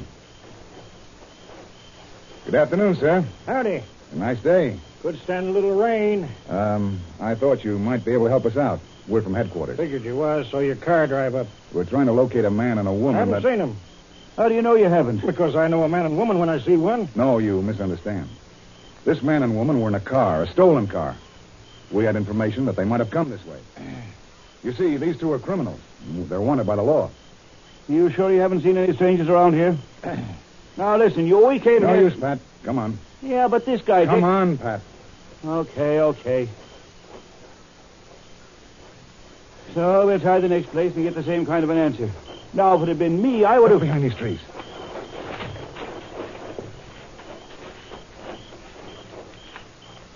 Now, what's all this about? I thought we were going to the next place and see if we could pick up Spike's trail. We don't have to go to the next place. Spike and the girl are in the house we just left. What? That's right. Well, tell me, how do you figure that out? While I was talking to the farmer, he tipped me with a wink. They're there, all right, Pat. But why didn't he say so? Probably Spike or the girl was holding a gun on him. I can't be sure of that, but mark my words, they're in there all right, and we have to get them out. Now, let's keep under cover and get back to the car. I want to contact all the other cars and have them block off every path or road in this area. This time, we're not going to miss. In a moment, we return to Dick Tracy. But first, boys and girls, Dick Tracy fans, you know, teamwork in everything we do is very important, and no one knows it better than the soldiers in our combat ground forces. Men like First Sergeant Marion Hitchens, for instance. While he was manning an anti-aircraft gun in the Admiralty Islands, Japanese ground troops opened up nearby on American soldiers with heavy grenade and small arms fire. Under heavy fire, Sergeant Hitchens dashed to a machine gun and single-handedly placed heavy and accurate fire on the Japs. In addition to killing at least 12, he helped stop the enemy attack. Now, boys and girls, that's teamwork where it counts, where a man thinks only of his buddies and not of himself. Every one of our servicemen belong to the same fighting team. And every one of us here at home who buys a war bond joins that team. We don't have to worry about Jap bullets or grenades, and our job at home is much the easiest of all. We've only got to buy more bonds and keep them, so that the fighting members of our team never have to let up for the lack of a single gun or bullet. So, boys and girls, do your bit for the team. Buy that war bond today. And now, back to Dick Tracy. You, farmer, get back in here. I'll let you have it with your own gun. You sure you didn't tip them off? He couldn't, Spike. I heard every word he said. Anyhow, they've gone off. Okay. But if they come back, this guy gets it with this shotgun. Quietly making their way back to their car, Dick and Pat began contacting all the patrol cars and giving them instructions. Be sure to tune in tomorrow, same time, same station, for the adventures of Dick Tracy. This is George Gunn speaking. Boys and girls, every day, thousands and thousands of new friends join the ranks of fans who faithfully follow the adventures of Dick Tracy and Pat Patton. We don't mean just youngsters either. No, indeed, there are plenty of grown-ups who are listening in, too. And did you know this? All over America, and in other countries as well, more than 200 newspapers feature the daily adventures of Dick and Pat. And each weekday, another episode of Dick Tracy, one of your favorite radio broadcasts, comes to you at the same time over more than 100 radio stations from coast to coast. So listen to Dick Tracy Monday through Friday. Don't miss tomorrow's exciting chapter in the adventures of Dick Tracy. This is the Blue Network of the American Broadcast. And now, Dick Tracy!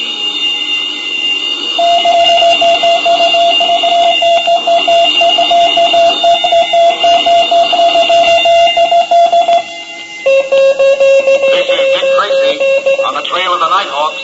Stand by for action. Let's go, men.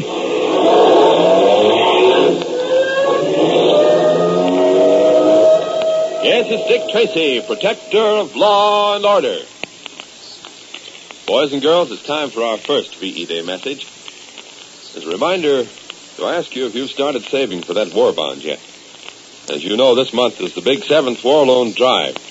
Now, maybe buying bonds isn't exactly a glamorous job, but few jobs are, especially the kind of jobs that the guys in the infantry have.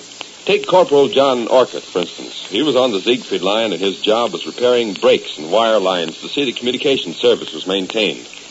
During 7 hard weeks of fighting there, Corporal Orcutt constantly braved enemy fire to fix broken telephone wires. And more than once, he lifted his carbine and picked off a few German snipers before returning to his repair job. Almost every move that he made was in the open, under steady fire. Corporal Orcutt did his job and later was awarded the Bronze Star Medal. Are we here at home doing our job, buying war bonds and stamps? Remember that the war in Europe is over, but the war in the Pacific is still going on. It costs plenty of money. Uncle Sam will need just as much this year as he did last year. Money that we lend him with our purchases of war bonds and stamps. And now, Dick Tracy. In yesterday's story, Dick and Pat did their best to learn all about the neighborhood that had been terrorized by a gang of young hoodlums who called themselves the Nighthawks. Finally, calling on Dick's old friend Mike Flanagan, they learned of conditions that were mighty serious and made arrangements through Flanagan to meet a couple of the boys who had been victims of the gang, hoping that this interview might also explain the reason why the boys no longer went to their boys' club, run by Ronald Framer. Today we find Dick Patton Jr. in their car. Tracy is explaining to Junior some of the facts of the case. Listen. Hey, you see, Junior, Pat and I went to see Mike last night, and it's through him we'll be able to meet these boys. Apparently they're friends of his. That's right. He said they'd like to come in and have him tell them stories. Sounds like quite a man. He is, Junior. One of the finest men I've ever met. And he's lived in the same house since long before the days of the automobile. But these Nighthawks that you mentioned, what sort of boys are they? Are they about as old as I am? Well, I'm not sure, Junior. That's one of the things I want to clear up tonight.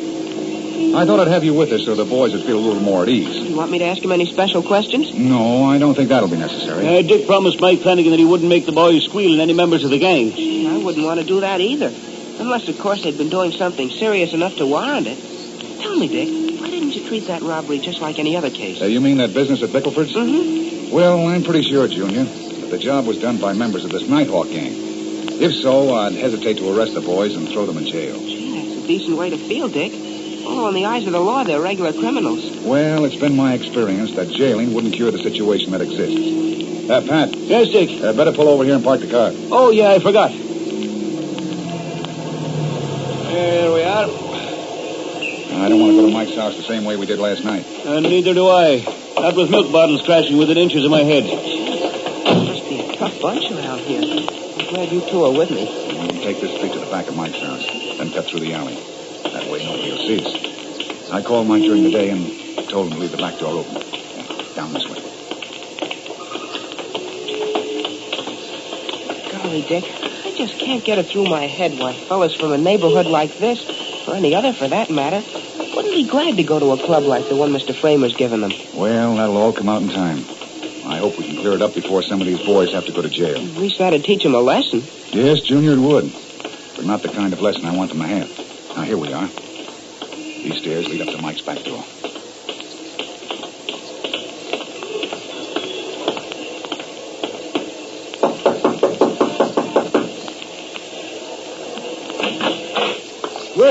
Well, step in.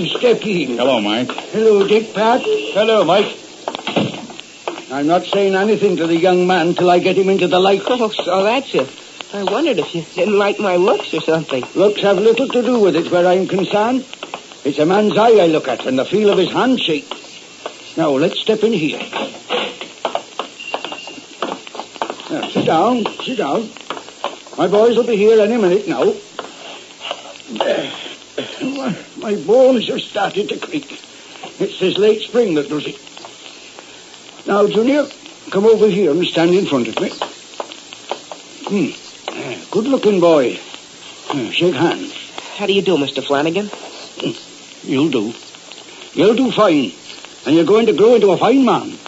You can sit down now. Thank you, sir. Mike, did you have any trouble getting the boys to come here? Not in the least. You see, the name of Dick Tracy is one to conjure with. No, they said that... there they be now. You want me to let them in, Mike? No, Pat, I'll go. I always answer the door myself. All right now, all right. How that fella stood it all these years, I never knew. Gee, Dick, he seems like a grand old man. He is, Junior. He's done more good for the people in this neighborhood than anyone else. Now, just go on in, the two of you, and make yourselves known. Remember, he may be Dick Tracy to you, but he's just as much a friend of mine. Well, here they are, Dick. Oh, come in, boys. I'm Dick Tracy. This is Pat Patton, and this is Junior. How do you do? Hi, fellas. Well, speak up. Has the cat got your tongue? Well, there'll be nothing to do but for me to make the introductions. Dick, this little man is Roger Sweeney. Hello, Roger. And this one is Fabian McAllister. Hello, Fabian. Now say, how do you do, or I'll snatch you both bald-headed. How do you do? Oh, sit down, boys, and don't look so scared. Come on over and sit on this couch alongside of me. Plenty of room for the three of us. Gee, thanks. I'll sit in the middle. There, how's that? That's okay. Say, the fellas call you Fabe? Yeah, that's right. It's short for Fabian. I'm kind of glad they do, because I don't like the name Fabian. I don't see anything wrong with it. It's no worse than going through life being called Junior. Yeah. What are you laughing at, Roger? Oh, I was just thinking of what you'd say if you knew my middle name. What is it? Oh, I don't want to say. Come on, Roger, tell him. Honest, Junior, it's no worse than Fabian. Yeah, go ahead, Roger. Tell me. Well, I'll tell you if you promise you won't call me by it. Okay, it's a promise. Runnymede. What? Runnymede. Gosh, that is a name. Runnymede. Yeah, some of the guys found it out, and they began to call him Runny Nose. Boy, that was a day. I guess Roger had to lick 3 guys the same day. Yeah, that's the day Fabe and I became friends. He came to my rescue and wouldn't let the other fellas pile on me. He made them let me take them one at a time. Gee, that must have been something. And by the way, Roger, it looks as though somebody has been calling your names again. Where did you get that black eye? I said, where did you get that eye? Do I have to tell? Oh, I don't think Mike will insist. After all, a man's got the right to have a black eye once in a while. Gee, certainly a beaut. Purple, blue, green, and a little touch of yellow. Say, what does the other guy look like? Tell me, Roger, have you been to Mr. Framer's boys' club lately? No, I haven't, Mr. Tracy. Neither have I. Now, what's the reason? I remember you used to tell me how much you enjoyed it. Well, we had a quit on just account had a of little the- trouble. One at a time now, one at a time, so we can get the straight of it. You tell him, Rog. Okay. Well, we wouldn't mind going to the club, but the rest of the gang lie in wait for us and give us the winks. That's why I got this eye. Sure, that's where he got that eye. He went up there to finish a ship's model he started, and they give it to him on the way home. Yeah, and he busted in last night and wrecked the place. Broke all the airplane models and swiped the tools and just made a mess of the place. And that's why we come here tonight, Mr. Tracy. Rog and I talked it over, and we thought if we told you all about it, you could put those guys where they belong. Yeah, it's been going on for months. And it's just because we won't join their gang on Nighthawks. That's right. I got a note last night. It was shoved under my desk at school. It said, I better join up while I had the chance. But I'm not gonna. Neither am I. Well, it was only last night some woman had her purse stolen while she was walking along the street. And I'd never do a thing like that. That case was reported to me. Gee, it was? Yes, and a pretty good description of the boys who did it. For once, the woman kept her head. Of course, she was excited when she called me up, but her description was mighty accurate. Accurate enough so we could send men out looking for the boys. Yeah, I bet you don't get them. What makes you so sure of that? Gee, I feel the same way. Why are you both so sure? Because they've been getting away with stuff like that for months. Why, Johnny was Name no names. Oh, I'm sorry, Mr. Flanagan. That's all right, Fabian. Go ahead with your story, but be a little more careful. Yeah, okay, I'll try to be. Well, you know, I've had some experience in matters of this sort, and always the gang has to have a hideout to operate successfully. Do you think these boys have? I'm sure of it. Gee, sounds as if they were a professional gang. They are, Junior, and mighty well organized. Any idea how many in the gang? Oh, I'd say between 15 and 20. Mm-hmm. Now, here's a question I'm sure you won't mind answering. What are their ages? Oh, they're all about like us, maybe a couple years younger, some a couple years older. And I suppose, like all gangs, they have a leader? Well, all I have to say is that Pat and I are going to put a stop to all this, and we're going to do it right now. Gee, would you want us to spread the word around that Dick Tracy was after them? No, not a word of it. No, sir, I forbid it. You boys aren't to say one single word about meeting and talking with the inspector. And I agree with that completely, Mike. Now, I'm going to tell you something about my plans. Maybe you two will be able to help me a little while later. But for the present, mum's the word.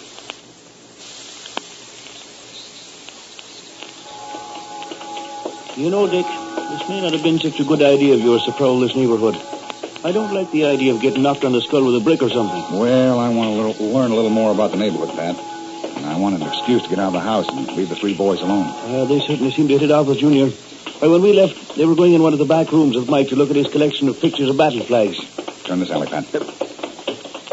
Now stop right here. Hey, what's up? We're being followed. Stand here in the shadows. No noise now.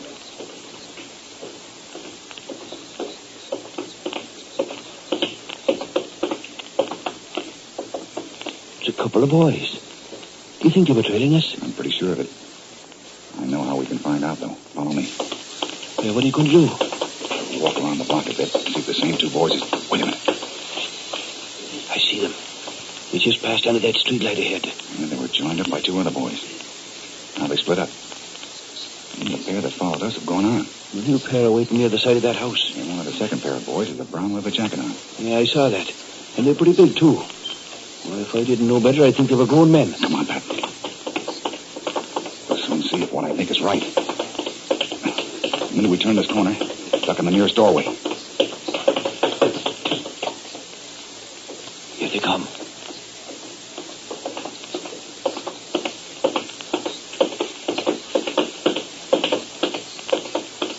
Did you see that, Pat? I sure did. Come on, let's go. In a moment, we return to Dick Tracy. But first, boys and girls, it's second message time on this VE Day. You know, when we buy war bonds, we're lending our government money to buy many things, from bombers down to bullets. Yes, and those small bullets are plenty important, too. Just ask anyone in the infantry. They use millions of them. And when they don't have them, well, that's not going to happen. Not as long as we continue to deliver the goods. And that reminds me of a story about something that happened in Italy when the going was toughest. An American machine gun section had been fighting off a determined German assault. They had succeeded so far, but they desperately needed more belts of bullets. 50 yards away from the group was an American infantryman who sized up their situation. Grabbing a box of ammunition, he ran courageously toward the machine gunners, with rifle bullets hitting inches from him, artillery shells bursting within 15 yards. But he delivered the goods at the risk of his life. Have you been delivering the goods? Those machine gun bullets can't go forward without your war bonds. And your war bonds start them on the trip to the front. Send our fighting infantrymen the ammunition they need. It's up to you and up to me, to all of us, to buy those bullets with war bonds. And now back to Dick Tracy.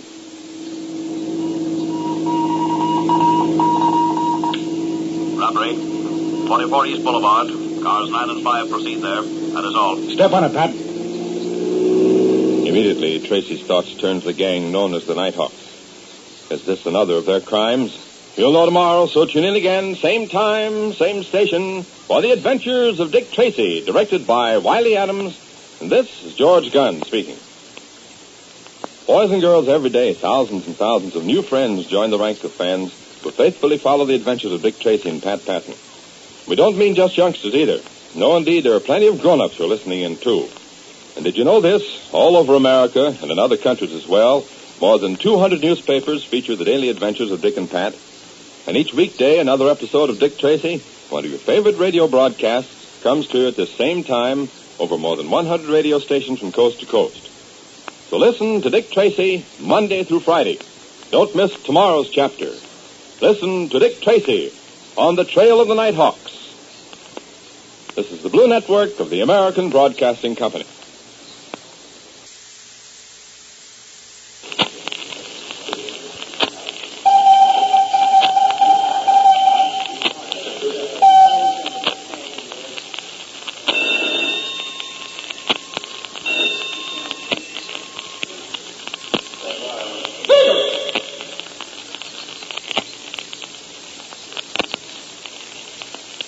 And now, Dick Tracy.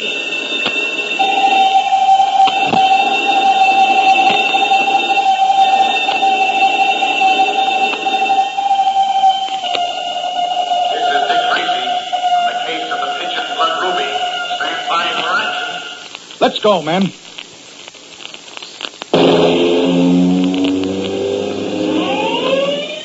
Yes, it's Dick Tracy, protector of law and order. Picnics are a lot of fun, aren't they, boys and girls? Going out in the country, building a fire, and... Hey, just wait a minute. Speaking of fires, do you make sure that your fire is out when you're through using it? Doesn't take much to start a blaze whipping through the woods, you know. It can be started by a dying campfire, started by a cigarette carelessly thrown away. It's so important that forest fires be eliminated. Huge quantities of wood are still needed for such critical war uses as the building of PT, landing, assault boats for the Navy, truck bodies, paratroop gliders for the Army, fiber containers, wrapping paper for food, blood plasma munitions. But every year in the United States, over 200,000 forest fires continue to destroy our wood supply. Can we prevent them? Well, you bet we can. For it's been estimated that 7 out of every 10 of these fires are started by us, by Americans who mean well, but who are just plain careless. So the next time you go on a picnic, have a good time, but remember these rules. Crush out cigarettes and pipe ashes. Break matches in 2. Make sure your campfire is out. Your care will prevent forest fires. And now, Dick Tracy. In yesterday's story, you remember how Dick and Pat continued their escape on the horses which they had stolen from their captors. It was soon evident to Tracy that the mountain trail was so narrow that they would be unable to put into effect his original plan to elude his captors, who were not far behind him. A series of signal fires on the surrounding mountain peaks told Tracy that they were in trouble. Yet soon after daylight, there appeared on the trail before them a native who gave them food and water and offered to guide them to the safety of Mount Nurshagi. Even though he suspected a trap, Dick was forced by circumstances to follow the man. In today's story, we find Dick up and about after a restful sleep. Pat, as usual, is sound asleep, and Dick has to shake him awake. Listen. Pat, come on, Pat, wake up. Lay off, will you, Dick? I haven't been as comfortable as this in months. Pat, wake up. Don't you remember where we are? Oh, holy smokes, that's right. Yeah, we're in that stone house. We're prisoners. But we're not prisoners. What's that? That's right, Pat. I've been awake for quite a while now. I opened the door, walked down the corridor, even stepped outside in the yard. You mean no guards? You could do just as you please? That's right, Pat. I believe I could have walked off if I wanted to. You know, I might be wrong about this, but I'm not going to suspect these people until they make their first move. They've shown us their hospitality, and we're going to act accordingly. Yep. Now, what was that? Telephone? Oh, don't be silly, Pat. That bell sounds just outside of our door. Maybe somebody wants to come in. Let's see. No, what Hold the... it, Pat. Someone's standing over near that stone column. May I approach, gentlemen? You certainly may. Again, I bid you welcome to Mount Nurshagi. I hope that you had a very pleasant rest. We slept very well, thank you. We've been awake for some time now. I'm wondering what we should do. There really is nothing for you to do. You are to conduct yourselves as guests. You are to do as you please and go and come as you please. Ah, the servant is here with your food. I took the liberty of ordering an early meal for both of you. Please advance. Please put the food on the stone table near the window. Instead of eating my normal meal early in the morning as I usually do, I have waited to join you. I hope I have your permission. You certainly have, and we're both pretty hungry. Then let us partake of the food without further delay. If you and Mr. Patton will sit on the stone bench there, I will make myself as comfortable as I can here. Gee, Dick, look at the size of that meal. You will find that I have ordered food which is as much like your usual breakfast as it was possible for me to get. Mm-hmm. Gee, Dick, this tastes well. You know, the first thing you know, I'll change my opinion of this whole business. I have checked with my couriers concerning your trip back on the mountain trail. It must have been a grueling experience. It's certainly one we wouldn't want to do again. I am forced to apologize for the 2 criminals who had captured you. Unfortunately, I am not able to control the actions of bandits and thieves until they come within the circle of my influence. You mean you don't know the men who captured us? Of course not. Then this stuff about the Fanacali rubies doesn't mean anything to you? Fortunately, and I mean fortunately, I know nothing of the Fanacali rubies. Of course, I am familiar with the legend, as everyone is in this part of the country. Well, that makes me feel a little better. You see, we were under a false impression. We thought we walked right into a trap. A trap? Of what sort? Well, you see, Tongo, we kind of thought that the Fanacult people had us earmarked for sacrifices during the ceremonies. Sacrifices? Believe me, gentlemen, although it may not look it, we here are civilized. Our civilization is at least 2,000 years old. And while it is true, we have learned how to treat suspicious strangers, we have no misgivings whatsoever about you, Mr. Tracy, and you, Mr. Patton. To us, you are an open book. As Dick and Pat seemed to relax in the presence of the old man who was called Tango, far above them, up near the very ceiling of the high stone room, through a small hole cut in the wall, 2 pairs of eyes glared down on them. They were the eyes of Savali and Muhammad Ali. This is indeed a pleasure. We can see them without being seen. Yes, and strangely enough, we can hear almost every word they say. It is very amusing to hear Tangu put them at their ease. Little do they know that when the sun reaches the notch in the sides of Mount Noshagi, they will see the rays of the Fanakali rubies. Are the preparations all made for the ceremony? Yes, the gong for the first rite should be heard at any moment. Then it is time for us to take our place before the altar. Shall we go? One moment. Look down below. They are getting up. Let us see what Tangu does to them next. The gong. Wait. We still have time. Let us watch them. And if we are still, maybe we can hear what they say. Be quiet. You see, it was never my intention to keep the rubies. My only interest was in bringing the 2 murderers to justice. I plan to return the rubies as soon as ownership was properly proved. And now, if you have the time, we would like very much to follow you on a tour of this place. I'm sure we'll find it very, very interesting.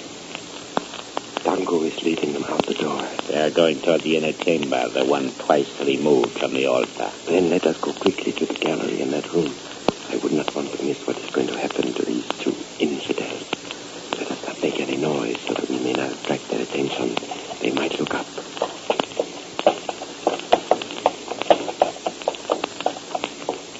There is the gallery just ahead. If we are quiet, we can watch the whole proceedings from here.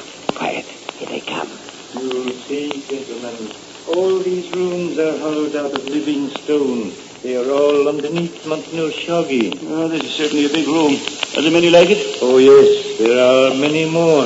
And some are very much larger. In fact, there is one so large, it can contain thousands of people. You mean it's a cave? Originally, it was a cave. But my ancestors, many hundreds of years ago, chiseled the rock into more comfortable quarters. Tell me, Tangu, what is this room used for? This room has a very special use, which you will learn later. Our voices sound funny in here. Yes. The polished rock in this room reflects the sound of voices so that even the slightest whisper can be heard. Do you mind if I try it? You are guests here. You are at liberty to do as you please. Well, if you don't mind, I'll just try out this whispering business. Well, now, what do you know? Try it again, Pat. I wish I was home. Well, there's no doubt about it. I wouldn't want to tell any secrets in here. But tell me, why is it then that our regular voices don't act the same way? The frequencies in our regular normal voices are a lot lower and wouldn't be reflected as readily as whispers, which really have no tone. Well, it's all Greek to me. Yes, this room has heard many whispers. In fact, I would like to give you a demonstration of my own. Go right ahead, Tonto. Would be glad to see it. Then if you two gentlemen will stand right over here, I will show you something very amazing. Please do not move from that spot, because the success of the experiment depends on your being absolutely still. All right, Tonto. We'll stand perfectly still. Now, I shall go back to a spot right in the doorway of this room and stand there. This gives me the creeps, Dick. I shall now whisper a few words. Are you ready? Go ahead, Tonto. Pana Kalimodo. Pana Kalimodo. Look out, Dick. The floor is open. Jump for it, Pat. I can't, Dick. The sides are too standing. I'm slipping. I can't hold on either, Pat. Look out, Pat. We're dropping right through the opening. Pana Kalimodo.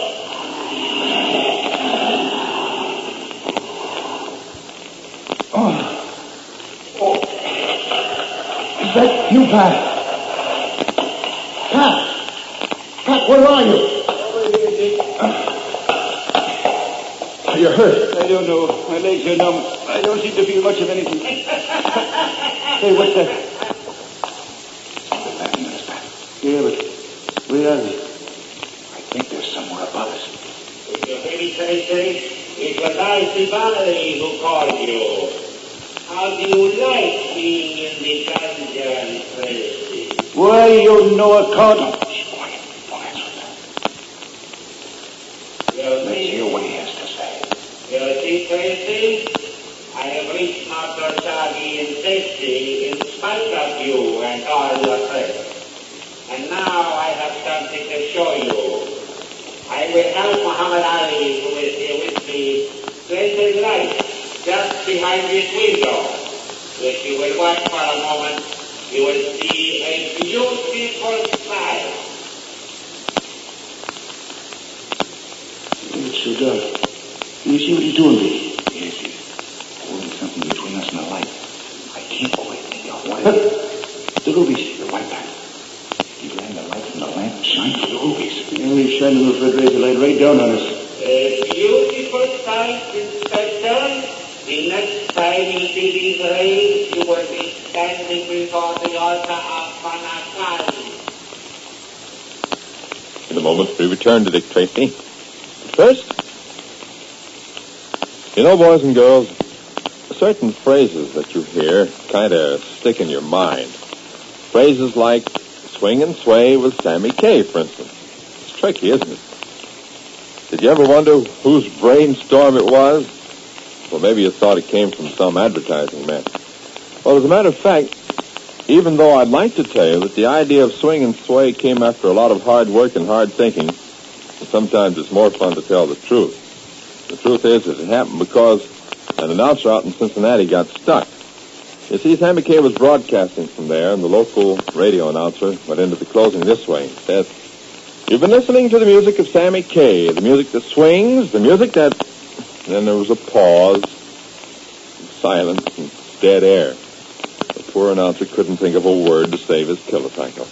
Well, Sammy Kaye, with one eye on the dancers, leaned over the microphone and said, "Sways."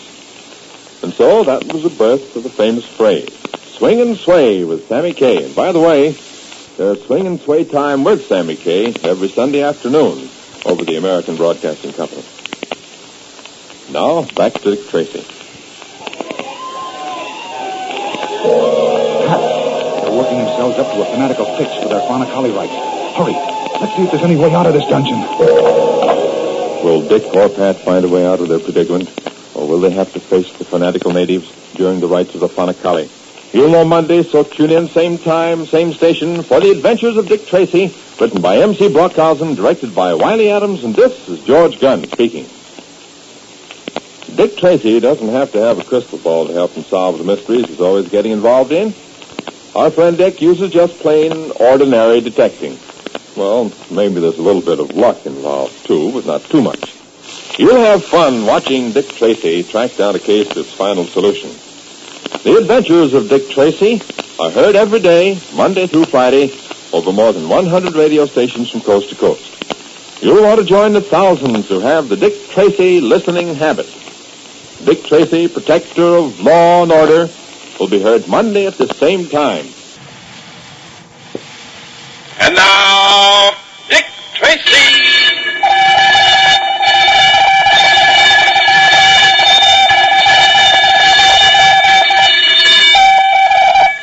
This is Dick Tracy on the case of the buried treasure. Stand by for action. Let's go, men.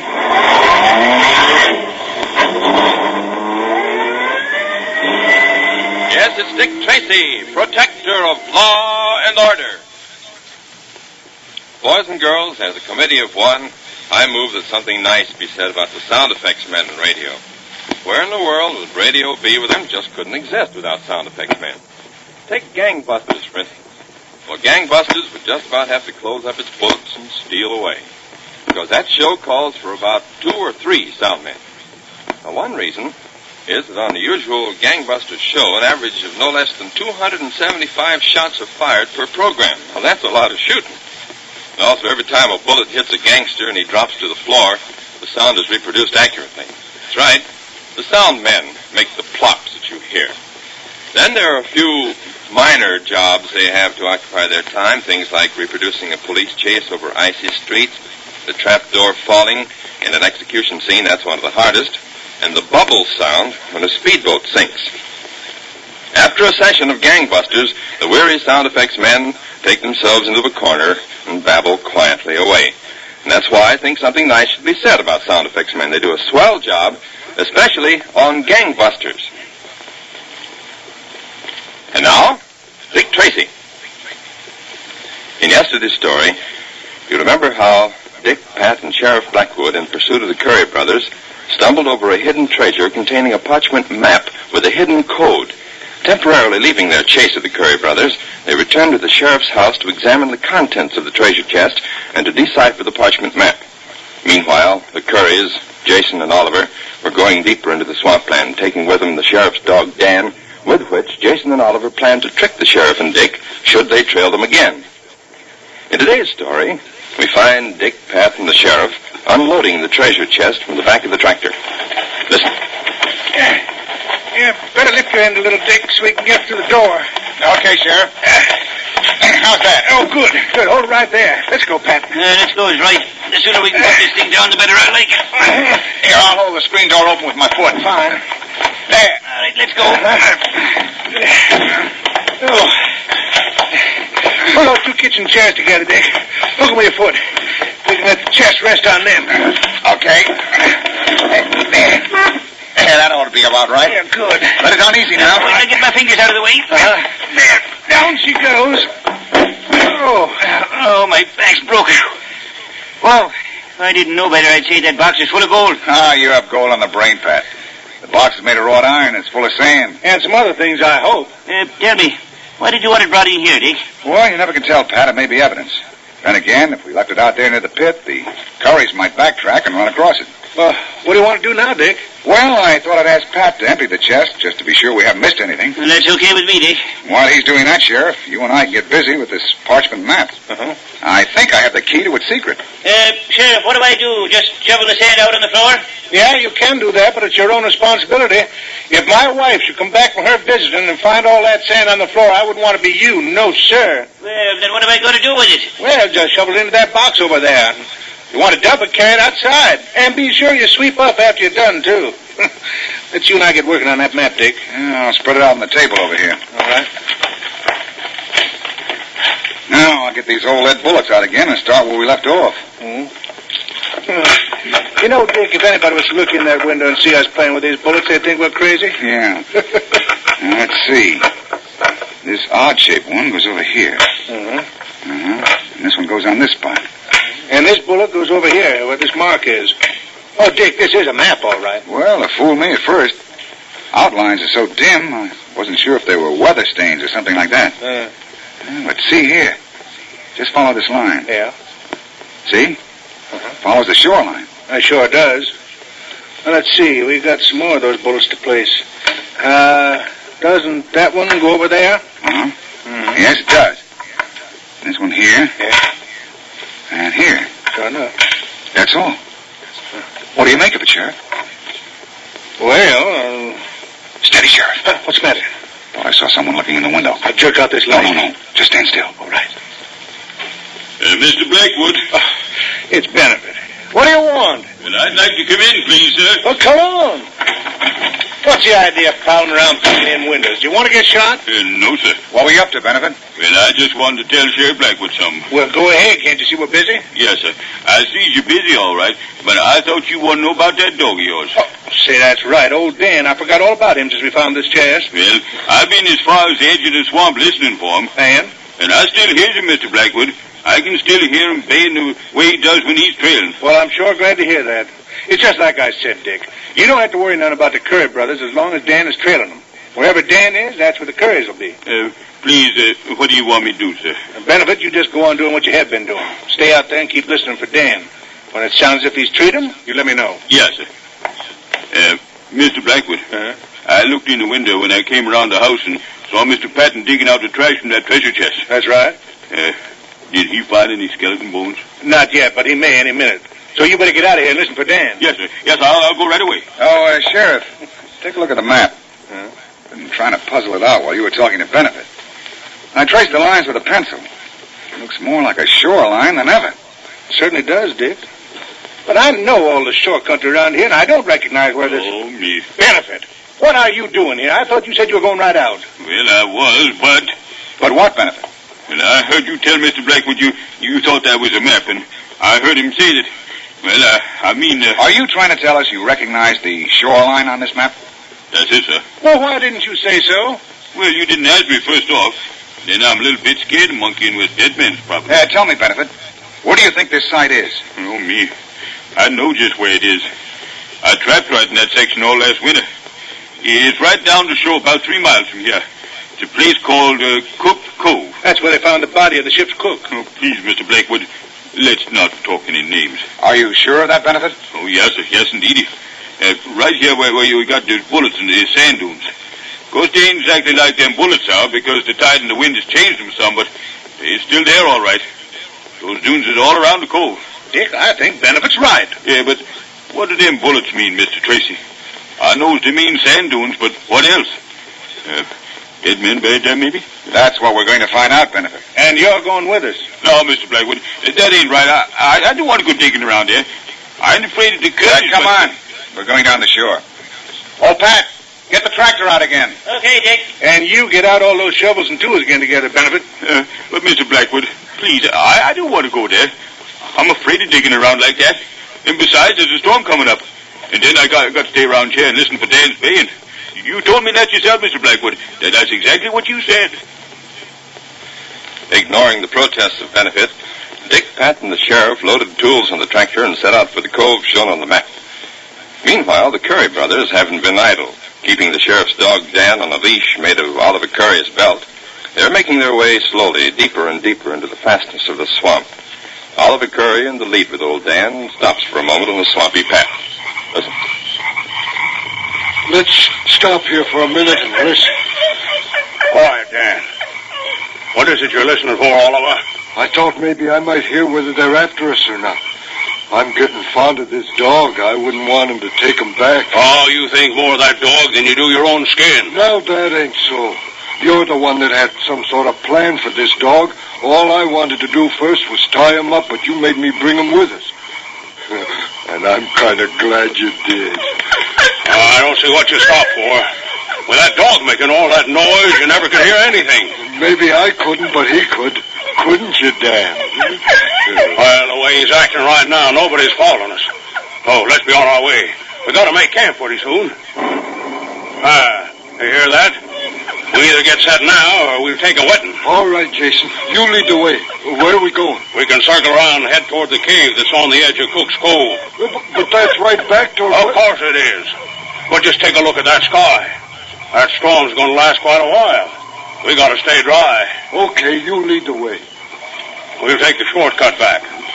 I wanted to stay as far away from the shore as I could, but if this storm gets as bad as it looks, we'll have to take a chance.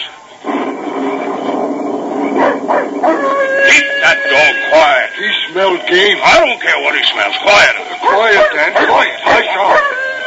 Quiet that dog or I'll quiet him for good. Shut up, you. Quiet, Dan. Stop it, I say. Now you keep that dog quiet and follow right behind me. We gotta hurry to beat that storm. Come on. All right.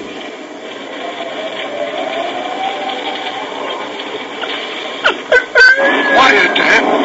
Don't make all that noise. It bothers Chase. It don't bother me half as much as it will the sheriff. He hears them. Now we only got a little way to go, so stay right close on my heels. Quiet, you fool dog. Shut up. He hears something. I don't see how he can with that dog the noise he's making there.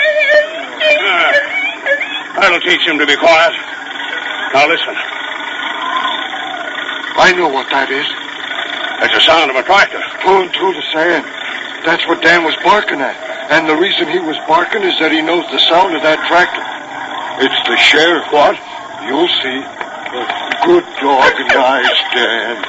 If that's the sheriff, from the sound, they're headed the same way we are. That's right. Towards Cook's Cove. Maybe they're headed for the same cave we are. Oh, that can't be. They wouldn't be coming out to Cook's Cove in the storm unless it was something important. Come on, Oliver. We got to get up on the knoll so we can see what this is all about. And Oliver, keep that dog quiet or I'll shoot him. Oh, you can't scare me that way, Jason. I know you wouldn't shoot Dan. For two reasons. First, the sheriff would hear the shot, and second, you got some trick you want to play with this dog. You're right. And it looks as if the time has come. Let's get up on the knoll so we can see. If it is the sheriff and those two northerners, we may be able to learn what they're doing out here. Come on.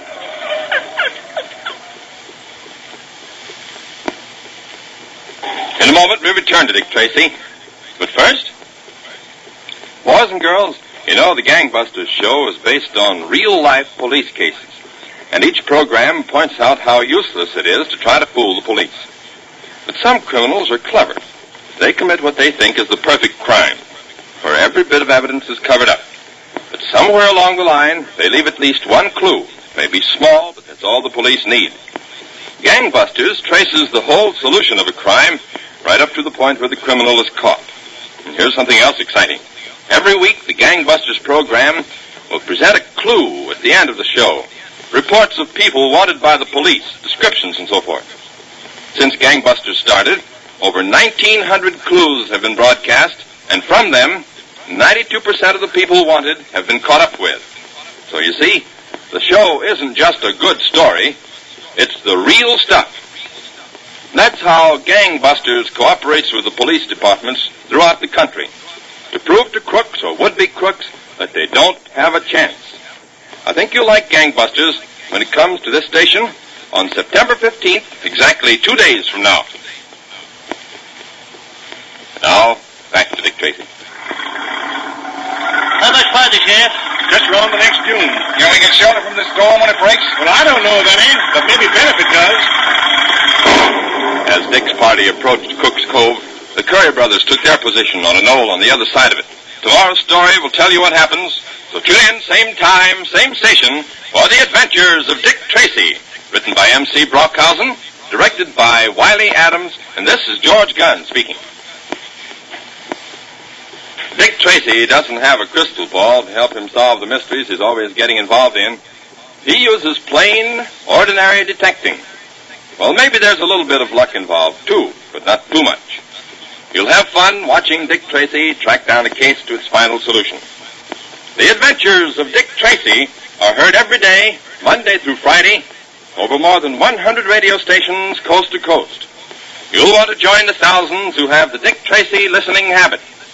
Dick Tracy, protector of law and order, will be heard tomorrow at the same time on the case of the buried treasure. This is the American Broadcasting Company. And now, Dick Tracy. This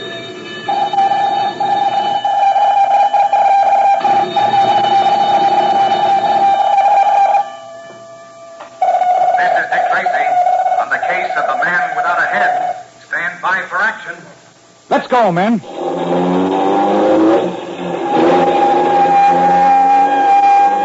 Yes, it's Dick Tracy, protector of law and order. Boys and girls, when you get into an argument with one of your friends, do you see his side as well as your own? Well, you know, there are two sides to every story, and nothing illustrates that better than this. George V. Denny, Jr. is the founder and moderator of America's Town Meeting of the Air, and Mr. Denny keeps what appears to be a black ball on his desk. When an argument starts, he picks it up and asks, "What color is this ball?" Well, naturally, you'll say black. Whereupon Mr. Denny, with a twinkle in his eyes, will contradict and say white. And then he'll twirl the ball around his hand so it becomes obvious it's black on one side and white on the other.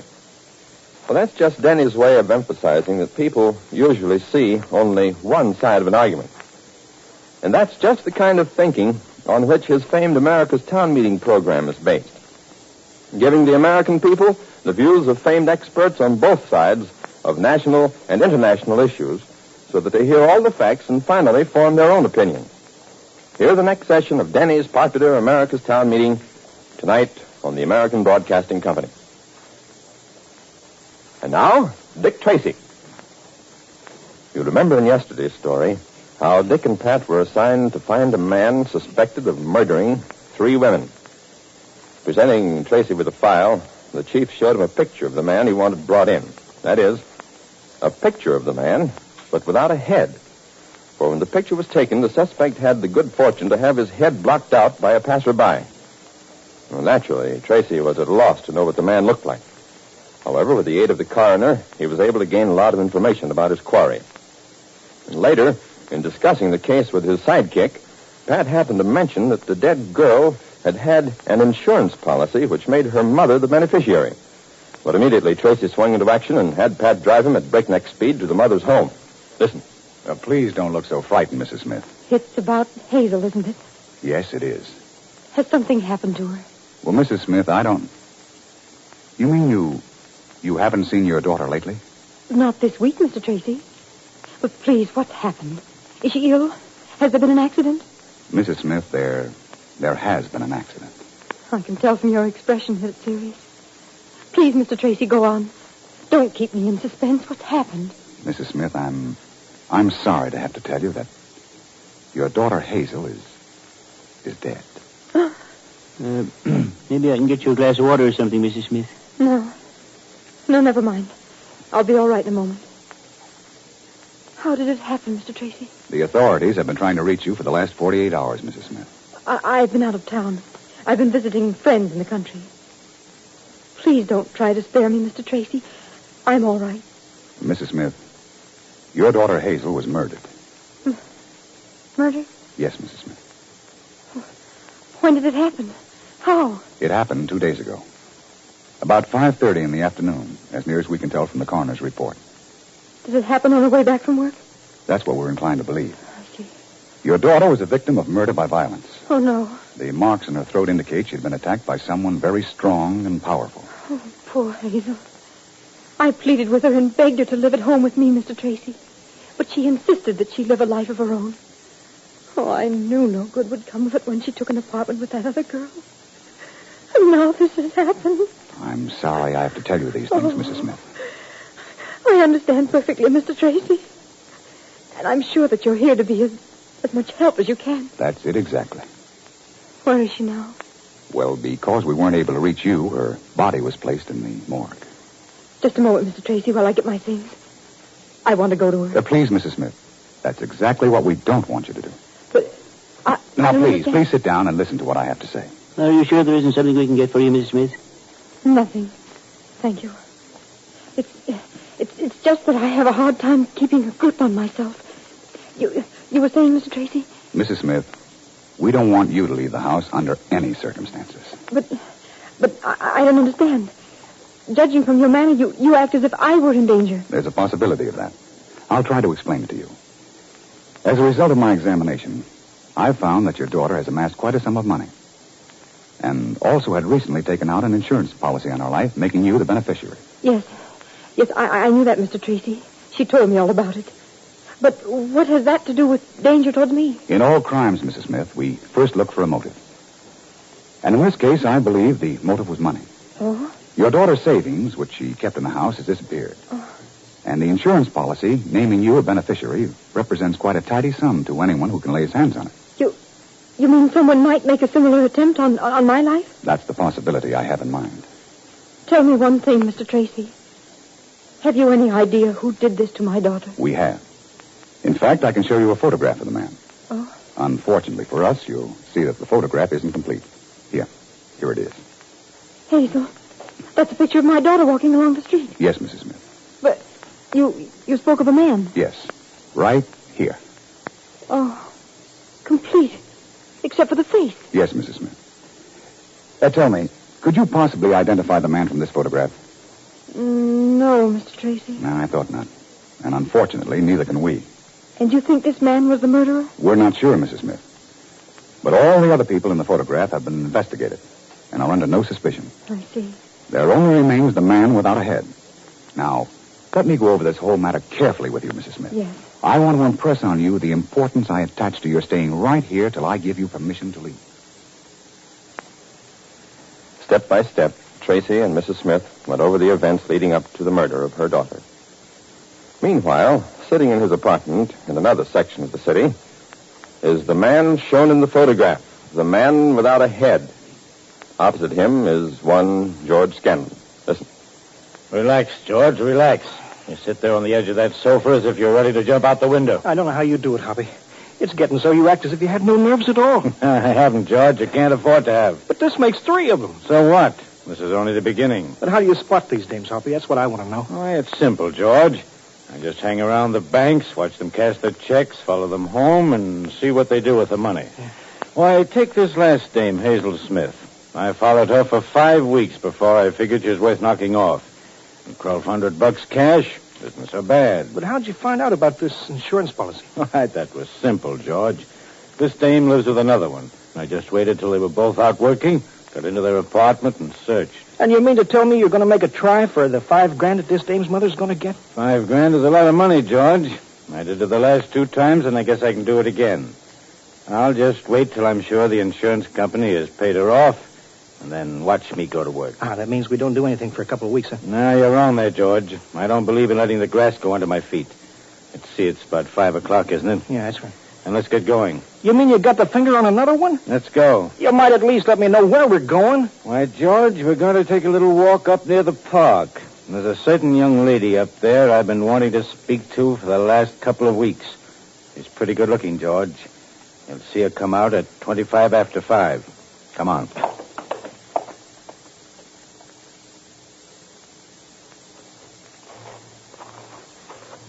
Check the time, George. Yeah. It's just about 25 after 5. And sure to be along any minute. Now, remember, we're just a couple of guys from out of town who've lost our way. Okay. Act dumb, George. Here she comes. Watch it now.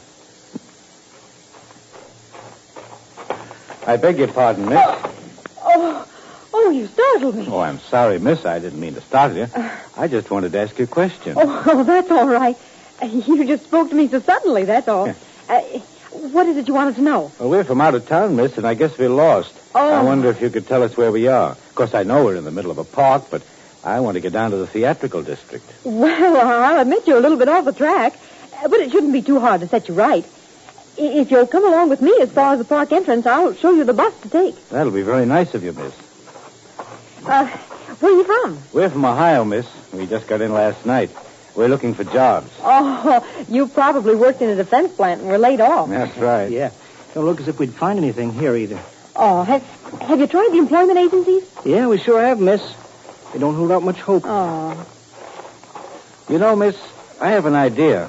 I don't want you to think it improper, but how about having dinner with us? Oh, I'm afraid I couldn't do that. Oh, you have other plans? No, it isn't that. It's just that I don't know you gentlemen. Now, wait a minute, miss. There's nothing to this except a dinner. On our walk around the park, we saw a nice restaurant not far from here, and I was just going to suggest that we go there and have a meal. Believe me, miss, it's just that we're kind of lonely. And that's the story, Mrs. Smith, as we have it up to the moment. Excuse me a moment, Mr. Tracy. My phone is ringing. She certainly took it well, didn't she, Dick? Yes, but I'm sorry I had to be the one to tell her. That's one of the hard things about this job of ours. It's for you, Mr. Tracy. Your office is calling. Oh, thank you. Inspector Tracy. Inspector, this is the desk sergeant. Yeah, what is it? We just got a report from the cops on the park patrol. There's some dame up there that has hysterics. I thought you ought to know about it. Well, go ahead, Sergeant. Well, it seems that a couple of guys picked up this dame, sold her the idea of buying her dinner. Well, it turned out the way it usually does. They parked cops have her in the lobby of the apartment house at the north entrance of the park, trying to quiet her down.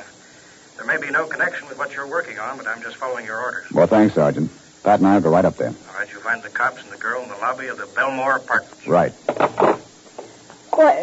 What's the matter, Mr. Tracy? Nothing really, Mrs. Smith, but Pat and I have to leave on a routine matter for a while. Oh. I'll station one of my men outside your house for protection. And please obey my instructions. Don't leave your house under any circumstances till you hear from me again. Yes, Mr. Tracy. Come on, Pat. Let's go. Okay, Dick. And the sergeant said they had the girl in the lobby.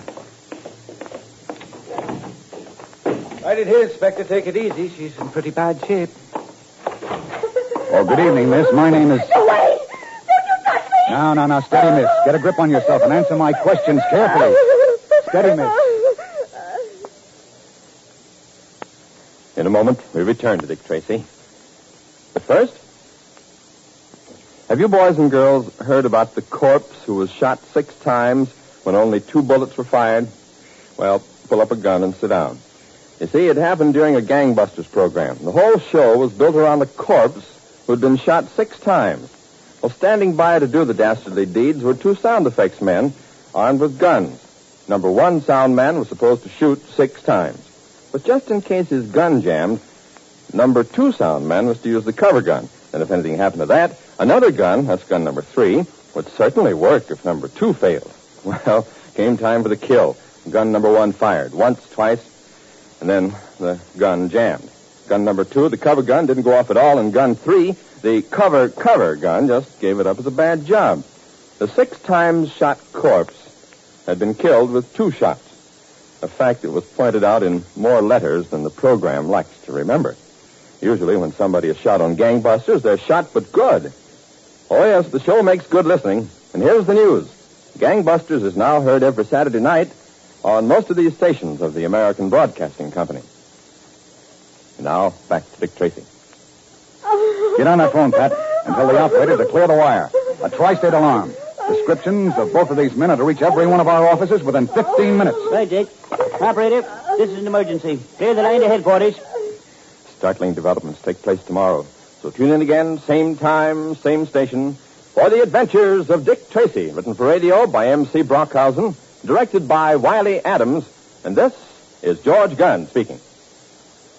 Like a fish takes to water, that's the way Dick Tracy takes to excitement, the way thousands of people all over the country take to the adventures of Dick Tracy. Dick Tracy and Pat Patton never know what their next case will be, but they do know that whatever it is, it'll be full of thrills and excitement. You'll want to listen every day, boys and girls, Monday through Friday, when the adventures of Dick Tracy are heard over more than 100 radio stations from coast to coast.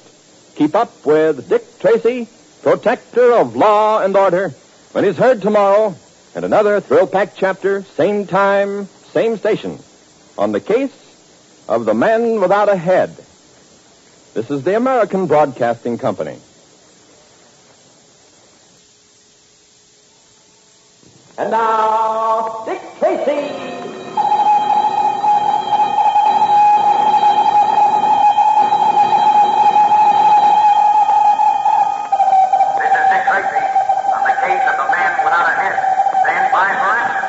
Let's go, men.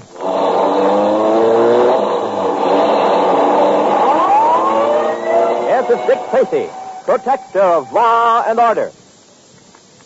Well, boys and girls, here's an interesting bit of American Broadcasting Company gossip. Arlene Francis, she's the blind date girl, and Mark Chase, the sheriff of Canyon County, are going together on Friday night. Well, don't get the wrong idea. It was arranged not by Cupid for the sake of love, but by our program department for the sake of entertainment. You see, these are two of our half-hour Friday shows. And when we fix it so that the sheriff and Arlene Francis come along on the same evening, it means you get top listening. Well, first of all, there are those 6 servicemen who try to date 3 beautiful gals by telephone. Well, sometimes the lines get crossed up, but the laughs never fail. They rattle off that repartee like veterans. And the best man wins the blind date. Then, after the FBI has caught its men and famous jury trials have decided the night's case, those are 2 more top shows, the sheriff of Canyon County takes over and leads you on a merry chase of adventure, laughter, intrigue, and suspense. I'll tell you right now, it's mighty hard to beat the lineup of shows we've got for you on every Friday night on most of these stations. We recommend it. So, how about tuning in tonight? And now, Dick Tracy.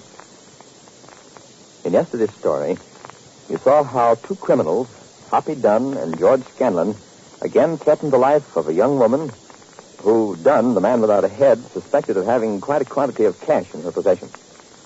Courageously resisting the attack by the 2 criminals, the young lady was able to escape and reach a nearby policeman who promptly called Tracy and Patton to the scene.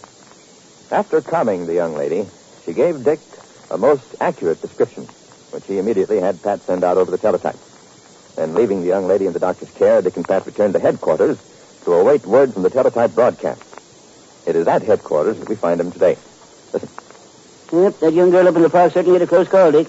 If she hadn't been able to break away from those 2 guys, it's possible they might have knocked her off. Yeah, you're right, Pat. And it proves once again that no one should ever get mixed up with strangers. Yep, you're right.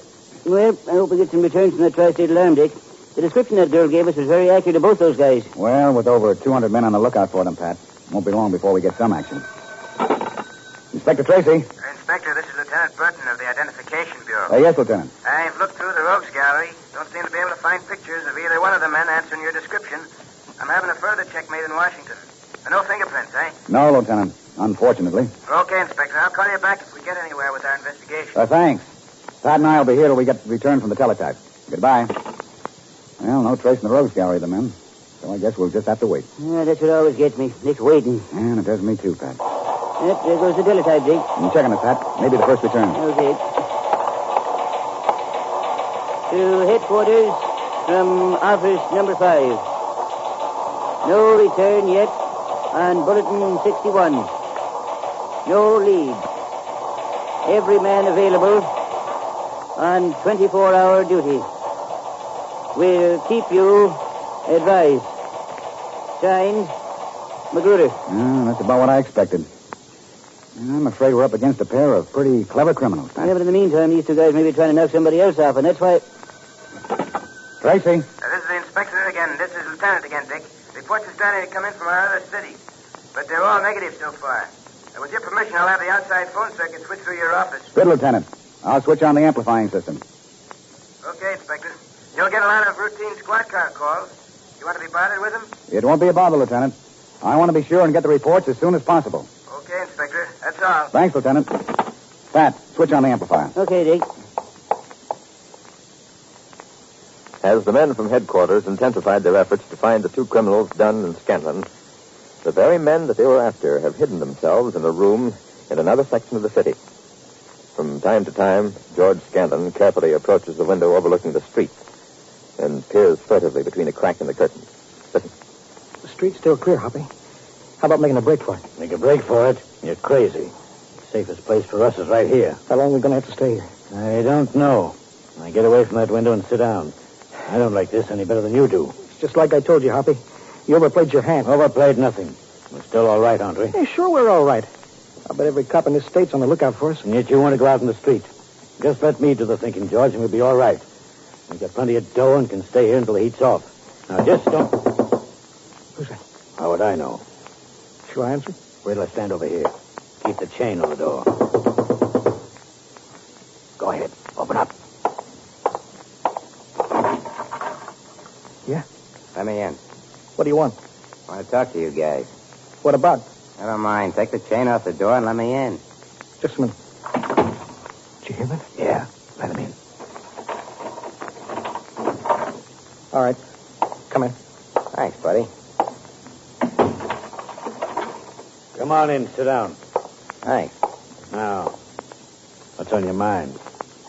Oh, I just thought I'd come up and check up with you guys, see if you like the room. Everything was all right? Yeah, everything's swell. We like it fine. That's good. Does this other guy have to stand behind me? No, I guess not. Sit down where the landlord can see you, George. You make him nervous standing behind him. Okay. So you like the room, huh? I said that once. I notice you guys don't go out much. No, we're just resting. How'd you like a radio up here? Shortwave radio? Now, what would we Shut up, George. Look, brother, you didn't come up here for any social visit, and this business about the shortwave radio is a phony. What's on your mind? Well, I guess I might as well come to the point. You look like a couple of reasonable guys. As far as I'm concerned, I'm reasonable, too. I always say, live and let live. So what? I didn't make that crack about the shortwave radio for nothing. Go ahead. I've been listening to police calls, and I've been hearing the description of a couple of guys that are wanted on suspicion of murder. Of course, the broadcast gave the names of a couple of guys by the names of Dunn and Scanlon. So it couldn't be you guys, because you gave me names different from those. Quit kidding and get to the point. Okay. It'll cost you $1,000. Oh, you dirty Shut up, rat. George. What's the $1,000 for? Well, I figured you guys might have to stay in this room for as much as a month. That'd mean a little special service. Maybe I could do a little shopping for you, see that your food was brought up. I might even be able to tip you off to any strange people in the neighborhood asking questions. Oh, there are a lot of things I could do for you. One of them would be to keep my mouth shut. But $1,000? Sure, that's a lot of bucks, but there's a murder rap mixed up in this. Now, listen, brother. Now, don't get sore. I didn't say you guys were mixed up in that rap. I didn't say whether you were guilty or not. The only thing I say is that I know cops, and it won't be long before they come around. And that's when I'd earn my dough. Let me tend to this guy, Hoppy. Keep your mouth shut. $1,000, eh? $1,000. But I haven't got that kind of money. Now, if you'd said maybe 500. No chiseling, buddy. This is murder, whether you admit it or not. Suppose we talk about it. No more talk. It's dough on the line or else. You win. That's what I like to hear. I know you're a couple of reasonable guys. I thought you'd see it my way. Shut up and listen to me. I don't see it your way at all. You got us over a barrel. You're putting the squeeze on us. Now, here's your dough. Now, get out of here. Thanks, buddy. Thanks. Believe me, you won't regret doing it. When the heat really gets on, I'll be able to give you a hand. Now, you just take it easy and leave everything to me. I'll see to it that you have the best of everything. Of course, that'll cost a little extra. Get out of here. Okay, if that's the way you feel about it. So long. I'll be seeing you. Of all that dirty Shut rap. up. He might be listening. Why don't you let me finish? Not now, you fool. He's let us off easy. But $1,000, Hoppy. That way we haven't got as much dough as we thought. And this guy isn't going to stop there. Pretty soon he'll be back for more. What are we going to do? I'm thinking of that right now. Where do we tend to him? Because we can't. Every cop in the world would be here, and then what would we do? You just keep away from that window. Let me do some thinking. Well, maybe this guy will play on the level with us. I wouldn't trust him an inch. If anybody offers a reward for us, he might even turn us in to get it. Now, George, we're in a tough spot. And I think I see a way out. Now, just don't bother me for a few minutes. Just let me think. Anything new, Pat? No, Dick. Just about the same story from all our officers. No trace of either one of those guys. You know, you'd think with the description as accurate as the one they have, the police would have picked up those guys by now. It can only mean one thing. The two of them have holed up somewhere. I would have put my hands on them, and a city this size presents a problem. I suppose the only thing that will drive those guys out in the open is the lack of dough. That's right. If they have enough money, it's possible for them to stay hidden indefinitely. I don't know what else to do, Pat. I've covered every possible angle. It's your private wire, Dick. Yes? Inspector Tracy, this is McGowan down at the Bureau of Licenses. Yes, McGowan. I handle the issuance of rooming house licenses, and I just had a funny one come up. May not mean a thing to you, but I'm following your instructions. Go ahead, McGowan. I told you I wanted everything reported. Well, it's like this. A guy by the name of Burton, George Burton, runs a rooming house at 4321 Boulevard. Now, his license to run a rooming house ran out last week. Instead of obeying the notice to come in and renew, he didn't do it. So we sent an investigator up there. Yes? Well, he gets in to see Burton, has him come down to the office and fill out the proper forms. You know the form. Is that the one that makes them tell the number of rooms and the number of people in the building and so forth? That's it. Well, Burton filled out the form all right, put the figure 10 in the place designated for the number of people in the building. And while I was watching, he scratched that out and put in 8. Ah, 2 less, huh? 8 instead of 10. So just for the fun of it, I started to question him. I never saw a guy turn green so fast in all my life. Think there might be something to it? Well, it's worth investigating. We've had no return whatsoever on the teletype bulletin. Oh, that's too bad. Well, I don't want to tell you your business, but if it was me, I'd get down there and see what's bothering George Burton. 4321 Boulevard? That's it. I hope I haven't sent you on a wild goose chase. Don't you worry about that, and thanks for calling me. All right. Good luck, Inspector. Goodbye. Hear that, Pat? Yep. Do we roll? You bet we do. Come on, let's go. In a moment, we return to Dick Tracy. But first, you know, in addition to Dick Tracy, we here at the American Broadcasting Company have a lot of programs we like a whole lot. And from time to time, I'm going to tell you about some of them. As a matter of fact, if you're listening to the beginning of our broadcast, you heard me talk about the sheriff and Blind Date, heard on Friday night. Another one of our favorite shows is the Quiz Kids. Joe Kelly is the master of ceremonies for the Quiz Kids. Of course, he's got all those answers down on his card. What's more, do you know, it takes an entire research staff to supply him with a background for every question. But sometimes those smart kids come up with an answer that the research department forgot all about and one that isn't written on one of Joe's cards. Well, then, says Joe, it's up to me to figure out whether they're right. And I've got 20 million listeners waiting for me to go way out on that limb, and after I get out there, cut it off after me. But the youngsters are with Joe every inch of the way, because Joe knows how to make the whole affair seem like a wonderful game. He says it this way: when you're enjoying yourself with the kids, you sort of become a kid yourself.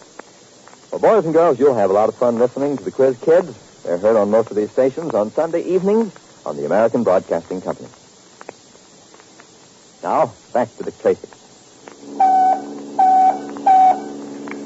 Car 7, Tracy speaking. Cars 9 and 1 meeting you at Boulevard and Grand. Right, but no sirens under any circumstances. What happens when Dick and Pat reach their destination? Will the criminals suspected of murder escape? You'll know all the latest developments Monday. So tune in, same time, same station, for The Adventures of Dick Tracy. Written by M.C. Brockhausen, directed by Wiley Adams, and this is George Gunn speaking. Dick Tracy doesn't have a crystal ball to help him solve the mysteries he's always getting involved in. He uses plain, ordinary detecting. Well, maybe there's a little bit of luck involved, too, but not too much. You'll have fun and thrills watching him track down a case to its final solution.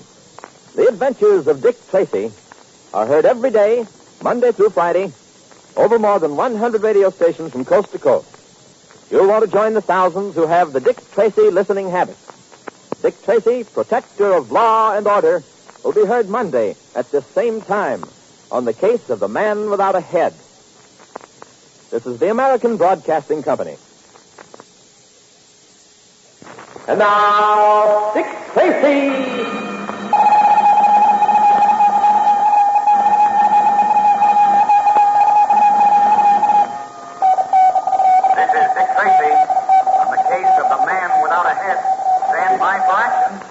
Let's go, men.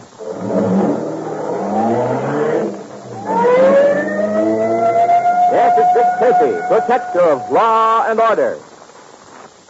Well, here it is, first message time again, boys and girls. And now that our government doesn't need for us to take this time for war messages every time we take to the airwaves, well, maybe we can talk about a lot of things.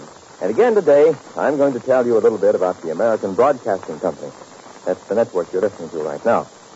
I have often wondered if you've ever thought much about the way a network plans all the shows that you hear during the day. Plans them so that everybody gets a chance to hear his favorite kind of program. That's right. For instance, when Mom's home in the mornings, we bring on a lot of good, cheerful programs you can listen to while she's working. You like, too. Programs like Don McNeil's Breakfast Club, Breakfast in Hollywood with Tom Brenneman, and that show that's packed full of fun, Glamour Manor. Now, that's a sample of the morning shows we put on. Then in the afternoon, we start to think about you boys and girls coming home from school and the kind of programs you like best.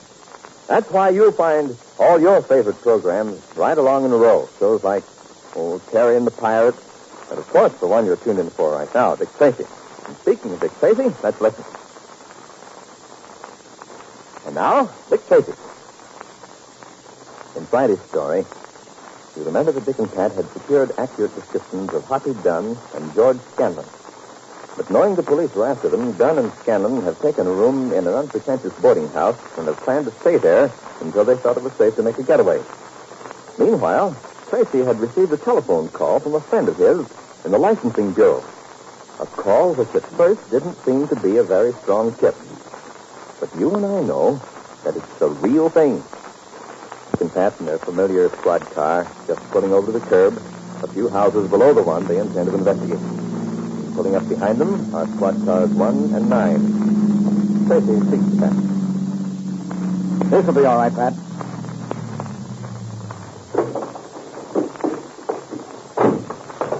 We'll go back and see the other men. Give them their instructions. Okay, Dick. Hello, Fogarty. Hello, Inspector. What's up? We have a tip on a rooming house at 4321 Boulevard. McGowan at the licensing bureau called me up about it. Seems that in making out the form, the landlord made a mistake in the number of people registered in his house. And when McGowan questioned him, he got pretty flustered. Kind of thin, isn't it, Inspector? Yes, I'll admit that, but I can't afford to pass up the slightest clue. What do you want us to do, Inspector? Now, cover the front and rear of the house while Pat and I go in. And, listen, do it just as quietly as you possibly can. Try not to arouse the neighborhood. Okay, Inspector. My partner and I'll take the front and I'll send the fellows in car 9 around the back. Good. And I'll give you 2 minutes to get set. Right. You sure hope this amounts to something, Dick. It doesn't look awful foolish if it doesn't. Well, Pat, I'd rather look foolish than find out later we passed up a real tip. I guess you're right, Dick. We can't let a guy stay loose who doesn't hesitate to murder any time he feels like it. The boys seem to be all set in front of the house. Now, look. One of them standing in the areaway there smoking a cigarette. Looks as if he lived in the house. Yep, that's Fogarty. Look at his partner. He's making believe he's asleep on the lower step of the house. Say, you think the other two are straight set around the back by now? I think so, Pat. All we had to do was walk up the alley. Let's go.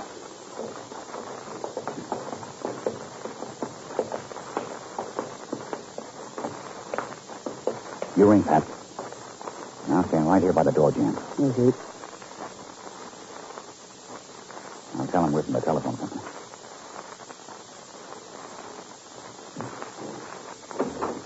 What is it? We're from the telephone company, sir. There's nothing the matter with my phone. Would you mind opening the door all the way, sir? I hate to talk to you through just a crack. I can hear you all right, and you can hear me. I told you there was nothing the matter with my phone. Well, now, sir, it isn't your phone that we want to take a look at. It's the wiring that leads to the street.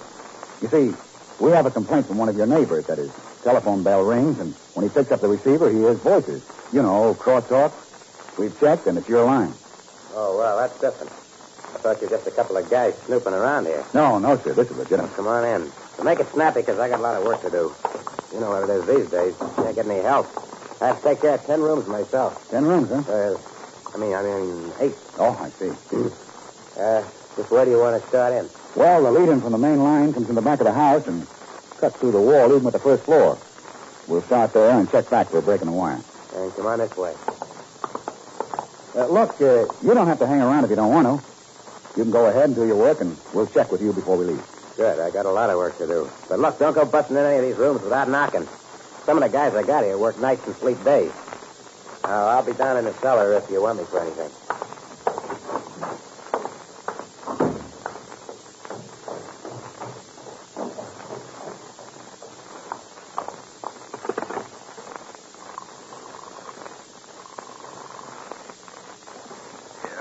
This is Burton, the landlord. So what?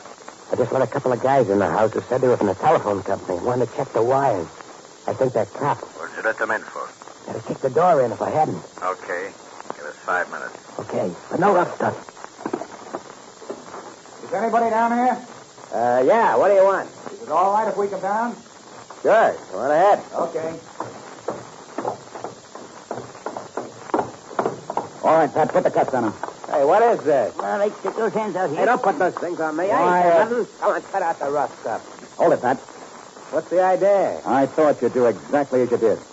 I picked up the house phone at the end of the hall upstairs and heard your conversation. So you are cops, huh? Yeah, wise guys. Cops. All right, get going up those stairs.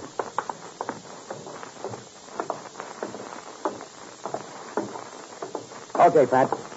Handcuff him to that iron pipe. We have to get upstairs. All right, you. Stick them out. Hey, I haven't done anything. Up against Hey. that pipe and shut up. There. Okay, Dick. He won't get loose unless he tears the pipe out of the wall. Now, listen, wise guy. One word out of you and I'll come back and beat your head in. What floor are these men on? Come on, out with it. On the top floor in the back. Come on, Pat. You know, Dick, it was a smart thing to post the guys at the front and back of the building. I only hope they're the men we're after. Couldn't get much from the landlord's conversation. This is the top floor, Dick. Now listen, we'll knock once. The door isn't open. We'll kick it in. Have your gun handy.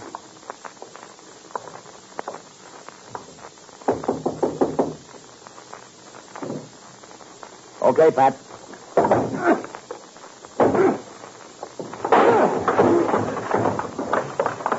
Empty.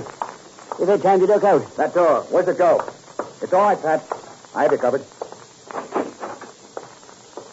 Just the door to a big clothes closet. Nothing in here. No fire escape either. No back door. Yep. They've got to be up here somewhere, Dick. We have to search every inch of this place, Pat. You take the front of the house and I'll take the back. Look for a door that leads to the roof. Come on, now, make it fast. You fooled them, Huffy. You hear them run around the top floor. You fooled them all right. Lucky they didn't see us hiding behind the door as they came running upstairs. Let's go. They probably got cops at the front and back of the house. We'll worry about that when we come to it.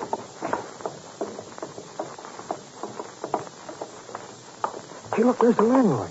They got him handcuffed to an iron pipe. What a break. Come on.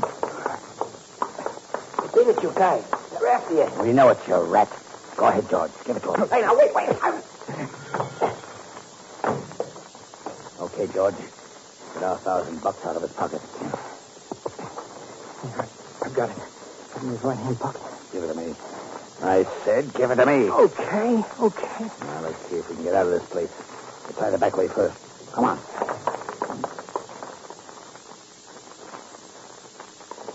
Dick, I searched the front part of the house. There's no sign of them. Where do you suppose they could have gone? Any door leading to the roof? A trap door or anything like that? Nothing, Dick. Let's go, Pat. They're out front. Right. They must be out in the street.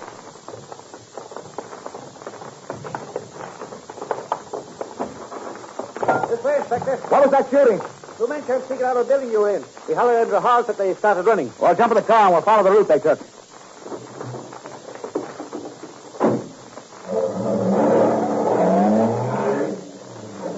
Yes, sir, the car, Inspector. My partner's trying to get him an I-car.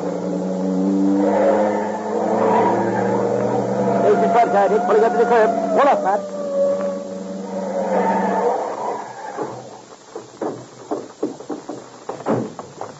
They ducked into the subway. Okay.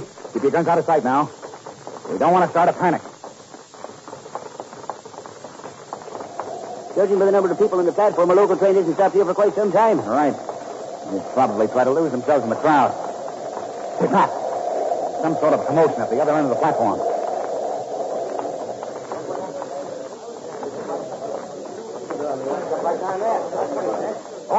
All right. Stand back from the edge of that platform. Get back there now. What's the trouble here? A couple of guys just jumped down in a tractor. Got killed. Which way they go? They jumped off the platform and they started to run up that way. I was just Come on, minding my own business, and I pleasant enough mind them more than I wanted.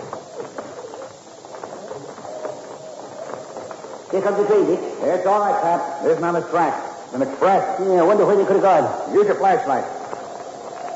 Nope, we can't see them, Dick. Hey, I just thought of something. So did I. They'll try to use the emergency exit. Let's go. I wonder where the nearest emergency exit is. That's the one they'd head for. I don't know, Pat. And I think there's one of those exits about every block or so.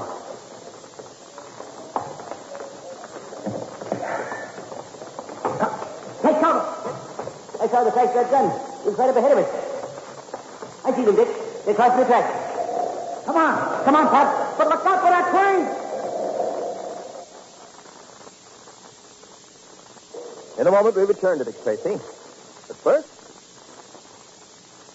all you boys and girls of high school age, Uncle Sam has a request to make of you. If you haven't finished your high school education, if you've been helping out during the war by doing needed war work, Uncle Sam wants you to go back and finish your high school course. You see, education is far more important than anything else to your future career. And there's another reason why Uncle Sam wants you to go back to school this year. By giving up your job now, you'll make it possible for some returning GI to have a job he needs to get him started in civilian life again. Seems to me that that's the very least that we can do for our soldiers. They fought for us. Of course, many of them have died for us. So let's help the boys who come back. Let's help them to get off to a good start. And you boys and girls can help by going back to high school. Learn all you can to fit yourself for your chosen career. Learn about world affairs, about science, about government. For you will be the statesman of the future. The continuation of a free and democratic way of life will depend upon your ability as an able worker and as a citizen in later years. So make those back-to-school plans today. And now, Dick Tracy. Let me try one more shot, Hoppy. They come on this way. Never mind that. What we want to do is to cross those skips tracks and get the plane between us and them. Come on. Just what scheme does Hoppy Dunn have in mind? And will it succeed?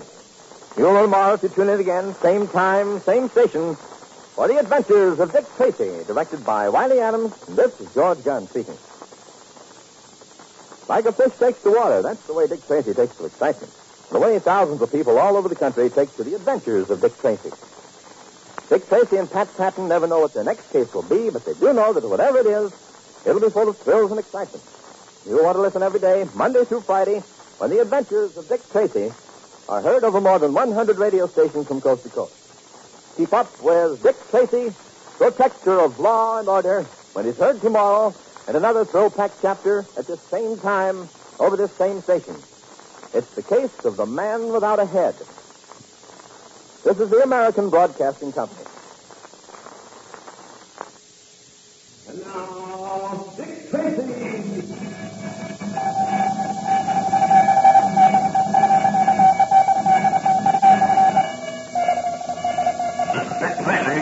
Case of the train seal. Stand by for action. Let's go, men.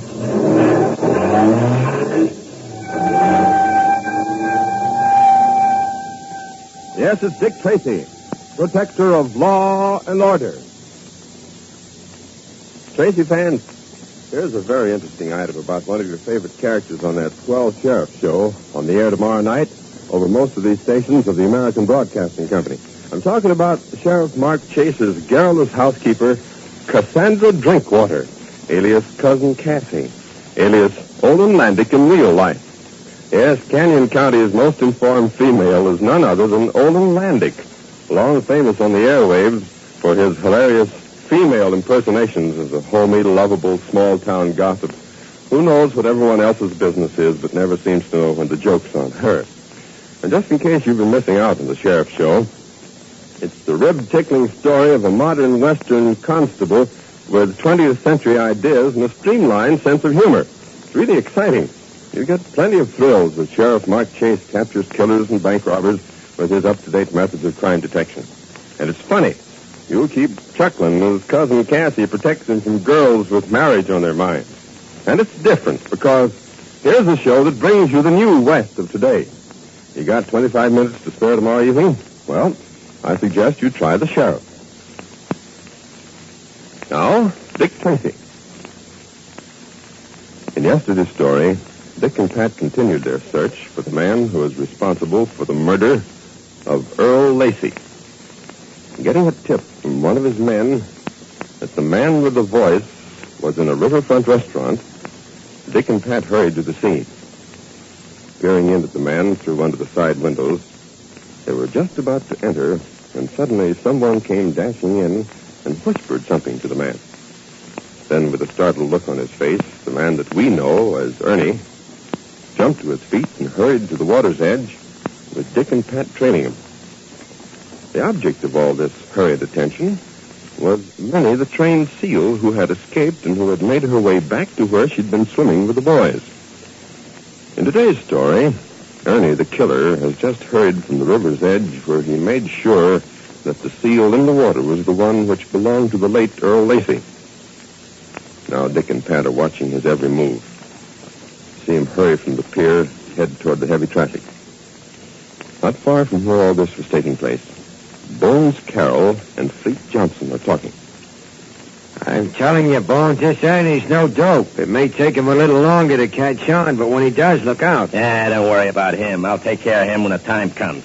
I got him sold on the idea of going to the farm upstate. You know what'll happen to him when I pass the word along. But how do you know he'll go? Because I sold him a bill of goods. I told him the heat's on, that he's got to go. Well, I hope you're right. Makes me nervous to have a guy like that running around. Relax, Fleet. Just relax and leave everything to me. Not worrying so much about Ernie as I am this diary. Just let me read you what that punk Lacey had in here. Here, get this. September 17th. This has been a big night for Bones. He and Fleet jimmied open the safe at the Empire Cloth Company and got themselves $3,000 apiece. The rat, gave me $25 for fingering a job for them. Hey, how did he know he got $3,000 apiece out of that job? We told him we only got a couple of hundred. Yeah, I guess he read about it in the papers. Listen to this. October 9th. This time the boys got fooled. Just as they was about to touch off the soup on the plastic manufacturing job, a prowl car came and parked right outside the joint. Bones and Fleet both had to scram without a dime for all their work on the safe. Ha ha. The guy even laughed at us. Yeah, I remember that job, all right. And what a nice job we done on that safe. And what the paper said the next morning. Hey, Bones. What are you going to do with that thing?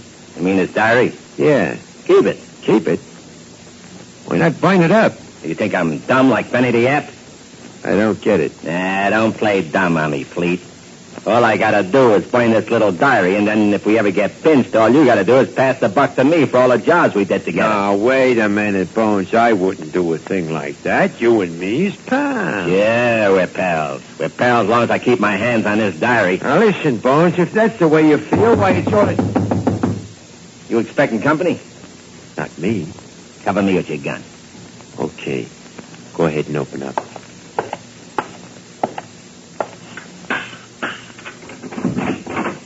Onion, quick. Hey, what's the gun for? We didn't know who you were. Put it away. Okay. For a guy that knows about guns, you act awful nervous. What's cooking, Ernie? You're all excited. We need a seal. She's loose. What? Yeah, it's like I say. But the cops had her. Yeah, that's right. That's the way we got from the boys. I tell you, she's loose, swimming around in the river. I was sitting in the beanery having a dish at chow, and a guy comes in and says to me... Are you sure it's Lacey's seal? For my, though, it's his seal. Come on, Fleet. We'll go take a look. I'll show you the way.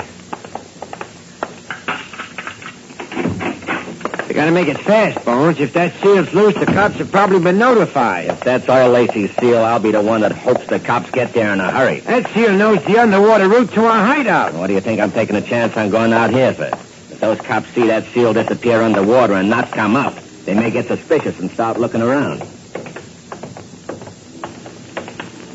It gave me the creeps to see that seal swimming around there loose. Now we're going to walk right toward the pier. Make believe nothing's the matter. Act like we was just out for a walk.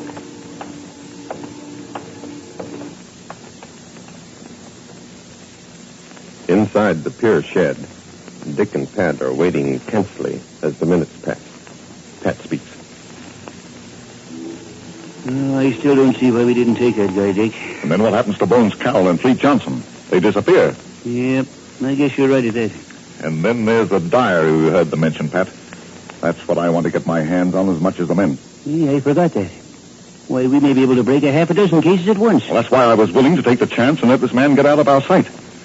You see, Pat, in the files, there are quite a few cases that haven't been solved. If we can get hold of that... Say, Pat, look.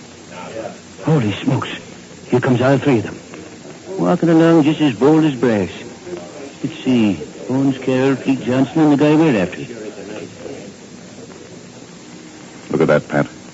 They're trying to give the impression that they're just out for a walk. And I'll bet I know just where they're going. It'll be where they can get a good look at Minnie. Right, Pat. Our man ran back and told Bones and Fleet about the seal. And they've come to see for themselves. You don't suppose they'll hurt Minnie, do you? You can't tell what they'll do, Pat. Why don't we go out and nail the three of them? We could do it, Dick. Of course we could do it. But we're not going to. The diary, Pat. We want Earl Lacey's diary. Now, just watch what they're doing, Pat. And don't make a sound.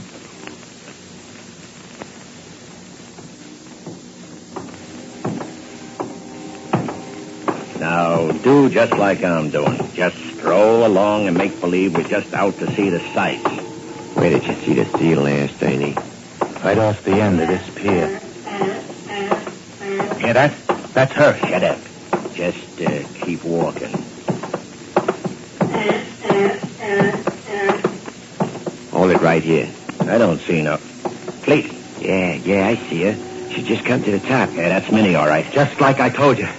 I don't know how long she's been here. We gotta do something, Bones. If that seal gives away the underwater hideout, it's You crazy. said that once. Why not take out your rod and plug her? Say, that's Not a an move idea. out of you guys. No guns. But, Bones, I'm Take a look telling you... around you. Look at all the people watching that seal. You want to plug her. One shot and you'd have this whole neighborhood on your tail. But, Bones, we gotta do something and do it fast. Hey, she's swimming this way. Look at her. She's swimming as hard as she can. Listen, Bones, if that seal comes up here... Too late, Fleet. Here she comes. Stand still, you two. Don't move. I'm going to see what she does. She sees you. She's shaking her head. I don't like this. Get in. Bones, I've seen Racy play with that seal. And when she barked that way, she was... See? She's coming this way. She stopped right in front of us. Hello, Minnie. This is Bones. How's the girl, Minnie? Are we still friends? How's about a nice fish, Minnie? Bones, there's quite a crowd forming around. We better beat it. Yeah, that's right, Bones. We better... Hey, she's coming this way. Bones. She's after me. Hey, Minnie, what's the matter? She's gonna bite me. Come on, Bones. Hey, take her away. She got me by the leg. Come on, Bones. I'm leaving. I'm getting out of here. Hey, Come on, get let's away.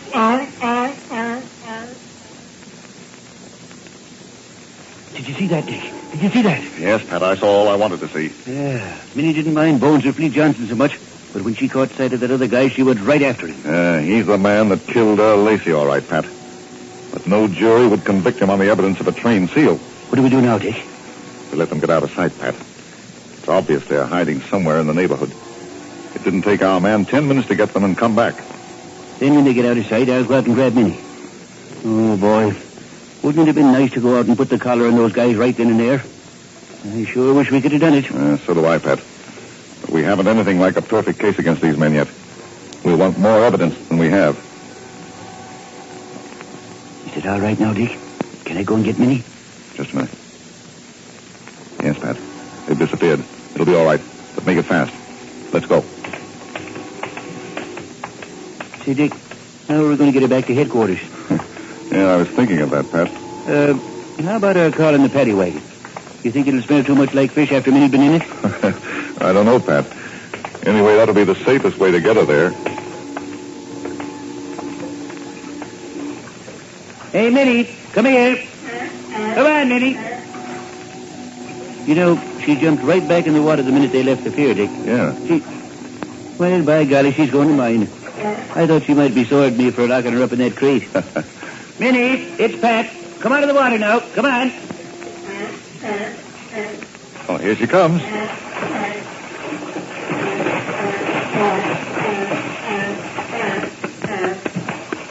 Well, now look at that. Hello there, Minnie. Did you have a nice swim? And haven't you got anything to say to Dick? Come on now. Say hello to him. No, that's a fine thing to do. Dick, here's your friend. Why, he's the guy that's going to arrange it for you to ride back to headquarters in style. Yes, sir, Minnie. You're going to have a paddy wagon all to yourself. That you will. In a moment, we return to Dick Tracy. But first...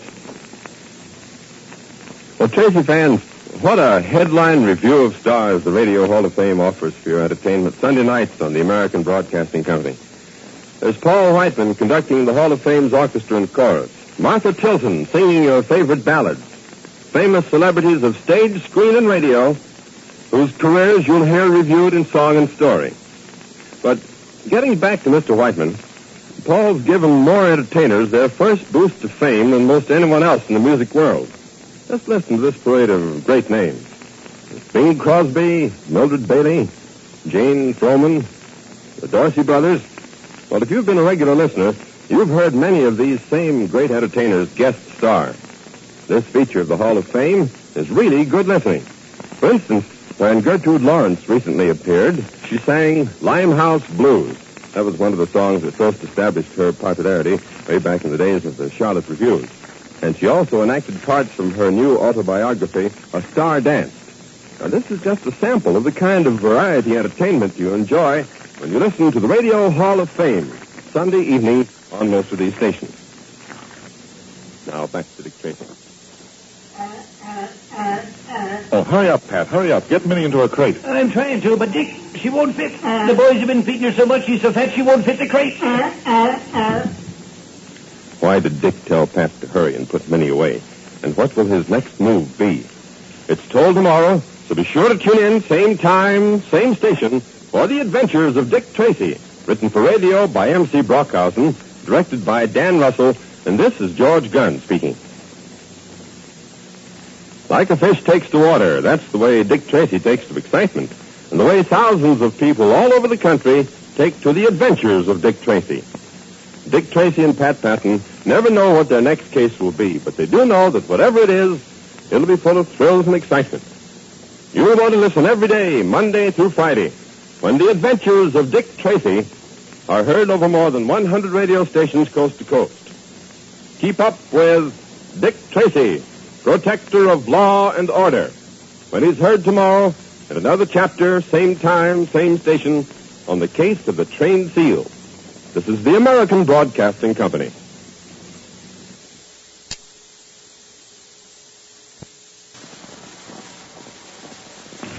And now, Dick Tracy!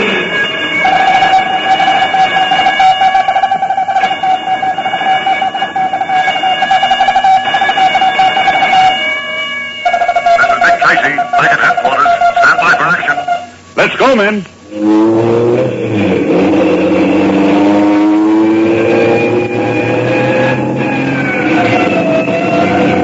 Yes, it's Dick Tracy, protector of law and order. 59 years ago, a special ceremony was held on Bedloe's Island in New York Harbor.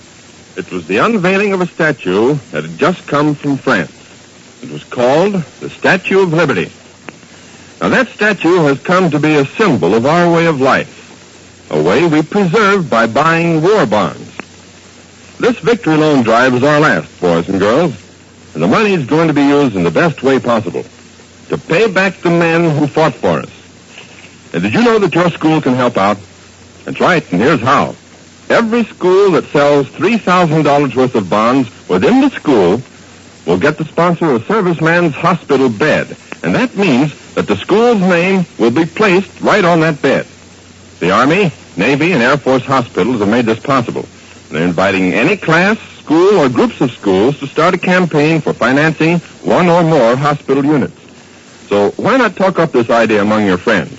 The campaign should be getting underway now, as they should be wound up no later than the beginning of the Christmas vacation. In the past Treasury drives, you boys and girls have been star salesmen. Keep it up now. Now, Dick Tracy. In yesterday's story, you remember how the case of the empty lockers came to a close with Dick and Pat arresting Fletcher, the bank manager, and Frankie at the football game. Dick and Pat turned over their prisoners to their men, then raced to the gambling rooms and arrested the other gamblers before they could hide the marked money that Tracy had used against them. Naturally, Tracy was happy that he'd been able to break up the ring of gamblers, but he really got a kick out of the final score between Junior's school, the Academy, and their rivals, Cranston. Junior and Jimmy ran wild, starring as Academy won 19-6. Now, in today's story, Dick and Pat have just returned to headquarters and are in Tracy's office. Listen. Well, now, this is more like it. Listen to this, Dick. At first, it was believed that Junior and Jimmy were guilty of accepting bribe money to throw the game. But after all the excitement died down, it was found that both boys had been acting under instructions from Dick Tracy. Instead of asserting their innocence, they bore the stares and silence of their friends. And I'm glad that part of it's over, Pat. I wouldn't want Junior and Jimmy to go through anything like that again. Well, it did the trick all right. Why, this paper even prints an apology on another page. Says the boys must have been misquoted or something. Oh, that's fine. Yep, and just think of all the dough those gamblers would have had if we hadn't grabbed them. They'd be sitting pretty. That's just another thing we have to be thankful for, Pat. Say, that's right. Today is Thanksgiving Day, isn't it? You know, I forgot that for a moment. Don't ever forget it, Pat. We've got more to be thankful for than ever. Just take a look at the people in the other countries if you think I'm kidding. Just try to name one that isn't much worse off than we are. Well, I guess you're right at that, Dick. Say, tell me, what's the chief got lined up for us next? Oh, nothing special, Pat. Well, I hope it's something easy. Something that'll give me time to pack my tummy with a lot of turkey and cranberry sauce. I'm sure looking forward to it. By the way, When do we go out and eat, Dick? Well, we'll go as soon as the lieutenant comes back. He went home to his Thanksgiving dinner. Ah, the lucky stiff. And we have to wait until... Wait a minute. That's your signal, Dick. Tracy. Inspector, this is Lieutenant Mallory. I'm back from dinner, so if you and Pat want to go, I'll cover you until you get back. Oh, thanks, Lieutenant. Pat's been telling me what he's going to do to a turkey with cranberry sauce on the side. Pat and I'll start right out. How soon you'll be back? Well, that depends on how much Pat eats. But all joking aside, we won't be too long. Okay. Take your time and have a good dinner. You two guys have earned it. And let me know when you get back. You heard that, Pat? I certainly did. Let me lead the way. You know, I saw a Thanksgiving dinner advertised in a restaurant up the street. Boy, it sure looked good. And you know, Dick, they had cooked turkey in the window that looked as if it weighed 50 pounds.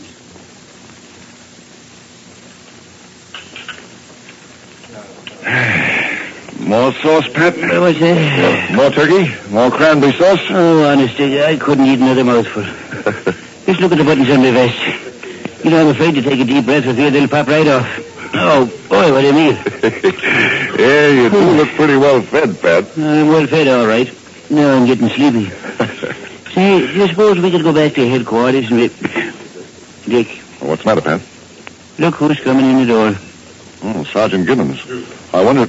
Oh, yes, he's asking the manager of this restaurant something. Don't tell me. Let me guess. Yeah, you're right. He's looking for us, all right. Yeah, here he comes. I'll close my eyes and make believe I'm asleep. Maybe he'll go away. Inspector Tracy, I'm glad I found you. Well, how did you find us? Well, the lieutenant told me you went out for Thanksgiving dinner. I just went into every restaurant I come to. This was one of the last. Say, Inspector, anything the matter with Pat? Nothing a little exercise wouldn't cure. Then I think he's going to be cured. I knew it. It's too good to be true. Oh, so you're awake. Then you better listen. What's up, Sergeant? Chief Brandon wants you to go to this address. Here you are. I wrote it down. 1083 Meadow Avenue. Why should we go there? I can tell you that. Some guy got bumped off. Say, how could you know that? Because some guys are always getting bumped off. Every day a guy's getting bumped off. The only difference is that today is Thanksgiving. He's in a swell mood, isn't he, Inspector? Don't mind him, Sergeant. Any other details in this case? None that I know of, but the chief wanted you to go there right away. Okay, we'll go right up. Come on, Pat. Up on your feet. Oh, well, let's see. 1083 Meadow Avenue. Well, that's right near here. We'll walk it, Pat. Come on, the fresh air will do you good.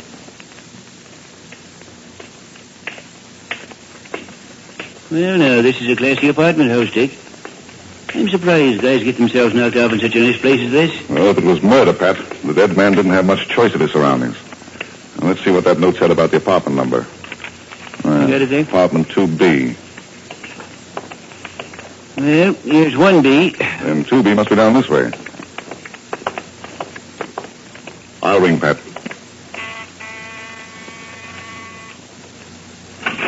On your way, I told you the porters to look. Oh, it's you, Inspector. Come right in. Hello, Egan. Hello, Pat. How are you? Well, you'll find nothing's been touched, Inspector. Good. And you'll find the body in the living room. That's the room at the end of this corridor. Oh, thanks. Yes, this is a classy place, all right. I'm kind of curious to see what kind of a guy lived here. Well, there he is, stretched out on the living room floor. Yep, the guy's dead, all right. But what killed him? Well, help me turn him over, Pat. Yeah, that'll do. Yeah, there doesn't seem to be a mark on him. We'll have to make a closer examination, Pat. Give me a hand, will you? Right. Oh, so that's it. Shot. Through the heart. And the bullet went in from the front. That means he saw his murderer. Yeah, you're right, Dick. Well, no evidence of a struggle. That means he not only saw his murderer, but knew him or her. Let's see if we can find the gun, Pat. Right. Nope, doesn't seem to be here, Dick. Now, who could... Uh-oh, it's probably the coroner. Well, let him in, Pat. Right. No, I thought it might be you. Hello, Pat. Well, what's there for me to do? Your job's up front in the living room rug. We'll find Dick up there. Let's go, then. Haven't got a lot of time to waste. Today's a big day at our house. Haven't got time to fool around with people to get themselves killed. Oh, hello, Inspector Tracy. Well, how are you, coroner? I'm all right, but just a little hungry. Now, if you'll just step aside, Inspector, I'll get through this as fast as I can. Let's see what we got here. Shot through the heart. Condition of body. Let's see, death took place about 2 hours ago. Rigor mortis is... Where's my calibrator? Here we are. Now then. Yeah. 32 caliber would be my guess. Yeah. There you are, Tracy. That'll do you any good. Yeah, just as you said. A 32 caliber bullet. Yeah. I'll just make out the death certificate. Know this man's name? Not yet. We haven't had a chance to make sure of his identity. There you are. Here's the death certificate. Death caused by lethal weapon. Bullet calibrated as 32. Death caused by persons as yet unknown. Well, I'll be on my way. Just fill in the man's name when you're sure he is. So long, Tracy. So long, Pat. Well, no. The coroner was certainly in a hurry. And we better be too, Pat. Come on. First, we have to identify this man. Then I think we'd better go over the place for fingerprints. Let's hurry, Pat. We've got a lot of work to do. Hours later, after having gone over the dead man's apartment, Dick and Pat returned to headquarters with their information. And that's where we find them now, comparing notes. Listen. Let's see. We have the man's name. Right. Elmer Cook. We got that from letters, landmarks, the phone book, and the janitor of the building. His identification was positive enough. Sure, yes, Pat. And we know from what the coroner told us that he was shot at around 11 o'clock in the morning. Yes, we also found out that nobody in the whole building heard the shot. It seems strange, doesn't it? No, most of the people probably had their radios on, or maybe they thought the shot was a backfire and didn't pay any attention to it. Yes, that's probably it, Pat. But the thing we have to look for is the motive. Well, you can bet it'll be either money or a woman or maybe both. It's always the same, Dick. Every time we get on a case like this. Inspector Tracy. Inspector Tracy? Yes? I've called to tell you about the murder of Elmer Cook. Get on the extension, Pat. Can you speak a little louder, please? I called to tell you about the murder of Elmer Cook. Well, who is this speaking, please? This is Frank Loughran. I live at 1612 East Boulevard. Yes? I killed Elmer Cook, Inspector, and I called to find out how I can give myself up. Pat, get a man started up there. Go ahead, Mr. Loughran. Well, you see, I've never killed anyone before, and I just didn't know what to do about it. I've always been rather afraid of the police, so Oh, by the way, can you tell me how Mr. Cook was killed? Oh, I shot him. I shot him right through the heart. You see, I've been wanting to do it for some time. But as I told you, I've always been afraid of what the police would do to me. The man's on his way, Dick. Oh, my advice, Mr. Loughran, is to stay right where you are. And don't be afraid of the police. We'll help you as much as we can. Just stay right where you are. Pat Patton and I'll take care of everything. Hello? Hello? Yep, he hung up. Oh, what do you make of that? Nut. Some kind of a crackpot that... Wait a minute. Maybe this is him back again. I'll get on the extension. Inspector Tracy? Inspector Tracy? Yes? My name's Connors. Eddie Connors. I want to report a murder. Well, go ahead, Mr. Connors. A man by the name of Elmer Cook has been murdered. You'll find him lying on the floor of his apartment at 1083 Meadow Avenue. Well, that murder's already been reported, Mr. Connors. Good. Then that saves me the trouble of a lot of explaining. What shall I do? Well, what do you mean? Well, shall I wait right here? Mr. Connors, I don't understand you. Listen, Inspector, I'm trying to tell you that I killed Cook. I want to know what you want me to do about it. It isn't every day I kill a man. You'd think a taxpayer would get a little more help and consideration from the police. In a moment, we return to Dick Tracy. But first... Well, Tracy fans, we've ceased being surprised. Never again is anything going to startle us. We're not saying that we've seen everything, but after witnessing the prizes people get on Detect and Collect, we've come close to it.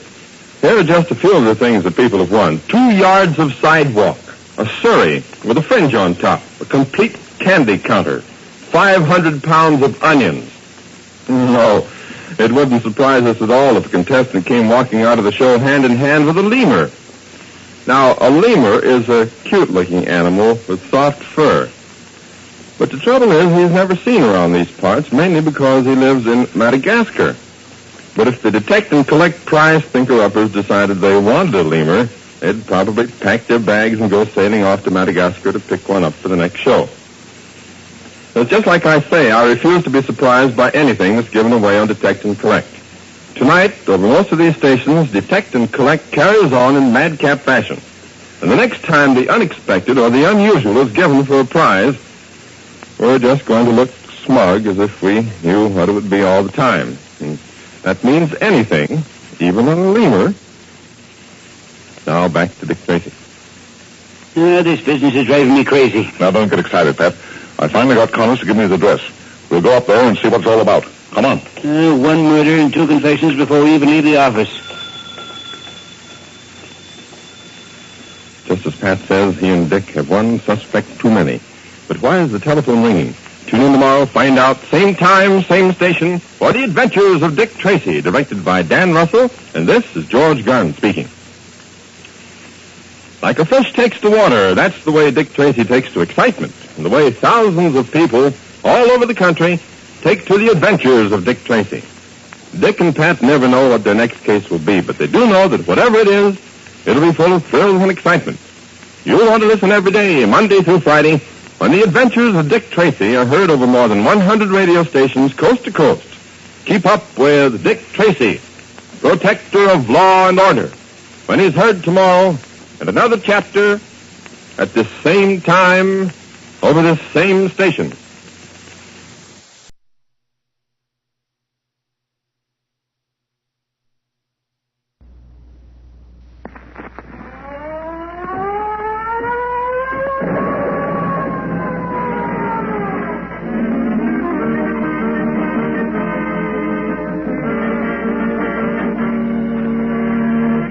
Tootsie Rolls, America's best-known candy, presents America's best-known detective. Just a moment, old boy. What is all this? Why, this is the new Dick Tracy show. Dick Tracy, America's favorite detective? Right you are, presented by Tootsie Rolls, that favorite American candy. Gad, man, Dick Tracy. And Tootsie Rolls, too. That sounds exciting. It is, Mr. Flintheart, it is. Well, then, let's get on with it.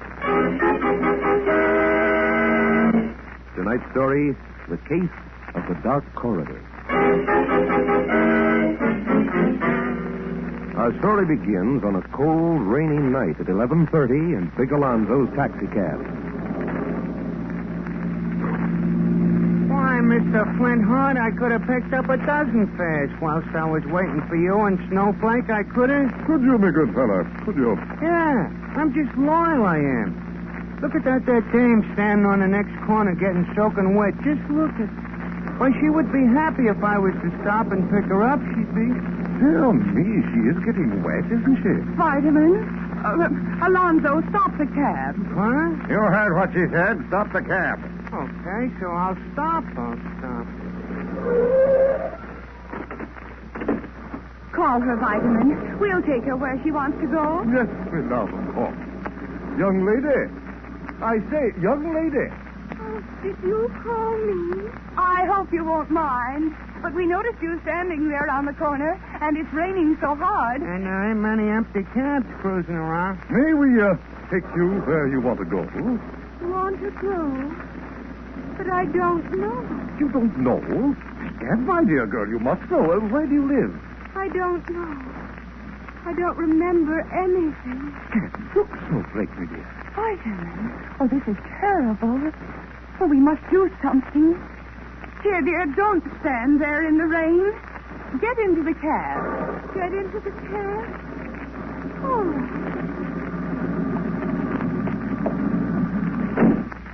Shall we do something? It's quite evident that this young woman is suffering from loss of memory. I won't go back. No, I won't go back. Go back where? Oh, I don't know. I just know I mustn't go back. Oh, dear. Snowflake, my love. Let's not waste any more time. This is a matter for Dick Tracy to cope with. Alonzo, police headquarters, and hurry.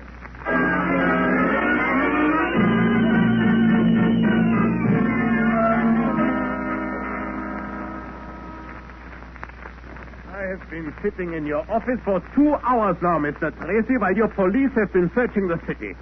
Have you found her, my patient? No. Inefficient. Now, look here, Mr.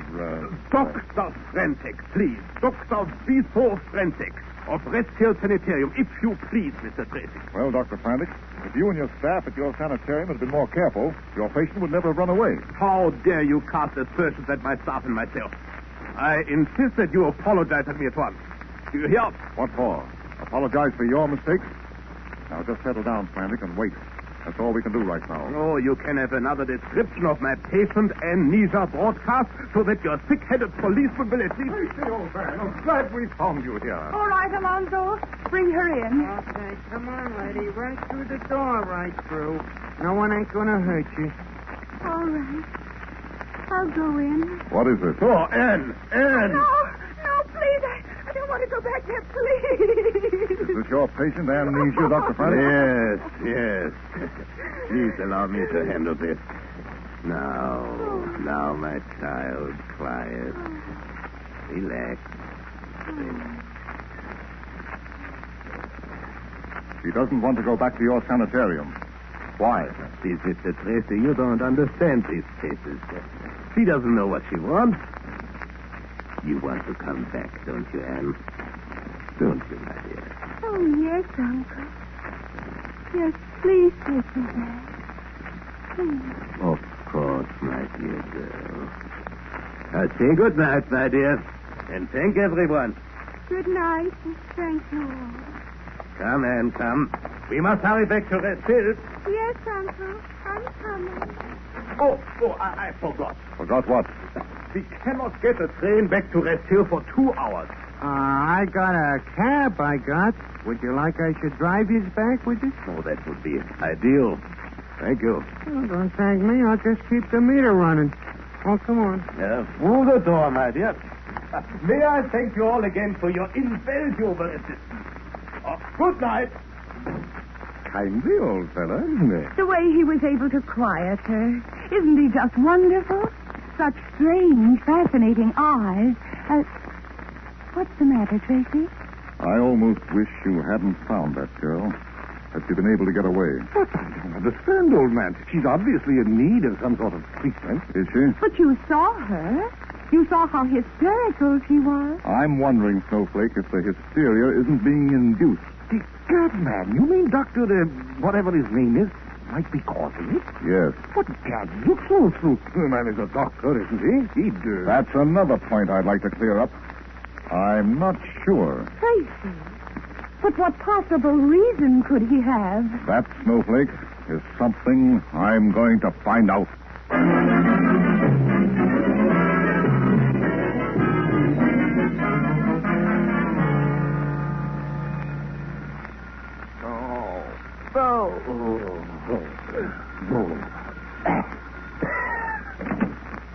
Hello.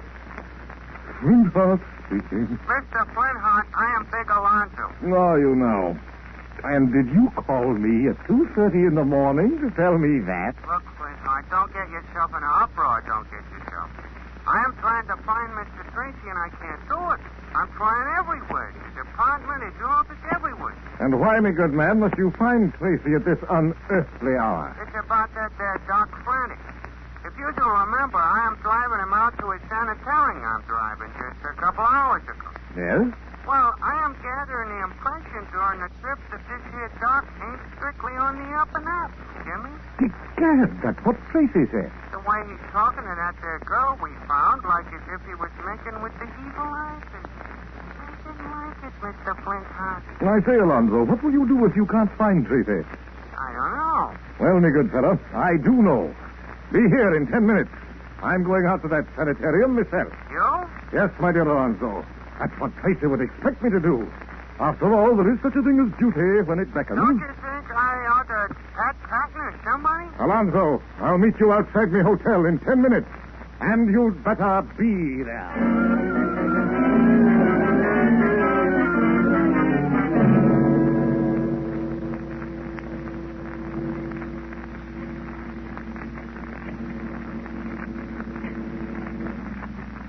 Tracy. Sorry to get you up at this hour, but I'm back at the office. Checking on that Dr. Frantic. He's a quack. He practiced medicine out west for several years without a license. Then when the police caught up with him, he vanished. That's right. Now look, I want you to get dressed and come down to the office. Yes, wait here till you get a call from me. Because right now, I'm going out to Frantic Sanitarium.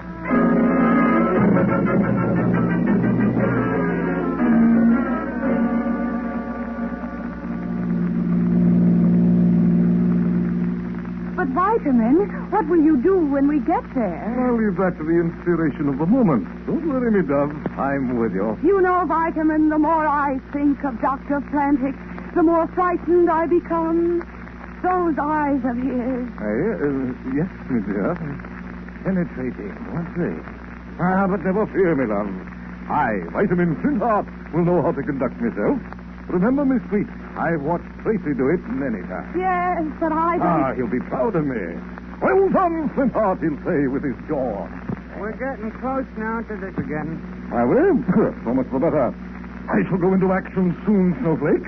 You'll see the sort of man you married, Miss Sweet. I'm still worried. So am I, Snowflake. I don't like this here business at all. Vitamin, there's still time to turn back, you know. What do you take me for, coward? The question is, Mr. Flintheart, is what this here evil-eyed doc will take us for. I hope it ain't going to be the worst, I hope. What was that? Why did you stop? Oh, because we're here, we are. Is that the sanitarium? That is it. That's where I brung them. Well, let's go, if we're going. Yes, go. Come, my love. Vitamin, that gloomy old house. It looks almost haunted. Yes. Set back amongst those twisted old trees. It is gloomy. Weird. That's what it is. Strictly weird. Hey, there's a light on in that little corner window. See? Someone is still awake. Someone is still... Good. Oh, I wish Tracy were here. Well, stand here just in time. There's not the reason why. There's what to do or die. Into the valley of death. Mr. Flintheart, I wish you hadn't said that. Yes, ma'am. So do I.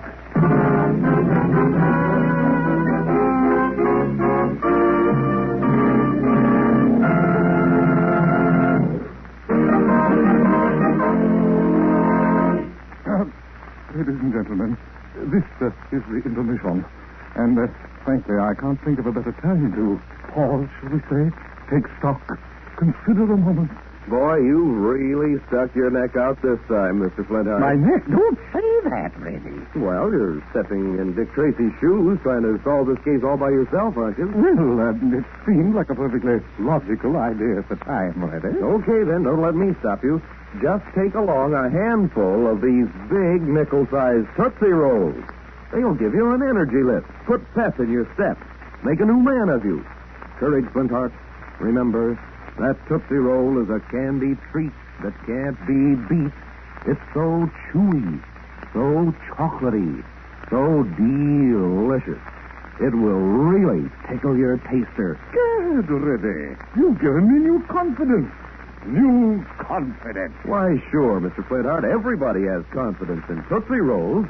Why, they're an all-American favorite from coast to coast, with little folks and big folks, too. You simply can't lose when you choose Tootsie Rolls. Here, have another big nickel-sized Tootsie Roll. Now, brace yourself, Mr. Flintheart. We're going back to Dick Tracy and the case of the Dark Corridor.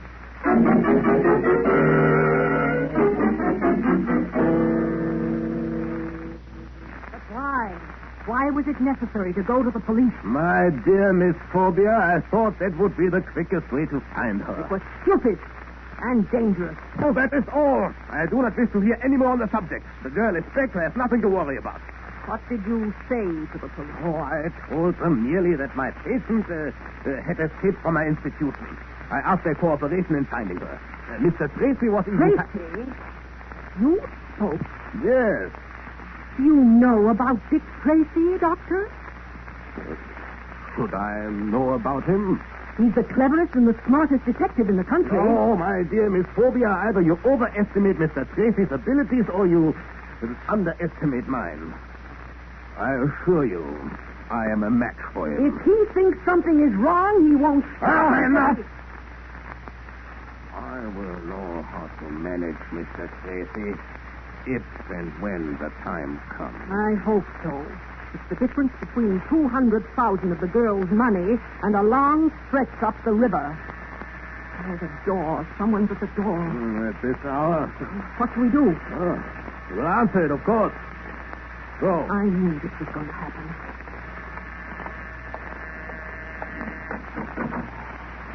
Yes? Good woman. We should like to speak to Dr. Frantic. I'm sorry, but Dr. Frantic has gone to bed. Would you be so kind as to come back tomorrow? We must see him tonight. It's about the young girl whom we found. Oh, I see. But must it be right now? It's nearly 3 o'clock in the morning. Well, Well, so what? Tell the doc it's very important to him. Oh, well, come in. Thank you. You will please wait here. I'll see if Dr. Frantic will talk to you. Well, was it the police? I don't know. It's 2 men and a woman. The little man is obviously a cab driver. A little man, huh? Probably the man who drove me back here. I wonder what he knows. I don't like it. It looks like a trap. You think they're from the police? We should have done away with the girl as I suggested. You have all the money. Oh, you forget, my dear, my record. The police would begin an investigation, and then what chance would I have to make them... You could have been out of the country by then. Oh, there is no time for speculation now. Now, we must act. If those people came here for trouble, they have come to the right place. I will see them. Come. Oh, Dr. Frantic. My assistant informs me that you wish to speak to me. Well, Dr. Frantic, it's about that girl. What about that girl? Well, we think, Dr. Frantic, that you, Well, we think everything ain't strictly on the up and up with her, we think. We're going to take her back to the city with us. You are, what? we are taking her back with us. I see. And you have a court order to remove her from my institution, have you not? Court order? The girl is in no condition to be taken away. I'm her doctor. We don't believe it. We want to take that girl away from here. Away from you. We're not going to wait for a court order, my dear doctor. Yeah, like he says, we ain't gonna wait. I see. Well, if you wish to suffer the consequences of your act... We'll take our chances. Very well. Follow me, please. I will take you to her.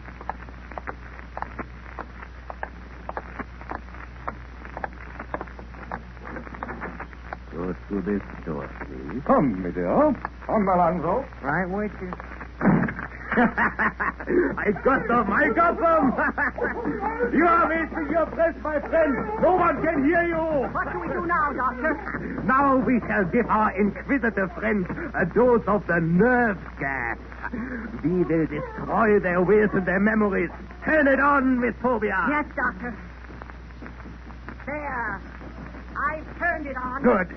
In an hour, I will talk to them. I will impress on their minds that they have never been here, that they have never seen the girl. And if that doesn't work, remember your nerve gas is still in an experimental stage. If that doesn't work, Then we will find a more efficient method.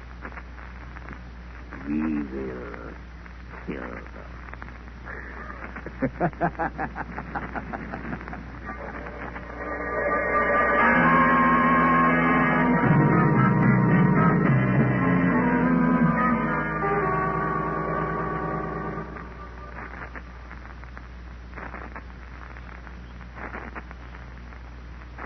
They've been under the gas for an hour now, Miss Phobia.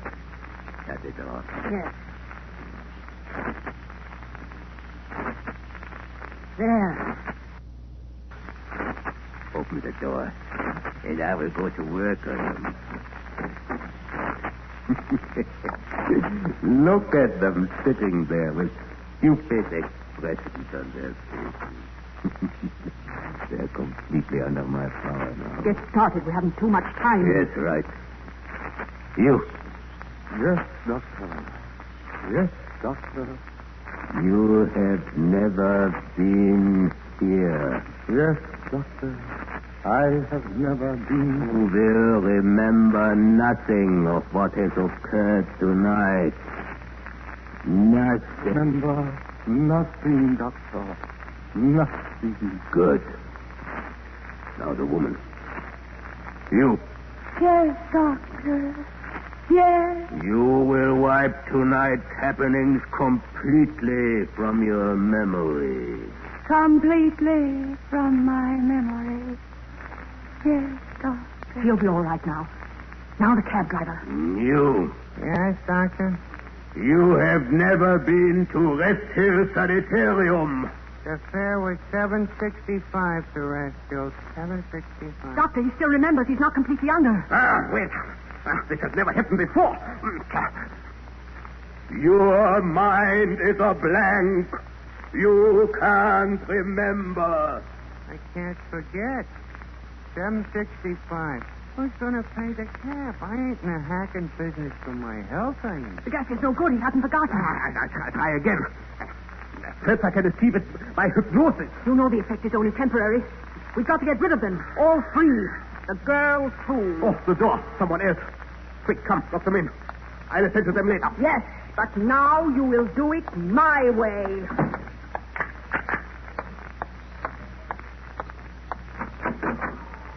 Yes? I'm Dick Tracy of the police. Oh, the police. Oh, come in, please. Thank you. What is it, Miss Phobia? Oh, Mr. Tracy. I have a warrant for your arrest, Mr. Frantic. Arrest? Surely there must be some mistake, Mr. Tracy. There's been no mistake. I'm arresting you for practicing medicine without a license. I'll find other charges later. Right now, I want you to get that girl Amnesia and come with me to police headquarters. Why, yes. Miss Phobia, go to Anne's room. See that she's dressed and brought down here. Yes, Doctor. I'll go. I was a little suspicious of you, Mr. Frantic, so I looked you up in the files. This ward of yours... Everything is strictly legal so far as Miss Nisha is concerned. Is it? 5 years ago, you falsely convinced her mother that the girl was mentally deranged. When the girl's mother You died... have nothing on me. Miss Nisha is not my patient. I am merely her guardian. I have no patients. My assistant and I are the only people in this house besides the girl. We'll let a judge and jury decide all that, Mr. Frantic. Right now, Why are you looking at me like that? You are mistaken about me, Mr. Tracy. Mistaken. No. You are not going to arrest me. I am your friend. Your friend. My friend? I don't... You don't remember why you came here, Mr. Tracy. That's right, isn't it? It's right, isn't it? That's right. Right. It's very late. You're tired.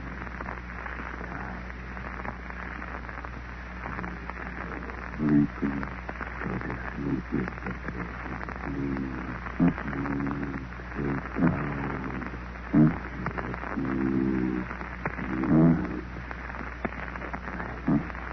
Close your eyes. The girl is dressed and... Doctor! Tracy! An easy subject. So easy. You never bother us now. When he comes out of the trance. You'll never come out of it, my dear Miss Phobia. You'll never come out of it. In this world. What about the girl, Amnesia? The girl? I am going to drive her mind down a long, dark corridor that leads to oblivion and death.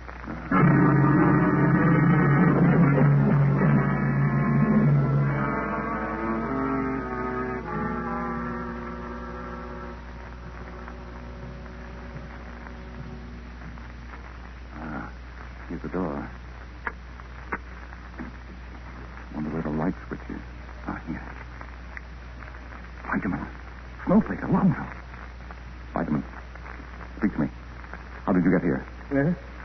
Yes, Doctor. No, Doctor. Good Lord. Snowflake. Snowflake. I don't remember. I don't remember anything. Alonzo. I remember. $7.65, my fare. Well, who's going to pay my fare? More of the good doctor's work. Huh.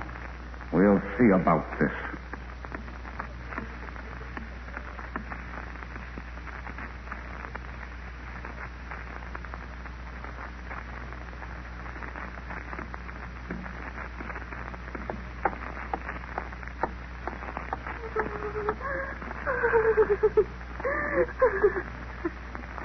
Well, Dr. Frantic, have you got what you want now? Not quite, my dear Miss Phobia. This treatment will have to be continued later, but she's well on the road. Now we must get rid of those inquisitive people. How? It would be most unfortunate if the house were to burn down, wouldn't it, Miss Phobia? Fire has a way of destroying all evidence. Come, take the girl and let us go. You're not going anywhere. Reach, what? Tracy, I thought you... Stay right where you are, Frantic. Don't move. Yes, you thought I'd been hypnotized. I let you believe that. Now stop. Stop, Frantic. I'll shoot. You killed him! Come on. Well, if I did, it was too good for him. But now Ann Misha will have a chance to lead a normal life. Come on, Miss Phobia. I'm taking you to headquarters.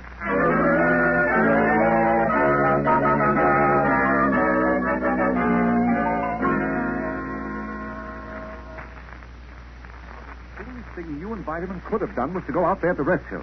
It was a matter for the police. I know, Tracy. But Big Alonzo couldn't find you. I was down in the files looking up this so-called Dr. Frantic. Well, of course, Vitamin had no way of knowing that. Where is he, by the way? The reason I came over here this morning was to read the riot act to him. Did I hear Tracy in here? Oh, hello, Vitamin. I want to have a little talk with you. Do you, old gumshoe? What about? What about? About your getting mixed up in things which concern only the police. Why, I ought... Oh, the door. I'll get it, my love. Come in. Contain yourself, my fine fellow. I said I was coming. Yes? I'm the gas man. I come to read the meter. Who? Gas man. I got to read the meter. Gas? Yes, doctor. No, doctor. Yes, doctor. No, doctor. Yes, doctor. No, doctor.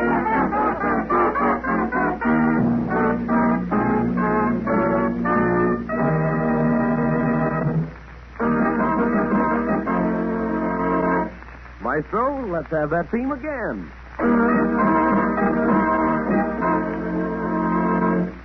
That does it.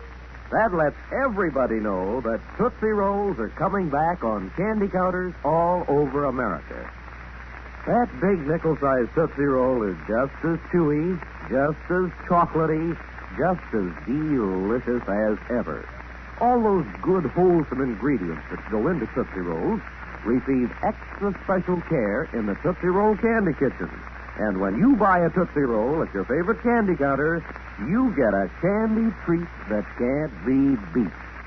That chewy, chocolatey Tootsie Roll will really tickle your taster. It tastes so delicious. Gee, I wonder if Maestro Ray Carter can say it with music.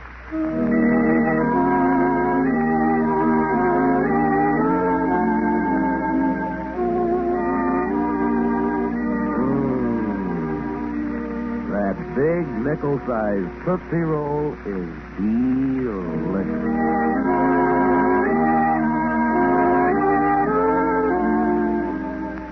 Thanks, Ray. That does it.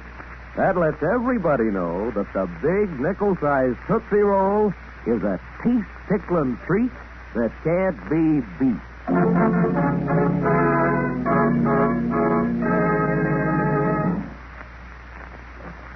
Police headquarters. Tracy speaking. Oh, yes, Sergeant McGuire. What? You saw Deuce's Wild? But you couldn't have. He was executed last night. I don't care what Deuce has said about coming back. He's dead. What? No, don't do anything. This looks serious. I'll be right over. What's this?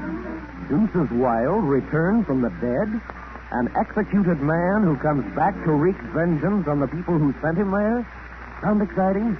It's all yours for the listening next Saturday, same time, same station, when Tootsie Rolls, America's best-known candy, presents America's best-known detective, Dick Tracy, in the case of the man who died twice. Featuring Vitamin Flint-Heart, Judge Long-Term, Deuce's Wild, and an all-star cop.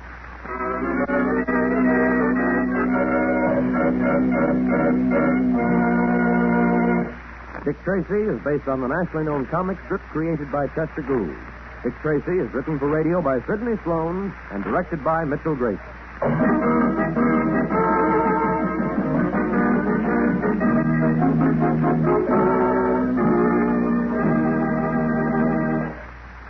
This is ABC, the American Broadcasting Company.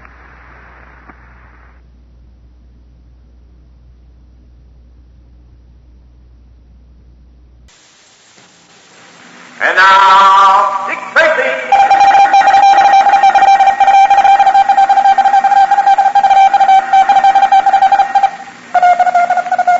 This is Dick Tracy on the case of the broken window. Stand by for action. Let's go, man.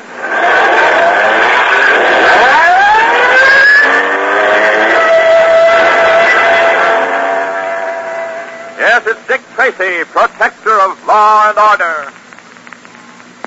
Boys and girls, aside from the actual trees destroyed in forest fires, can you think of what else is destroyed? Well, fires destroy the life-giving qualities in the soil besides killing the seeds that would ordinarily grow into more trees. They kill the wildlife that's part of every forest, the birds, animals like deer, squirrels, rabbits, chipmunks, and many, many others. Think of this. If there were nothing but forests in the states of Connecticut, Delaware, Massachusetts, New Hampshire, New Jersey, Rhode Island, and Vermont, and all those forests were destroyed, there wouldn't be as much as was destroyed by fire in just the year 1943.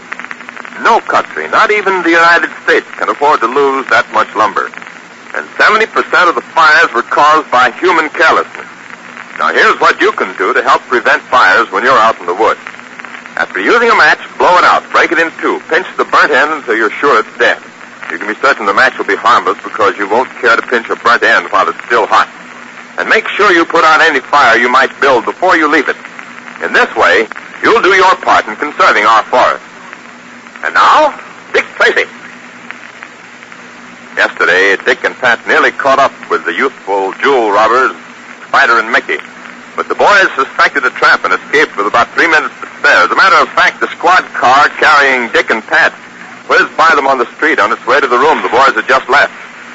Well, as the story closed yesterday, the boys were planning to buy new clothes and get haircuts before looking for work. And now today, in the rooming house, Dick and Pat have just finished a routine check. Dick calls. Pat, come over here a minute. I want to show you something. I saw you monkeying around this window. Wondered if you hadn't found something. What do you got? Take a look at this window pane. A chip broken out of the corner. Hey, wait a minute. What's this smudge? Here's your glass. That's not a fingerprint, and yet... Well, I'll be doggone. A nose print. That's exactly right, Pat. Oh, I can see what happened, yes. Either one or the other of these two boys poked his head too near the window. Maybe to see the boats or something. That's it, Pat. And I want that pane of glass. Well, I'll take the putty out with my knife. Very good. Putty, concrete mixer. Maybe cement, I don't know. Okay, it's loose. Here. Insert the corner of your knife. There, that's it. I got it. I'll put it here on the table so I can wrap it carefully. Watch it now. Trip with it. Yep, here you are, Dick. This ought to do. Oh, thanks, Pat. There. Another scrap of evidence that'll help convict those boys. If we ever catch up to them. We will. You've forgotten that tri-state alarm still stands. We've got to wait until they make the wrong move. Yeah, they've been making wrong moves right along. As far as I'm concerned, every move they seem to make, why, just another lucky one. Why, we've been within a couple of minutes of those kids at least twice now. That's right, Pat, but their luck can't hold. Well, what do we do now? We'll make a round of the pawn shops and see if we can find any of the loot. We'll spend the whole day at it. Unless I'm completely wrong, we'll come home with something. I hope so. Now let's turn our attention to Spider and Mickey, who are walking along the waterfront, headed for the industrial plant where they had seen the help wanted sign. Well, how do I look in these new clothes? Oh, gee, swell, Spider. How about me? Great. Having a shirt and a necktie on makes us look dressed up. Yeah, and these short haircuts we got made us both look a little different. We don't have to worry too much about how we look. Why, even if the cops have our description, it'll be like 10,000 other guys of our age. And you still think we ought to go to work? Oh, sure. That's the way to beat this heat. Besides, we'll earn enough dough to keep us going until we can spot another job. Let's cross the street. Yep, there's the plant. Yeah, and the sign's still in the window. Let's go, Mickey. And remember, we're from out of town. We're orphans and we're hard workers. Got it? Yeah, I got it. But you better do the talking. You're better at it than I am. Yeah. Well, here it goes.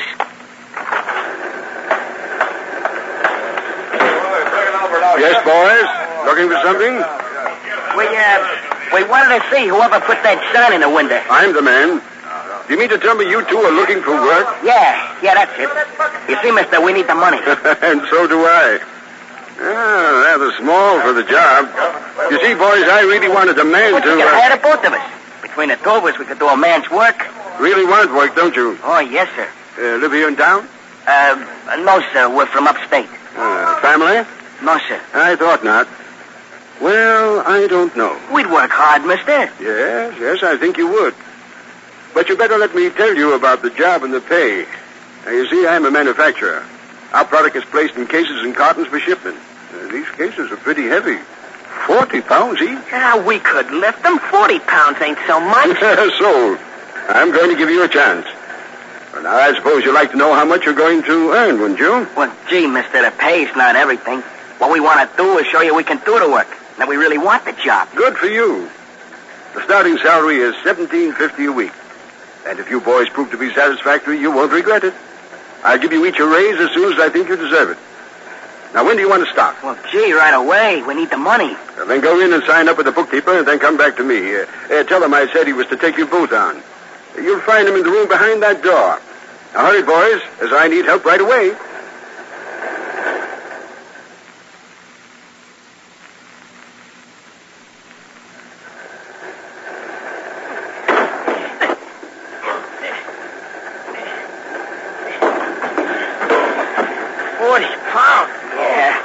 You're the guy that told him 40 pounds wasn't much. Come on, grab the end of this case. Yep, gotta go up on a top rope, right? Oh, gee. This is a tough way to make a living. Yeah, well, it won't be for long. Just keep plugging away. Oh, gee, Spider, I see nothing but carton after carton, thousands of them. Oh, gosh, what a way to earn a living.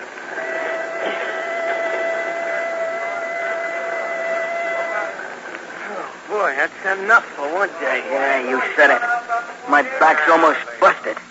Phew. Well, boys, how did it go? Feeling pretty tired? No, mister. No, that was nothing at all. That's like I said, me and Frankie can handle 40 pounds easy. Well, I had my doubts, but you boys have proved yourselves. That's a day's work you've done. Now, tell me the truth. Have either of you any money? Well, I thought so. You're both broke. Now, here. Here's an advance of $2 apiece.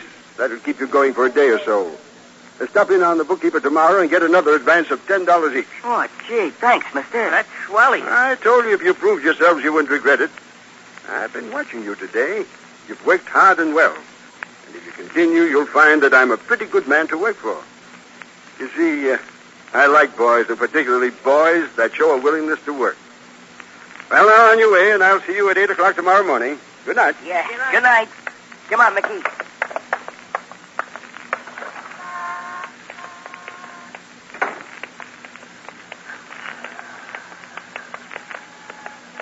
Hey, Spider, where are we going to stay tonight? I saw a rooming house right down the street. We can get a room there. It's right close to the factory, and we can walk it in 3 minutes.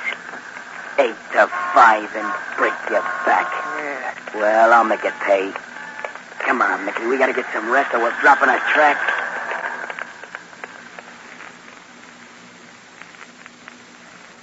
For the next 3 days, both Mickey and Spider worked long, hard hours under the watchful eye of the owner, who seemed completely pleased with their work.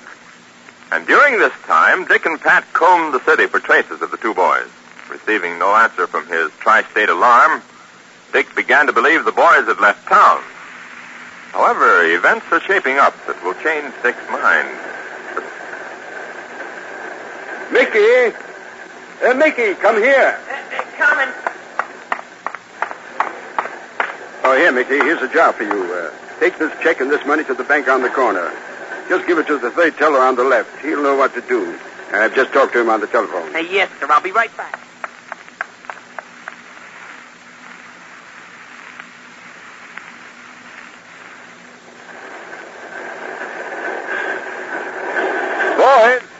Boys, here, please.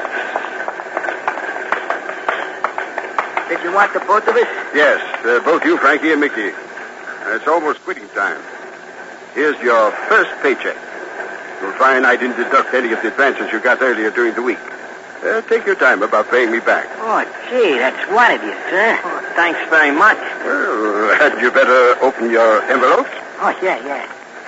10, 13, 17, 20. Hey, I got $20 in mine, too. Now, this is the raise I promised you if you did a good job. Well, I'll be doggone. Oh, there she blows. You're free men until Monday. Now, don't spend all the money in one place and be on time. Oh, yeah, we sure will. Let's go, Mickey. We got to pay our room rent. Then we can go to a show or something.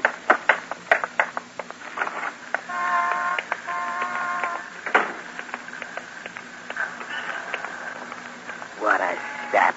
What a dope. Yeah, but just think, Spider, he did what he said. Yeah, sure he did what he said. He hands us $250 extra when if he hired a man, it would have cost him twice as much. A wise guy, that's what he is. Yeah, maybe you're right at that. Sure I'm right. And you know, Mickey, I've been thinking.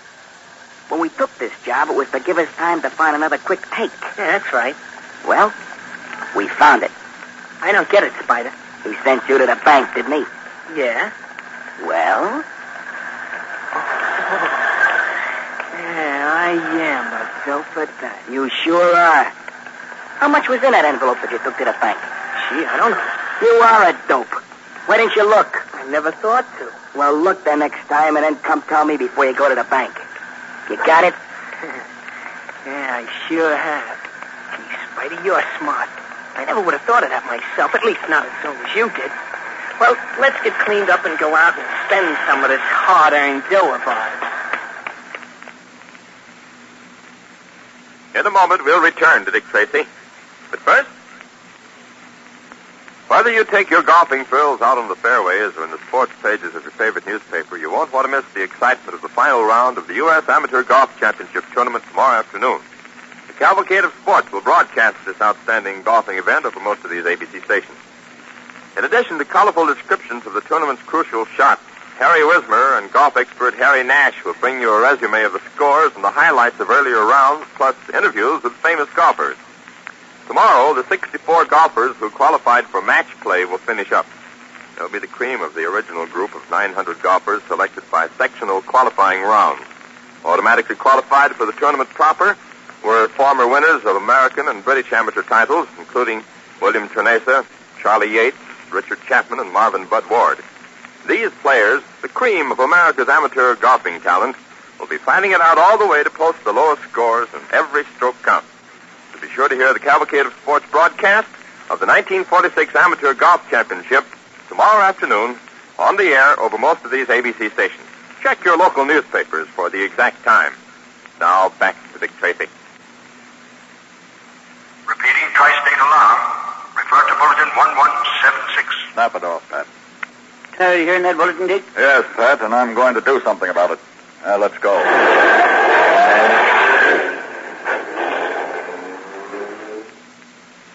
What is Dick going to do? You'll know Monday, so tune in same time, same station for The Adventures of Dick Tracy, directed by Frank Shin. This is George Gunn speaking. Any top detective lives a life of danger. He must be on the alert at all times because tough characters know that the best way of keeping out of his clutches is to get him first. Well, Tracy fans, I guess you know that goes double for Dick Tracy because he's the very top. That's one of the reasons you can be sure The Adventures of Dick Tracy will keep you on the edge of your seat. Dick Tracy is on the air Monday through Friday over more than 100 radio stations throughout the country. Listen to another chapter of Dick Tracy's Tangles with the Underworld Monday at this same time over the same station. Tune in on Dick Tracy on the Case of the Broken Window. This is ABC, the American Broadcasting Company. And now, Dick Tracy!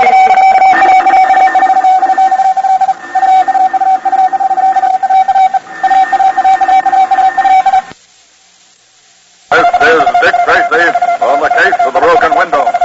Stand by for action. Let's go, man.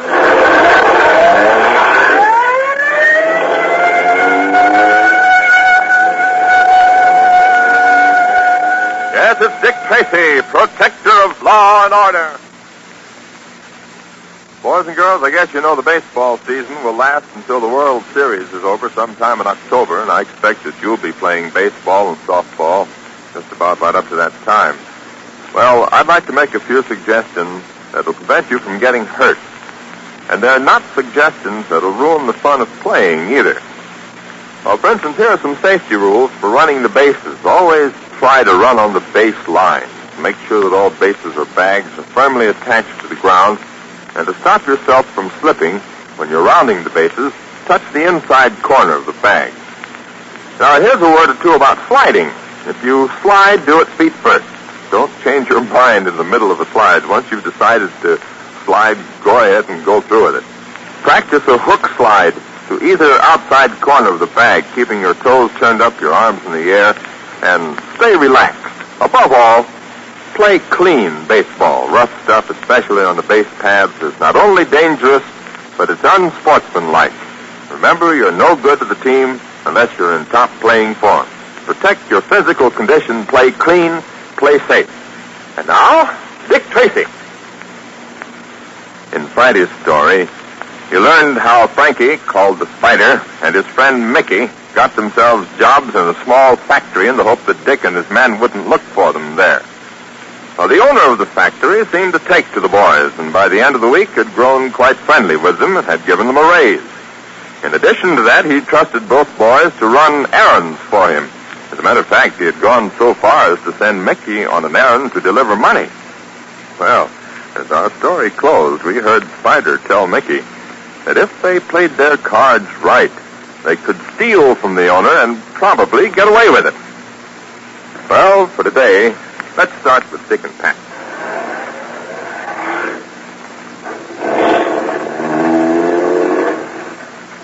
Seems to me we're in an awful rush. Must be that you're tired of hearing them repeat that tri-state alarm and want to get... I'm not getting any returns. I'm going to do something about that patent right now. Where are we going? We're going to examine the records of the juvenile court.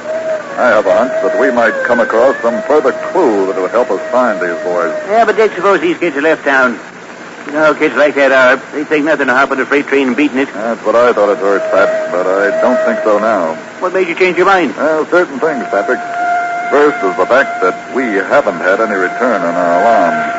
Second, as a result of that alarm, all railroad stations, bus depots, even the airports have been watched. Seems to me that with over 300 men on the lookout for these boys at those places... Yeah, I see what you mean.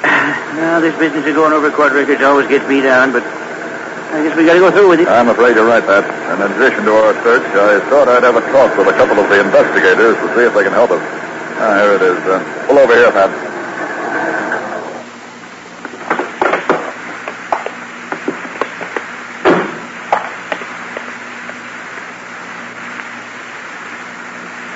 Now, for a few minutes, let's turn our attention to Spider and Mickey, who are back at the factory.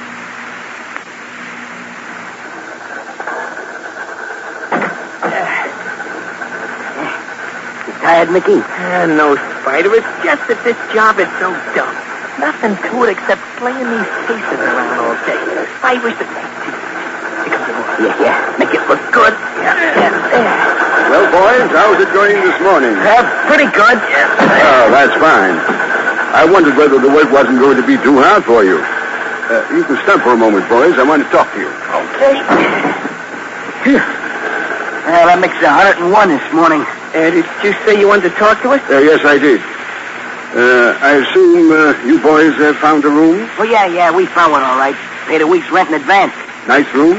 Now, what could you expect for $4 a week? Yeah, $4 for the two of us. That's all we could afford right now. Yeah, that's right. You see, we're both broke. We came into town with what we thought was enough dough, but I don't know where it went. Well, that's a common failing around this town, and it's just about what I suspected. I have a proposition to make you boys. A proposition? Hey, what kind Well, of you see, I'm living alone now. Have been since my wife died, and, last night I thought I'd ask you boys if you wanted to come and live with me. Oh, gosh. Plenty of room, lots of it. How much? Well, knowing how you're fixed financially, I thought that perhaps we would make it just about what you're paying now. And later on, when you get on your feet, if you like, you can pay me more. Oh, gee, mister, that sounds awful good to me. Then you'll take me up? It's a deal. You said it. Sir, I've got an idea. Go ahead. Well, it's almost quitting time. Will you let us off now? Both Mickey and me will work twice as hard to catch up tomorrow. We'll go to this room and get our stuff. A good idea. Then you can come home with me right after we quit work. Well, go ahead, boys, but hurry back because you've only got about a half hour before quitting time. Okay, mister. We'll be right back. Come on, Mickey. Let's go. Okay.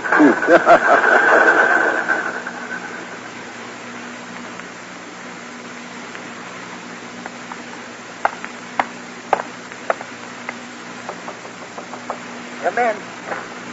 Well, boys, how are things? Oh, gee, just perfect. That's right. And boy, have we used that shower bed. Well, it's a fact you both look pretty well scrubbed up.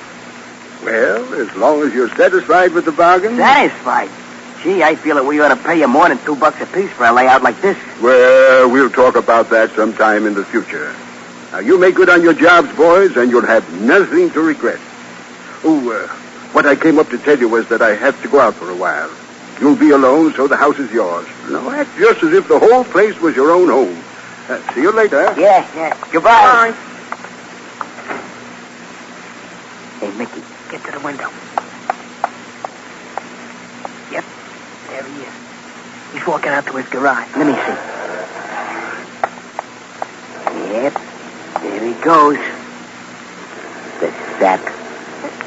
Hey, what do you mean, the sap? He's a nice guy. What? He's giving... I see this sap and you're a dope.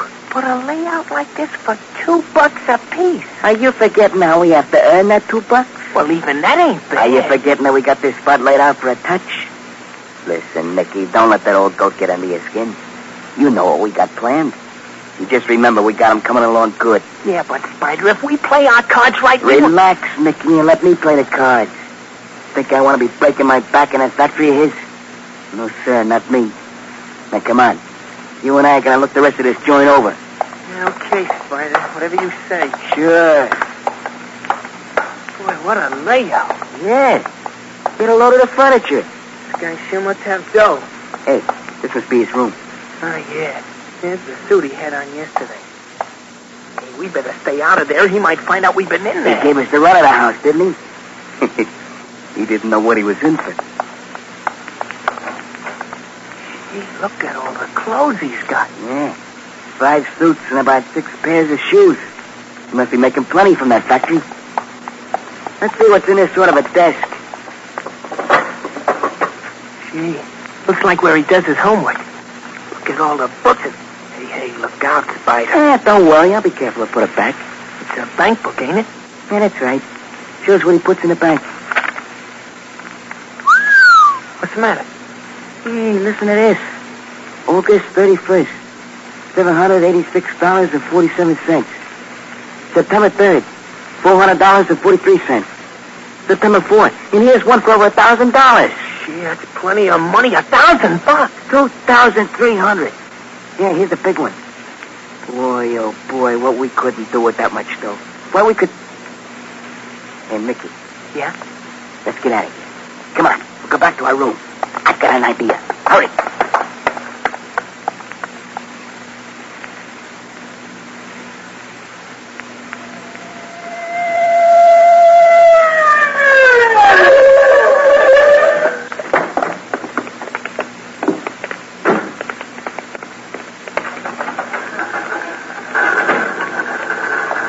Are you the men from headquarters? Yes, I'm Inspector Tracy, and this is Pat Patton. How do you do? Howdy.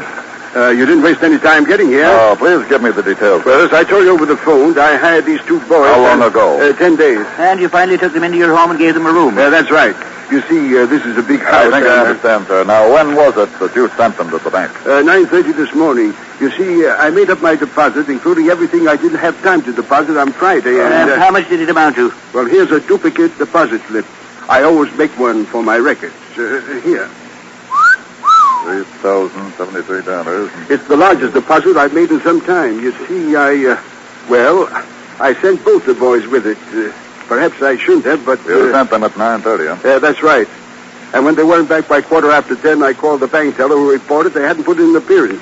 I jumped in my car and cruised along the street hoping to see the boys, but no sign of them. See, it's 11 o'clock now. Now, where's your phone? Right over here. Good. Now, I'm calling headquarters. Well, I'm getting them on the phone. I want you to give me a description of the clothes those boys are wearing when they started for the bank. Hello, headquarters? This is Inspector Tracy. Look, take this down and get it out on the teletype. Repeat bulletin 701. Include and repeat broadcast.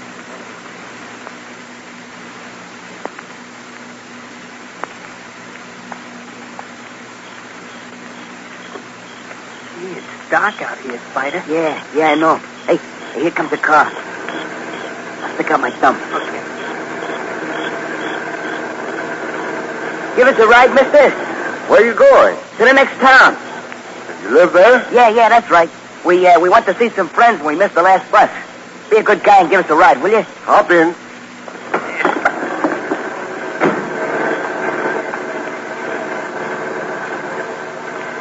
Say, kind of late for a couple of youngsters to be out. Yeah. Well, I told you how it happened. Yeah. Gee, we sure will catch it when we get home. Well, I can remember when I got a licking when I was young. I'll tell you what I'll do. I'll take you right to your door and wait till I see you get safely in the house. Then if your father comes out or something, maybe I can fix it for you.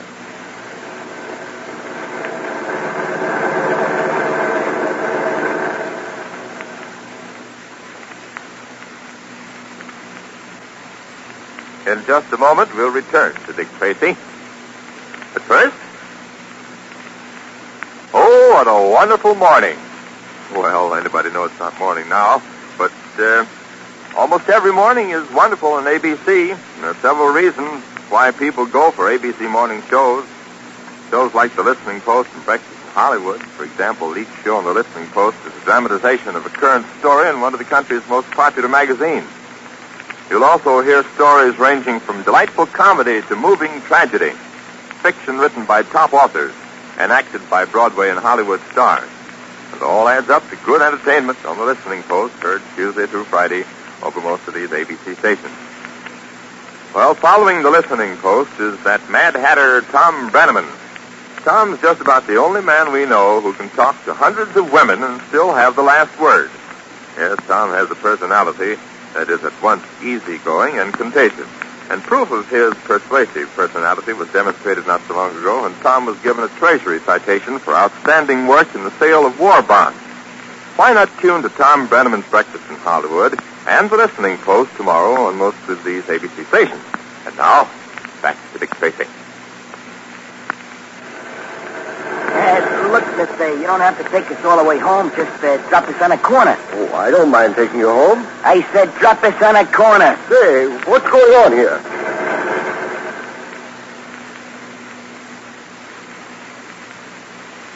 Yes, just what is going on. We'll know more tomorrow.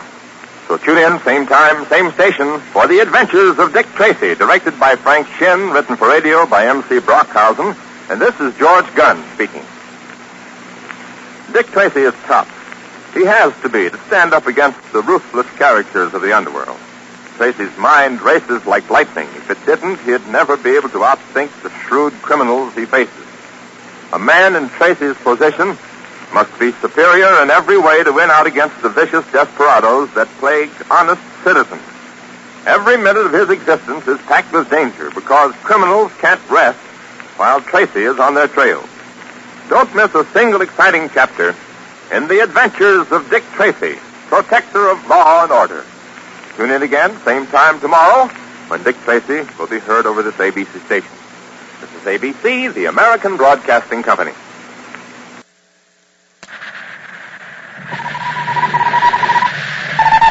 This is Dick Tracy on the case of the campus murder. Stand by for action. Let's go, man!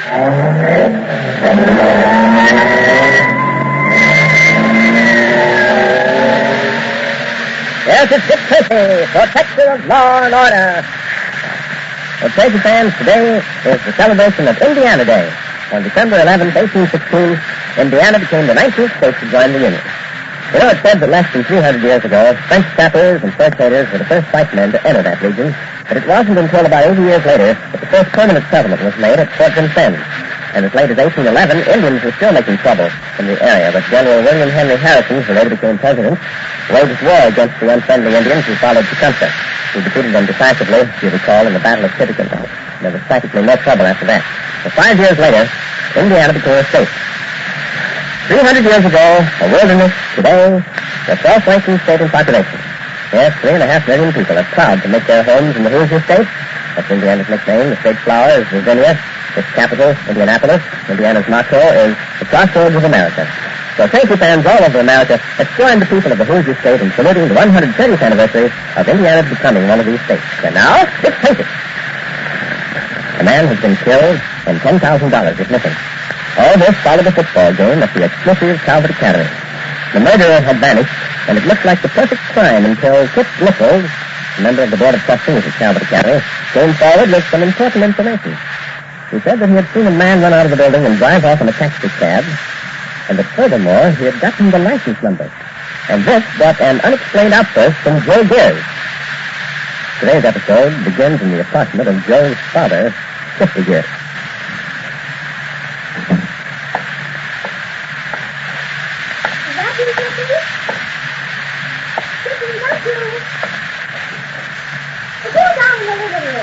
Me, Ellen. Take it easy. Well, my goodness, I'm going to a person. I didn't hear you, Ellen. I just didn't hear you. I haven't told you yet if you came in.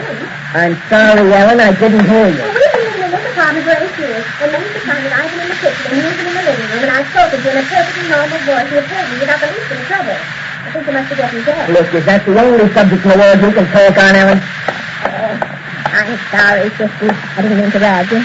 No, it's all right, Ellen. Forget it. You're worried about something, aren't you, Sister? No, I'm just nervous, that's all. Please don't bother yourself about it. Was it an accident, Sister? Did you run into somebody with a cab? Don't be silly. You know I'm a careful driver. I've never had an accident, and I don't aim to. Why, the cab company's congratulated me several times on my record. I know, but I was just asking. Because there's something pretty heavy on your mind. I tell you, forget it. Sister, we've been married a long time. We've been very close to each other. We've never had any secrets that we didn't share the one with the other. Isn't that right? Yeah, I guess that's right. Then why don't you tell me what's worrying you? For heaven's sake, Ellen, will you stop cross-examining me? I'm sorry, Sister. Was it a good day, Happy? I wouldn't exactly call it my best day. Sister, something hasn't happened to Joe, has it? Oh. Please tell me, Sister. I've got to know. No, Ellen, Joe is fine. He's just fine, I swear. Oh, thank goodness. I thought maybe something had happened to Joe and you're afraid to tell me. Nah, nothing could happen to Joe. That boy of ours is a rugged kid. Imagine him going to Calvert Academy and being so high in his studies in the first 10 in his class. Yep, and he made the junior high football team. Did you see him playing the game? Sure, I saw him playing the game. But I sat over on the other side of the field. How did he do it? Well, how did he do? He won it, that's all. He won it. My, I just wish I could have seen it. He intercepted a pass on his own 38-yard line and then fought all the way up the field for the touchdown that won the game. Did they cheer for him? Sure they did. They knocked themselves out. Oh, my goodness. And did you see Joe after the game? No, I didn't. I couldn't. I had to get away. Oh, you should have seen him. He's at that boarding school all the time. He looks forward to seeing him. Yeah. I'll write him tonight and tell him you saw the game. Yeah, do that, will you? And now you just sit down and eat your supper. I think the whole trouble with you is you don't eat enough. I'm not hungry. Nonsense. I fixed all your favorites for the night. I told you I'm not hungry. All right. You don't have to eat. Well, at least I hope you saw Professor Kimberly before you left Calvert Academy. He's been so nice to us. It would have been rude if you'd left. I saw Professor Kimberly. How was he? She was dead, Ellen. She was dead. Oh! Somebody killed her. Oh, no, sister. Oh, no. He was our friend. He was so good to Joe. He was at the door, Ellen. Oh. I'd like to talk to Mr. 50 Years. Ask him to come in, Ellen. Come in, please. Yes, thank you. I'm Inspector Dick Tracy, and this is Mr. Pat Patton. How do you do? I'm 50 Years. I'm here to take you into custody, Chippy. You must be mistaken, Mr. Tracy. What did you want me for? Well, I don't want you for anything. And I've been ordered to pick you up and take you to Calvert County to choose Duffy White. What's the charge? The murder of Professor Monty Kimberly. Mr. Tracy, that's impossible. She's right. It's impossible. Ellen. Yes, sister. Look at me, dear. Remember you said that we've never had any secrets from each other? I remember. Well, we still haven't. I've never killed anybody. I know that, sister. You don't have to tell me. No matter what they do to me, don't you forget that. I won't. I'll let you take a few personal belongings with you, Chippy, but let's make it fast. We've got to get going. You're making a terrible mistake, Mr. Tracy. Well, I have nothing to do with it, Chippy. I told you that I've been ordered to pick you up and deliver you to Chief White. And what, Chippy? You can either get going with that. Well, it's not just me, Mr. Tracy, Mr. Patton. I don't care about myself. If you're going to do terrible harm to 2 other innocent people, my wife, Ellen, and my son. Oh, Is your friend Joe Greaves the one that goes to Calvert Academy that made that touchdown? Yeah. That puts quite a little twist on it, doesn't it, Tom? I should say it does, Dick. You mind if I ask a question, Kitty? What is it? Doesn't it seem a little odd that the son of a taxi driver should be going to a swell school like Calvert Academy? What's odd about it? Our boy's good enough for any school in the country. I didn't mean it like that, Mrs. Greaves. Sure, your son's one of the finest young halfbacks I've ever seen thanks down the field. And I'm positive he's even better than studies. I'd be willing to venture if the boy's got a brain on him. What that means, Mrs. Gears, is from a purely economic standpoint, it seems strange your son could be going to such an expensive school. Does he have a scholarship? He does not. Well, I'd like to explain things to you, Mr. Tracy. I wish you would, Jesse. We don't like to ask questions that don't concern us, but this is a murder case. And don't forget, Dick, it's a murder case that's outside our district. Once we deliver 50 years to the sheriff, our only interest in the proceedings is that of private citizens. It's an unfortunate technicality that I'm beginning to regret more and more. Okay, so please tell us about Joe. Well, it's pretty simple, Mr. Tracy.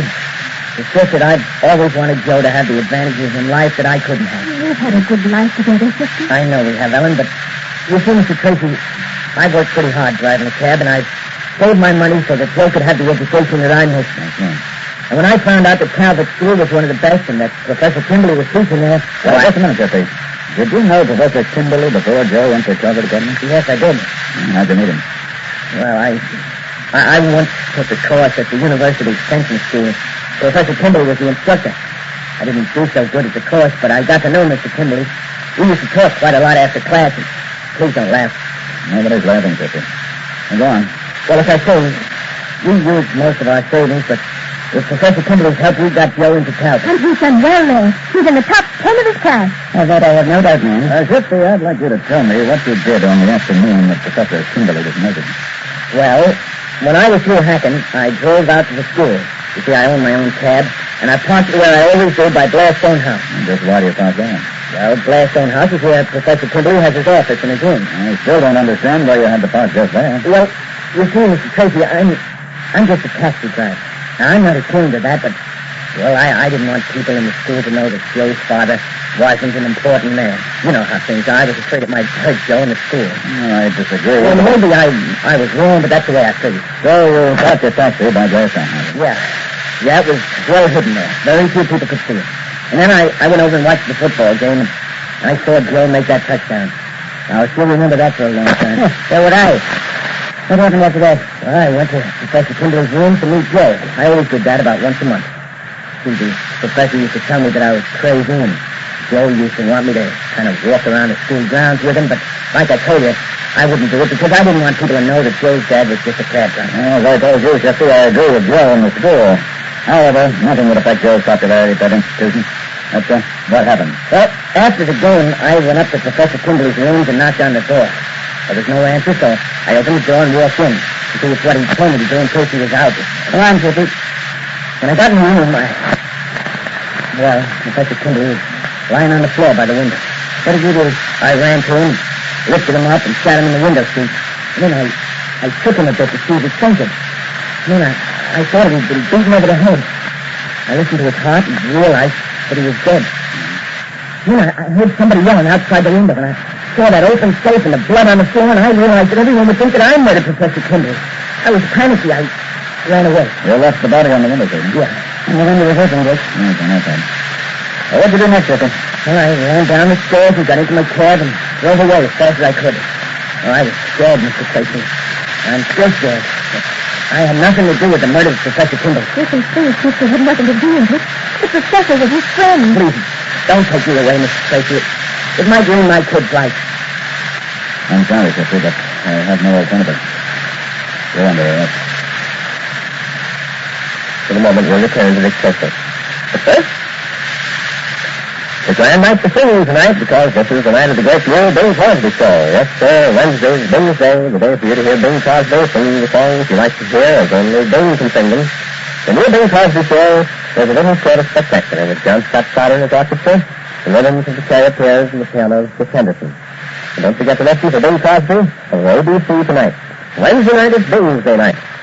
Wednesday is also the time for that fun and money show at Pot of Gold. Happy Felton supplies the fun, who also has a hand in supplying the money, because he's the fellow who spins the wheel on the Pot of Gold program. It's another Wednesday ABC Potter. Now, whoever Happy calls on the telephone tonight may win $1,000. Could you use it? Go floating, too, with Arlene Francis on the affairs of Aunt Scotland. And for crazy comedy, the like of which you've never heard before, laugh with Henry Morgan. Tonight, Chauffeur Thompson Entertainment, The Affairs of Aunt Scotland, Bing Crosby, Pot of Gold, Henry Morgan, ABC Wednesday night. And now, back to Dick Tracy. Something tells me that 50 years is going to be hung on circumstantial evidence. Not if I can help it, Patrick. This isn't your department, Dick. Don't stick your neck out. There are too many people who'd like to break it. Is Dick Tracy going to ruin his reputation to save a possible murderer? He may be flirting with more trouble than he can handle. Better tune in tomorrow for The Adventures of Dick Tracy, written for radio by John Ray. This is George Gunn speaking. Say, Tracy fans, do you have a number of favorite heroes? Well, soon you're going to add one to your list when you hear Sky King. Because when it comes to dangerous adventures, no one can match.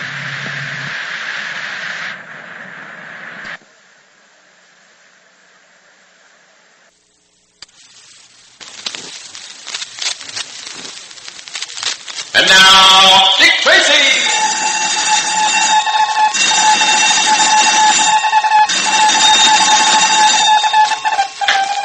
This is Dick Tracy on the case of the careless Black Widow.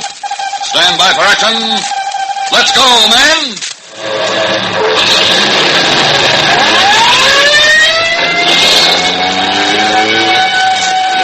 Yes, it's Dick Tracy, protector of law and order.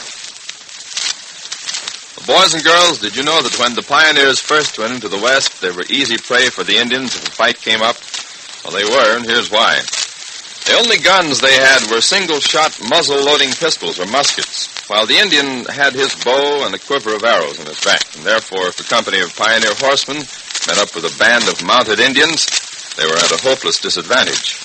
For while riding and trying to load their single-shot guns, the Indians could loose whole clouds of arrows, firing as many as 7 or 8 arrows for every single shot returned to them. Well, then came the single invention which changed all of this and gave lasting fighting superiority to the pioneer.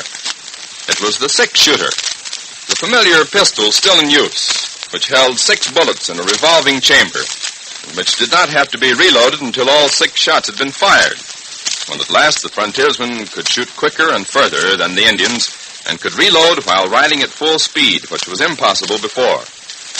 And so it was that another small invention gave protection to our pioneers and made their advance into the West possible. And now, Dick Tracy. You remember that Tracy's quick thinking in giving Doris Corus a hypodermic of anti-Black Widow spider serum undoubtedly saved her life, but unfortunately, at the moment, she is too sick to be questioned as to the identity of the person who blew the poison dart into her neck. However, yesterday, Tracy and Patton found out that the murderer must have shot 2 of his victims from the iron catwalk that connected with the flyloft above the stage. They also discovered that the flyloft had a fire door at one end, which led into the front part of the theater, and this was how the killer must have escaped. At the conclusion of their investigation in the theater, Dick and Pat went to Buck Silver's apartment and told him what had happened to Doris Corus. They're at Buck's apartment now. Believe me, Mr. Tracy, I sure am upset at this attempt on Doris Corus' life. Well, so are we all, Mr. Silver. Was this the same as the others? Yes. The girl was hit on the back of the neck by a dart poisoned with Black Widow spider venom. Well, the whole thing seems unbelievable. This is the 3rd time the killer is struck. Not to mention a few pot shots taken at Dick and me. 3 victims. And you still haven't any idea who the murderer is. Well, Mr. Silver, we're dealing with a person who is both smart and ruthless. And if you'll forgive me saying so, he seems to be a good deal smarter than the police. Any criminal seems smarter than the police until he's caught. If you have any suspects, why don't you put them in prison and stop this wave of killing that's been running through the theater? Nothing would give me more satisfaction, Mr. Silver. In this country, it's not customary to slap people in the pokey unless you have some evidence against them. Well, who do you suspect? Well, at the moment, I'd prefer not to answer that question. All right, then, tell me this. Am I still on your list of suspects? Well, until a case is actually solved, Mr. Silver, I suspect practically everybody but Patton here. And you know, Mr. Silver, I think sometimes he even suspects me. Well, as I told you before, I'd have no motive for committing these murders. Possibly the first murder, but certainly not the second. However, I think it highly improbable that you are involved in any of these crimes. Well, thanks for the feeble vote of confidence. You're welcome, Mr. Silver. Now, there's one thing, though, that I can't impress on you too strongly. I don't want anyone to know about this attempt on Doris Corus's life. but her absence should be explained to the company. Well, I'll take care of that right away, Mr. Tracy. I'll phone my stage manager and give him instructions. Good. Harry should be in by now. If he's not, I may not be able to get word to the cast in time. Well, I hope you can... Well, hello, Harry. This is Buck Silver. Now, Harry, listen. I just received word that Doris Chorus is going to be out of the lineup for a few days. No, it's nothing serious. The doctor says she has a touch of the flu, but she'll be all right in a few days. Yeah, that's all, Harry. Goodbye. Did I sound unconcerned, Mr. Tracy? You were fine. You see, Mr. Silver, as long as the murderer is in ignorance of how much or how little we know, we're in a much better spot to apprehend him. Oh, I understand, Mr. Tracy. You say that Doris Chorus was on stage after the show when she is struck with a dart. Yes, that's right. And in the same place that Give and Take was when he was murdered. And the doorman swears that with the exception of Doris, every member of that cast had left the theater before Doris screamed. Then the killer isn't one of the people in our show. Well, unfortunately, Mr. Silver, I believe the killer is someone in your show. I give up. Well, I suggest you let Pat and me worry about straightening out this mess. Well, I'd like to, Mr. Tracy. But I can't help but feel that since I'm responsible for this show, I'm in a way responsible for the tragedies that have taken place. And the longer I keep the show open, the more danger that I'm making for the people in the company. I'm going to close it. But, Mr. Silver, that's just what the murderer wants. But if I keep it open, I may be needlessly risking people's lives. Now, look, but... Who's that? Good morning, Buck. Good morning. Won't you come in? This is a surprise. This is my ex-fiancée, Miss Vocal Cord. Ah, yes, Miss Cord and I are old friends. Buck, I came over to talk to you about that stupid meeting that the company had to force you to move into another theater. I just wanted to tell you that I don't think you ought to move just because Time Step got all those crazy people steamed up. Well, you needn't worry. I'm not going to move the show. Good for you, Buck. Nope, I'm not going to move the show.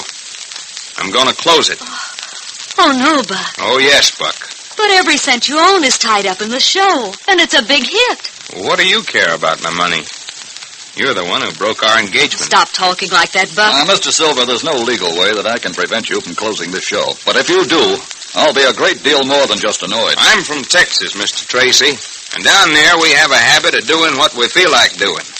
I'm closing the show so that no more accidents take place. I'm holding my temper with a great deal of difficulty, Mr. Silver, but I make one last plea. Keep the show open so that we can bring this criminal to justice. You'll be putting a lot of people out of work, and that isn't fair. Jobs in hit shows are hard to find. If you'll just keep the show open, Mr. Patton and I will guarantee that there'll be no more accidents. Oh, please don't close it, Buck. Please. Please. All right. I guess I was just being kind of stubborn. I'll keep the show open, if you think it's the right move. Certainly do, and good for you, Mr. Silver. All right, Patrick, come on. We've got a lot of work to do. Okie doke. Goodbye, folks. Goodbye, Mr. Tracy.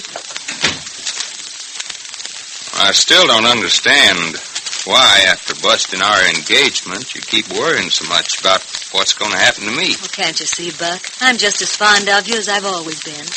It's just that I didn't think we'd be happy together. The theater's in my blood, and even after I'm married, I'd want to keep up my career. And all you want is to settle down on your ranch. I just know we couldn't make a go of it. That's why I wouldn't give you your pearls back for a couple of days. I wanted to make you mad at me so that you could forget me more easily. But I did bring the pearls to the theater opening night of the show, Buck, to give to you. And then they were stolen, and all those awful things began to happen. Oh, I know you had nothing to do with the pearls being stolen, Vocal. But look, if going on with your career is the only thing that you're worried about, well, stop worrying. I'm not going back to my ranch. I like show business. What's wrong with us both having a career in the theater? Well, there's nothing wrong with it, Buck. Then what do you say we get re-engaged? Oh, let's, Buck. Let's. This sure has been quite a morning. Yes, it has. I think it's the nicest morning I've ever known.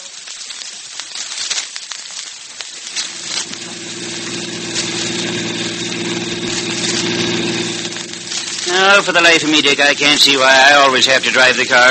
Because you do it so very well, Mr. Patton. Boy, that Buck Silver is certainly a hard guy to convince. Yeah, he sure is, Pat. It was a lucky coincidence for us that Vocal Cord came in to talk to him when she did. Without that feminine touch, I don't think Buck would have consented to keep the show open. And if he closed it, we would have been in a fix. Well, that's right, Pat, but why'd you call Vocal Chord's arrival a lucky coincidence? Well, wasn't it? Not at all. I called her up earlier this morning and told her to come over to Buck Silver's apartment. He wanted to talk to her about moving the show. I was afraid that when we told Buck about the attempt on Doris Corus's life, he might get stubborn on us, close the show, and go chasing off to Texas. But with Vocal in there pulling over our side, we've turned the trick. My, Uncle Richard. Aren't you the sly little rascal, though? Well, it's been pretty apparent that Buck and Vocal are really crazy about each other. All they needed was some third person to break the ice and get them together again. I would be surprised if they were getting themselves kind of re-engaged right now. You're not only an old conniver, but you're Cupid, too. You get it? We're digging today. Sometimes, Dick, I don't know how you do it. Just call me the little matchmaker, Patrick, and let her go, man. I think that's the theater up ahead, Sam. Better slow down. I hear, O master, and obey. Come on, Patton. Let's get out. Right. Let me take your hand. Well, what are we going to do now? Climb fire escapes? That's exactly right. You know, there are plenty of easy ways to get into this theater. Why do we have to climb up the fire escape? Because I hope to find a piece of wood. A piece of wood. Well, that, of course, explains everything. Come on, let's go.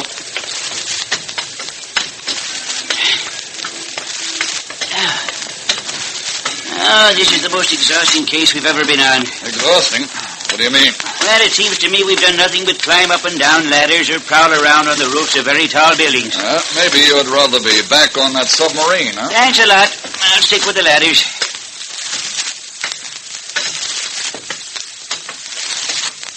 Let me see. I think this must be the exit door from the theater balcony, Pat. Oh, yeah. And this is where the murderer got out after he tried to kill Doris Corus. This is where he got in and out, Patrick. The doorman told us that before Doris was attacked, all members of the company had left the theater. Now, therefore, the murderer must have doubled back through here to commit his crime. Yeah, but these exit doors are open from the inside, but always locked from the outside. How did he get in? Well, that's what we've got to find out, Pat. Let me see. The murderer probably propped the door open from the inside before he left the theater. But we were on the stage when he tried to kill Doris, which forced him to make a quick getaway, and he didn't have time to cover his traces. Yeah. And I guess he didn't. Hey, wait a minute. What's that funny-looking thing? Patrick, that's it. That's what he must have used to prop the door open with. Hey, wait a minute. Be careful picking it up, Dick. It might have fingerprints on it. I'm wrapping it in a handkerchief. It's a funny-looking thing. What is it? It's an aluminum tap, Pat. Dancers use them on their shoes. In a moment, we'll return to Dick Tracy. But first... Well, Tracy fans, did you ever watch a baby when it gets new toys? Seems as though it'll start to play with them, but in most cases, by the end of the day, you'll find the baby back with its old favorites. The new toy is all but forgotten. Well, in time, the new toys become favorites, though. The same way with music. Symphonic orchestras play the old masters, Beethoven, Mozart, Brahms, and only occasionally the music of the present-day composers. Now, Dr. Serge Koussevitzky, the conductor of the Boston Symphony Orchestra, realizes that this isn't very fair to modern composers. After all, why should great artists wait until they're old or in their graves before they're recognized? And so the Boston Symphony Orchestra makes it a practice to play the finest modern music as well as the older classics. So, boys and girls, if you want to hear the best of fine music by both new and old composers, listen to the Boston Symphony Orchestra, called by experts the finest orchestra in the world. The Boston Symphony is on the air tonight over most of these ABC stations.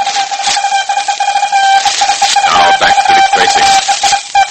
Well, Dick, how many people are there in that show that would use these aluminum taps? Well, the tap is large enough so that it could only fit on a man's shoe, Pat. And there are 8 men dancers in the ensemble. And there's also a little bundle of joy called Time Step.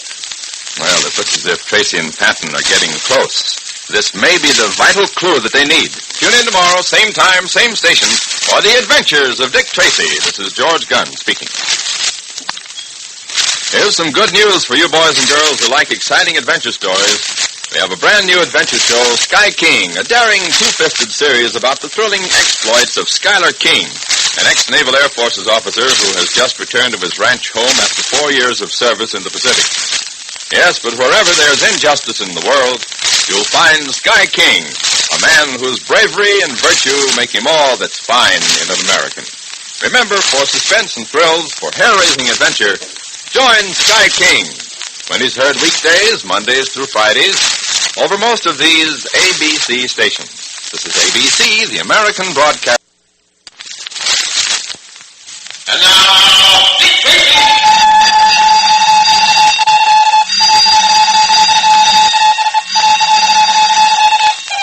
This is Dick Tracy on the case of the Moth and the Flame. Stand by for action. Let's go, man!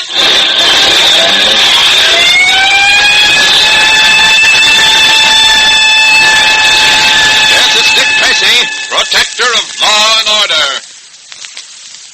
Say, boys and girls, do you ever wonder what was on the other side of the moon? That's a funny question, but, well, if you haven't wondered, you might like to know that nobody's ever seen the other side. You see, the moon revolves around the Earth. But as it does, it always keeps the same half toward us. And this gives rise to some pretty important questions. For instance, what's the other side of the moon like? We know what one side is like. We see it through telescopes. But how about the other side? Are there mountains there and craters, or is it flat? Is there any life on the other side of the moon? The scientists are almost positive that there's no life there, but for knowledge of what it's really like, I guess they're going to have to wait until somebody sends up a rocket with a camera in it to circle the moon and photograph the other side. What a wonderful day that'll be when we get a rocket like that. Well, until that day, the secret of the moon will be kept. We'll never know what the other side is like. A secret about something we see every night, and yet which remains a mystery. It's a mystery because we just don't know what's on the other side. And now, Dick Tracy. Yesterday, Tracy and Patton stopped at a large warehouse fire to see if they could be of any help. The building that was in the process of being destroyed was owned by a firm of hardware jobbers known as the Black Marquette Corporation. This company, a shadily run outfit dealing in goods disposed of through illegal channels, had been faced with a federal investigation. And unknown to Tracy, they had decided to have the warehouse burned down to destroy any incriminating evidence. The burning itself was carried out by a gang of professional arsonists headed by a sinister character known as the Moth. However, during the burning, somebody apparently died as a body was found in the wreckage.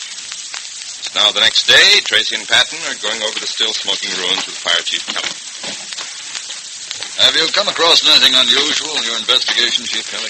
No, nothing yet, Tracy. I don't see how you can hope to find anything of interest here. There's hardly anything left to investigate. Yeah, the place is a total loss, all right.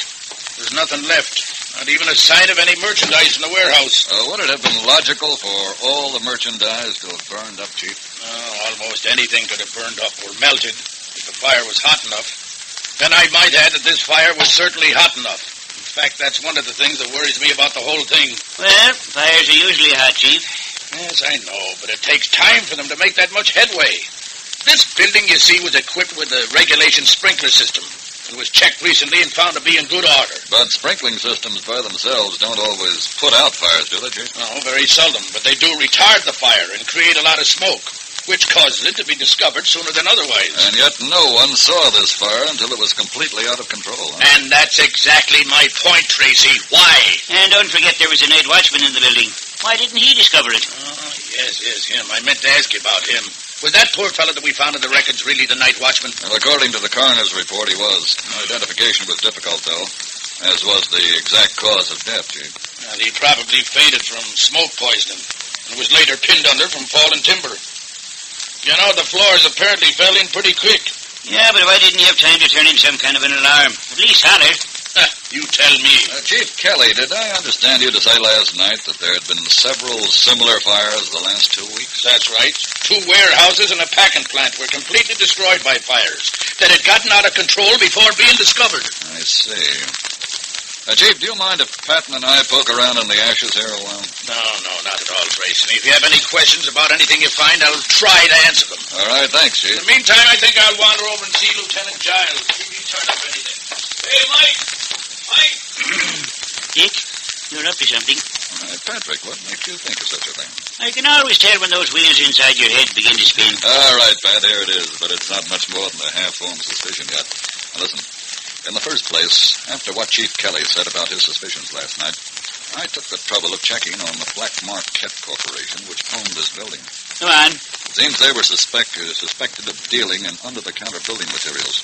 But the important point is they were about to be faced with a federal investigation in their business methods. And so you think they might have burned the building down to have destroyed any incriminating evidence? That's more than a possibility, Pat. Yeah, but my stars, Dick, if that night watchman died in a fire that was deliberately set, that would make it murder. That's just exactly what it would be, Pat.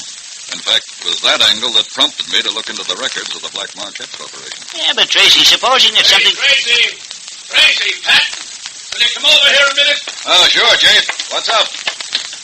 Hey, Tracy, I think we found exactly what we're looking for. Oh, what is it, Chief? Well, you see that pipe there? I mean, the one with the plug in it? Yes. Well, the point is, there shouldn't be a plug in it. That's the pipe that fed water to the main sprinkler system.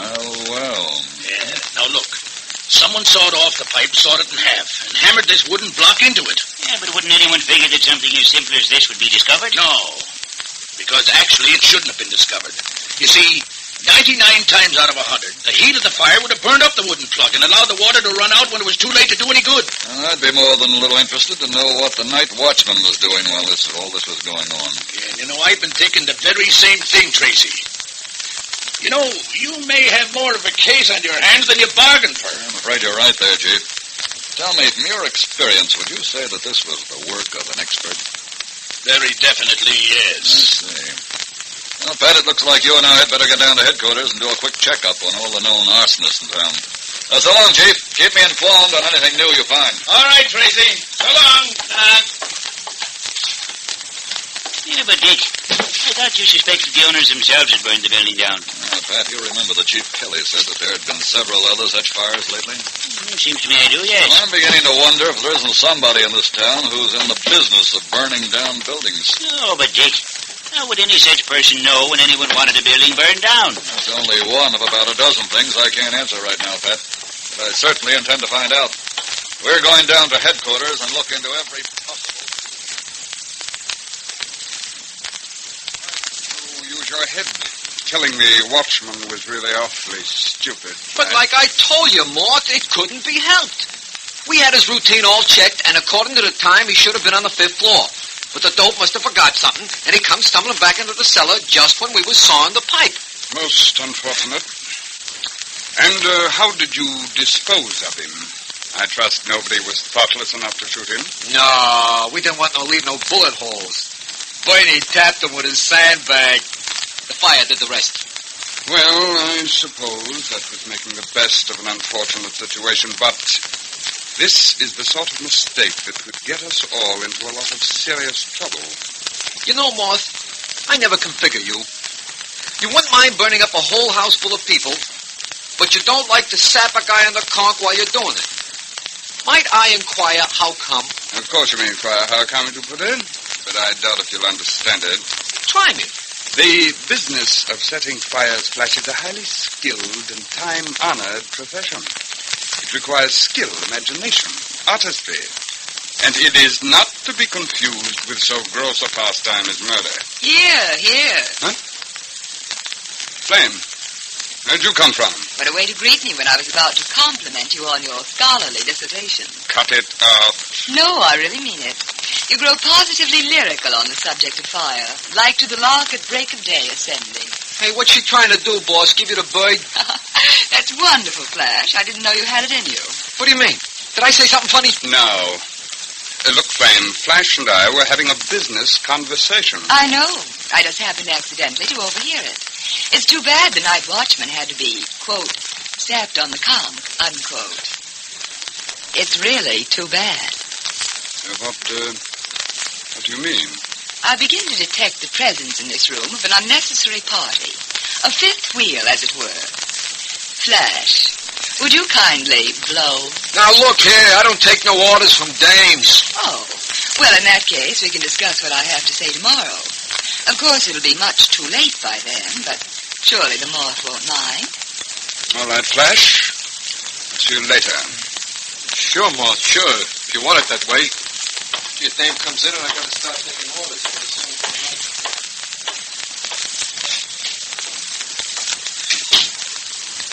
You know, Flame, someday you're going to go too far. Really? And then I suppose you'll have Flash sap me on the conch. I might even do it myself. You have no idea how you terrify me. In fact, I'd go running to the police for protection if it weren't for two reasons. Which are? A, they'd probably put me in jail. B, you know, and I know, that you wouldn't dare do anything to me. Must be wonderful to be so sure of oneself. It is. I am continually comforted in the knowledge that I'm the only member of your organization you couldn't possibly get along without. Cigarette? No, thanks.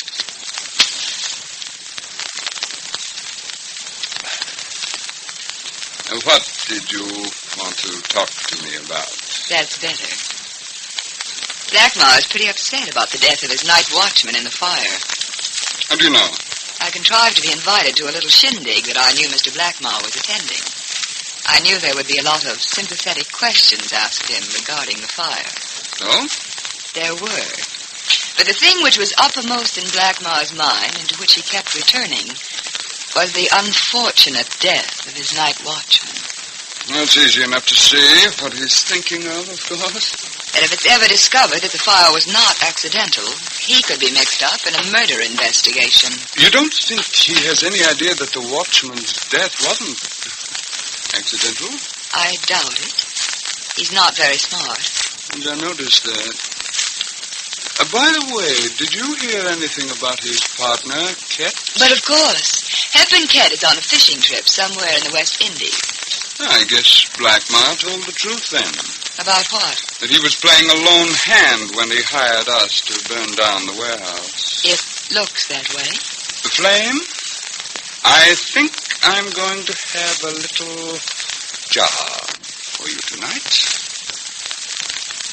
In a moment, we'll return to Dick Tracy. But first, say, Tracy fans, do you want to hear a really pleasant show tomorrow night?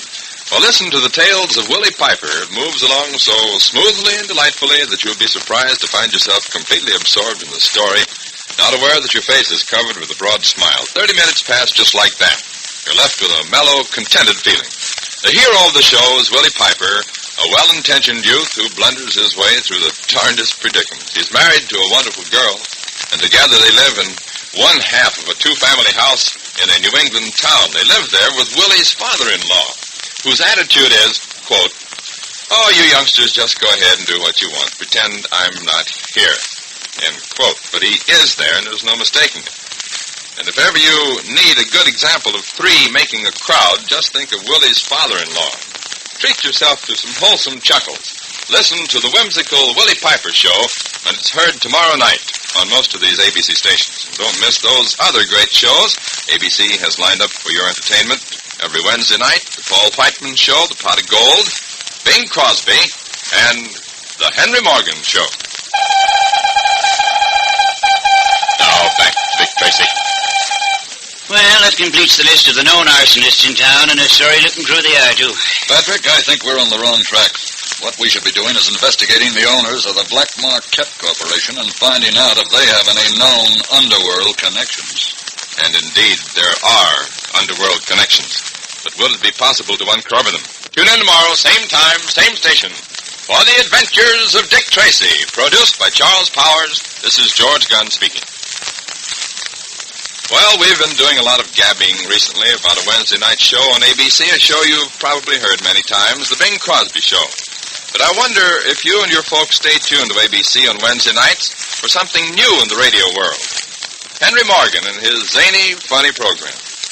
Not exactly trying to compare Crosby and Morgan. Guess you couldn't do that very well because their respective personalities and abilities are quite different, almost as different as their respective shows.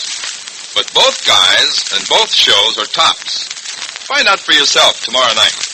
Crosby and Morgan, Bing and Henry on most of these ABC stations. This is ABC, the American Broadcasting Company.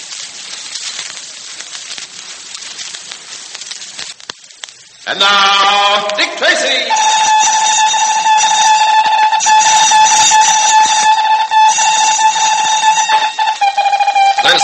Dick Tracy on the case of the moth and the flame. Stand by for action. Let's go, man!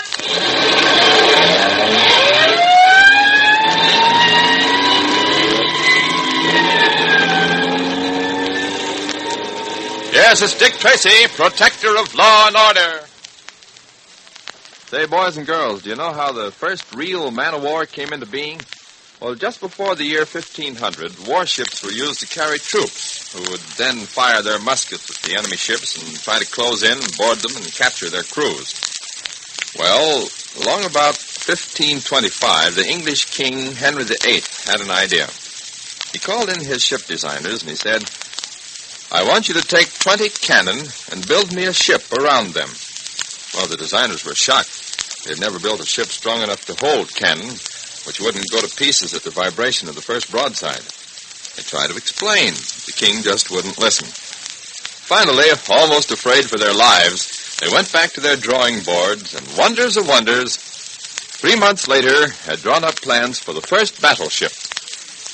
By making the hull of the ship broader and by using stouter timbers to brace it up, by building taller masts and fuller sails, they had actually built a ship around 20 cannon, thus promising England supremacy on the seas, building the first real man-of-war, all because they couldn't say no to a king.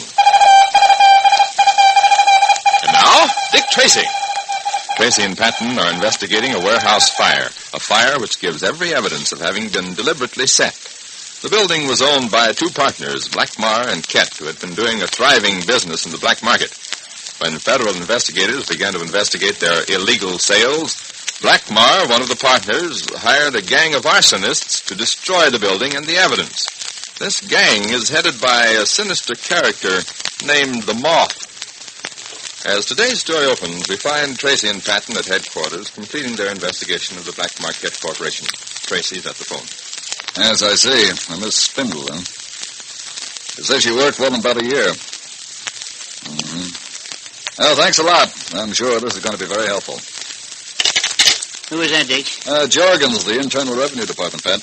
They're as much interested in this fire as we are. Well, those fellows, Blackmar and Kett, seem to be interested in an awful lot of law enforcement agencies. What's the picture on this one? Well, it seems the federal government was preparing a tax evasion charge against the Black Market Corporation, and this fire has given them quite a setback. How come? Well, it would permit the company to claim that all of its records were destroyed in the fire, Pat. Blackmar and Kett could write off a large amount of their tax by claiming loss of personal property that was supposed to be in the building. In other words, one branch of the government is interested because the fire destroyed evidence of illegal dealings in hardware.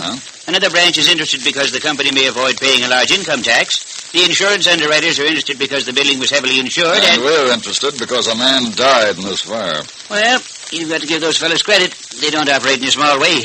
They certainly don't, although I don't think it's credit that they should get. Well, maybe we ought to get together with these other fellows who want to know more about the Black Market Corporation and pool our information. Which is exactly what I've been doing, Patrick, remember? You mean all that stuff you were saying over the phone about a Miss Pringle or Spindle or something? Spindle, my boy, Spindle. Well, who is she anyway? She used to be Blackmar's private secretary. She's already given valuable information to the Internal Revenue Department. Well, if she used to work for Blackmar, why is she so keen on testifying against him? According to what Jorgens told me over the phone, she disapproved of Blackmar's business methods and resigned a short while ago. Well, maybe she just got fired and is trying to get him in trouble by making up a lot of fancy stories. Well, it's always a good possibility, Pat, but I don't think there's any harm in my having a talk with her anyway. I think I'll do it right now.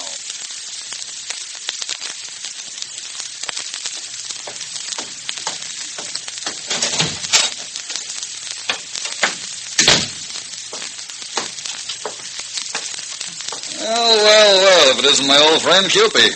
What are you doing out of jail, Cupid? Same thing you are, making an honest buck here and there. Making a buck, I have no doubt. The honest part, I'll have to see. You know, that's the trouble with you cops. You never believe that a guy can go straight. That's where you're wrong, Cupid. I don't give up on a man easily, but in some cases, my faith has become a little shaken, particularly after 10 or 12 convictions. But I never been convicted for nothing serious, just boyish pranks. Particularly those black market coupons you were counterfeiting. That was quite a prank, Cupid. I was framed. Anyway, that's all over. Straight and steady, that's me from now on. Well, I hope so. Give my regards to boys at the station. I won't be seeing them again. Maybe. Maybe not, Cupid. Well, let's see. Apartment 1G was 1G. Here it is.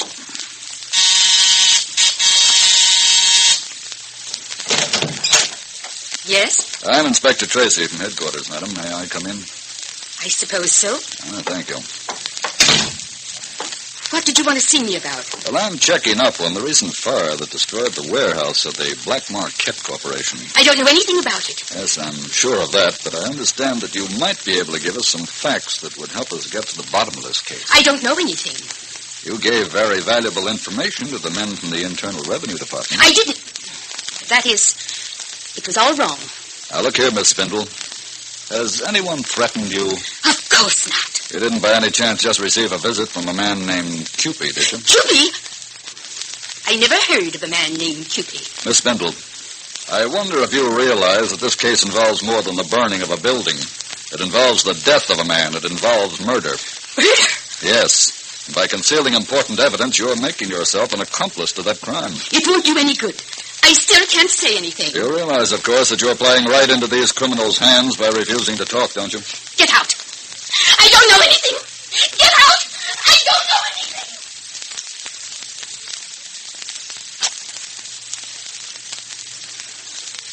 Go on, Cupid. Tell me more. That's about all there is, Morse. And you're sure it was Dick Tracy you saw going into Miss Spindle's apartment house? Of course I'm sure. He even spoke to me. Well, then he saw you. Do you think he knew that you had been seeing Miss Spindle? This I doubt. There's maybe 20, 30 apartments in the building. Mm-hmm. And do you think Miss Spindle conveyed any nuggets of information to our fair-haired detective? If you mean did she sing, no. I doubt it. I got that dame so scared she wouldn't say hello to her own mother. I'm curious to know what persuasive you used that so terrified the lady in question. You know, it's amazing how scared most people are of fire. That's what I thought. However, I don't like Tracy nosing around this case. I don't like his having seen you there. He's not the stupidest detective in the world, you know. Relax, Mort. I haven't had no arson rap charged to me yet. There'd be nothing to make Tracy suspicious. But it means that they're beginning to put pressure on Blackmar. It also means that they think the fire may not have been accidental. I'm still somewhat worried about that Spindle woman. She has seen you in Blackmar's office many times when you were selling him ration stamps. If she should decide to talk, your value to the organization would be over. Maybe we ought to take care of her now. Not just yet. Once you start killing, it's like a chain reaction, almost impossible to stop. I don't like anything I can't control. You can't control fires, and yet they don't seem to bother you none. Oh, that, Cupid, is different. You know Blackmar pretty well. Can he stand the heat of an investigation? Hard to say. Kind of a nervous little guy, though. It probably wouldn't be a bad idea if I had Flame keep a close watch on him so we can be prepared if he shows signs of cracking. Just what I was going to suggest. He's dropping again, Flame. Maybe I should record all my conversations to save you the trouble of listening. Oh, no. That would take all the fun out of it. She's your girl, Chief, and you know what's best. But if she was mine, I'd give her the hot foot of all time. Well, I'm not your girl, and I'm not the Moss girl. And don't ever forget it. I have no intention of being anyone's girl. You may not live long enough to be anyone's girl either. I wonder why everyone loves me so. All right. Break it up. Society dames hanging around the rackets to pick up a cheap thrill. Why don't she latch onto some striped-shirted square with a Windsor tie like she oughta? What's she got to bother us for? Would you care to tell him, Moss? Look, Cupid, you know that through Flame Society connections, she steered us to some of our most profitable clients. How else would we have known, for instance, that Blackmar was in trouble and was ripe for our professional services? Yeah. But who was it made the big pitch, huh? Who was it who actually steered Blackmar in to see it? Cupid, I'm not trying to take any credit away from you. Your contacting of clients who are ready to talk business with us is a great value to the organization. You merely serve on a different echelon, shall we say. Different echelon. All right, say it. It'll make you feel good. But remember that you're both of any use to me just as long as no one suspects your connection with the outfit. Now, Cupid, I'd suggest that you run along and try to find out if Dick Tracy got any information out of that Miss Spindle, particularly any information about you. If he did, I think you know how to proceed. All right, Chief. Although I think we ought to proceed that way anyway. Cupid? Okay, boss. Whatever you say. May I suggest that he needs to be taken down a few pegs? He's a petty racketeer who's getting his first taste of the big organization. However, you there watching.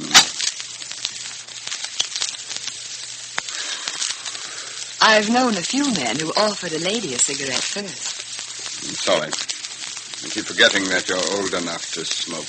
Yeah. Thanks. No, don't waste a match. I'll light it from yours.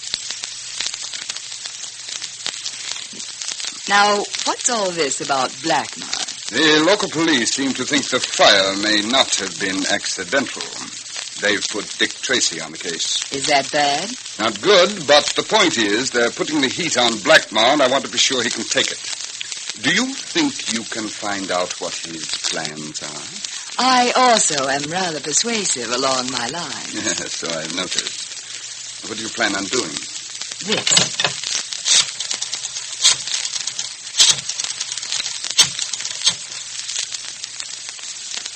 Hello, Tookie. This is Flame. Is that wake you're throwing still planned for tomorrow night? Good. I wonder if you'd do me a favor. Would you invite that fascinating Joe Blackmar? He's cute. In a moment, we'll return to Dick Tracy. But first, in the words of Webster, gala means a festivity, a gay holiday. And what could better describe the Bing Crosby Show? It's a festivity of song and music that provides one of the gayest half-hour holidays you can find on the air Wednesday nights. As your host, there's Mr. Bing himself, singing popular melodies in his own inimitable style or blending his voice with the famous charioteers. And then there's that amazing pianist, Skitch Henderson, tinkling the ivories to top tunes of today. John Scott Trotter and his orchestra playing music that will make you want to get up and dance. Each Wednesday p.m., Bing also has celebrated guest stars on hand to join in the fun. Popular people from stage, screen, and radio that you all know and like. So, Tracy fans, for really top entertainment, be sure to listen tonight to the Gala Bing Crosby Show. And here are 3 other listenable shows that you'll want to enjoy tonight. There's the Mary Willie Piper Show, Pot of Gold, and Henry Morgan shows, which we'll also bring you tonight over most of these same ABC stations. Now, back to Dick Tracy. Well, Dick, did you find out anything from Miss Spindler? I think maybe I did. Patrick, I want you to find out all you can about a certain petty racketeer, a man named Cupid. Will Dick Tracy uncover Cupid's connection with the case? Tune in tomorrow, same time, same station, for The Adventures of Dick Tracy, written for radio by John Ray. This is George Gunn speaking.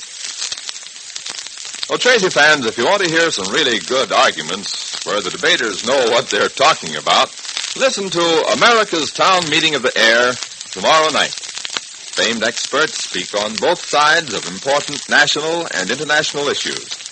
Naturally, a person talking for one side forgets to mention a few facts that might weaken his argument.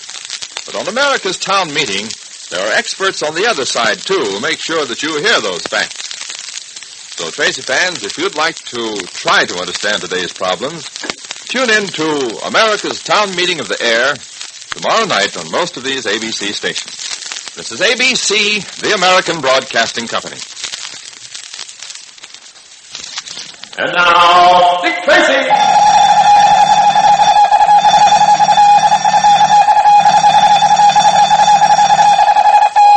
This is Dick Tracy on the case of the Graveyard Watch.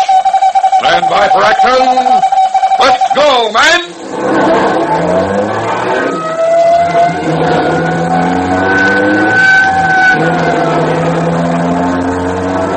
Yes, it's Dick Tracy, protector of law and order. Well, Tracy fans, there are several presidents of our nation who served more than one term, but there was only one who didn't serve his second term. immediately after his first term ended. There was another president in between, and it's his birthday anniversary that we observe today. His name, Grover Cleveland.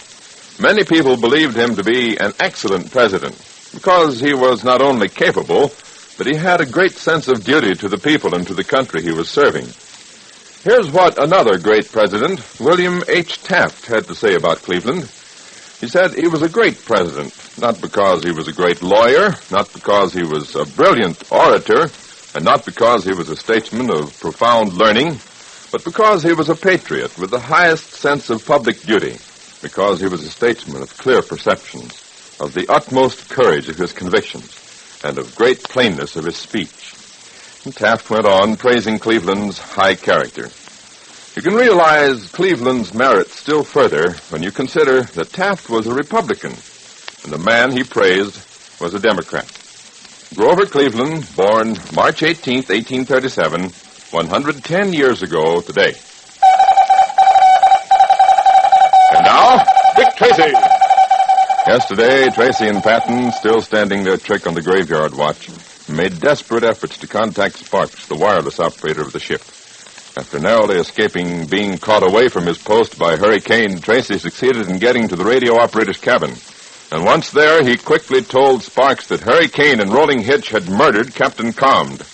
After some hesitation, Sparks agreed to radio the nearest ship for help, and Tracy hastily returned to his post. But Sparks was unwise in permitting Hurricane to catch him as he was trying to send out his message.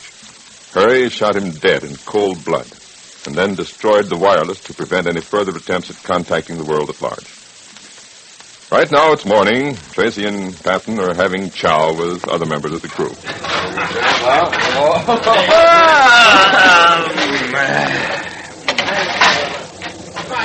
I hope I'm not keeping you awake, Mr. Patton. Oh, not a chance of it, Dick. Frankly, I hope this customer making coffee out of seawater is not here to stay. It isn't the seawater I object to so much. It's the turpentine they use in it. Now you're just being picayune. Mess. It's certainly aptly named. I'm sure you noticed the obvious thing, haven't you, Pat? I don't usually. What makes you think I might this time? What until now, the meals have been all right. Yeah, that's right. Well, this is the first meal since our new skipper took over. Oh, I see what you mean. You know, Rolling Hitch's little brother, Half Hitch, is the cook in this bathtub. Yeah, they don't wait long to start chiseling, do they? That's allowed, Pat. We're supposed to be the wide-eyed, ingenious type, you know. Oh, yes. Wasn't it regrettable about the late Captain Combed committing suicide? All right, squash heads. Turn two. You, fish and chips. Aye, sir. Lay aloft on the main deck. Swab down fore and aft. Aye, sir. Come on a double. Aye, sir. All right. Hatch. Turn two. Hang down the bright work. Come on now, look alive. Let's go here. Everybody up to that. You too, George. Get on deck.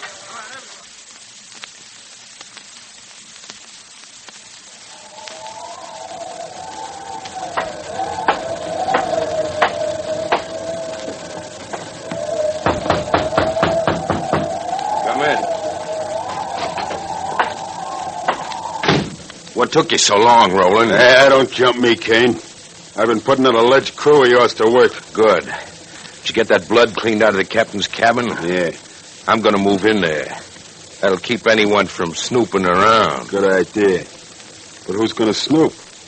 The captain committed suicide, that's all. Somebody else committed suicide early this morning. What?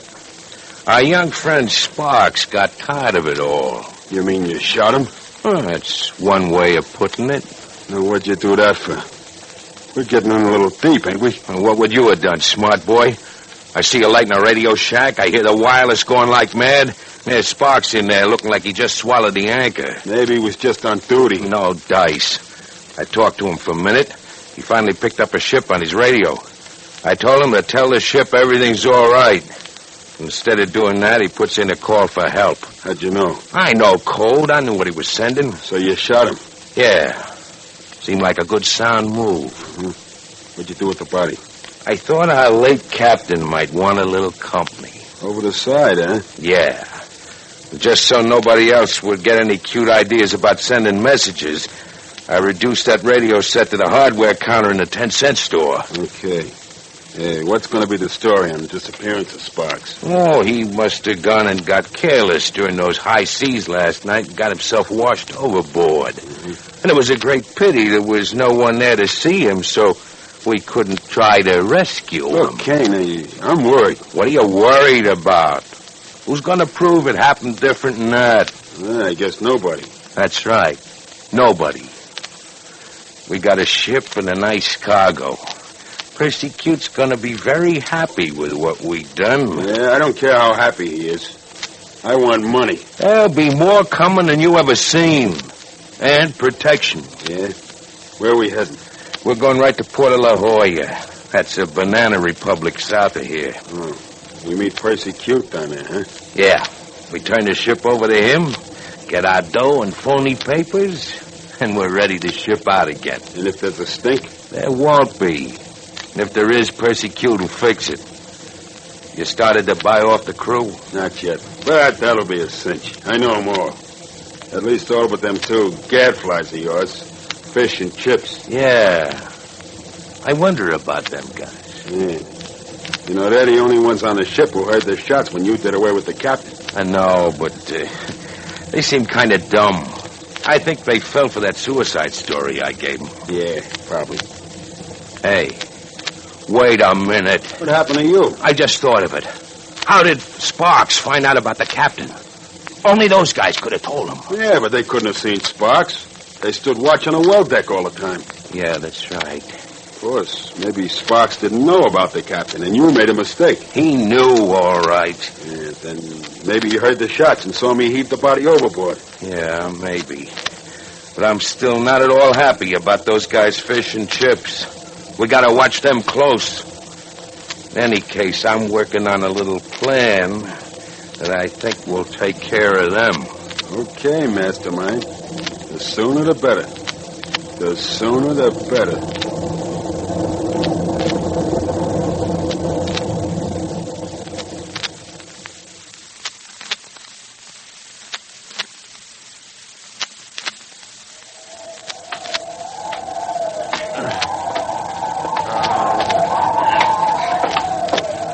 Look out what you're doing with that mop, sailor. You almost got my foot. Forgive me, Mr. P. I was trying on a new stroke. I kind of skidded. Okay, Dick.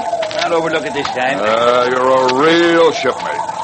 Tell me, Seaman Fish, what grip do you recommend on a swab? Well, Seaman Chips, after years of relentless research, I've discovered that an interlocking grip with a strong follow-through will get you the most mileage. That's very interesting. I prefer crossed hands myself. Oh, well,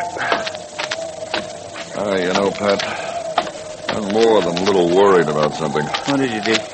Have you seen the Sparks flying, the wireless operator, around this morning? No, I haven't. Or maybe he's still in his cabin. Maybe. But maybe something happened to that message for help I told him to send out. Oh, that's just dandy. I'm not going to be satisfied till I see him. Well, what are we going to do? We've got to search this ship. It's not going to be so easy with old Mutiny on the Bounty Kane in charge of this tub. I know, but we've got to get to the radio shack first. Well, we're swabbing down in that direction. And when we get there, if no one's around, we'll take a quick look inside. Okay. Just whereabouts is our new Captain Hurricane? Oh, you mean Laughing Boy? I think I saw him up on the bridge. That's good. He'll give us a break. Yep, I can see him. He's on the bridge, all right. He's shooting the sun. At least that's a refreshing change from shooting the crew. Isn't it, though? Come on, let's mop our way down to the radio shack. All right, prepare to give way together. All right. Stroke. Stroke. Stroke. Stroke. Come on, get your backs into them things. You can't spend all day on one little hunk of deck. Yeah. Now, when you're through with that, report to me. Maybe I'll have a little machinery for you to move. All by yourself.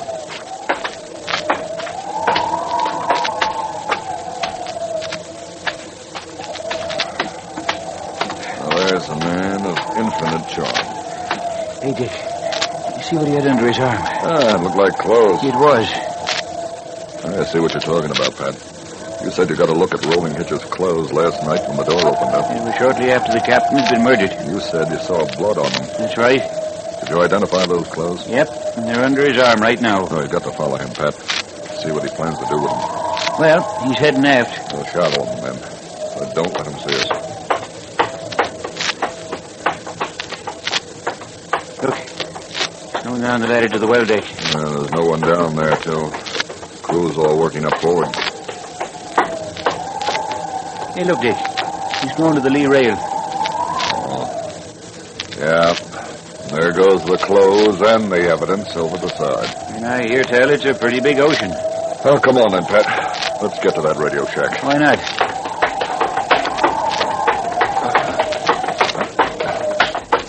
Hold it, Pat. Just in case someone's looking, we'd better mop the rest of the way. Swab, Jackie. Oh, sorry, sir. Give it to it. Pretty free swing. Here we are. Anyone around? Just us chickens, boss. Okay. It's locked, of course. It would be. Yeah, they seem pretty particular about who goes where around this boat. You still got that pick you had with you last night? Aye, sir. Leave me at the lock, Admiral, and I'll have it open in a jiffy. But I suggest you'd better keep watch. I'll not only keep watch for you, sailor, I'll keep swabbing the deck for you. That's nice, healthful, stimulating outside work for you. How you coming, Pat? In a moment, Dick. In a moment. Is the coast clear? Yep. Hey, that does it, Dick. Good boy. Let's go. Will you look at that, Pat? Looks like someone had just been through here with a bulldozer. In a moment, we'll return to Dick Tracy. But first, when two famous entertainers, both fast with a line of fancy chatter, get together, there's bound to be a furious exchange of brilliant banter, and that's just what you can expect on the Bing Crosby Show tomorrow night. You see, it's then that Bing's special guest will be that great star of musical comedy, motion pictures, and radio, Danny Kaye. In addition to rapid-fire patter between the two, there'll be some mighty fine music, such as their duet on Brahms' Lullaby. Danny will sing another sleepy time song, this time all by his lonesome, Dina's Lullaby, dedicated to his little daughter. On the musical side of the broadcast, too, lovely Peggy Lee will make another return as guest singer, and she'll team up with the Groner in an unbeatable rendition of her own song, It's a Good Day. So, Tracy fans, for some sensational variety entertainment, hear Danny Kaye, Peggy Lee on tomorrow night's Bing Crosby Show. Yes, and remember, Wednesday night's also the night most of these ABC stations bring you those other top-notch shows, the delightful tales of Willie Piper, the stirring and musical Paul Whiteman, National Guard Assembly, Money, Melody, and Laughs on Pot of Gold, and the hilarious Henry Morgan Show. Be sure to listen. Now, back to Dick Tracy. Look, Roland, did you throw them clothes away like I told you? Yeah. Anything else? Get over at the radio shack right away. I cleaned up, but I might have overlooked something. Here's the key. If Tracy and Patton are caught in the radio shack, they're going to find themselves in real serious trouble. You better tune in tomorrow for The Adventures of Dick Tracy, produced by Charles Powers and heard overseas through the Armed Forces Radio Service. And this is George Gunn speaking. Well, boys and girls, do you ever watch a baby get a new toy? It'll play with it, but in most cases, by the end of the day, you'll find it with its old favorites, the new toy all but forgotten. In time, though, the new toy will become a favorite. It's the same way with music. Symphonic orchestras play the old masters, but only occasionally the music of present-day composers. Now, Dr. Serge Koussevitzky, the conductor of the Boston Symphony Orchestra, realizes that this isn't very fair to modern composers. After all, why should great artists wait until they're old before they're recognized? And so the Boston Symphony Orchestra plays the finest modern music as well as the older classics. Listen to the Boston Symphony tonight. This is ABC, the American Broadcasting Company.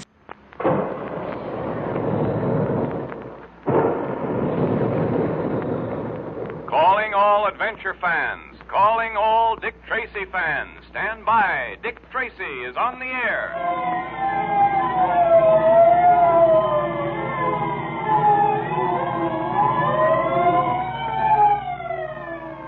The makers of Quaker Puffed Wheat and Quaker Puffed Rice, those two delicious, nourishing cereals that are shot from guns, now bring you another thrilling Dick Tracy detective adventure.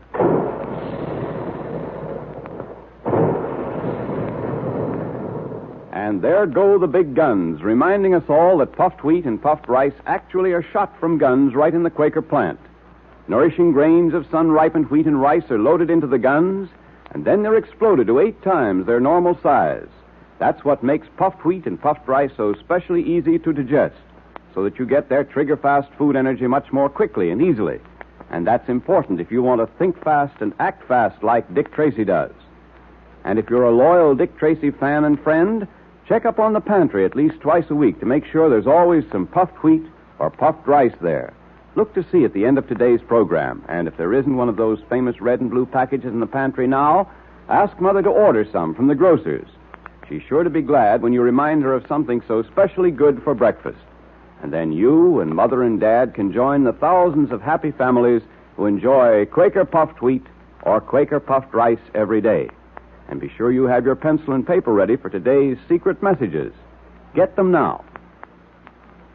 When Dick Tracy closed the case involving the Baron and the substratosphere airplane plans, he paid a visit to Scotland Yard, and here the great detective found a new mystery. Dryden Small, the well-known Egyptologist, was returning to America with certain treasures which he had discovered in the ancient tomb of Tutankhamun. Small had reason to believe that someone was trying to kill him, and Tracy was asked to protect him on the voyage to America. Sitting in Small's cabin the first night out, Dick and Pat were startled to see a strange face peering in at their window. Mr. Tracy. What's the matter, Small? What's wrong? Look, there, the window. The man with the yellow face. So what? Dick, great Scott, look. That awful face at the window. It's gone now. Come on, Pat. We've got to find out who it is. Yes, and why are we standing through that window? Oh, don't leave me alone. Don't leave me alone. I'll be back in a moment. Here, through this door, Pat. That'll bring us out on deck.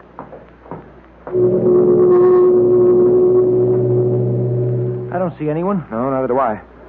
We'd probably waste our time if we tried to find out who it was now. It's got too much of a head start, and it's too dark to recognize anyone. Come on, we might as well get back to the cabin. There are a few questions I want to ask Dryden Small. You know, Dick, there's something about that tomb digger rubber that I don't like. We're here to protect him, not to make a friend of him, Pat. What I want to know is why he was so secretive. He hasn't told us the whole story by any means, Pat. What's your theory, Dick? What do you think he's trying to conceal? Well, I'm not sure. But I think perhaps he stole something from Tutankhamun's tomb, something which might be considered very sacred.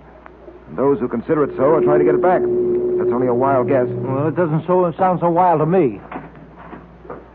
Well, Mr. Small, we couldn't find a trace of your friend with the yellow face. Mr. Tracy, I must say I'm surprised. You promised me protection, and then you run off and leave me alone. Why, I might have been murdered. Oh, nonsense. We were nearby. Nothing could have happened to you. I wish you wouldn't treat this so lightly.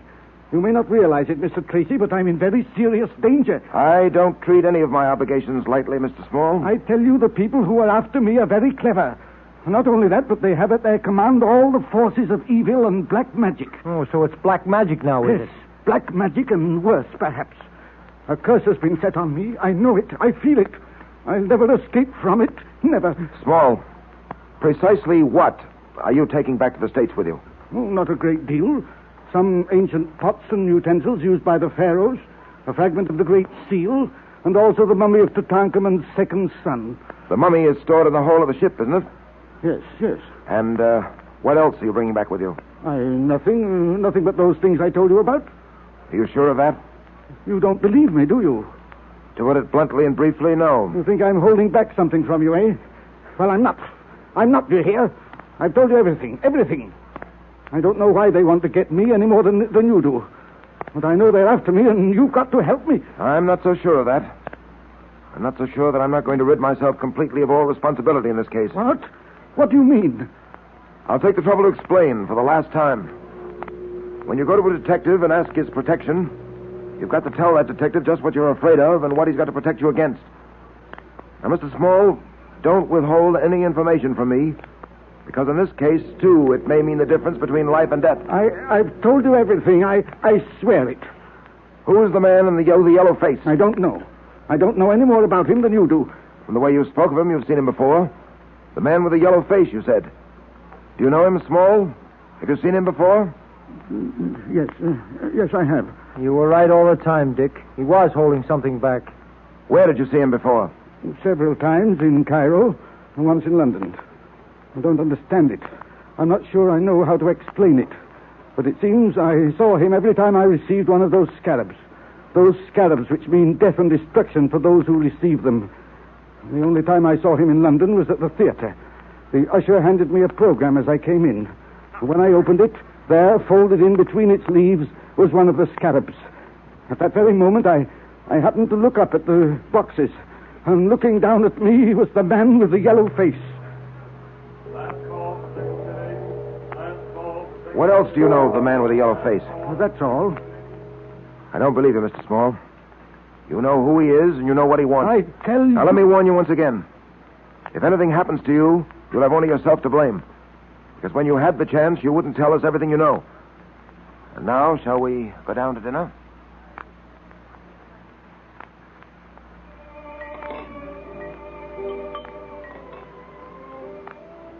Coffee, sir? Oh, yes, please. By the way, Small, do you still carry that pearl-handled pistol? Yes, and I shall never part with it. If you ask me, it's much too dainty to be any good. I'm afraid it isn't very much to depend on. This pearl-handled revolver has been with me a long time, Mr. Tracy. I intend to hold on to it. Hello. The lights have gone out. Dynamo must have failed or something. Certainly pitch black in here. Tracy! Tracy! In the name of heaven! Small, where are you? He's struggling with someone. Help, Tracy, help! If I could get my hands on whoever it is that... Got him. Give me a hand here, Pat. It's so dark, can't see a thing. I've got hold of someone. Can't see who it is. There go the lights. They're on again. Small. Why, I was holding you all the time. Who do you think you were holding? Well, all I could do in the dark was to reach out and grab. My throat, it hurts. Someone tried to choke me. Yes, there are marks in your throat, all right. Grabbing hold of me did one thing anyway. It scared him off. Yes, Small. This time he was scared off. I wonder if I'll always get to you in time. I can't protect you from something that's nameless, you know. Something you won't tell us about. I've told you everything. Now, look here, Small. Tonight, you had an example of what might happen. And apparently you're still unconvinced that telling me everything you know is the only sensible thing to do. Now, for the last time, will you talk up? Well, how about it?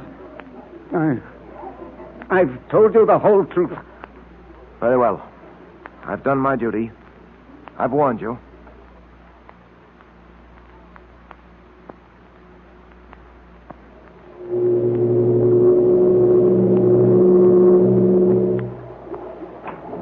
Hiya, Dick. Oh, hello, Pat. Where you been? Walking by on deck? Yeah. Isn't it a beautiful night? Yes, I suppose it is. Hey, met a girl strolling about on deck. Miss Foster, her name is. Oh, boy, what a girl. She's swell platinum hair and... Say, what's the matter with you? Huh? Oh, nothing. You got something on your mind? Yes, Pat. And his name is Dryden Small. Where is our friend Small? Or should I say our small friend? In there. Asleep? Reading in bed, I think. Pat, I'm more than ever convinced that he's keeping something from us. Hey, Dick, maybe the guy's on the level. Maybe we're just imagining things. Maybe someone is trying to get hold of some of the things he took from Tutankhamun's tomb. Small says they're very valuable. They're valuable, all right. And that's one part of his story, I believe. But whatever the man with the yellow face is after, there's more than just a few trinkets taken from Tutankhamun's tomb. Well, I wouldn't spend too much time worrying about it. Our job is to see that Dryden Small reaches America safely. Once he puts foot on American soil, our job is done. No, Pat. I'm afraid it isn't as simple as all that. Well, why do you say that, Dick? I've been telling Dryden Small that unless he tells me everything, I'm going to give up all responsibility for his safety. Of course, I'm not going to do that. Either while he's on this boat or after he lands. But if he doesn't cooperate, why should you bother with him? I've got to stay with Dryden Small until I'm sure that he's out of harm's way. We've had to protect uncooperative people before. You know, Dick, there's something about this whole business that gives me the creeps. Oh, it's not as bad as all that, Pat. When we were chasing Max Gold or the Baron, we had something we could get our hands on. But what have we got here? Nothing but a face seen at the window. A figure that strikes in the dark. Yeah, Dick, I don't like it. Well, I'm not exactly delighted myself, Pat. But we policemen have to learn one thing. Not to turn away when there's an unpleasant job to do. Doing the things we like to do is simple. Doing the things we don't like to do that proves whether or not we're men, capable of holding down a man-sized job. I guess you're right as usual. And I'm glad you jacked me up. Oh, look, Dick. It's my turn to sit up with Small tonight, but I was thinking that maybe... Yes, Pat? Well, you know, the girl I met on deck, Miss Foster, I said I'd meet her in the ballroom for a few dances at 10:30, and, well, I sort of wondered if... All right, Pat. Go ahead. How will you get back? Thanks, Dick. I won't be very late. Tracy, Yeah? What is it, Small? Come into my bedroom one moment. There's something I want to show you. What's the matter with you, man? Come. He sure looks funny to me, Dick. All right, come along, Pat. In here. Look. The wall above my bed. Holy mackerel, Dick. Look. Someone's writing a message on the wall. Look, it's being written right before our eyes. You see it, too? I thought I was going crazy. It's an invisible hand writing something on the wall. I can't escape it, and you can't help me. This thing is too big for us. It's too powerful. Oh, the saints preserve us. No, take it easy, you two. Let's see what the invisible hand is writing. There, it's evidently finished. Yes. Look what it is written. Your hour is at hand. Your end is near. The black pearl of Osiris must shine again. Yes.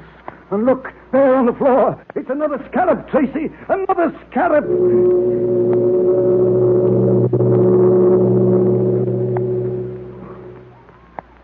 What is the meaning of the strange message on the wall? And how is it written? It's a puzzler, all right.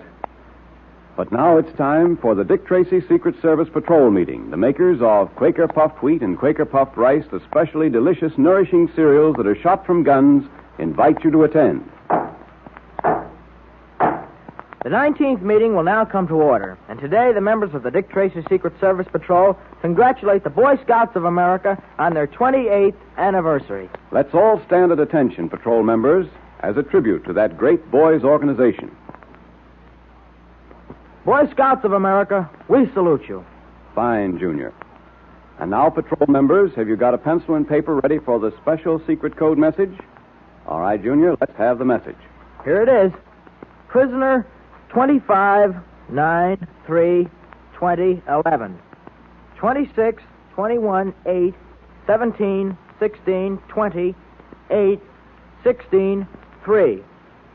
8, 18, 15, 4. Did you get it? I'll repeat it again just to make sure. Ready? It's prisoner 25, 9, 3, 20, 11. 26, 21, 18, 17, 16, 20, 8, 16, 3, 8, 18, 15, 4. Now you can decode that secret message with your Dick Tracy secret code book. And remember what it says, patrol members. It's important. You know, Dick Tracy wants you to be as good as he is at decoding messages. So we're sending you a secret message every day this week. Be sure you have your code book, a pencil, and some paper handy every day when you tune in on Dick Tracy. And listen, if you don't have a code book, join the Dick Tracy Secret Service Patrol now, so you won't miss all the swell secret detective activities and good times. Now, here's all you do to get your secret code book, your patrol pledge, and special badge. Just tear the tops off 2 packages of Quaker Puffed Wheat or Quaker Puffed Rice, or one of each. Be sure it's the top panel that says, 3 wrappings guard its crispness. Then mail the 2 box tops with your name and address to Dick Tracy, Box L, Chicago. And you have the time of your life in the Dick Tracy Secret Service Patrol. So ask Mother to get you some Quaker Puffed Wheat or Quaker Puffed Rice at the grocer's. Remember, they're the 2 delicious, nourishing cereals that are shot from guns to give you trigger-fast food energy.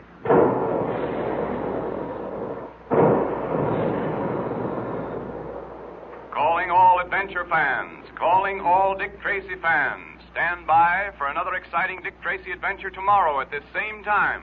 That is all.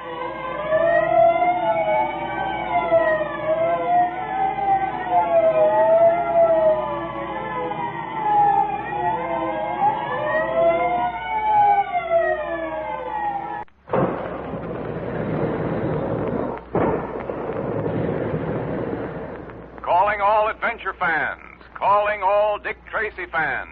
Stand by. Dick Tracy is on the air.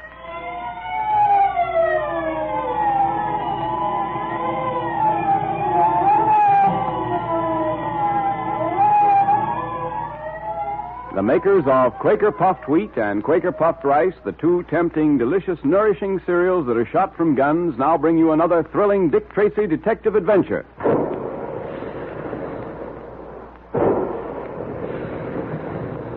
Big guns. Hear them?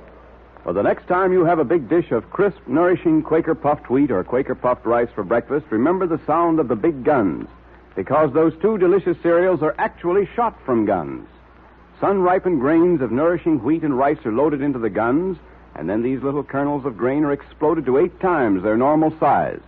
That makes them look different and taste better than ordinary cereals. That special Quaker process makes puffed wheat and puffed rice specially easy to digest, so that you get trigger-fast food energy more quickly and easily. And you need lots of quick food energy if you want to be as fast on your feet as your friend Dick Tracy is. And here's a good idea. Puffed wheat and puffed rice are 2 different delicious flavors. So ask Mother to get a package of each at the grocer's. And then you and Mother and Dad can have Quaker puffed wheat for breakfast one morning and Quaker puffed rice the next. That really gives you variety, doesn't it? So look in the pantry today to see if one of those famous red and blue packages is there now. If it's Quaker puffed wheat, ask Mother to get a package of Quaker puffed rice. And if it's Quaker puffed rice, ask her to get some Quaker puffed wheat. And then you have both for a delightful change that thousands of wide-awake boys, girls, and grown-ups enjoy every day. And remember, fellows and girls, there's another secret code message at the end of the program today. So be sure you have your pencil, paper, and code book ready. Dick Tracy has been trying to protect Dryden Small, a well-known Egyptologist, from dark forces which seek his death. Small has received strange warnings, and several times his life has been attempted unsuccessfully due to the daring efforts of Dick Tracy. Both Dick and Pat are convinced that Small has kept from them the real reason for these mysterious attacks. In our last episode, we heard how a strange message, seemingly written by an invisible hand, had appeared on the wall above Small's bed.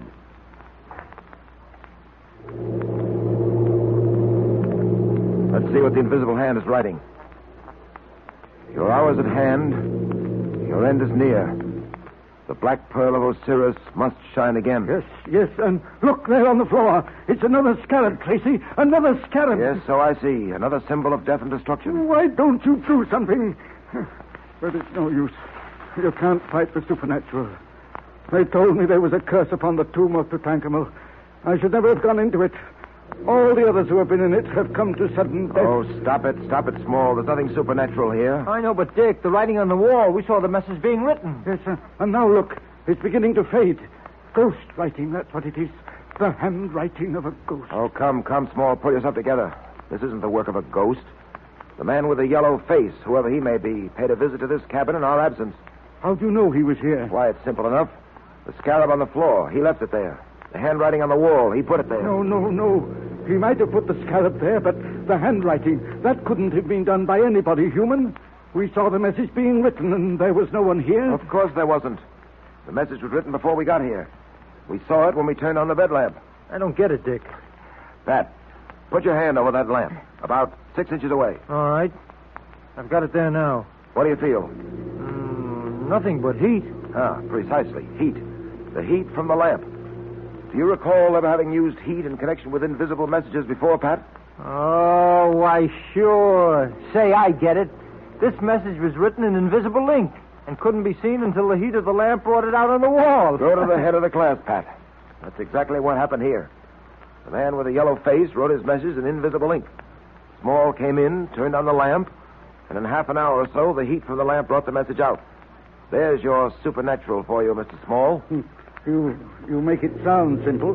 It is simple. If the rest of this case were as simple as that handwriting, we'd have no problem. But it's not simple, Small, because you choose to make it difficult. I choose to make it difficult? Yes. You refuse to tell us all you know about this. You refuse to tell us what we've got to know if we're to protect you against the man with the yellow face. There's a definite reason why you're being followed. There's a definite reason for these attempts on your life, such as the one in the dining salon tonight. There's some reason for these scarabs and that message on the wall. Now, what is it? I'm sorry, but I don't know any more than I've told you. And I've told you once, and I'll tell you again, that you're not being entirely truthful. Now, look here. I want you to tell me the meaning of that message about the black pearl of Osiris. Yeah, that was a queer one. What is the black pearl of Osiris anyway, Dick? I don't know about the black pearl, Pat.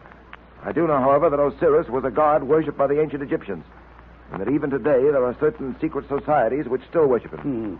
Your knowledge of Egyptian history is remarkable, Tracy. Well, unfortunately, I don't know quite enough. But you know what I want to know, Small. What is the Black Pearl of Osiris? I demand an answer. I don't know, Tracy. I swear it. If I knew, don't you think I'd tell you? I feel rather faint. I wonder if one of you would mind going up on deck with me, just for a little while. Well, I had a date with her. All right, Pat, you'll have to forget your date. I've got to see the captain at once. You'll have to stay with Small. Keep close to him on deck, and don't let him out of your sight. Okay. I hope I get a chance to explain to that girl that I didn't mean to disappoint her.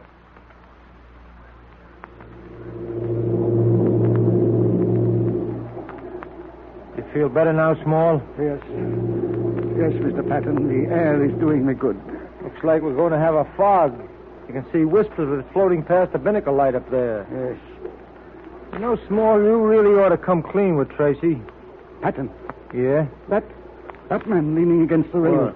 He just looked this way, and his face. Well, what about his face? I'm not sure, but it looked yellow. Now, take it easy. Don't start getting jittery. Don't begin seeing a yellow face in every passenger on this ship. Look, he's moving away from the rail. He's disappearing into the fog.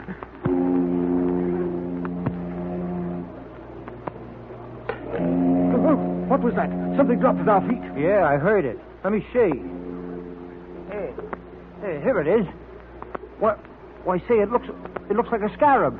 A scarab? Patton, it's another warning. That was the man with the yellow face. Yeah, we'd better get down and get to your cabin. I'll get in touch with Tracy. No. Not back to the cabin. I'm afraid to go there. Let's stay in the open. Okay, but I better get Tracy here as quick as I can. Come on over by the light. What are you going to do? Well, Dick's in the captain's cabin. I'm going to send him a message. A message in code.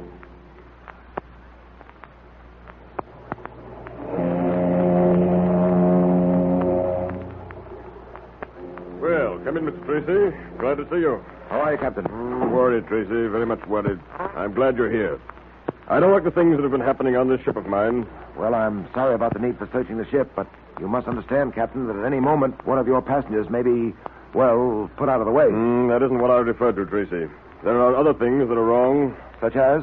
Well, have you heard about what's been going on down in the hold? The hold? Mm-hmm. I know. What's happened down there? One of the crew, a fellow named Weeks, was found about an hour ago, totally unconscious. Unconscious? Yes, lying in the door of the storage room.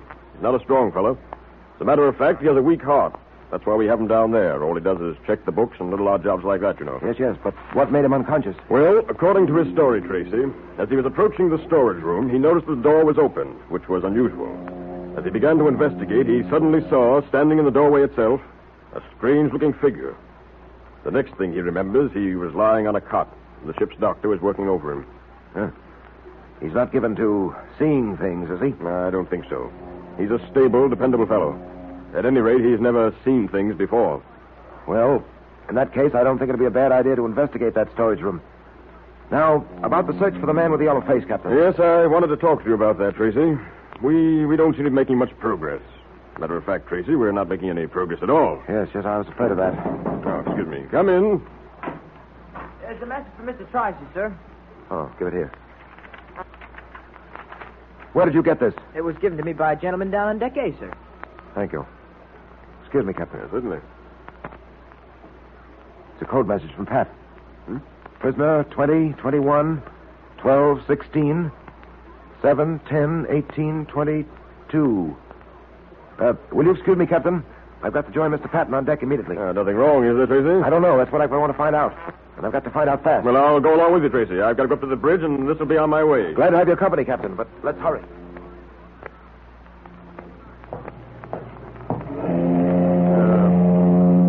We can take this companionway here, Tracy. It leads down to deck A. Fine.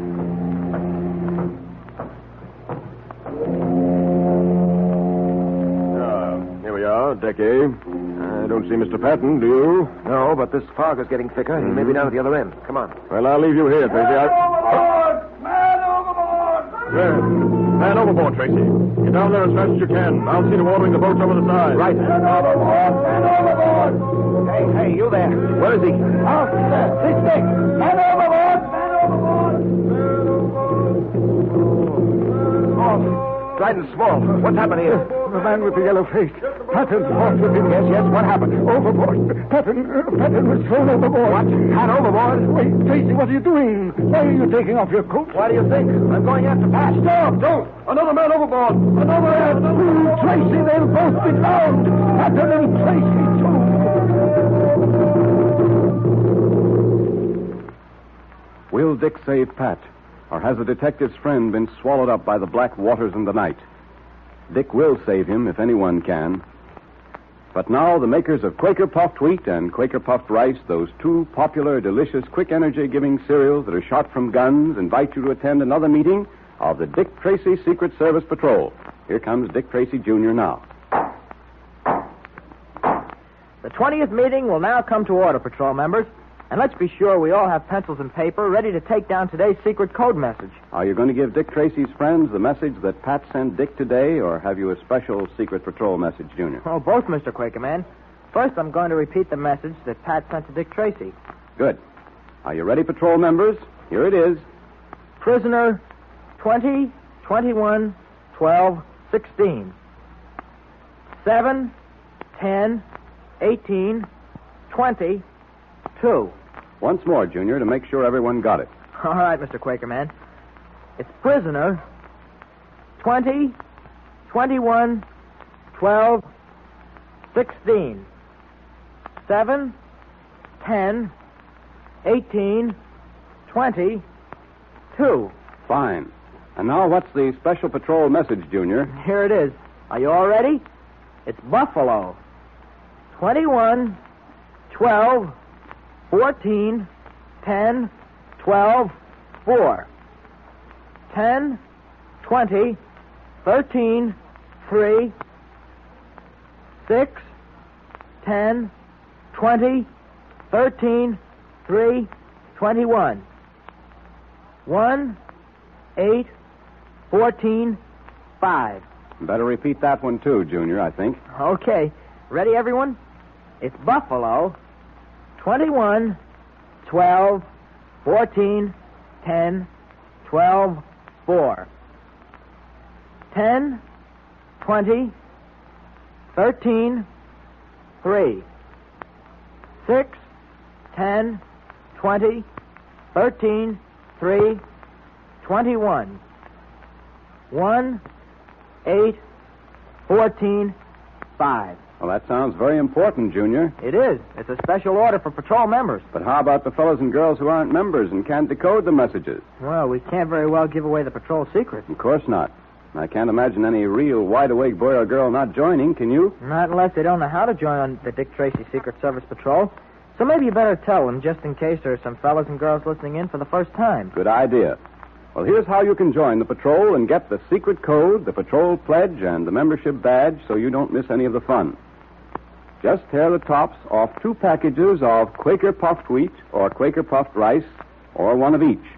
Put them in an envelope with your name and address printed on a plain piece of paper and mail them to Dick Tracy, Box L, Chicago. Then you get in on all the secret detective activities, too. And Dick Tracy sends you a secret code book, a patrol pledge, and a special badge, all free.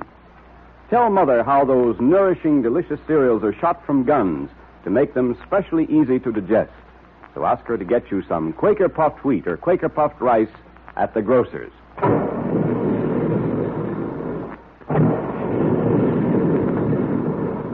Calling all adventure fans.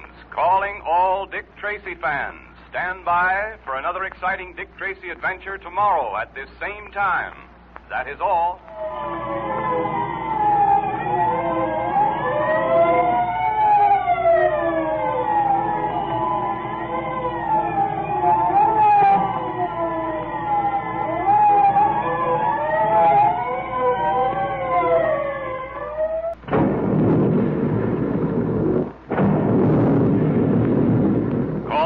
Adventure fans, calling all Dick Tracy fans. Stand by. Dick Tracy is on the air.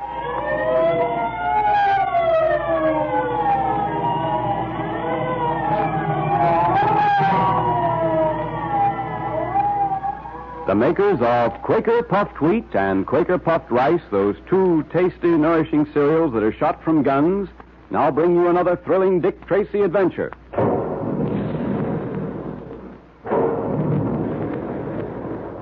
And there's the sound of the big guns in the Quaker plant, where they're making puffed wheat and puffed rice for the thousands of happy families who enjoy something specially good for breakfast every day.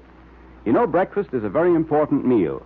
It follows the longest stretch between meals and comes just before you start your active day.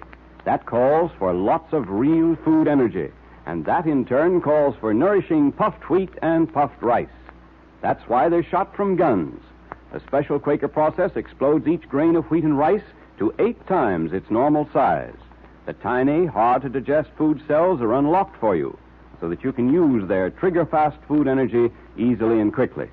So have Quaker puffed wheat or Quaker puffed rice for breakfast often. Try them turnabout. Puffed wheat one day, puffed rice the next. You know, there's a good idea for you to tell Mother about. She's always trying to give you and Dad something different that you really enjoy and that's especially good for you, too.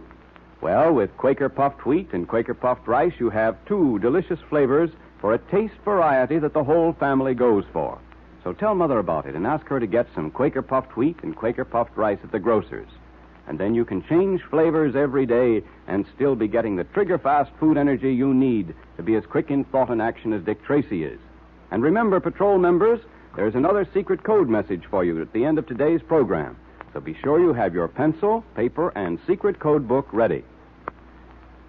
An unknown assailant called the Man with the Yellow Face has threatened the life of the well-known Egyptologist Dryden Small.